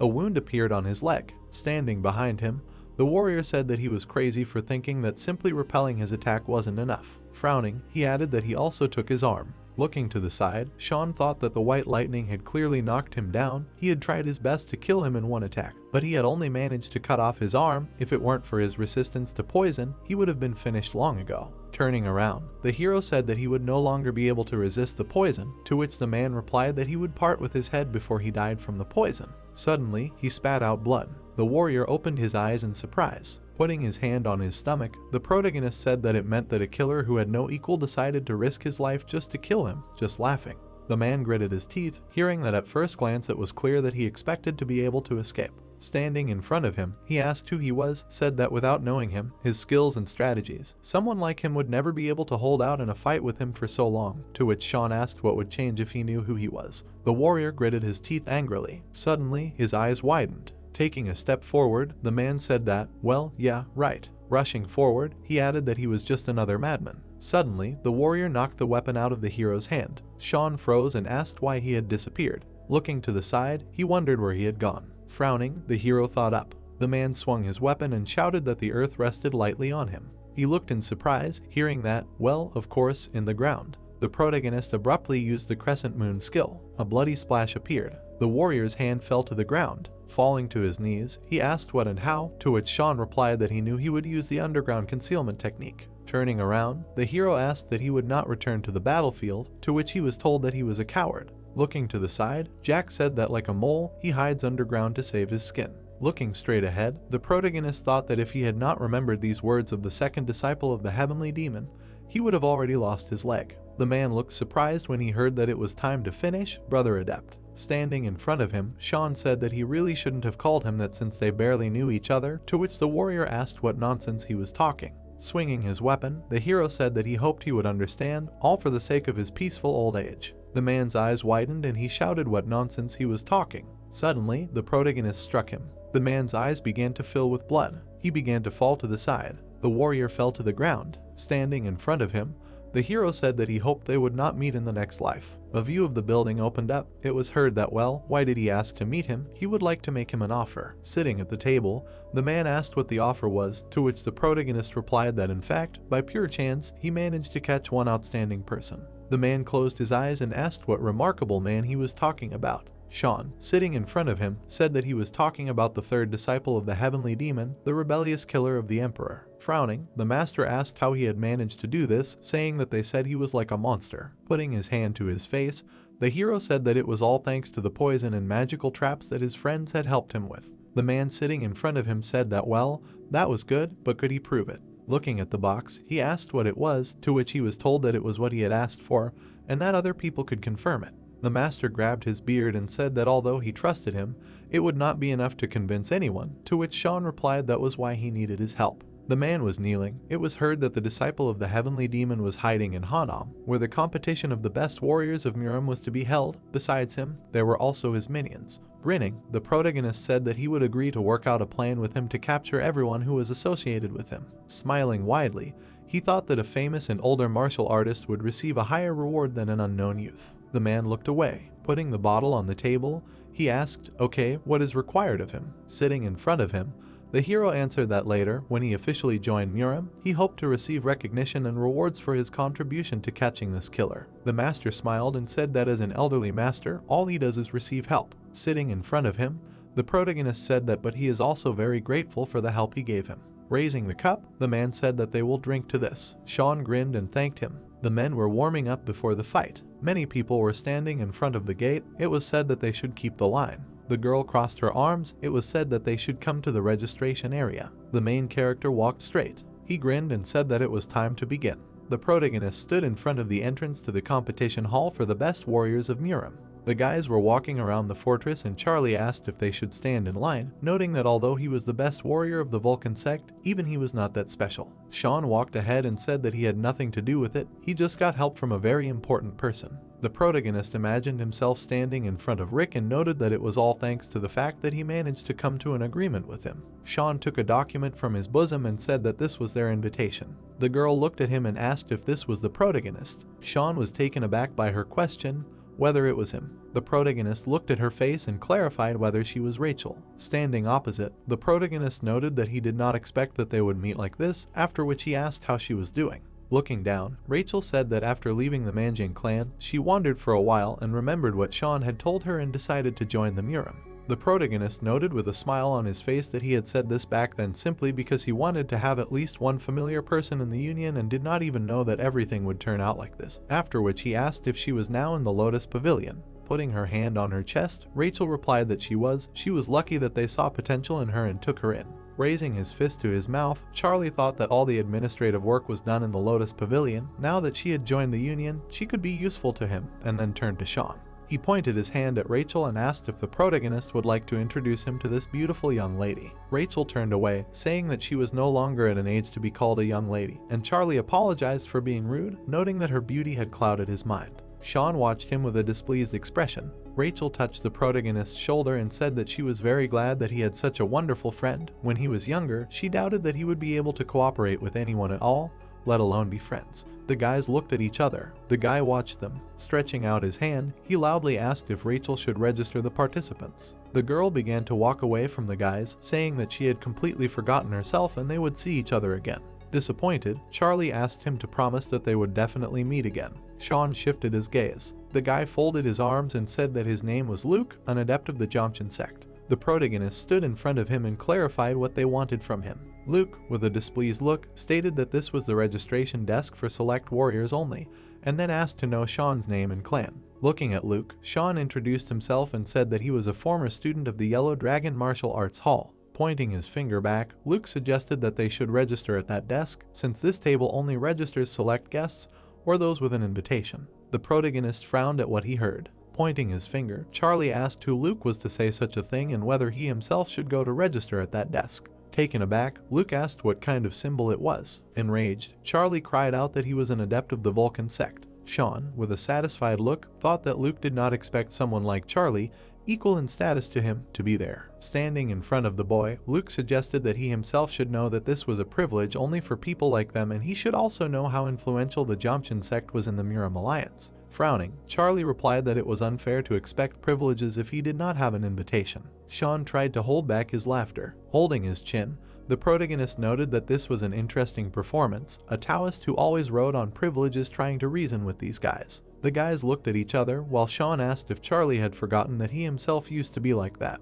Standing next to the guys, the protagonist giggled. Charlie began to leave from there, saying that they should not continue to listen to this nonsense and leave from there. Smug Luke said that it sounded offensive, because Charlie enjoyed the same privileges as them. The angry guy turned around. Pointing his finger, Charlie suggested that Luke did not understand him, because this was not his invitation, but Sean's. An angry Luke said that that was why he had spoken to the receptionist and asked if she was the one who had gotten him the invitation. He looked at Charlie and said that he couldn't just let them go, they had to fix this injustice. Charlie grabbed the blade and said that he didn't have the strength to listen to them anymore. Luke started to take his sword out of its sheath. The protagonist watched them and asked what they were going to find out there. Luke put the sword back and said that Sean had gotten the privileges of the Muram Alliance members by dishonest means. He added with a smile on his face that as compensation for this, he had to donate 100 gold coins to the needs of the Alliance. The protagonist extended his hand and asked what he should do if he didn't have that kind of money. Luke looked at Sean's blade and said that he could pawn his sword to him until he earned the money. He would take very good care of it until they could buy it back. Luke had a smirk on his face. Sean pointed out with a serious expression that this was what Luke had been seeking from the very beginning. Despite his belief in Buddha, nothing valuable was alien to him. The protagonist crossed his arms and asked what would happen if he refused, and Luke asked if he, as a Taoist, could leave such dishonest actions unpunished. The protagonist placed his hand on the hilt of his blade and suggested settling the matter by force. Frowning, Luke asked if he thought he would refuse just because the participants in the competition were forbidden to duel. Charlie looked at them and suggested that in that case they make a bet. There was a smile on his face. Luke turned around, dumbfounded. Sean asked again, surprised. The guy stood quietly and thought that everything was going according to plan. With a satisfied look, he silently asked how the protagonist liked the porridge he had brewed. Standing in front of the guys, Charlie announced that the one who scored the most points in the competition would win the bet. Sean thoughtfully began to reason about the bet. Smiling, the protagonist noted that the porridge was brewing and he wished Charlie a bon appetit. Stretching out his hand, the protagonist said that he would bet this sword and clarified what bet Luke would make, after which the guy replied that if he lost, it would be enough that he would close his eyes to their cheating. Sean seriously stated that ignoring cheating, which did not happen, would not work as a bet, after which Luke said that if he did not want to bet it, he could just refuse, because it was an ordinary sword. The protagonist put his hand on the hilt of the blade and said that he thought that Luke had an eye for weapons, but it turned out that he did not. Looking at the blade, the protagonist said that this sword is the path of courage, created by the great blacksmith Mark. If Luke wants to get this sword, he must offer something of equal value in return. The guy was furious at what he heard. Charlie crossed his arms and swore on the Vulcan cult that Sean wasn't lying. Standing in front of the guy, the protagonist suggested that he had nothing to offer, then they would return to talking about the bet. They looked at each other. Luke looked at his comrades and mentally asked the protagonist to wait a little, because people might misunderstand them if they heard them, so he hoped they would understand that he couldn't say it out loud. Crossing his arms, the protagonist accepted his request. Luke smirked and said that he would bet a rare elixir, of which there were only a few in the sect. Sean closed his eyes and began to reason that no matter how greedy Luke was, he had bet the elixir of his cult, and apparently he was confident that he would not lose, which was to be expected from these political faction suckers. They began to disperse and say that they had agreed and would see each other at the competition. The warriors began to leave. Charlie approached Sean and asked why they were talking so quietly and whether Luke had offered anything valuable. Looking at Charlie's satisfied face, the protagonist clarified why he had placed a bid and why the guy was the most interested. The man stood on the stage and thanked the people for visiting the Black City, after which he suggested starting the auction. Sitting on a chair, Sean thought that what he needed most was an elixir that would help replenish his lack of internal energy. By a lucky chance, he learned that such an elixir was just about to be put up for auction today. Looking around at the other people, the protagonist noted that if the other warriors found out about this, they would rush there, but since the auction was intended only for guests like Jacqueline, no unpleasant clashes occurred. Crossing his arms, the protagonist emphasized the fact that he did not care who came to the auction. The auctioneer stood in front of the crowd and shouted that the fourth lot was a scabbard that was much more than just decoration. He noted with satisfaction that the visitors would ask what was so special about them. The man began to take out the blade and declared that it was the creation of the best blacksmith in the Black City. The auctioneer raised the sword above his head and cried out that it was a flexible sword of the Black World. He extended his hand and announced that they would start with a bid of 50 gold coins. People raised signs and offered their prices. Sean raised his hand and announced the price of 100 coins. The auctioneer was speechless from what he heard. People began to exchange glances, and the man announced that if no one bid more, then in that case the scabbard would go to the gentleman in the fox mask. Jacqueline turned to him and clarified whether he had overdone it with 100 gold coins. Sean, raising his head, replied that it was not such a large sum and that it was a gift to her. The girl looked at him intently and said that knowing the main character, he did not do such favors without a reason. She was taken aback by the words that it was a parting gift. With her head down, Jacqueline asked if Sean knew. Looking at the stage, the protagonist asked if the order to return to the House Society had arrived, to which he was told that it was true. A new leader of the House Society needed to be elected. With her arms folded, Jacqueline told him that nothing had happened between them, but the recent events had become a deciding factor. Sitting on a chair, she noted that with the war approaching, the issue of succession to the title needed to be resolved in advance, and Sean asked what would happen if she did not win the election. With one eye closed, Jacqueline suggested that she would then be made the head of staff in another region.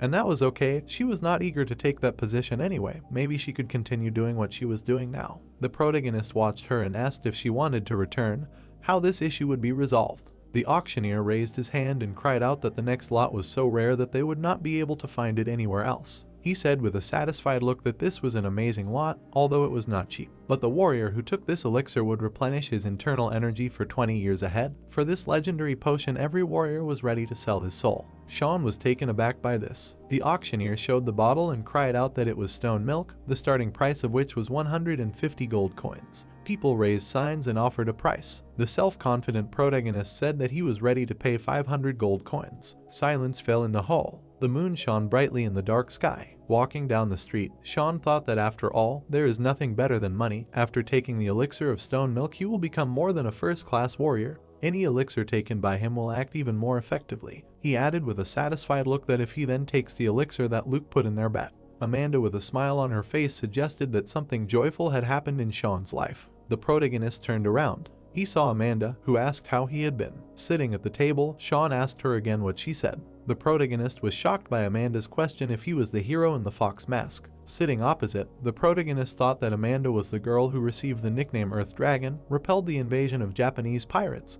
But this is just a mask. Her true identity is hidden behind it. She is a representative of the Chegel clan, distinguished by incredibly intelligent warriors, so she obviously did not come for nothing. Amanda calmly stated that she came to ask him something. Frowning, the protagonist asked to drop the formalities. Sean was taken aback by the question if he was the hero in the fox mask. Looking at her, the protagonist asked again. The girl calmly said that she asked if he was the hero in the fox mask. Sean sat on a chair and replied that he did not understand what she was talking about. Amanda sat opposite and said that the time when he and Charlie were absent coincided with the time when the hero in the fox mask appeared, to which she received the answer that it was just a coincidence. The girl imagined how flowers bloom on the branches and said that one of the eyewitnesses also said that the partner and subordinate of the fox, another warrior in a mask, used the combat techniques of the Vulcan sect.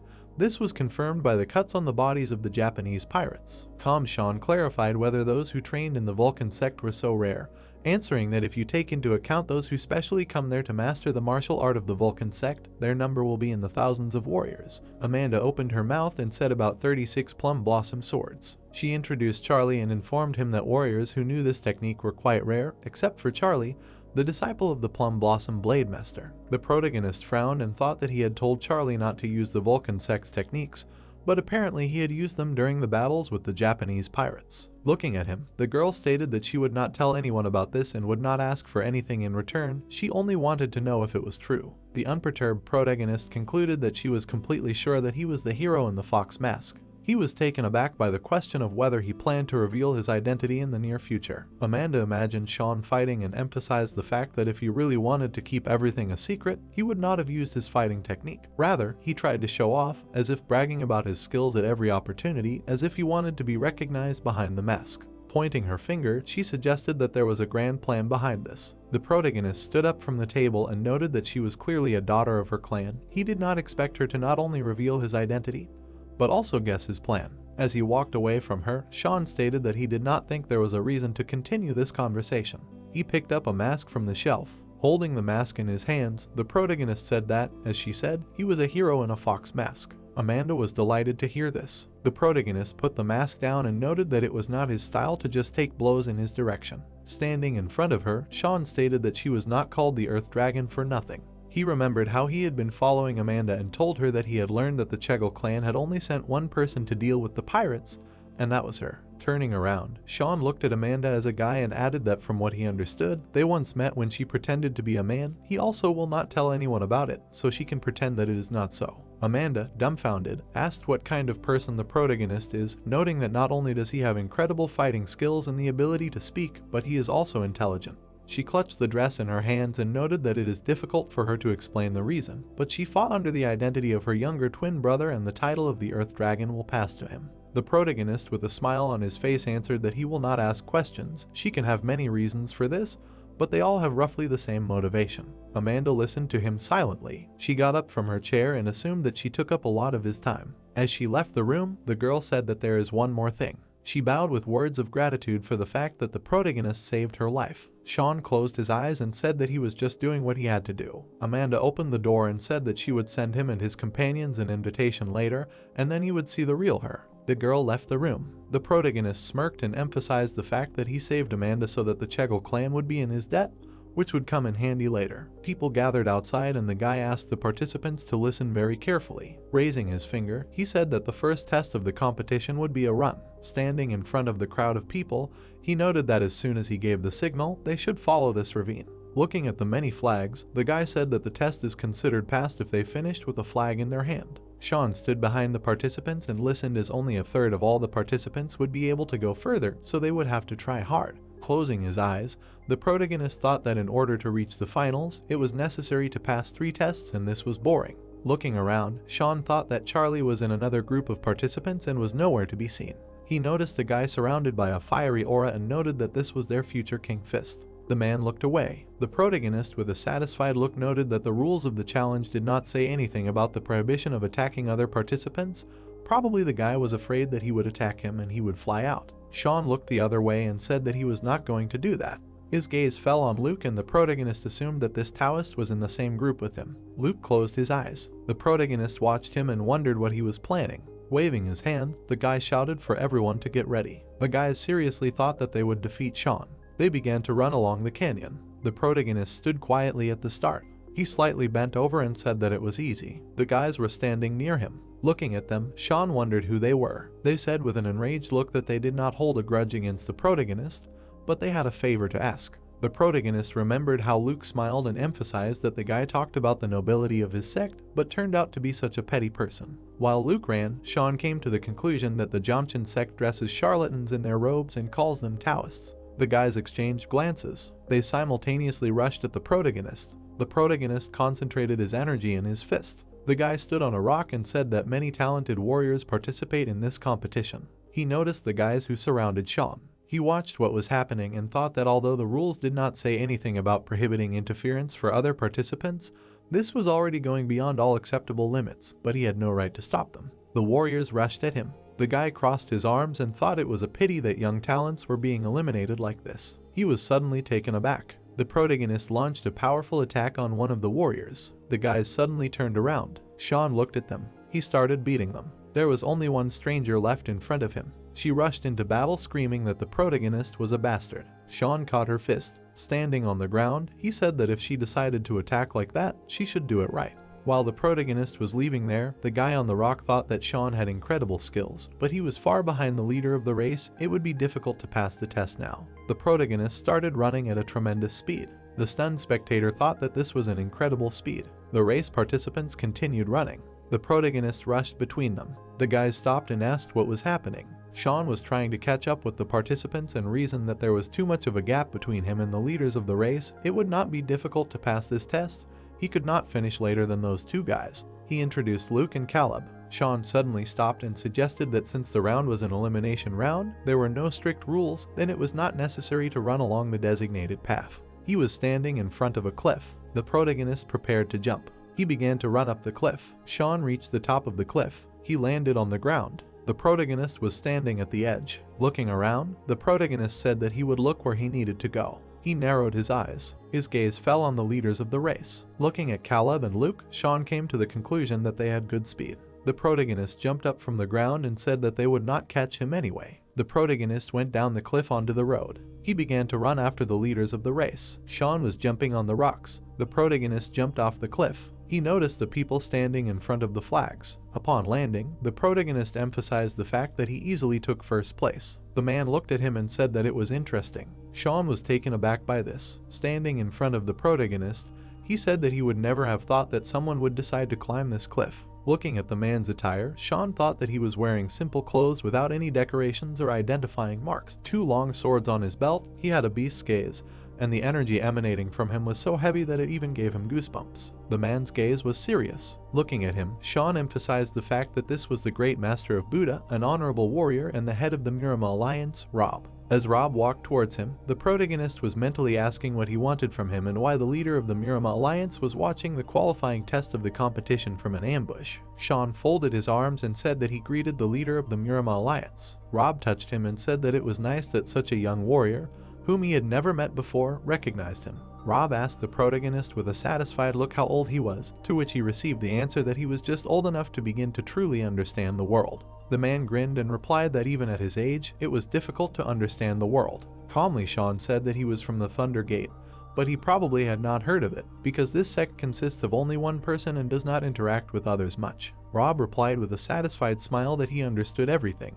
Leaving the protagonist, he asked if he had a little time to talk to him. Watching him go, Sean assumed that Rob wanted to discuss his disqualification for cheating, after which the man replied that he did not remember anyone forbidding him to climb rocks. Crossing his arms, Rob asked if the protagonist had thought about joining the alliance yet. Standing behind, the protagonist replied that he had, and Rob noted that this was good news. The guys ran and looked at each other. Sean continued to run. He looked at Rob, who said that he hoped that next time they would talk on the altar. Looking at Rob's face, the protagonist wondered if the man wanted him to win, since only the winner of the competition can meet the honorable warrior on the altar. After which he suggested that he somehow managed to gain his favor, and this is not good, because the place he is aiming for is opposite the place occupied by the leader of the alliance, Murama. Luke and Caleb moved towards the finish line. They ran side by side and thought they would be first. Suddenly, Sean finished first. He raised the flag. The protagonist turned around and looked at his opponents. The guys stopped and asked where the protagonist came from. Sean pointed his finger at the rock. Luke, taken aback, asked if he came from above. Looking at the rock, the guys said that he was not running along the designated route. Luke raised his hand and asked if this violated the principle of fair participation in the competition, noting that the protagonist should be disqualified. The protagonist seriously asked if there was a clause in the rules that said that you can't move on the rocks, adding that Luke should know the rules better than anyone. Luke frowned at what he heard. Caleb looked at him and said that he shouldn't pay attention to Sean and needed to take the flag. Luke looked at him and thanked him for reminding him. An angry Caleb asked not to mess with the protagonist unless it was necessary. The protagonist looked at them with a smile on his face. The girl showed 2 fingers and said that the second test was very easy. Looking at the crowd of guys, she ordered them to use their best fighting techniques to leave a mark on these rocks. As people walked towards the rock, the girl noted that the order would correspond to the reverse order in which they finished the last test. Warming up his hand, the man asked if he would pass the test if he smashed this rock to pieces, to which the girl replied that it was true if he could. He hit the rock. The girl looked at him and said that the man failed the test. The guy broke his spear on the rock, and the girl noted that he failed the test. The dumbfounded stranger said that it was impossible, and the girl said that he failed the test. The man looked up at the sky with a happy expression, and the girl emphasized that he had passed the test and noted that the leaders of the previous test would go last. The 3 guys stepped forward. They exchanged glances. Luke stood in front of the rock. He gathered mana in his blade and declared that this was a simple test. He struck the rock with a powerful blow. Luke left a hole in the mountain. Fire energy enveloped Caleb's body. He struck the rock with his fist. People watched him and discussed that these were the famous 5 strikes. They said that he would become the next King Fist. While Caleb looked at the rock, the girl said that he had passed the test. The protagonist looked away. He seriously noted that the rules for passing the test were again vague. Standing in front of the mountain, Sean noted that you just need to leave a mark on the rock, without any additional conditions, and whether you passed or not was only up to the discretion of the person taking the test. The protagonist looked at the girl and emphasized the fact that it was also possible to bribe the test taker to get rid of one of the participants. Looking at Luke, Sean asked if he could do something similar. Walking towards the rock, the protagonist emphasized the fact that he did not want to show them everything he was capable of right away. He gathered mana in his hand and thought that he needed to make sure that they would not have a reason to exclude him from the competition. Electric energy was coming from the protagonist's fist. The guys watched him and asked if Sean had simply touched the rock. The mountain behind the protagonist exploded. It shattered into small pieces. The stunned girl asked how he could destroy such a hard rock with just one touch. Looking at her, Sean asked for the result to be announced. The protagonist stood still and heard a scream that he had passed the test. Frowning, Caleb noted that Sean looked more like an animal. Luke was taken aback when he heard the protagonist's voice. The protagonist, with a smile on his face, said that he wanted to tell him in advance that it would be better not to drink the elixir he had set to defeat him. Luke was furious at what he heard. The guys were sitting in the gazebo and discussing that they knew the protagonist would be the best. Charlie looked at him and said that they could start eating now, and the protagonist suggested waiting for the last guest. Jacqueline sat next to the protagonist and asked why he invited her, and Sean asked if this was how they usually strengthen friendships. He seriously noted that his true goal was different. Sean shifted his gaze. Amanda said with a satisfied look that they hadn't seen each other for a long time. The protagonist got up from the table and thanked her for coming. Turning around, Amanda said that this was her younger brother. Folding his arms, the guy introduced himself as Chuck. Squinting, the protagonist noticed that this guy was who Amanda pretends to be in the future Earth Dragon. Chuck looked away. Looking at Chuck, the protagonist was thinking about the future Earth Dragon. He looked at the serious guy and thought about how he got his nickname because of Amanda's activities. In his past life, he also seemed very unusual to him. Sean sat at the table with the guys, wondering why she decided to bring her brother out into the world, whom she had hidden so carefully. The girl sat next to Henry and said that they hadn't seen each other for a long time. The protagonist introduced the guys at the gate, thinking that it seemed that now he remembered. He heard that the Cloud Dragon was trained in the Chegel clan in his youth. It seemed that this meeting was destined by fate. Looking at the happy girl, he asked if he could find out what they owed to their company. Amanda sat among the guys and said that she would like to show them her true self and make friends with all of them. She looked at her brother with a smile and said that the last time she hid her face in front of them, all because she needed to fight Japanese pirates under the guise of her brother. The guys looked at her in shock and asked if she was really the Earth Dragon. Introducing herself in male form, the girl replied that her brother, who was called to protect their lands, was not feeling well and she had to put on men's clothes and perform in his place. The protagonist sat next to Chuck, listening to how she received the title of Earth Dragon as a result, but it would have gone to her brother anyway if he had fought. Frowning, the guy thought that it seemed like she was planning something. Amanda looked at the protagonist and asked if he had decided to join the Muram Alliance. Putting her hand on her chest, she said that she decided to join the alliance because her brother had gotten much better and she no longer needed to pretend to be him, so it was time to take care of her own life. The girl smiled and said that Chuck would become the next leader of the clan and lead their family, and she, in turn, would begin to study military affairs and help her uncle. Sean looked at her seriously and replied that in that case, let's say he really thought about joining the alliance. Smiling, the protagonist said that he did not want to belong to any party. Amanda frowned and asked what the reason was. The guy raised his hand and replied that if he became part of any organization, it would limit his freedom of movement, and in that case, he would not be able to achieve his goal. The protagonist looked at her seriously and asked if she really thought that she would be attracted to the fact that Master Steve was the military leader of the alliance. Amanda lowered her head and said that indeed, he refused her even before she had time to mention it. The protagonist looked at her carefully and thought that he did not want to join any party because he did not want to end up in Steve's position. The protagonist introduced the four men, thinking about how the Muram Alliance was divided into two parts, supporters of the leader of the alliance and supporters of the elder. Steve belongs to the supporters of the leader of the alliance. The one who dreams of becoming an elder should never take his side. He sat at the table with the guys and thought that perhaps this will cause problems with Amanda in the future. Sean smiled and offered to remain friends even after they joined the alliance. Closing her eyes, the girl answered that she agreed. Let him not forget her either. The plot moves us to the competition arena, where the host said that it was time for the last qualifying sparring. Crossing his arms, he said that only those who defeat the warriors of the Blue Dragon and thereby prove their skills will reach the finals. The protagonist stood in the crowd, thinking that, as he assumed, the criteria for passing the test are too vague, like in previous times. Looking at the grinning Luke, the guy thought that this was just the perfect conditions for his cheating. The man held back the blow with his sword and said that as he thought, excellent skill, the test was passed. The guy in the ring thanked the teacher. He was going down the steps past the protagonist. Luke looked away with a smirk. The teacher stood in the ring in front of the guy, asking how he managed to get to this test. After all, he was from the Yellow Dragon Arts Academy. The man put the sword on his shoulder and thought that he shouldn't expect much from someone who got this far by pure chance.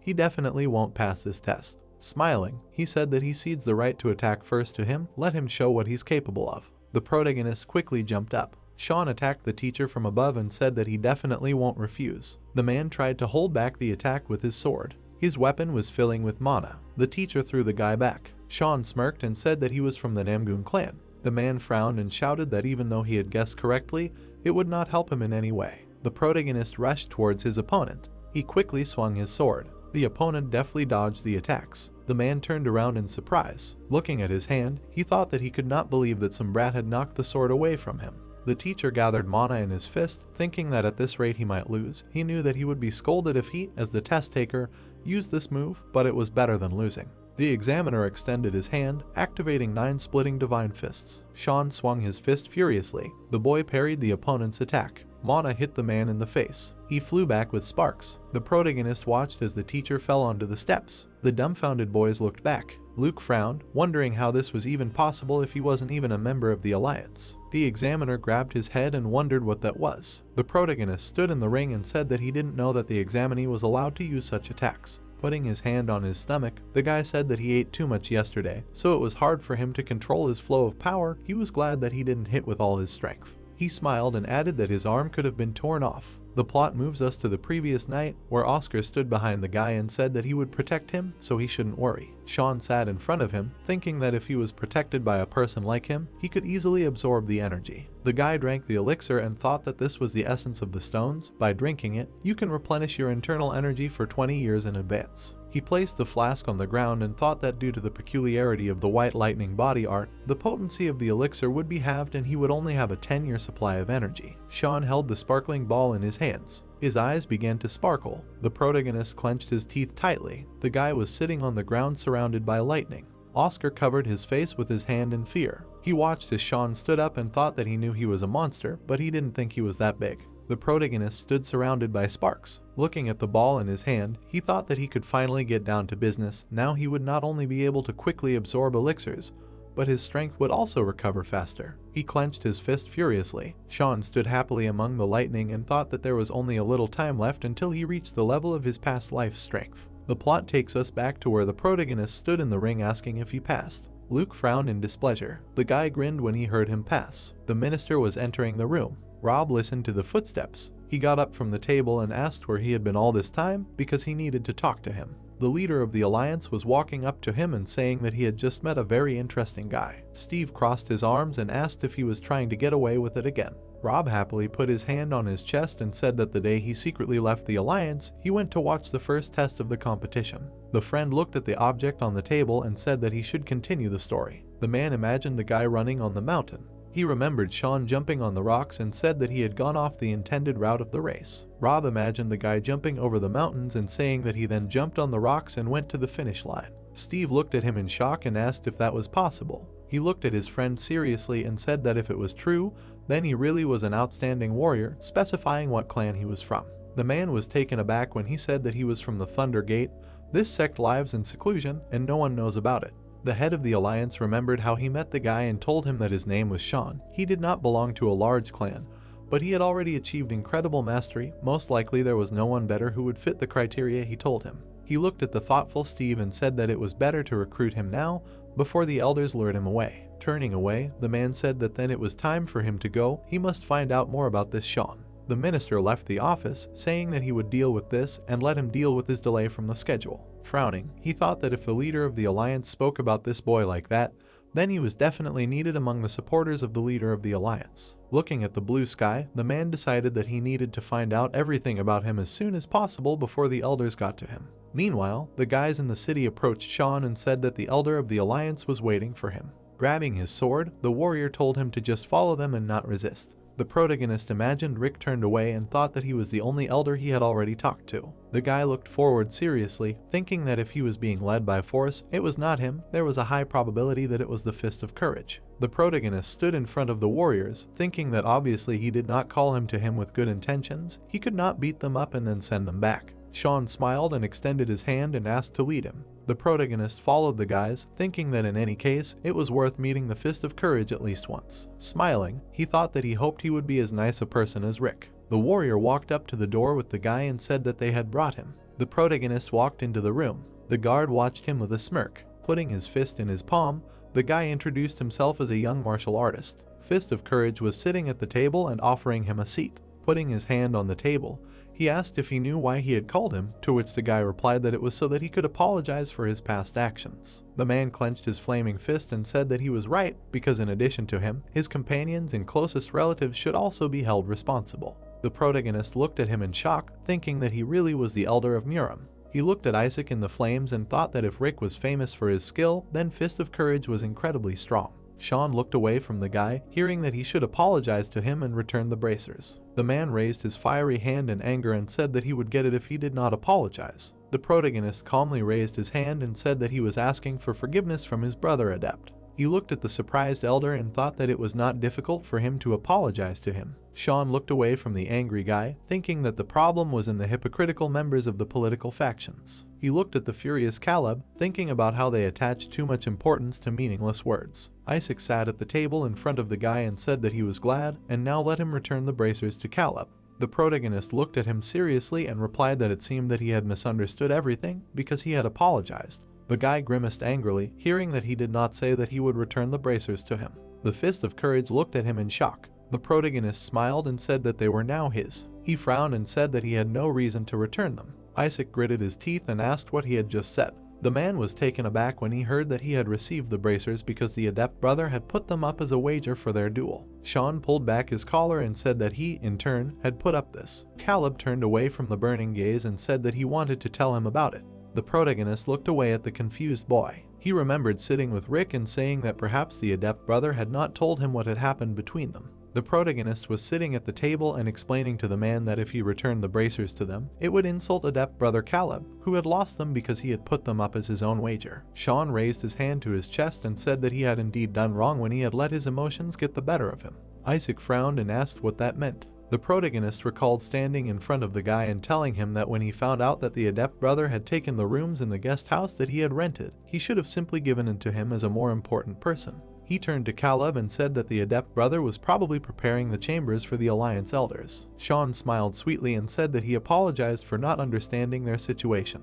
The guy looked at the displeased Caleb and thought that he was humiliating him by apologizing and saving face in front of the Alliance elder. Smiling, he thought about how wise people live, bowing to those in power and not making them guilty. The protagonist put his hand under his clothes and said that he did not want to harm his older adept brother. He put a wad of money on the table with a smile and asked if he could make amends with them. Looking at the surprised Isaac, the guy decided that they could not refuse an offer that would suit everyone. The protagonist closed his eyes, thinking that he wanted to let go of all the resentment between them and secure friendship with the elder of the Alliance, and the Fist of Courage really liked taking bribes. Crossing his arms, the man said that now he understood why that old fox liked him so much. He smiled and said that they should have a drink sometime, just the two of them. The protagonist clasped his hands and replied that it would be a great honor for him. Caleb clenched his teeth in displeasure. We see the battle arena, where Charlie said that fortunately he was not in the same group as his friend. Sean stood in the crowd next to him and replied that if he dropped out of the competition before they met in a duel,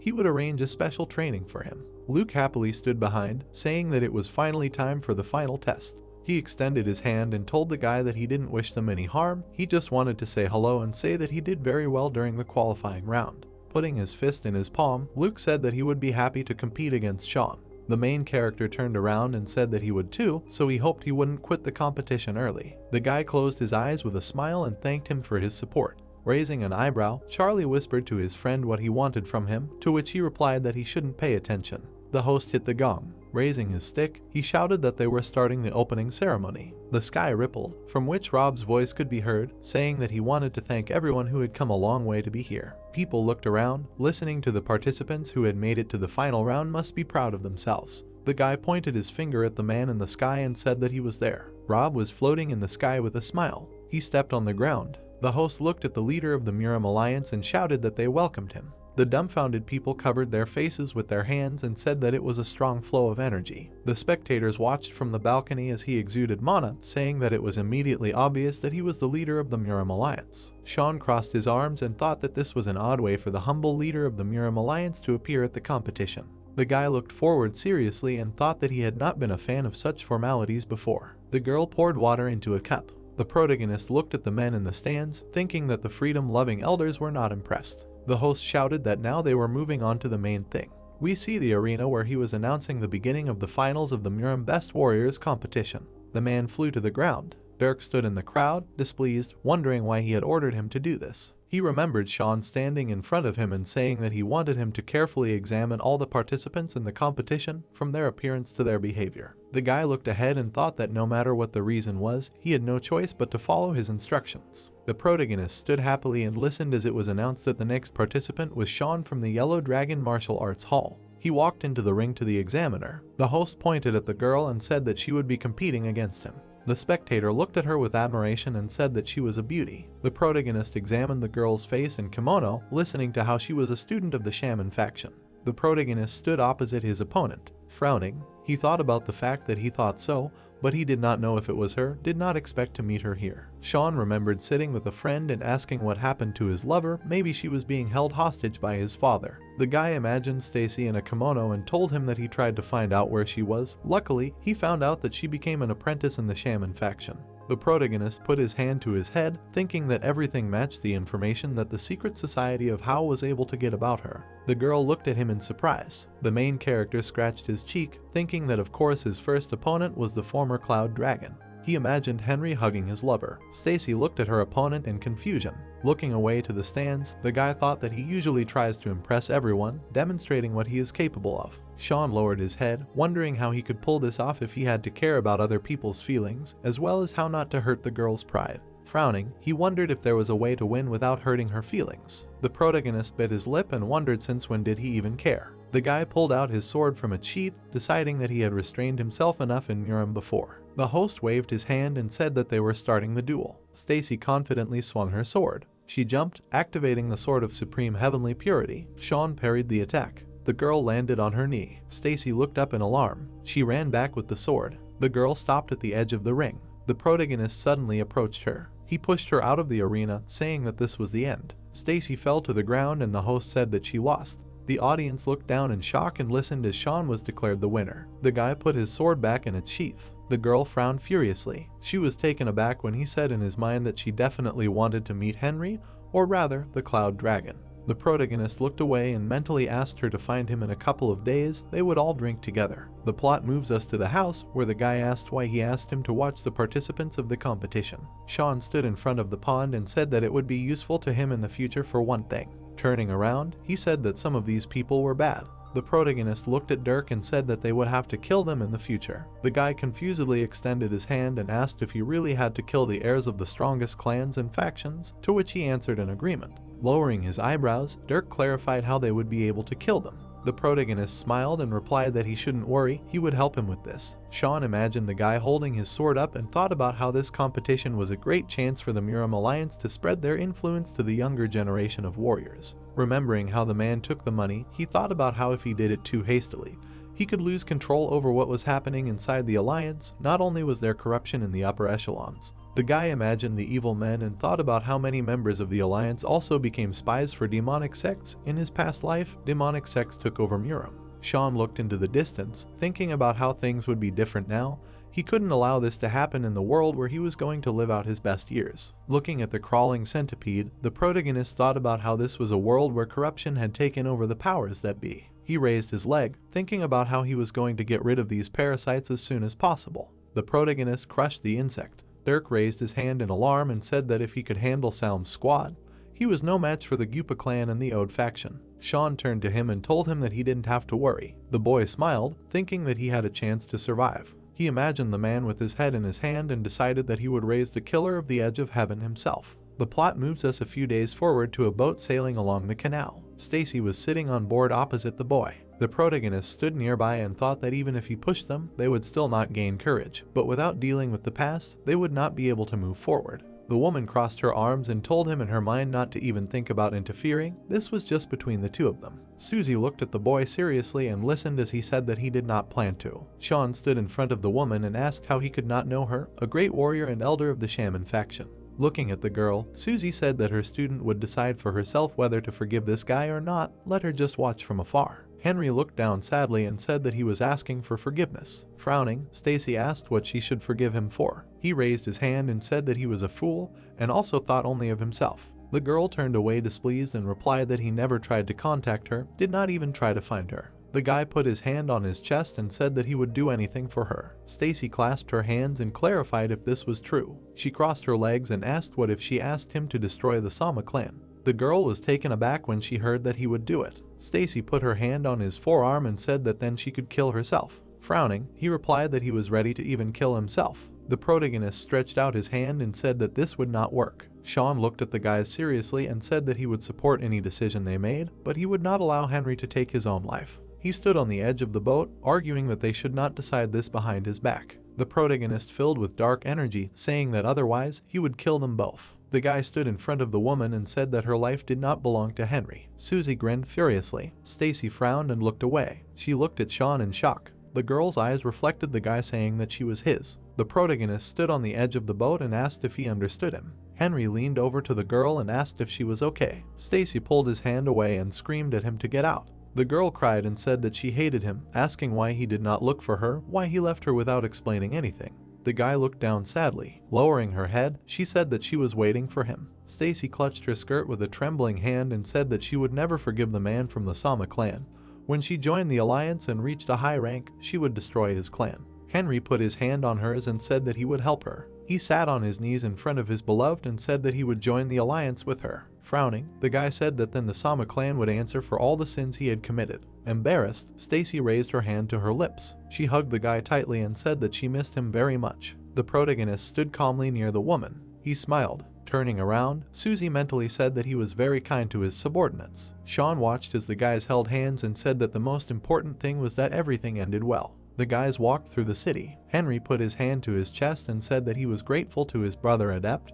Because of him he was able to pluck up his courage. The protagonist walked in front of him and asked if he had already told him about the Sama clan. Turning around, he said with a smile that he would help him escape the clan's shadow. Henry looked at him in shock, hearing that he would keep his promise. The guy clasped his hands and said that he would be obligated to him for life. The protagonist patted him on the shoulder and said that his oath of loyalty alone was enough. Grinning, Sean said that now it was time to prove it. Henry looked at the lantern and agreed. The protagonist walked in front of him, telling him that he had not had dinner and was very hungry. The guy followed him down the street and asked him to let him pay for tonight's dinner. He dreamed of it. We see a battle arena. The sword spun in the air. Luke pulled the sword out towards his opponent and the host announced that the winner was an adept of the Jamchin sect. The opponent sat on the ground and said that it was not for nothing that there were rumors that he was the future of the Jamchin sect. He had very outstanding abilities. The guy was walking towards the exit. He passed by Sean, saying that if he won now, the next fight would be between the two of them. Turning around, a dissatisfied Luke thought that he was arrogant for someone who had reached the finals by pure chance. He watched as Sean walked into the ring to his opponent, wondering who would go up against him. The guy looked at the serious Matthew, thinking that although he belonged to the sideline of the Moyan clan, his skills were superior to the heirs of the clan. Luke walked to the balcony, thinking that if he were to fight him, he would be able to defeat him. The guy smiled evilly and thought that luck would turn away from him today. Matthew pulled out his sword and the host announced the start of the fight. He swung the purple sword. The boy stood in front of his opponent, furiously asking if he was going to stand there like that any longer. Matthew watched in shock as his opponent disappeared and told him to move. He looked around tensely and thought he had already realized that he had good skills. He looked away, deciding that he would wait for an opportunity to attack. Suddenly, blood splashed on his face. The protagonist had wounded his opponent. The spectators were watching the fight from the stands. We see a full arena. Luke stood in the crowd, dumbfounded, thinking that he hadn't even noticed how he had attacked. Gritting his teeth, he thought that he had assumed that he had just been lucky all this time. The guy looked at Matthew lying down and thought that at this rate, he might lose his next fight. Luke clenched his fist. He writhed in rage, deciding that he would not let this happen. Meanwhile, Jack sat on the throne. The girl walked along the carpet and asked why he was looking for her, the overlord demon of delicious murder. The man sat in front of her and told her that the third person sent to Hanam by the order of the master had already died. He looked at Mary and said that he thought someone had appeared who was deliberately interfering with them and asked if she could go to Hanam. Jack put his hand to his beard and said that he was using demonic techniques. It would be difficult not to attract the attention of the Muram Alliance. Besides, the master had already given him another task. The girl touched her lip with her nail and said that he just wanted to use her. However, in order to steal a lady's heart and persuade her to fulfill the request, he needed to offer a good reward in return. Jack frowned and said that he would give her more than 100 first-class warriors. Mary turned away and repeated his words. Turning around, she said with a smile that she was sorry that the reward was not a night with him. The girl touched his shoulder and said that she was already drooling. The protagonist walked along the bridge and thought that tomorrow had finally come. Today there would be a duel with Luke. Grinning, he added that if he won, he would receive the elixir of the Jamchin sect. Suddenly, the protagonist looked ahead in surprise. Stopping, he asked that they needed something from him. The man glared at him. The men frowned, thinking that these weren't just any bandits. Standing in front of them, Sean thought that they had come here specifically for him. He jumped up sharply. The hero flew up to the roof. Looking to the side, he thought that if they wanted something from him. The protagonist clenched his teeth tightly. Looking at the people, he thought that he should find out what exactly. The man smirked, thinking that this was the one who had accepted the third test. Frowning, the warrior asked what he thought. He would refuse simply because the participants in the competition were forbidden to duel. It was said that according to the rules, the participants were forbidden to fight outside the competition. This rule was adopted to prevent showdowns between the participants in the competition, but there are many loopholes that allow you to bypass it. Walking forward, Sean wondered what would happen if these mercenaries dressed in black attacked a participant.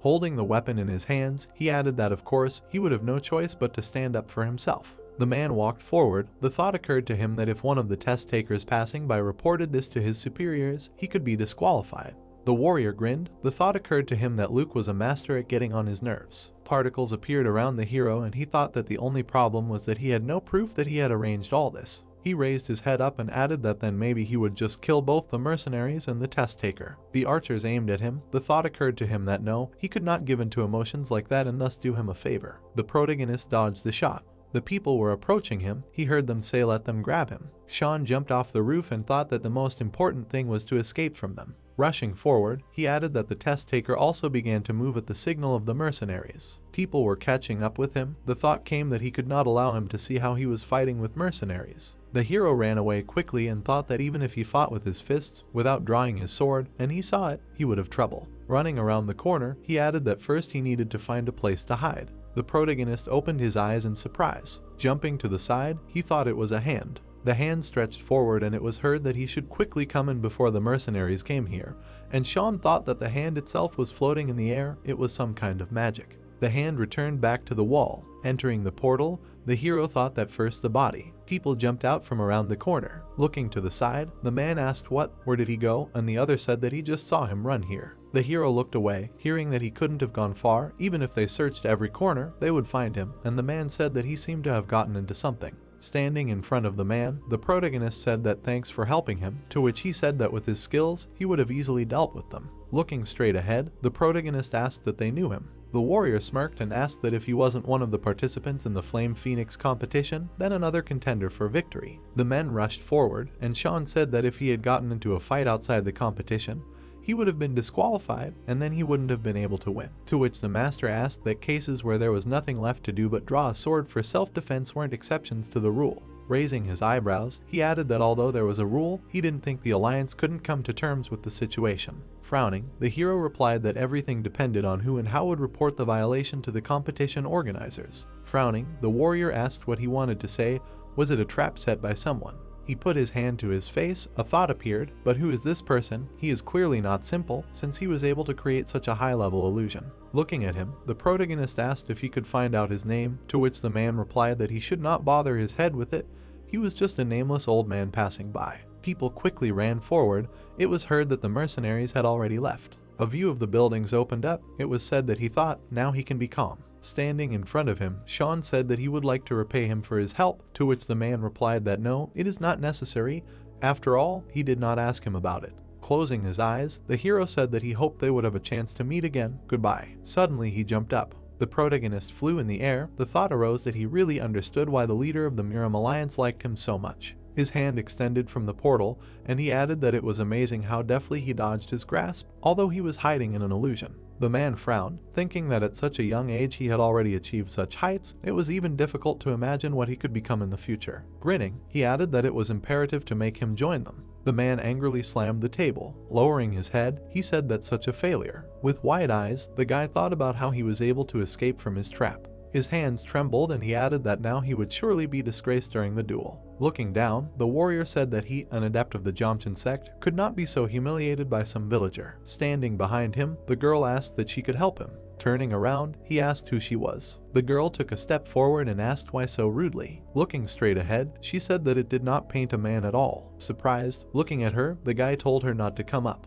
Luke relaxed, hearing that he wanted to kill him. Grinning, Mary said that then let him listen to her carefully. A view of the stadium opened up. It was heard that he managed to go very far. Holding a weapon in his hands, the guy said that today was his last fight. Standing in front of him, the main character replied that for some reason it seemed to him that he did not sleep last night, really everything, because he was not disqualified because of the incident. Swinging his sword, Luke said that he had stopped lying, to which he replied that how abruptly he began to speak rudely to him, before he at least pretended to be polite. The warrior held his weapon out and yelled at him to shut up and draw his sword, to which the protagonist replied that he didn't think he had to. Frowning, the guy asked what he was insulting him like that. Sean smiled and said that he knew perfectly well. Particles appeared around the guy and he said that he would regret not drawing his sword. Clenching his fist, the hero asked what he should regret, since there was nothing that could compare to the way punches felt on his fists. Luke clenched his teeth in anger. Raising his hand up, the man said that then. The guy jumped up, hearing that they would start. He abruptly used the technique of striking the sun with his sword.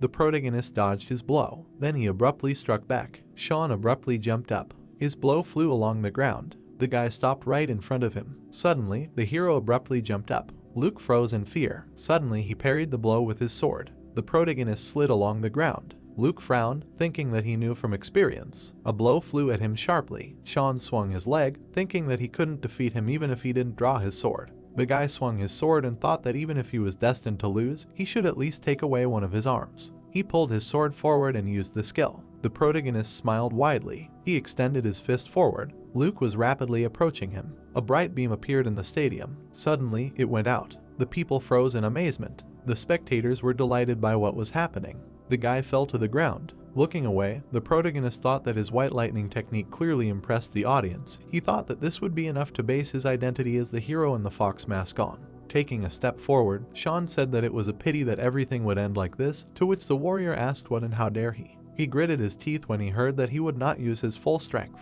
Swinging his arm, the hero said that he should just endure it for a little while longer. Suddenly, he began to land multiple punches on the guy. His fist was covered in blood. The protagonist continued to beat the guy. The warrior rolled his eyes and wheezed. Crouching down, Sean asked what he would say, that he could not stand it. Standing over the guy, he thought about how a duel was considered over either when one of the participants was no longer able to fight, or when he left the ring. As an adept of the great Sect, he would never give up. The hero's hands were covered in blood and he thought that this meant that he could play with him until he got bored, and then asked what but why. The warrior's eyes widened, hearing that he was getting on his nerves so much. Standing still, the protagonist said that he would not stop until his anger subsided. Luke looked at him angrily. He opened his eyes wide, hearing that let him kill him, take his life. Looking down, the guy thought that life. Sean deftly dodged his blows and thought that he was fast. Looking surprised, he added that it seemed that he began to use internal energy, but why so suddenly? The guy looked furiously. A thought arose at this look. Is it really demonic energy? No, he does not feel it. He rushed forward and screamed. A thought arose that who is controlling him. Grabbing his head, the hero thought that he would not be able to make him come to his senses. Lightning appeared around them and he screamed for him to wake up. Standing in front of the guy, the protagonist heard that the winner was Sean from the Yellow Dragon Martial Arts Hall. Lowering his head, he thought that who could do this in the middle of the Muram Alliance competition. The hero looked to the side, hearing that it seemed he had actually managed to catch the killer. He began to turn his head, hearing that he was so young and already a martial arts master, to which he wondered what that creepy voice was. Standing behind him, Mary asked that maybe he would be tastier than him.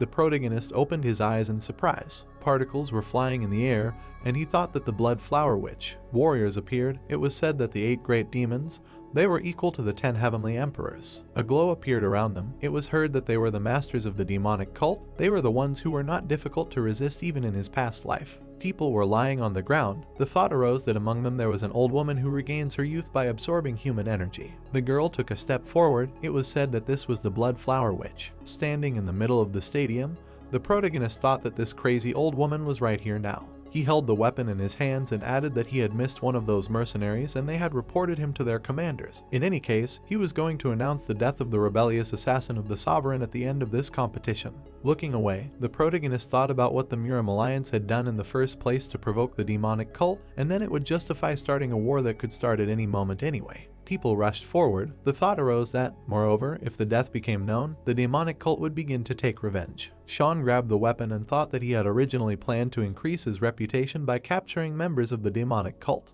Walking forward, he added that but he did not expect that they would beat him to it, sending one of their masters before he announced the death of the rebellious assassin of the sovereign. Particles appeared behind the hero, and he thought that for a start, judging by the fact that she used Luke, she would not be able to deal with him on her own, no matter which of the great demons was here. Their leader is. Grinning, the girl said that up close he looks even more appetizing. The protagonist turned around abruptly. He froze and thought that when she managed to get so close. The man fell to the ground. A thought appeared that she was trying to hide her demonic energy, but at the same time she appeared so calmly at the Muram Alliance competition, she had not changed at all. Mary waved. A thought appeared that an old woman who liked to show off. Standing in front of her, Sean asked who she was. Touching him, the girl replied that he knew her, so why pretend that this is not so, to which he asked what she was talking about. Looking straight ahead, the protagonist said that they had never met before, to which she replied that as he had said, they had never met before. Smirking, Mary asked what but why did she feel like he knew her. The protagonist began to close his eyes and said that he did not know who she was. Putting her hand to her face, the girl asked what kind of miracle was this, trying to confuse her by pretending to be under her spell. A sphere appeared in the hero's hands. She touched his neck, saying that of course, if he even moved, she would slit his throat. Frowning, Sean thought that he was trying to buy time for others to notice them, but it was too difficult. Standing in front of the stadium entrance, the hero asked that she could kill him right here, but she would risk doing it in the middle of Muram since he was not safe either, to which the girl asked that he was really worried about her. The people looked at them. It was heard that he should not worry. The guy crossed his arms. It was said that he thought that she came here completely unprepared. The thought arose that judging by the fact that she brought people from the flower house with her, she has an escape plan. Taking a step forward, Mary said that she was wondering how he was able to kill him with his level of skills. In fact, she did not need to know, so she could not answer. Smirking, she added that she would just eat him, and everything would be over. The girl licked her lips. The thought arose that the nature of the demonic powers of the blood flower witch did not allow her to resist the thirst to absorb the energy of strong men. Raising her head up, she said that it was not enough, someone even stronger was needed, and the hero said that he came with the order of the master. Looking at him, Mary said that just a little more. Putting her hand on his face, she added that she would like to eat just a little more.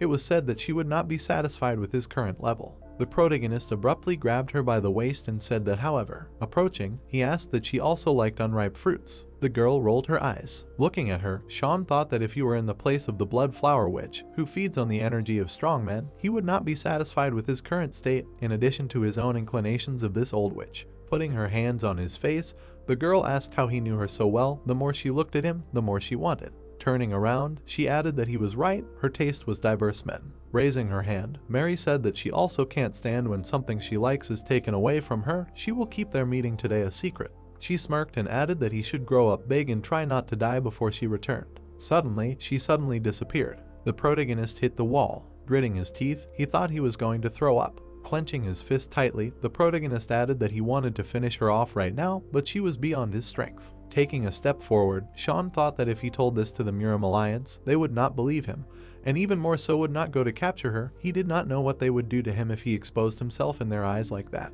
The hero looked away and added that this time he was able to survive. Looking at the mountains, he thought that before their next meeting, he should enlist more support from Muram. The protagonist walked in the middle of the street and thought that he was the only one who knew that Luke was under the control of the blood flower witch.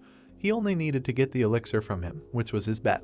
The guy was grabbed and he screamed furiously for them to let him go. Looking at him, Sean wondered why these two were throwing him out of town. He heard that they thought his cult would just let this go. Frowning, the hero thought that they wouldn't do that to a Jamchan sect member without reason. Standing behind him, the man said that he saw that he had many questions. He turned around abruptly. Looking at the decoration, the protagonist thought that it was a token. Steve grinned and said that he was glad that they met again, to which he replied that he greeted him. His name was Sean. Looking straight ahead, the hero said that, however, he didn't remember meeting him before. The man smiled and asked why he couldn't remember. The protagonist's eyes widened, wondering if that was true. The warrior raised his hand, hearing that so it was he who had helped him recently, to which he replied that it was true. Then he had to hide his true identity. Looking to the side, Sean asked what it meant. The Luke member was being kicked out on his orders, but why? Frowning, Steve asked that he himself didn't know. The view of the dark sky opened up. It was heard that after the last test, an investigation was conducted through the Alliance Intelligence Network, from where they found out that there really might be someone behind Luke, to which the hero thought that, as he thought, they did not know that it was the blood flower witch. Sitting at the table, he said that he did not expect the Muram Alliance to risk relations with the Jamchan sect because of one guilty person.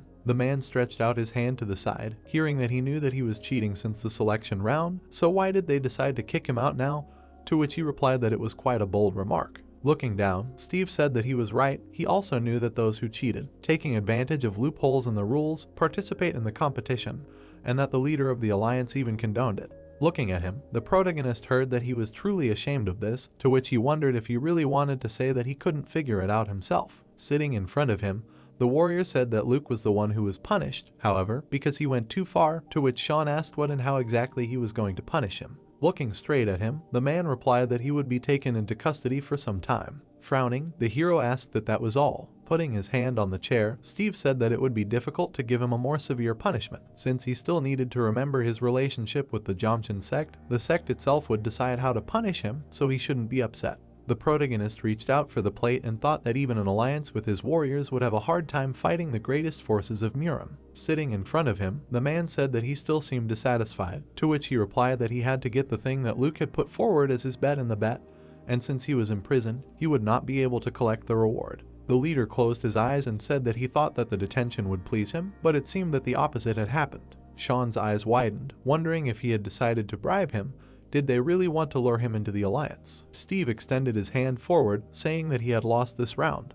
Crossing his arms, he added that he would send a message to the Jomchin sect, stating that Luke owed him. Bowing, the protagonist thanked him, and then thought that although his plan had failed, he had finally had a chance to leave the Jomchin sect in his debt. Grinning, he added that it was a pity that there was only one elixir at stake. Standing in front of the enemy, the protagonist said that he was good at making it this far in this competition, to which he replied that he had promised him special training if he didn't. Stretching his hand forward, Sean said that he didn't think he could beat Caleb, to which Charlie replied that he didn't want to admit it, but his training really helped him. If not for it, he would have definitely lost due to his inexperience. The guy swung his sword. A thought occurred to him that in his past life he hadn't participated in this competition. It was hard to believe that he not only made it this far, but also beat Caleb. Grinning, the protagonist thought that this was enough to repay all the rewards of the Plum Blossom Blade Master, and then said that, well, let's see how strong he has become. Frowning, the guy said that if he thinks that he is fighting a past version of himself, he might lose. Raising his hand up, the man said that then the duel. The guy swung his sword, hearing that it was starting. The hero jumped away from him sharply. Grinning, he said that he really did not expect this, asked that he had changed so much. Yes. Suddenly, the protagonist rushed forward. Swinging his sword, Charlie said that he learned this from him. Suddenly, he rushed forward. People watched the exciting fight. The man's eyes widened in surprise, asking what it was. The spectator looked in amazement and asked what just happened. Sean's eyes widened, thinking that of all the participants in the competition, Charlie knew him best. The guy parried the blow, and he added that he defended himself confidently. Charlie deftly dodged the blow. The thought arose that he was paying more attention to avoiding his attacks. The guy pulled the sword to the side. The thought arose that and as soon as the chance appeared. Suddenly, Charlie made a sharp blow. The protagonist swung his sword back, thinking about what he had said, that he had never missed a chance to train since they had arrived here, and was now putting everything he had learned from him into practice remarkably well. Charlie suddenly used the skill 36 Blades of the Plum Blossom. He then used the Wild Plum Slash. The protagonist began to run away from the attack. He stretched out his hand to the side, thinking that if he let down his guard, mistakenly thinking that this was the old Charlie. Looking away, Sean added that he could lose shamefully. Suddenly, the guy suddenly appeared in front of him. The protagonist suddenly jumped up. He swung his fist and thought that but so far all his attacks were predictable. Charlie smiled widely. Jumping up, the protagonist shouted. Looking at the guy, he thought that so this is what he was trying to achieve. Grinning, the guy thought that he was finally fighting on par with him. Suddenly, he opened his eyes in surprise. A sphere appeared under the hero's foot, and a step was heard. Sean swung his sword, and he shouted that he was walking on the great celestial void. Swinging, the hero said that he had not yet achieved perfection in this technique. Well, this was enough for now. Looking at him in amazement, the guy asked what the... A bright beam appeared in the middle of the stadium. The guy fell to the ground. The protagonist approached him. Hearing that damn, he thought he had already learned everything. Stretching his hand forward, he said that it was a good try. Grinning, Charlie said that one day he would wipe his high inflated nose. Shaking his hand, he added that he lost. A bright sky appeared, and it was heard that Sean was the winner. A view of the city buildings opened up. Sitting at the table, the protagonist thought that his next opponent was the winner of the competition in his past life, the Dragon Sword. He was the winner, and therefore the best warrior in the competition. Putting his hand to his face, he added that however, and the man said that he would tell it like it is. He looked in surprise, hearing that he could not lose tomorrow's duel. Yes, it was heard that out of nowhere he asked him to give in. The image of a man appeared. It was said that the unrivaled sword master of all time, the Sword King. The guy turned around. A thought arose that in his past life, in the competition of the Fiery Phoenix, it was the Sword King's disciple who won the future dragon sword, Dylan. Putting his hand to his face, the protagonist thought that his next opponent was the Dragon Sword, and the man said that he would tell it like it is. He looked in surprise, hearing that he could not lose tomorrow's duel. Yes, it was said that out of nowhere he asked him to give in. They sat opposite each other. Blake's eyes widened as he said that if he fulfilled his request, he would definitely reward him for it. Frowning, Sean thought about the audacity of asking him to give in to his heir. He smirked and added that if the elder was asking, then he could agree to it. Sitting at the table, the protagonist asked if he could find out why they were asking him about this, to which the elder replied that he thought he could explain the situation to him. Lowering his head, the man said that now his first wife was trying in every possible way to remove Dylan, while putting her son in his place as the heir. The problem was that Dylan's position was extremely weak, since he was the son of his second wife, who came from a weak family. Looking at him, the protagonist asked why he wanted to strengthen his position by winning the competition, and he replied that if he could not win, not only he, but the entire Namgoon clan would have no future. Looking straight ahead, Sean asked how could something like this happen to a family with a long history behind them. He raised his eyebrows when he heard how could something like this not happen. The man slammed the table and said that the first son was a lazy person who only ate rice without even exercising, and he didn't care about himself enough to look like a pig. He clenched his fist tightly and added that if such a person became the head of the Namgun clan, the work of the ancestors would go down the drain. The hero frowned and thought that if the reputation of the Namgun clan was at stake, he could understand why he had asked him to do such a thing. Sitting at the table, he asked why such a person was even applying for the position of heir, to which the elder said that his first wife was the daughter of the head of the Golden Dragon Trading Organization, and all the funds of the Namgun clan came from there. The man frowned and said that in order to break free from the financial shackles of his first wife and to cover up the fact that he was the son of a concubine, Dylan had to win this competition by a large margin. Putting his finger to his face, Sean thought that he even felt sorry for him. He raised the sword up and thought that if it weren't for him, the dragon sword would have won the competition thanks to its skills, thereby strengthening its position. Holding out the item, the man said, "Here, let him take this." Looking at it, the hero heard that of course, if he loses, he will pay him an amount equal to the main prize, and when he joins the alliance, the Namgun clan will support him in every possible way. To which he thought that the patronage of the Namgun clan. For him, a warrior without a clan and tribe, such an offer is very tempting, but in order to lead Murim, he needs privileges that only the winner of the competition can receive. Raising his hand, the protagonist said that this is a very tempting offer, but for personal reasons he cannot agree to it. Looking straight ahead, the man asked that these reasons are really so serious that he allows himself to look at the Namgun clan with such contempt. He looked at him furiously. The thought occurred to him that since they couldn't come to an agreement in a good way, all that was left was to resort to threats. Other elders should follow his example. Sitting in front of him, Sean asked that there was no one who would want to be hostile to the Namgun clan, but he had already made a promise, to which the elder asked what he could promise him. The elder frowned, hearing that he couldn't tell. If he was so curious, let him ask him personally about it. Standing up, he said that it was very annoying. He hoped that they could come to an agreement with him, to which the hero replied that he could help them achieve his goal. Turning around, Blake asked what he was saying. Holding out a token, the protagonist said that it meant that he was an honored guest of the Hwang Trading Organization. The man asked again in surprise, to which he clarified what would happen if the Namgun clan united with the Hwang instead of the Golden Dragon. The elder crossed his arms and said that the first wife's power would be weakened. He frowned. The token was on the table. It seemed that it would be a bridge between them and Hwang. Looking straight ahead, Sean thought that in this way, everyone would win, and the problem of the just him and Hwang would get a big client, and he would not be forced to give up the victory, and the Namgun clan would remain in his debt. He grinned and added that he could not refuse such an opportunity. Sean stood in front of his opponent and heard that it was a great honor for him to fight him. He held the weapon in his hands. It seemed that he had a confident posture, balanced energy, and he was also polite. It was immediately obvious that he was a disciple of the Sword King. The opponents appeared. It seemed that he was clearly different from the disciples of other Murim organizations that he had already met. Standing in front of his opponent, the protagonist thought that he would not be able to make a name for himself now, because not all students of masters become outstanding masters themselves. The guy rushed forward, hearing that now. Swinging, Sean thought about whether it was possible to become stronger only by training at home, in safety.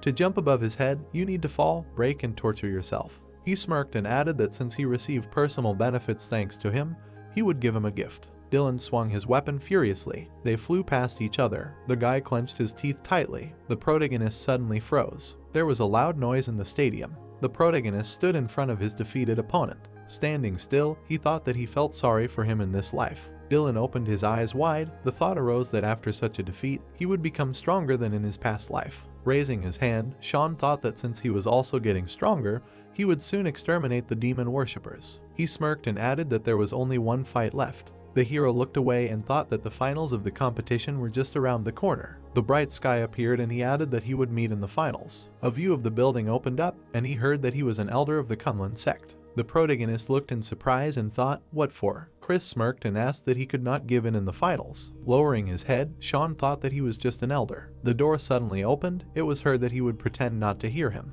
The man flew out of the room. It was said that if he came to him again, he would report him, so let him keep that in mind. The hero closed the door. It was heard what this even meant. Gritting his teeth, he thought that he did not know whether the elder was the head of their sect, but why did he think that he could persuade him?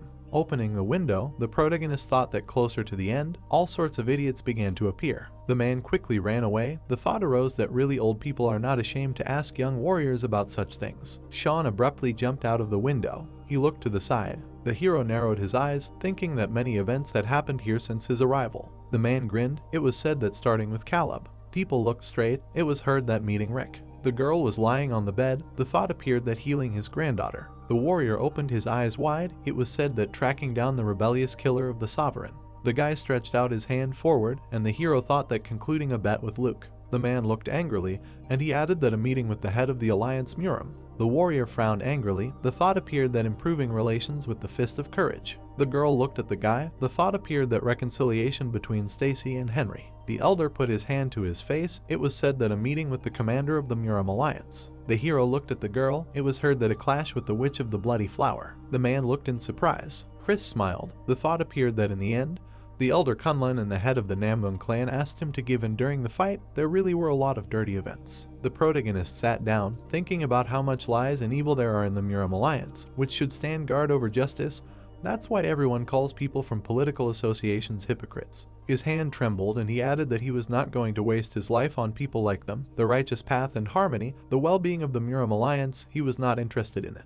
Taking a step forward, Sean thought that he just wanted to get rid of these creatures from the demonic sect, become the head of Muram and live a lavish life. Suddenly, he opened his eyes in surprise. Standing in front of people, the hero thought that but him. People grinned, and he added that it was enough for his loved ones to be well fed and happy. The protagonist grinned slightly. Looking at the moon, he thought that he would live this life for himself, not for others. Walking along the corridor, the guy asked what he heard, said that it turned out that the hero in the fox mask who saved Zhejiang was the finalist of the competition Shang. To which he was asked that so it was him, which means that the third disciple of the heavenly demon, the rebellious killer of the sovereign, who was hiding in Hanam, was also defeated by him. Leaving, he added that Rick himself confirmed that he was the one who captured him. Probably all of Muram is in shock. Putting his hands behind his back, the man said that he turned out to be even better than he thought, to which he was told that this should not be taken lightly. The one who would clearly not be the last person in Muram was close to Rick. Looking away, Rob asked that didn't he say that he did not want to join either side, to which Steve replied that although he said that he was neutral,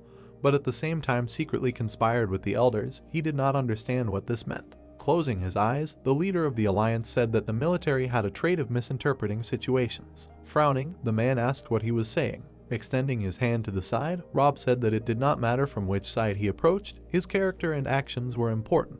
Looking at him, Steve turned. Walking forward, the leader said that he not only showed himself well in the competition, but also defeated the rebellious killer of the sovereign. He thinks that this is enough to call him their ally, to which the man said that however. Rob extended his hand forward and said that this guy, he was as close to Amanda as he was to Rick. The elders would hardly be happy about this, to which Steve replied that they probably would. Looking away, he added that there was no point in pressuring the young warriors just because of politics. They would just watch first, to which Steve responded approvingly. The man smirked slightly. Looking straight ahead, he thought that he was a hero in a fox mask. Standing at the entrance, the man said that he should come this way. Standing in front of the people, the protagonist said that he welcomed them, to which they replied that he should come quickly. They had prepared a place for him. Sitting at the table, the man said that he, of course, knew that he was an unusual person, but he also could not imagine that he had defeated the killer of the escape artist, to which the protagonist replied that it was all thanks to Elder Rick. Crossing his arms, Isaac said that anyway, he was the guy in the fox mask, why didn't he tell them before? Looking away, the warrior said that now he understood what agreement he had with Elder Rick, asking for forgiveness if he said something wrong, to which Sean replied that it was okay, asking that he had successfully dealt with all his problems. Putting his hand to his face, he added that thanks to him, everything turned out well. Looking straight ahead, the elder asked what the two of them were talking about. Looking at him, the man replied that it was just between the two of them. Isaac slammed the table and shouted that he should join his side. He would turn a blind eye to everything and support him with all his might. The elder smiled widely. Looking at him, the man asked what he was laughing at, to which he replied that he was not worthy of this guy. Frowning, Isaac asked that he wanted to fight him. The man lowered his head and replied that he was simply telling the truth. The elder stood up and shouted that they would then step into the ring right now. He, a loser, would taste his fist. Putting his hand to his face, the man asked what he thought. He was the same savage as he was. He would have dealt with him so quickly, to which Isaac asked that he himself heard what he was saying. Looking at them, the protagonist thought that those who were called elders of the Muram Alliance were now fighting for someone who had not even joined the Muram Alliance. Looking to the side, he added that apparently it did not matter to them. A view of the stadium opened up. People enthusiastically shouted about the hero in the fox mask. They joyfully chanted his name. The thought appeared that, as he thought, all attention was riveted to him. Holding the weapon in his hands, Sean thought that Rick and the secret society of How did their job. He looked straight ahead carefully. The guy stood in front of him. The thought occurred to him that his opponent in the final was a follower of the Kunlun sect, a future mortal dragon. The man raised his hand up and shouted that the final duel was starting now. They stood in front of each other. The guy rushed forward, and the hero thought that now all that was left was to win, and his plan would be realized. With wide eyes, he added that that was why. The guy looked at him in surprise. A bright glow appeared around the protagonist. The warrior froze in amazement. Smiling widely, Sean said that he would become a sacrifice for the sake of his glory. The protagonist's eyes flashed. The man raised his sword and parried the blow. A flash occurred between them and they flew apart. The guy frowned and moved the weapon behind his back. A moment later, no one was left in that place. Sean leaned over and thought that if people thought that he was not as strong as everyone said, then they would be glad to finally see what they had only heard about in rumors with their own eyes. A bright flash illuminated the space. The thought arose that therefore he was not going to finish the final fight in an ordinary way. The man jumped up to strike, and Sean continued the thought that he would do it in a way that the spectators would never forget. People looked at what was happening in shock. The guy was surrounded by lightning and was flying towards his opponent. His eyes were glowing, and the thought of a magnificent finale arose. The weapon cut through the air. The ground trembled and crumbled under his feet. The man bared his teeth from the bright light. The flashes of lightning were blinding. The man's eyes widened, and it was heard that a dragon was flying in the sky. People watched what was happening and said that it was a heavenly one. The protagonist towered over his opponent, and someone shouted that it was a heavenly dragon. The people in the stands raised their hands and shouted that Sean had won. The thought of a heavenly dragon arose. The hero grinned and thought that it was a good nickname. There were people standing on the huge platform, and it was heard that Sean, the winner of the competition, came forward. The protagonist went forward. The man looked straight at the hero and said that the winner of the competition would be given the right to join any branch of the alliance, and asked if he had decided which branch he wanted to join. Sean answered in the affirmative. Isaac grinned and said that he would probably go to the Blue Dragon squad to quickly become its captain. Rick answered that it would be good if he joined the White Tiger squad, but still he would go to the Blue Dragon squad. Steve was standing behind Rob, and the thought occurred to him that if he joined the Blue Dragon, he would be able to attract him to his side at any time. Amanda smiled, and the protagonist thought that the Blue Dragon often worked with his military department, so he would be able to get to know him better. Rob clenched his hands into fists and answered that good, and where would he join? Sean began to say that he. Then he looked up and continued to say that he would join the Sachon branch of the Murama Alliance. Isaac gritted his teeth in shock. Rob and Steve's eyes widened in shock. The girl opened her mouth and asked what he had just said. The man frowned and thought that he had saved the people of Zhejiang and defeated the rebellious assassin of the sovereign, and then won the competition, and at the same time refused to serve in the general headquarters of the alliance. He grinned in displeasure and continued to think that he had chosen the Sachon branch. Jacqueline's eyes widened in surprise. The girl was sitting at the table and exclaimed about the Sachon branch. The hero replied that if his goal was to immediately gain fame, wealth, and high status, of course it would be more logical to join the Blue Dragon squad, the strongest military formation in the Murama Alliance. The girl leaned on the table and asked what the problem was, to which Sean replied that since the Blue Dragon squad only acted on the orders of the alliance leader, his freedom of action was limited, which meant he would not be able to achieve his goals. The protagonist looked ahead and thought that even among the eccentrics,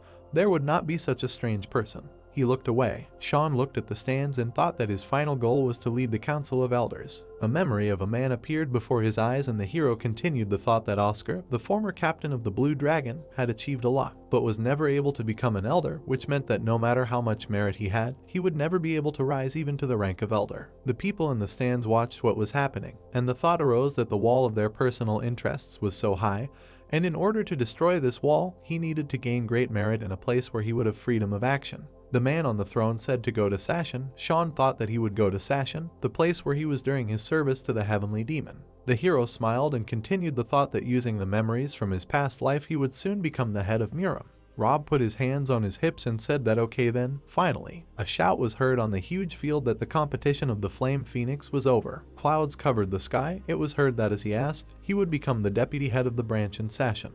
The river floated with the current. Rick said that his subordinates would also get a place there. The hero thanked him and the man said that it was nothing. He poured the hero a liquid and asked if that would be enough for him, to which Sean replied that of course. The man smiled and said that he thought he had a plan that he did not know about. If he suddenly needed help, just let him know. Sean thanked him with a smile and thought that although Rick spoke as if there was nothing unusual in it, it was rather strange that he immediately appointed him as the deputy head of the branch. The guys clinked glasses and the thought occurred to him that this was why he bribed him. Isaac frowned and said that the next time they met, they should get even drunker. The man next to him added that the Namgoon clan would not forget what he had done for them. Oscar stood in front of the hero and wished him luck. The girl asked if he would visit them. The protagonist stroked her head and replied that when he came to them again, He would take her to Dongting Lake, so until then, she should gather strength. The girl exclaimed that it was good. The guys surrounded the hero. Someone told him to take care of himself, and Sean replied that he should take care of himself too. They would see each other again.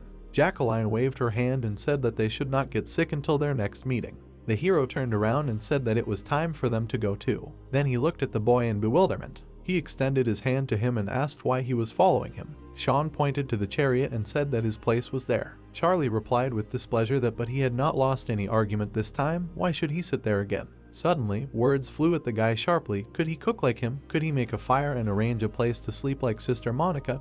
Could he set up magical traps like his brother? Sean opened the chariot door and said that later they would change with Dirk, so he should not grumble and go to his place. Charlie leaned over and cried. The cart moved on and someone shouted that they were leaving. Sean looked out the window and thought that it was opportune. Then he pursed his lips and continued the thought that he hoped that the teacher was doing well. Charlie smiled and called the guys. Someone was running in their direction and calling the master. The guys stopped. It was heard that they had not seen their adept brothers for a long time. The guy asked in bewilderment, but why? Charlie was sitting in the driver's seat. Someone exclaimed why the master was doing the coachman's job. The guy replied that there was no need to react like that. They were just assigning roles to their squad. Sean looked out the window and thought that they must be the disciples of the Vulcan sect. The guys looked at the master and shouted, who would dare to give such a dirty job to a member of the Vulcan sect? Charlie replied to stop and that they would embarrass those inside the cart. The guy pointed at the cart and shouted that he wanted them to hear it. He frowned and thought that it was like meeting Charlie from the past again. The man held the reins and said that enough of this. The guys pursed their lips in fear and it was heard that overdoing it was as bad as not doing enough. Charlie opened his eyes and continued to say that either they wanted to argue with their elder, who was tired from a long journey. The guy stepped forward and told the master that they didn't want it at all. He replied that that was enough. Then he raised his hand and said that working as a coachman did not harm the prestige of the Vulcan sect, but first let them apologize to his companions.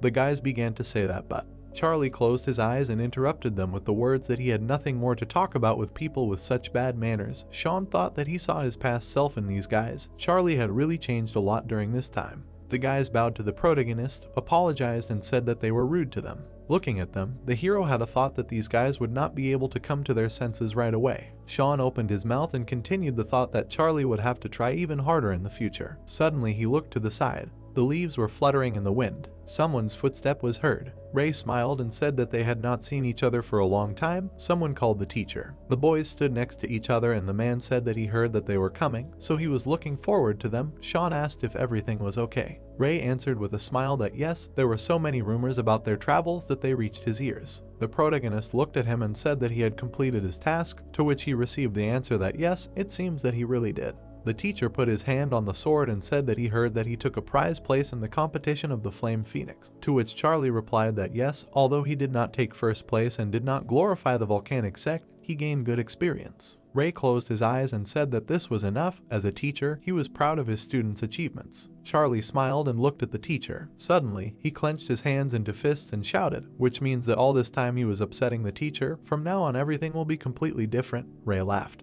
He put his hand on the guy's shoulder with a smile. Then he looked at Sean and said that they still had a lot to discuss. The cart started moving and it was heard that they were going to his guest house. A huge building towered over the ground and someone laughed and said that it couldn't be. The teacher sat opposite the hero and said that thank you. Thanks to him he had one less thing to worry about, to which Sean replied that he was just repaying his reward. The protagonist opened his mouth. Ray said that by the way, what was he going to use the tablet for? The hero replied that he would have problems if he left the Vulcan sect for a long time. The cups were in front of them and Ray said that he thought the head of the sect would understand. Sean replied that it was fine. The man took the cup in his hands and asked, but what did he want to ask him to do? The protagonist smiled and replied that if he told him now, it would not be interesting. The man put the cup on the saucer and said that he probably wouldn't be able to sleep peacefully for a while. The carriage was harnessed and they heard that the disciples of the volcano sect would accompany them until they left Shaanxi province, so their journey would be peaceful. The hero thanked him for his kindness. Charlie smiled and said that he thanked him very much and that he would never forget their travels in Muram. The hero looked at him and said that he also had a lot of fun with him, so he should take care of himself. They said goodbye to each other. The teacher passed by Charlie and said that it was time for them to go too. The boy told the teacher that he did. He watched the carriage go and thought that if he hadn't met brother Sean, he would have become the one who would have brought shame to the volcano sect. He clenched his fist and continued to think that for the sake of the volcano sect, he must change. Charlie looked ahead confidently and thought that he also had to lead the other disciples of the sect so that they would not go down the wrong path. The guy pursed his lips and continued to think that it would be a hard road, but he would overcome it. Someone approached Monica and thanked her for her efforts. The girl replied, well. She folded her hands together and continued to say that if their paths suddenly crossed, could they meet again? Sean replied that he thought that because of his work in Sachon, he would periodically come to the Tang clan on business. The girl smiled shyly and said, okay, have a nice trip. The protagonist began to descend the stairs. He looked at the guys and told them that the two of them needed to find work in the vicinity of Sachon. The guy asked where he was going. The bright sky was filled with clouds and it was heard that first he needed to see one person. The mountains were covered with greenery. The thought arose that a lot of time had passed, but nothing had changed. The hero walked in the middle of the forest and thought about this landscape. He smiled and thought about this smell. Then he looked into the distance and thought about this voice. He approached the site and thought that he had lived for decades, counting both his past life and his present life, and he was not sure what he was experiencing now. Someone turned to him. A thought arose but he was sure of one thing. This was definitely not a bad feeling. The man asked with a smile if the road had been hard. The hero's eyes widened and he thought that for some reason his breath had caught and he could not utter a word. Looking at the guys, Sean continued the thought that perhaps because he had a place to return to, or because there were those who could meet him. The guy grinned and thought that, but he began to be overwhelmed with useless emotions that were completely unusual for him. The hero walked towards people and thought that he had returned home, then said that he had returned. That's how this video ends. If you have sat through to the end, please don't forget to press the subscribe button and leave feedback. See you in the next video.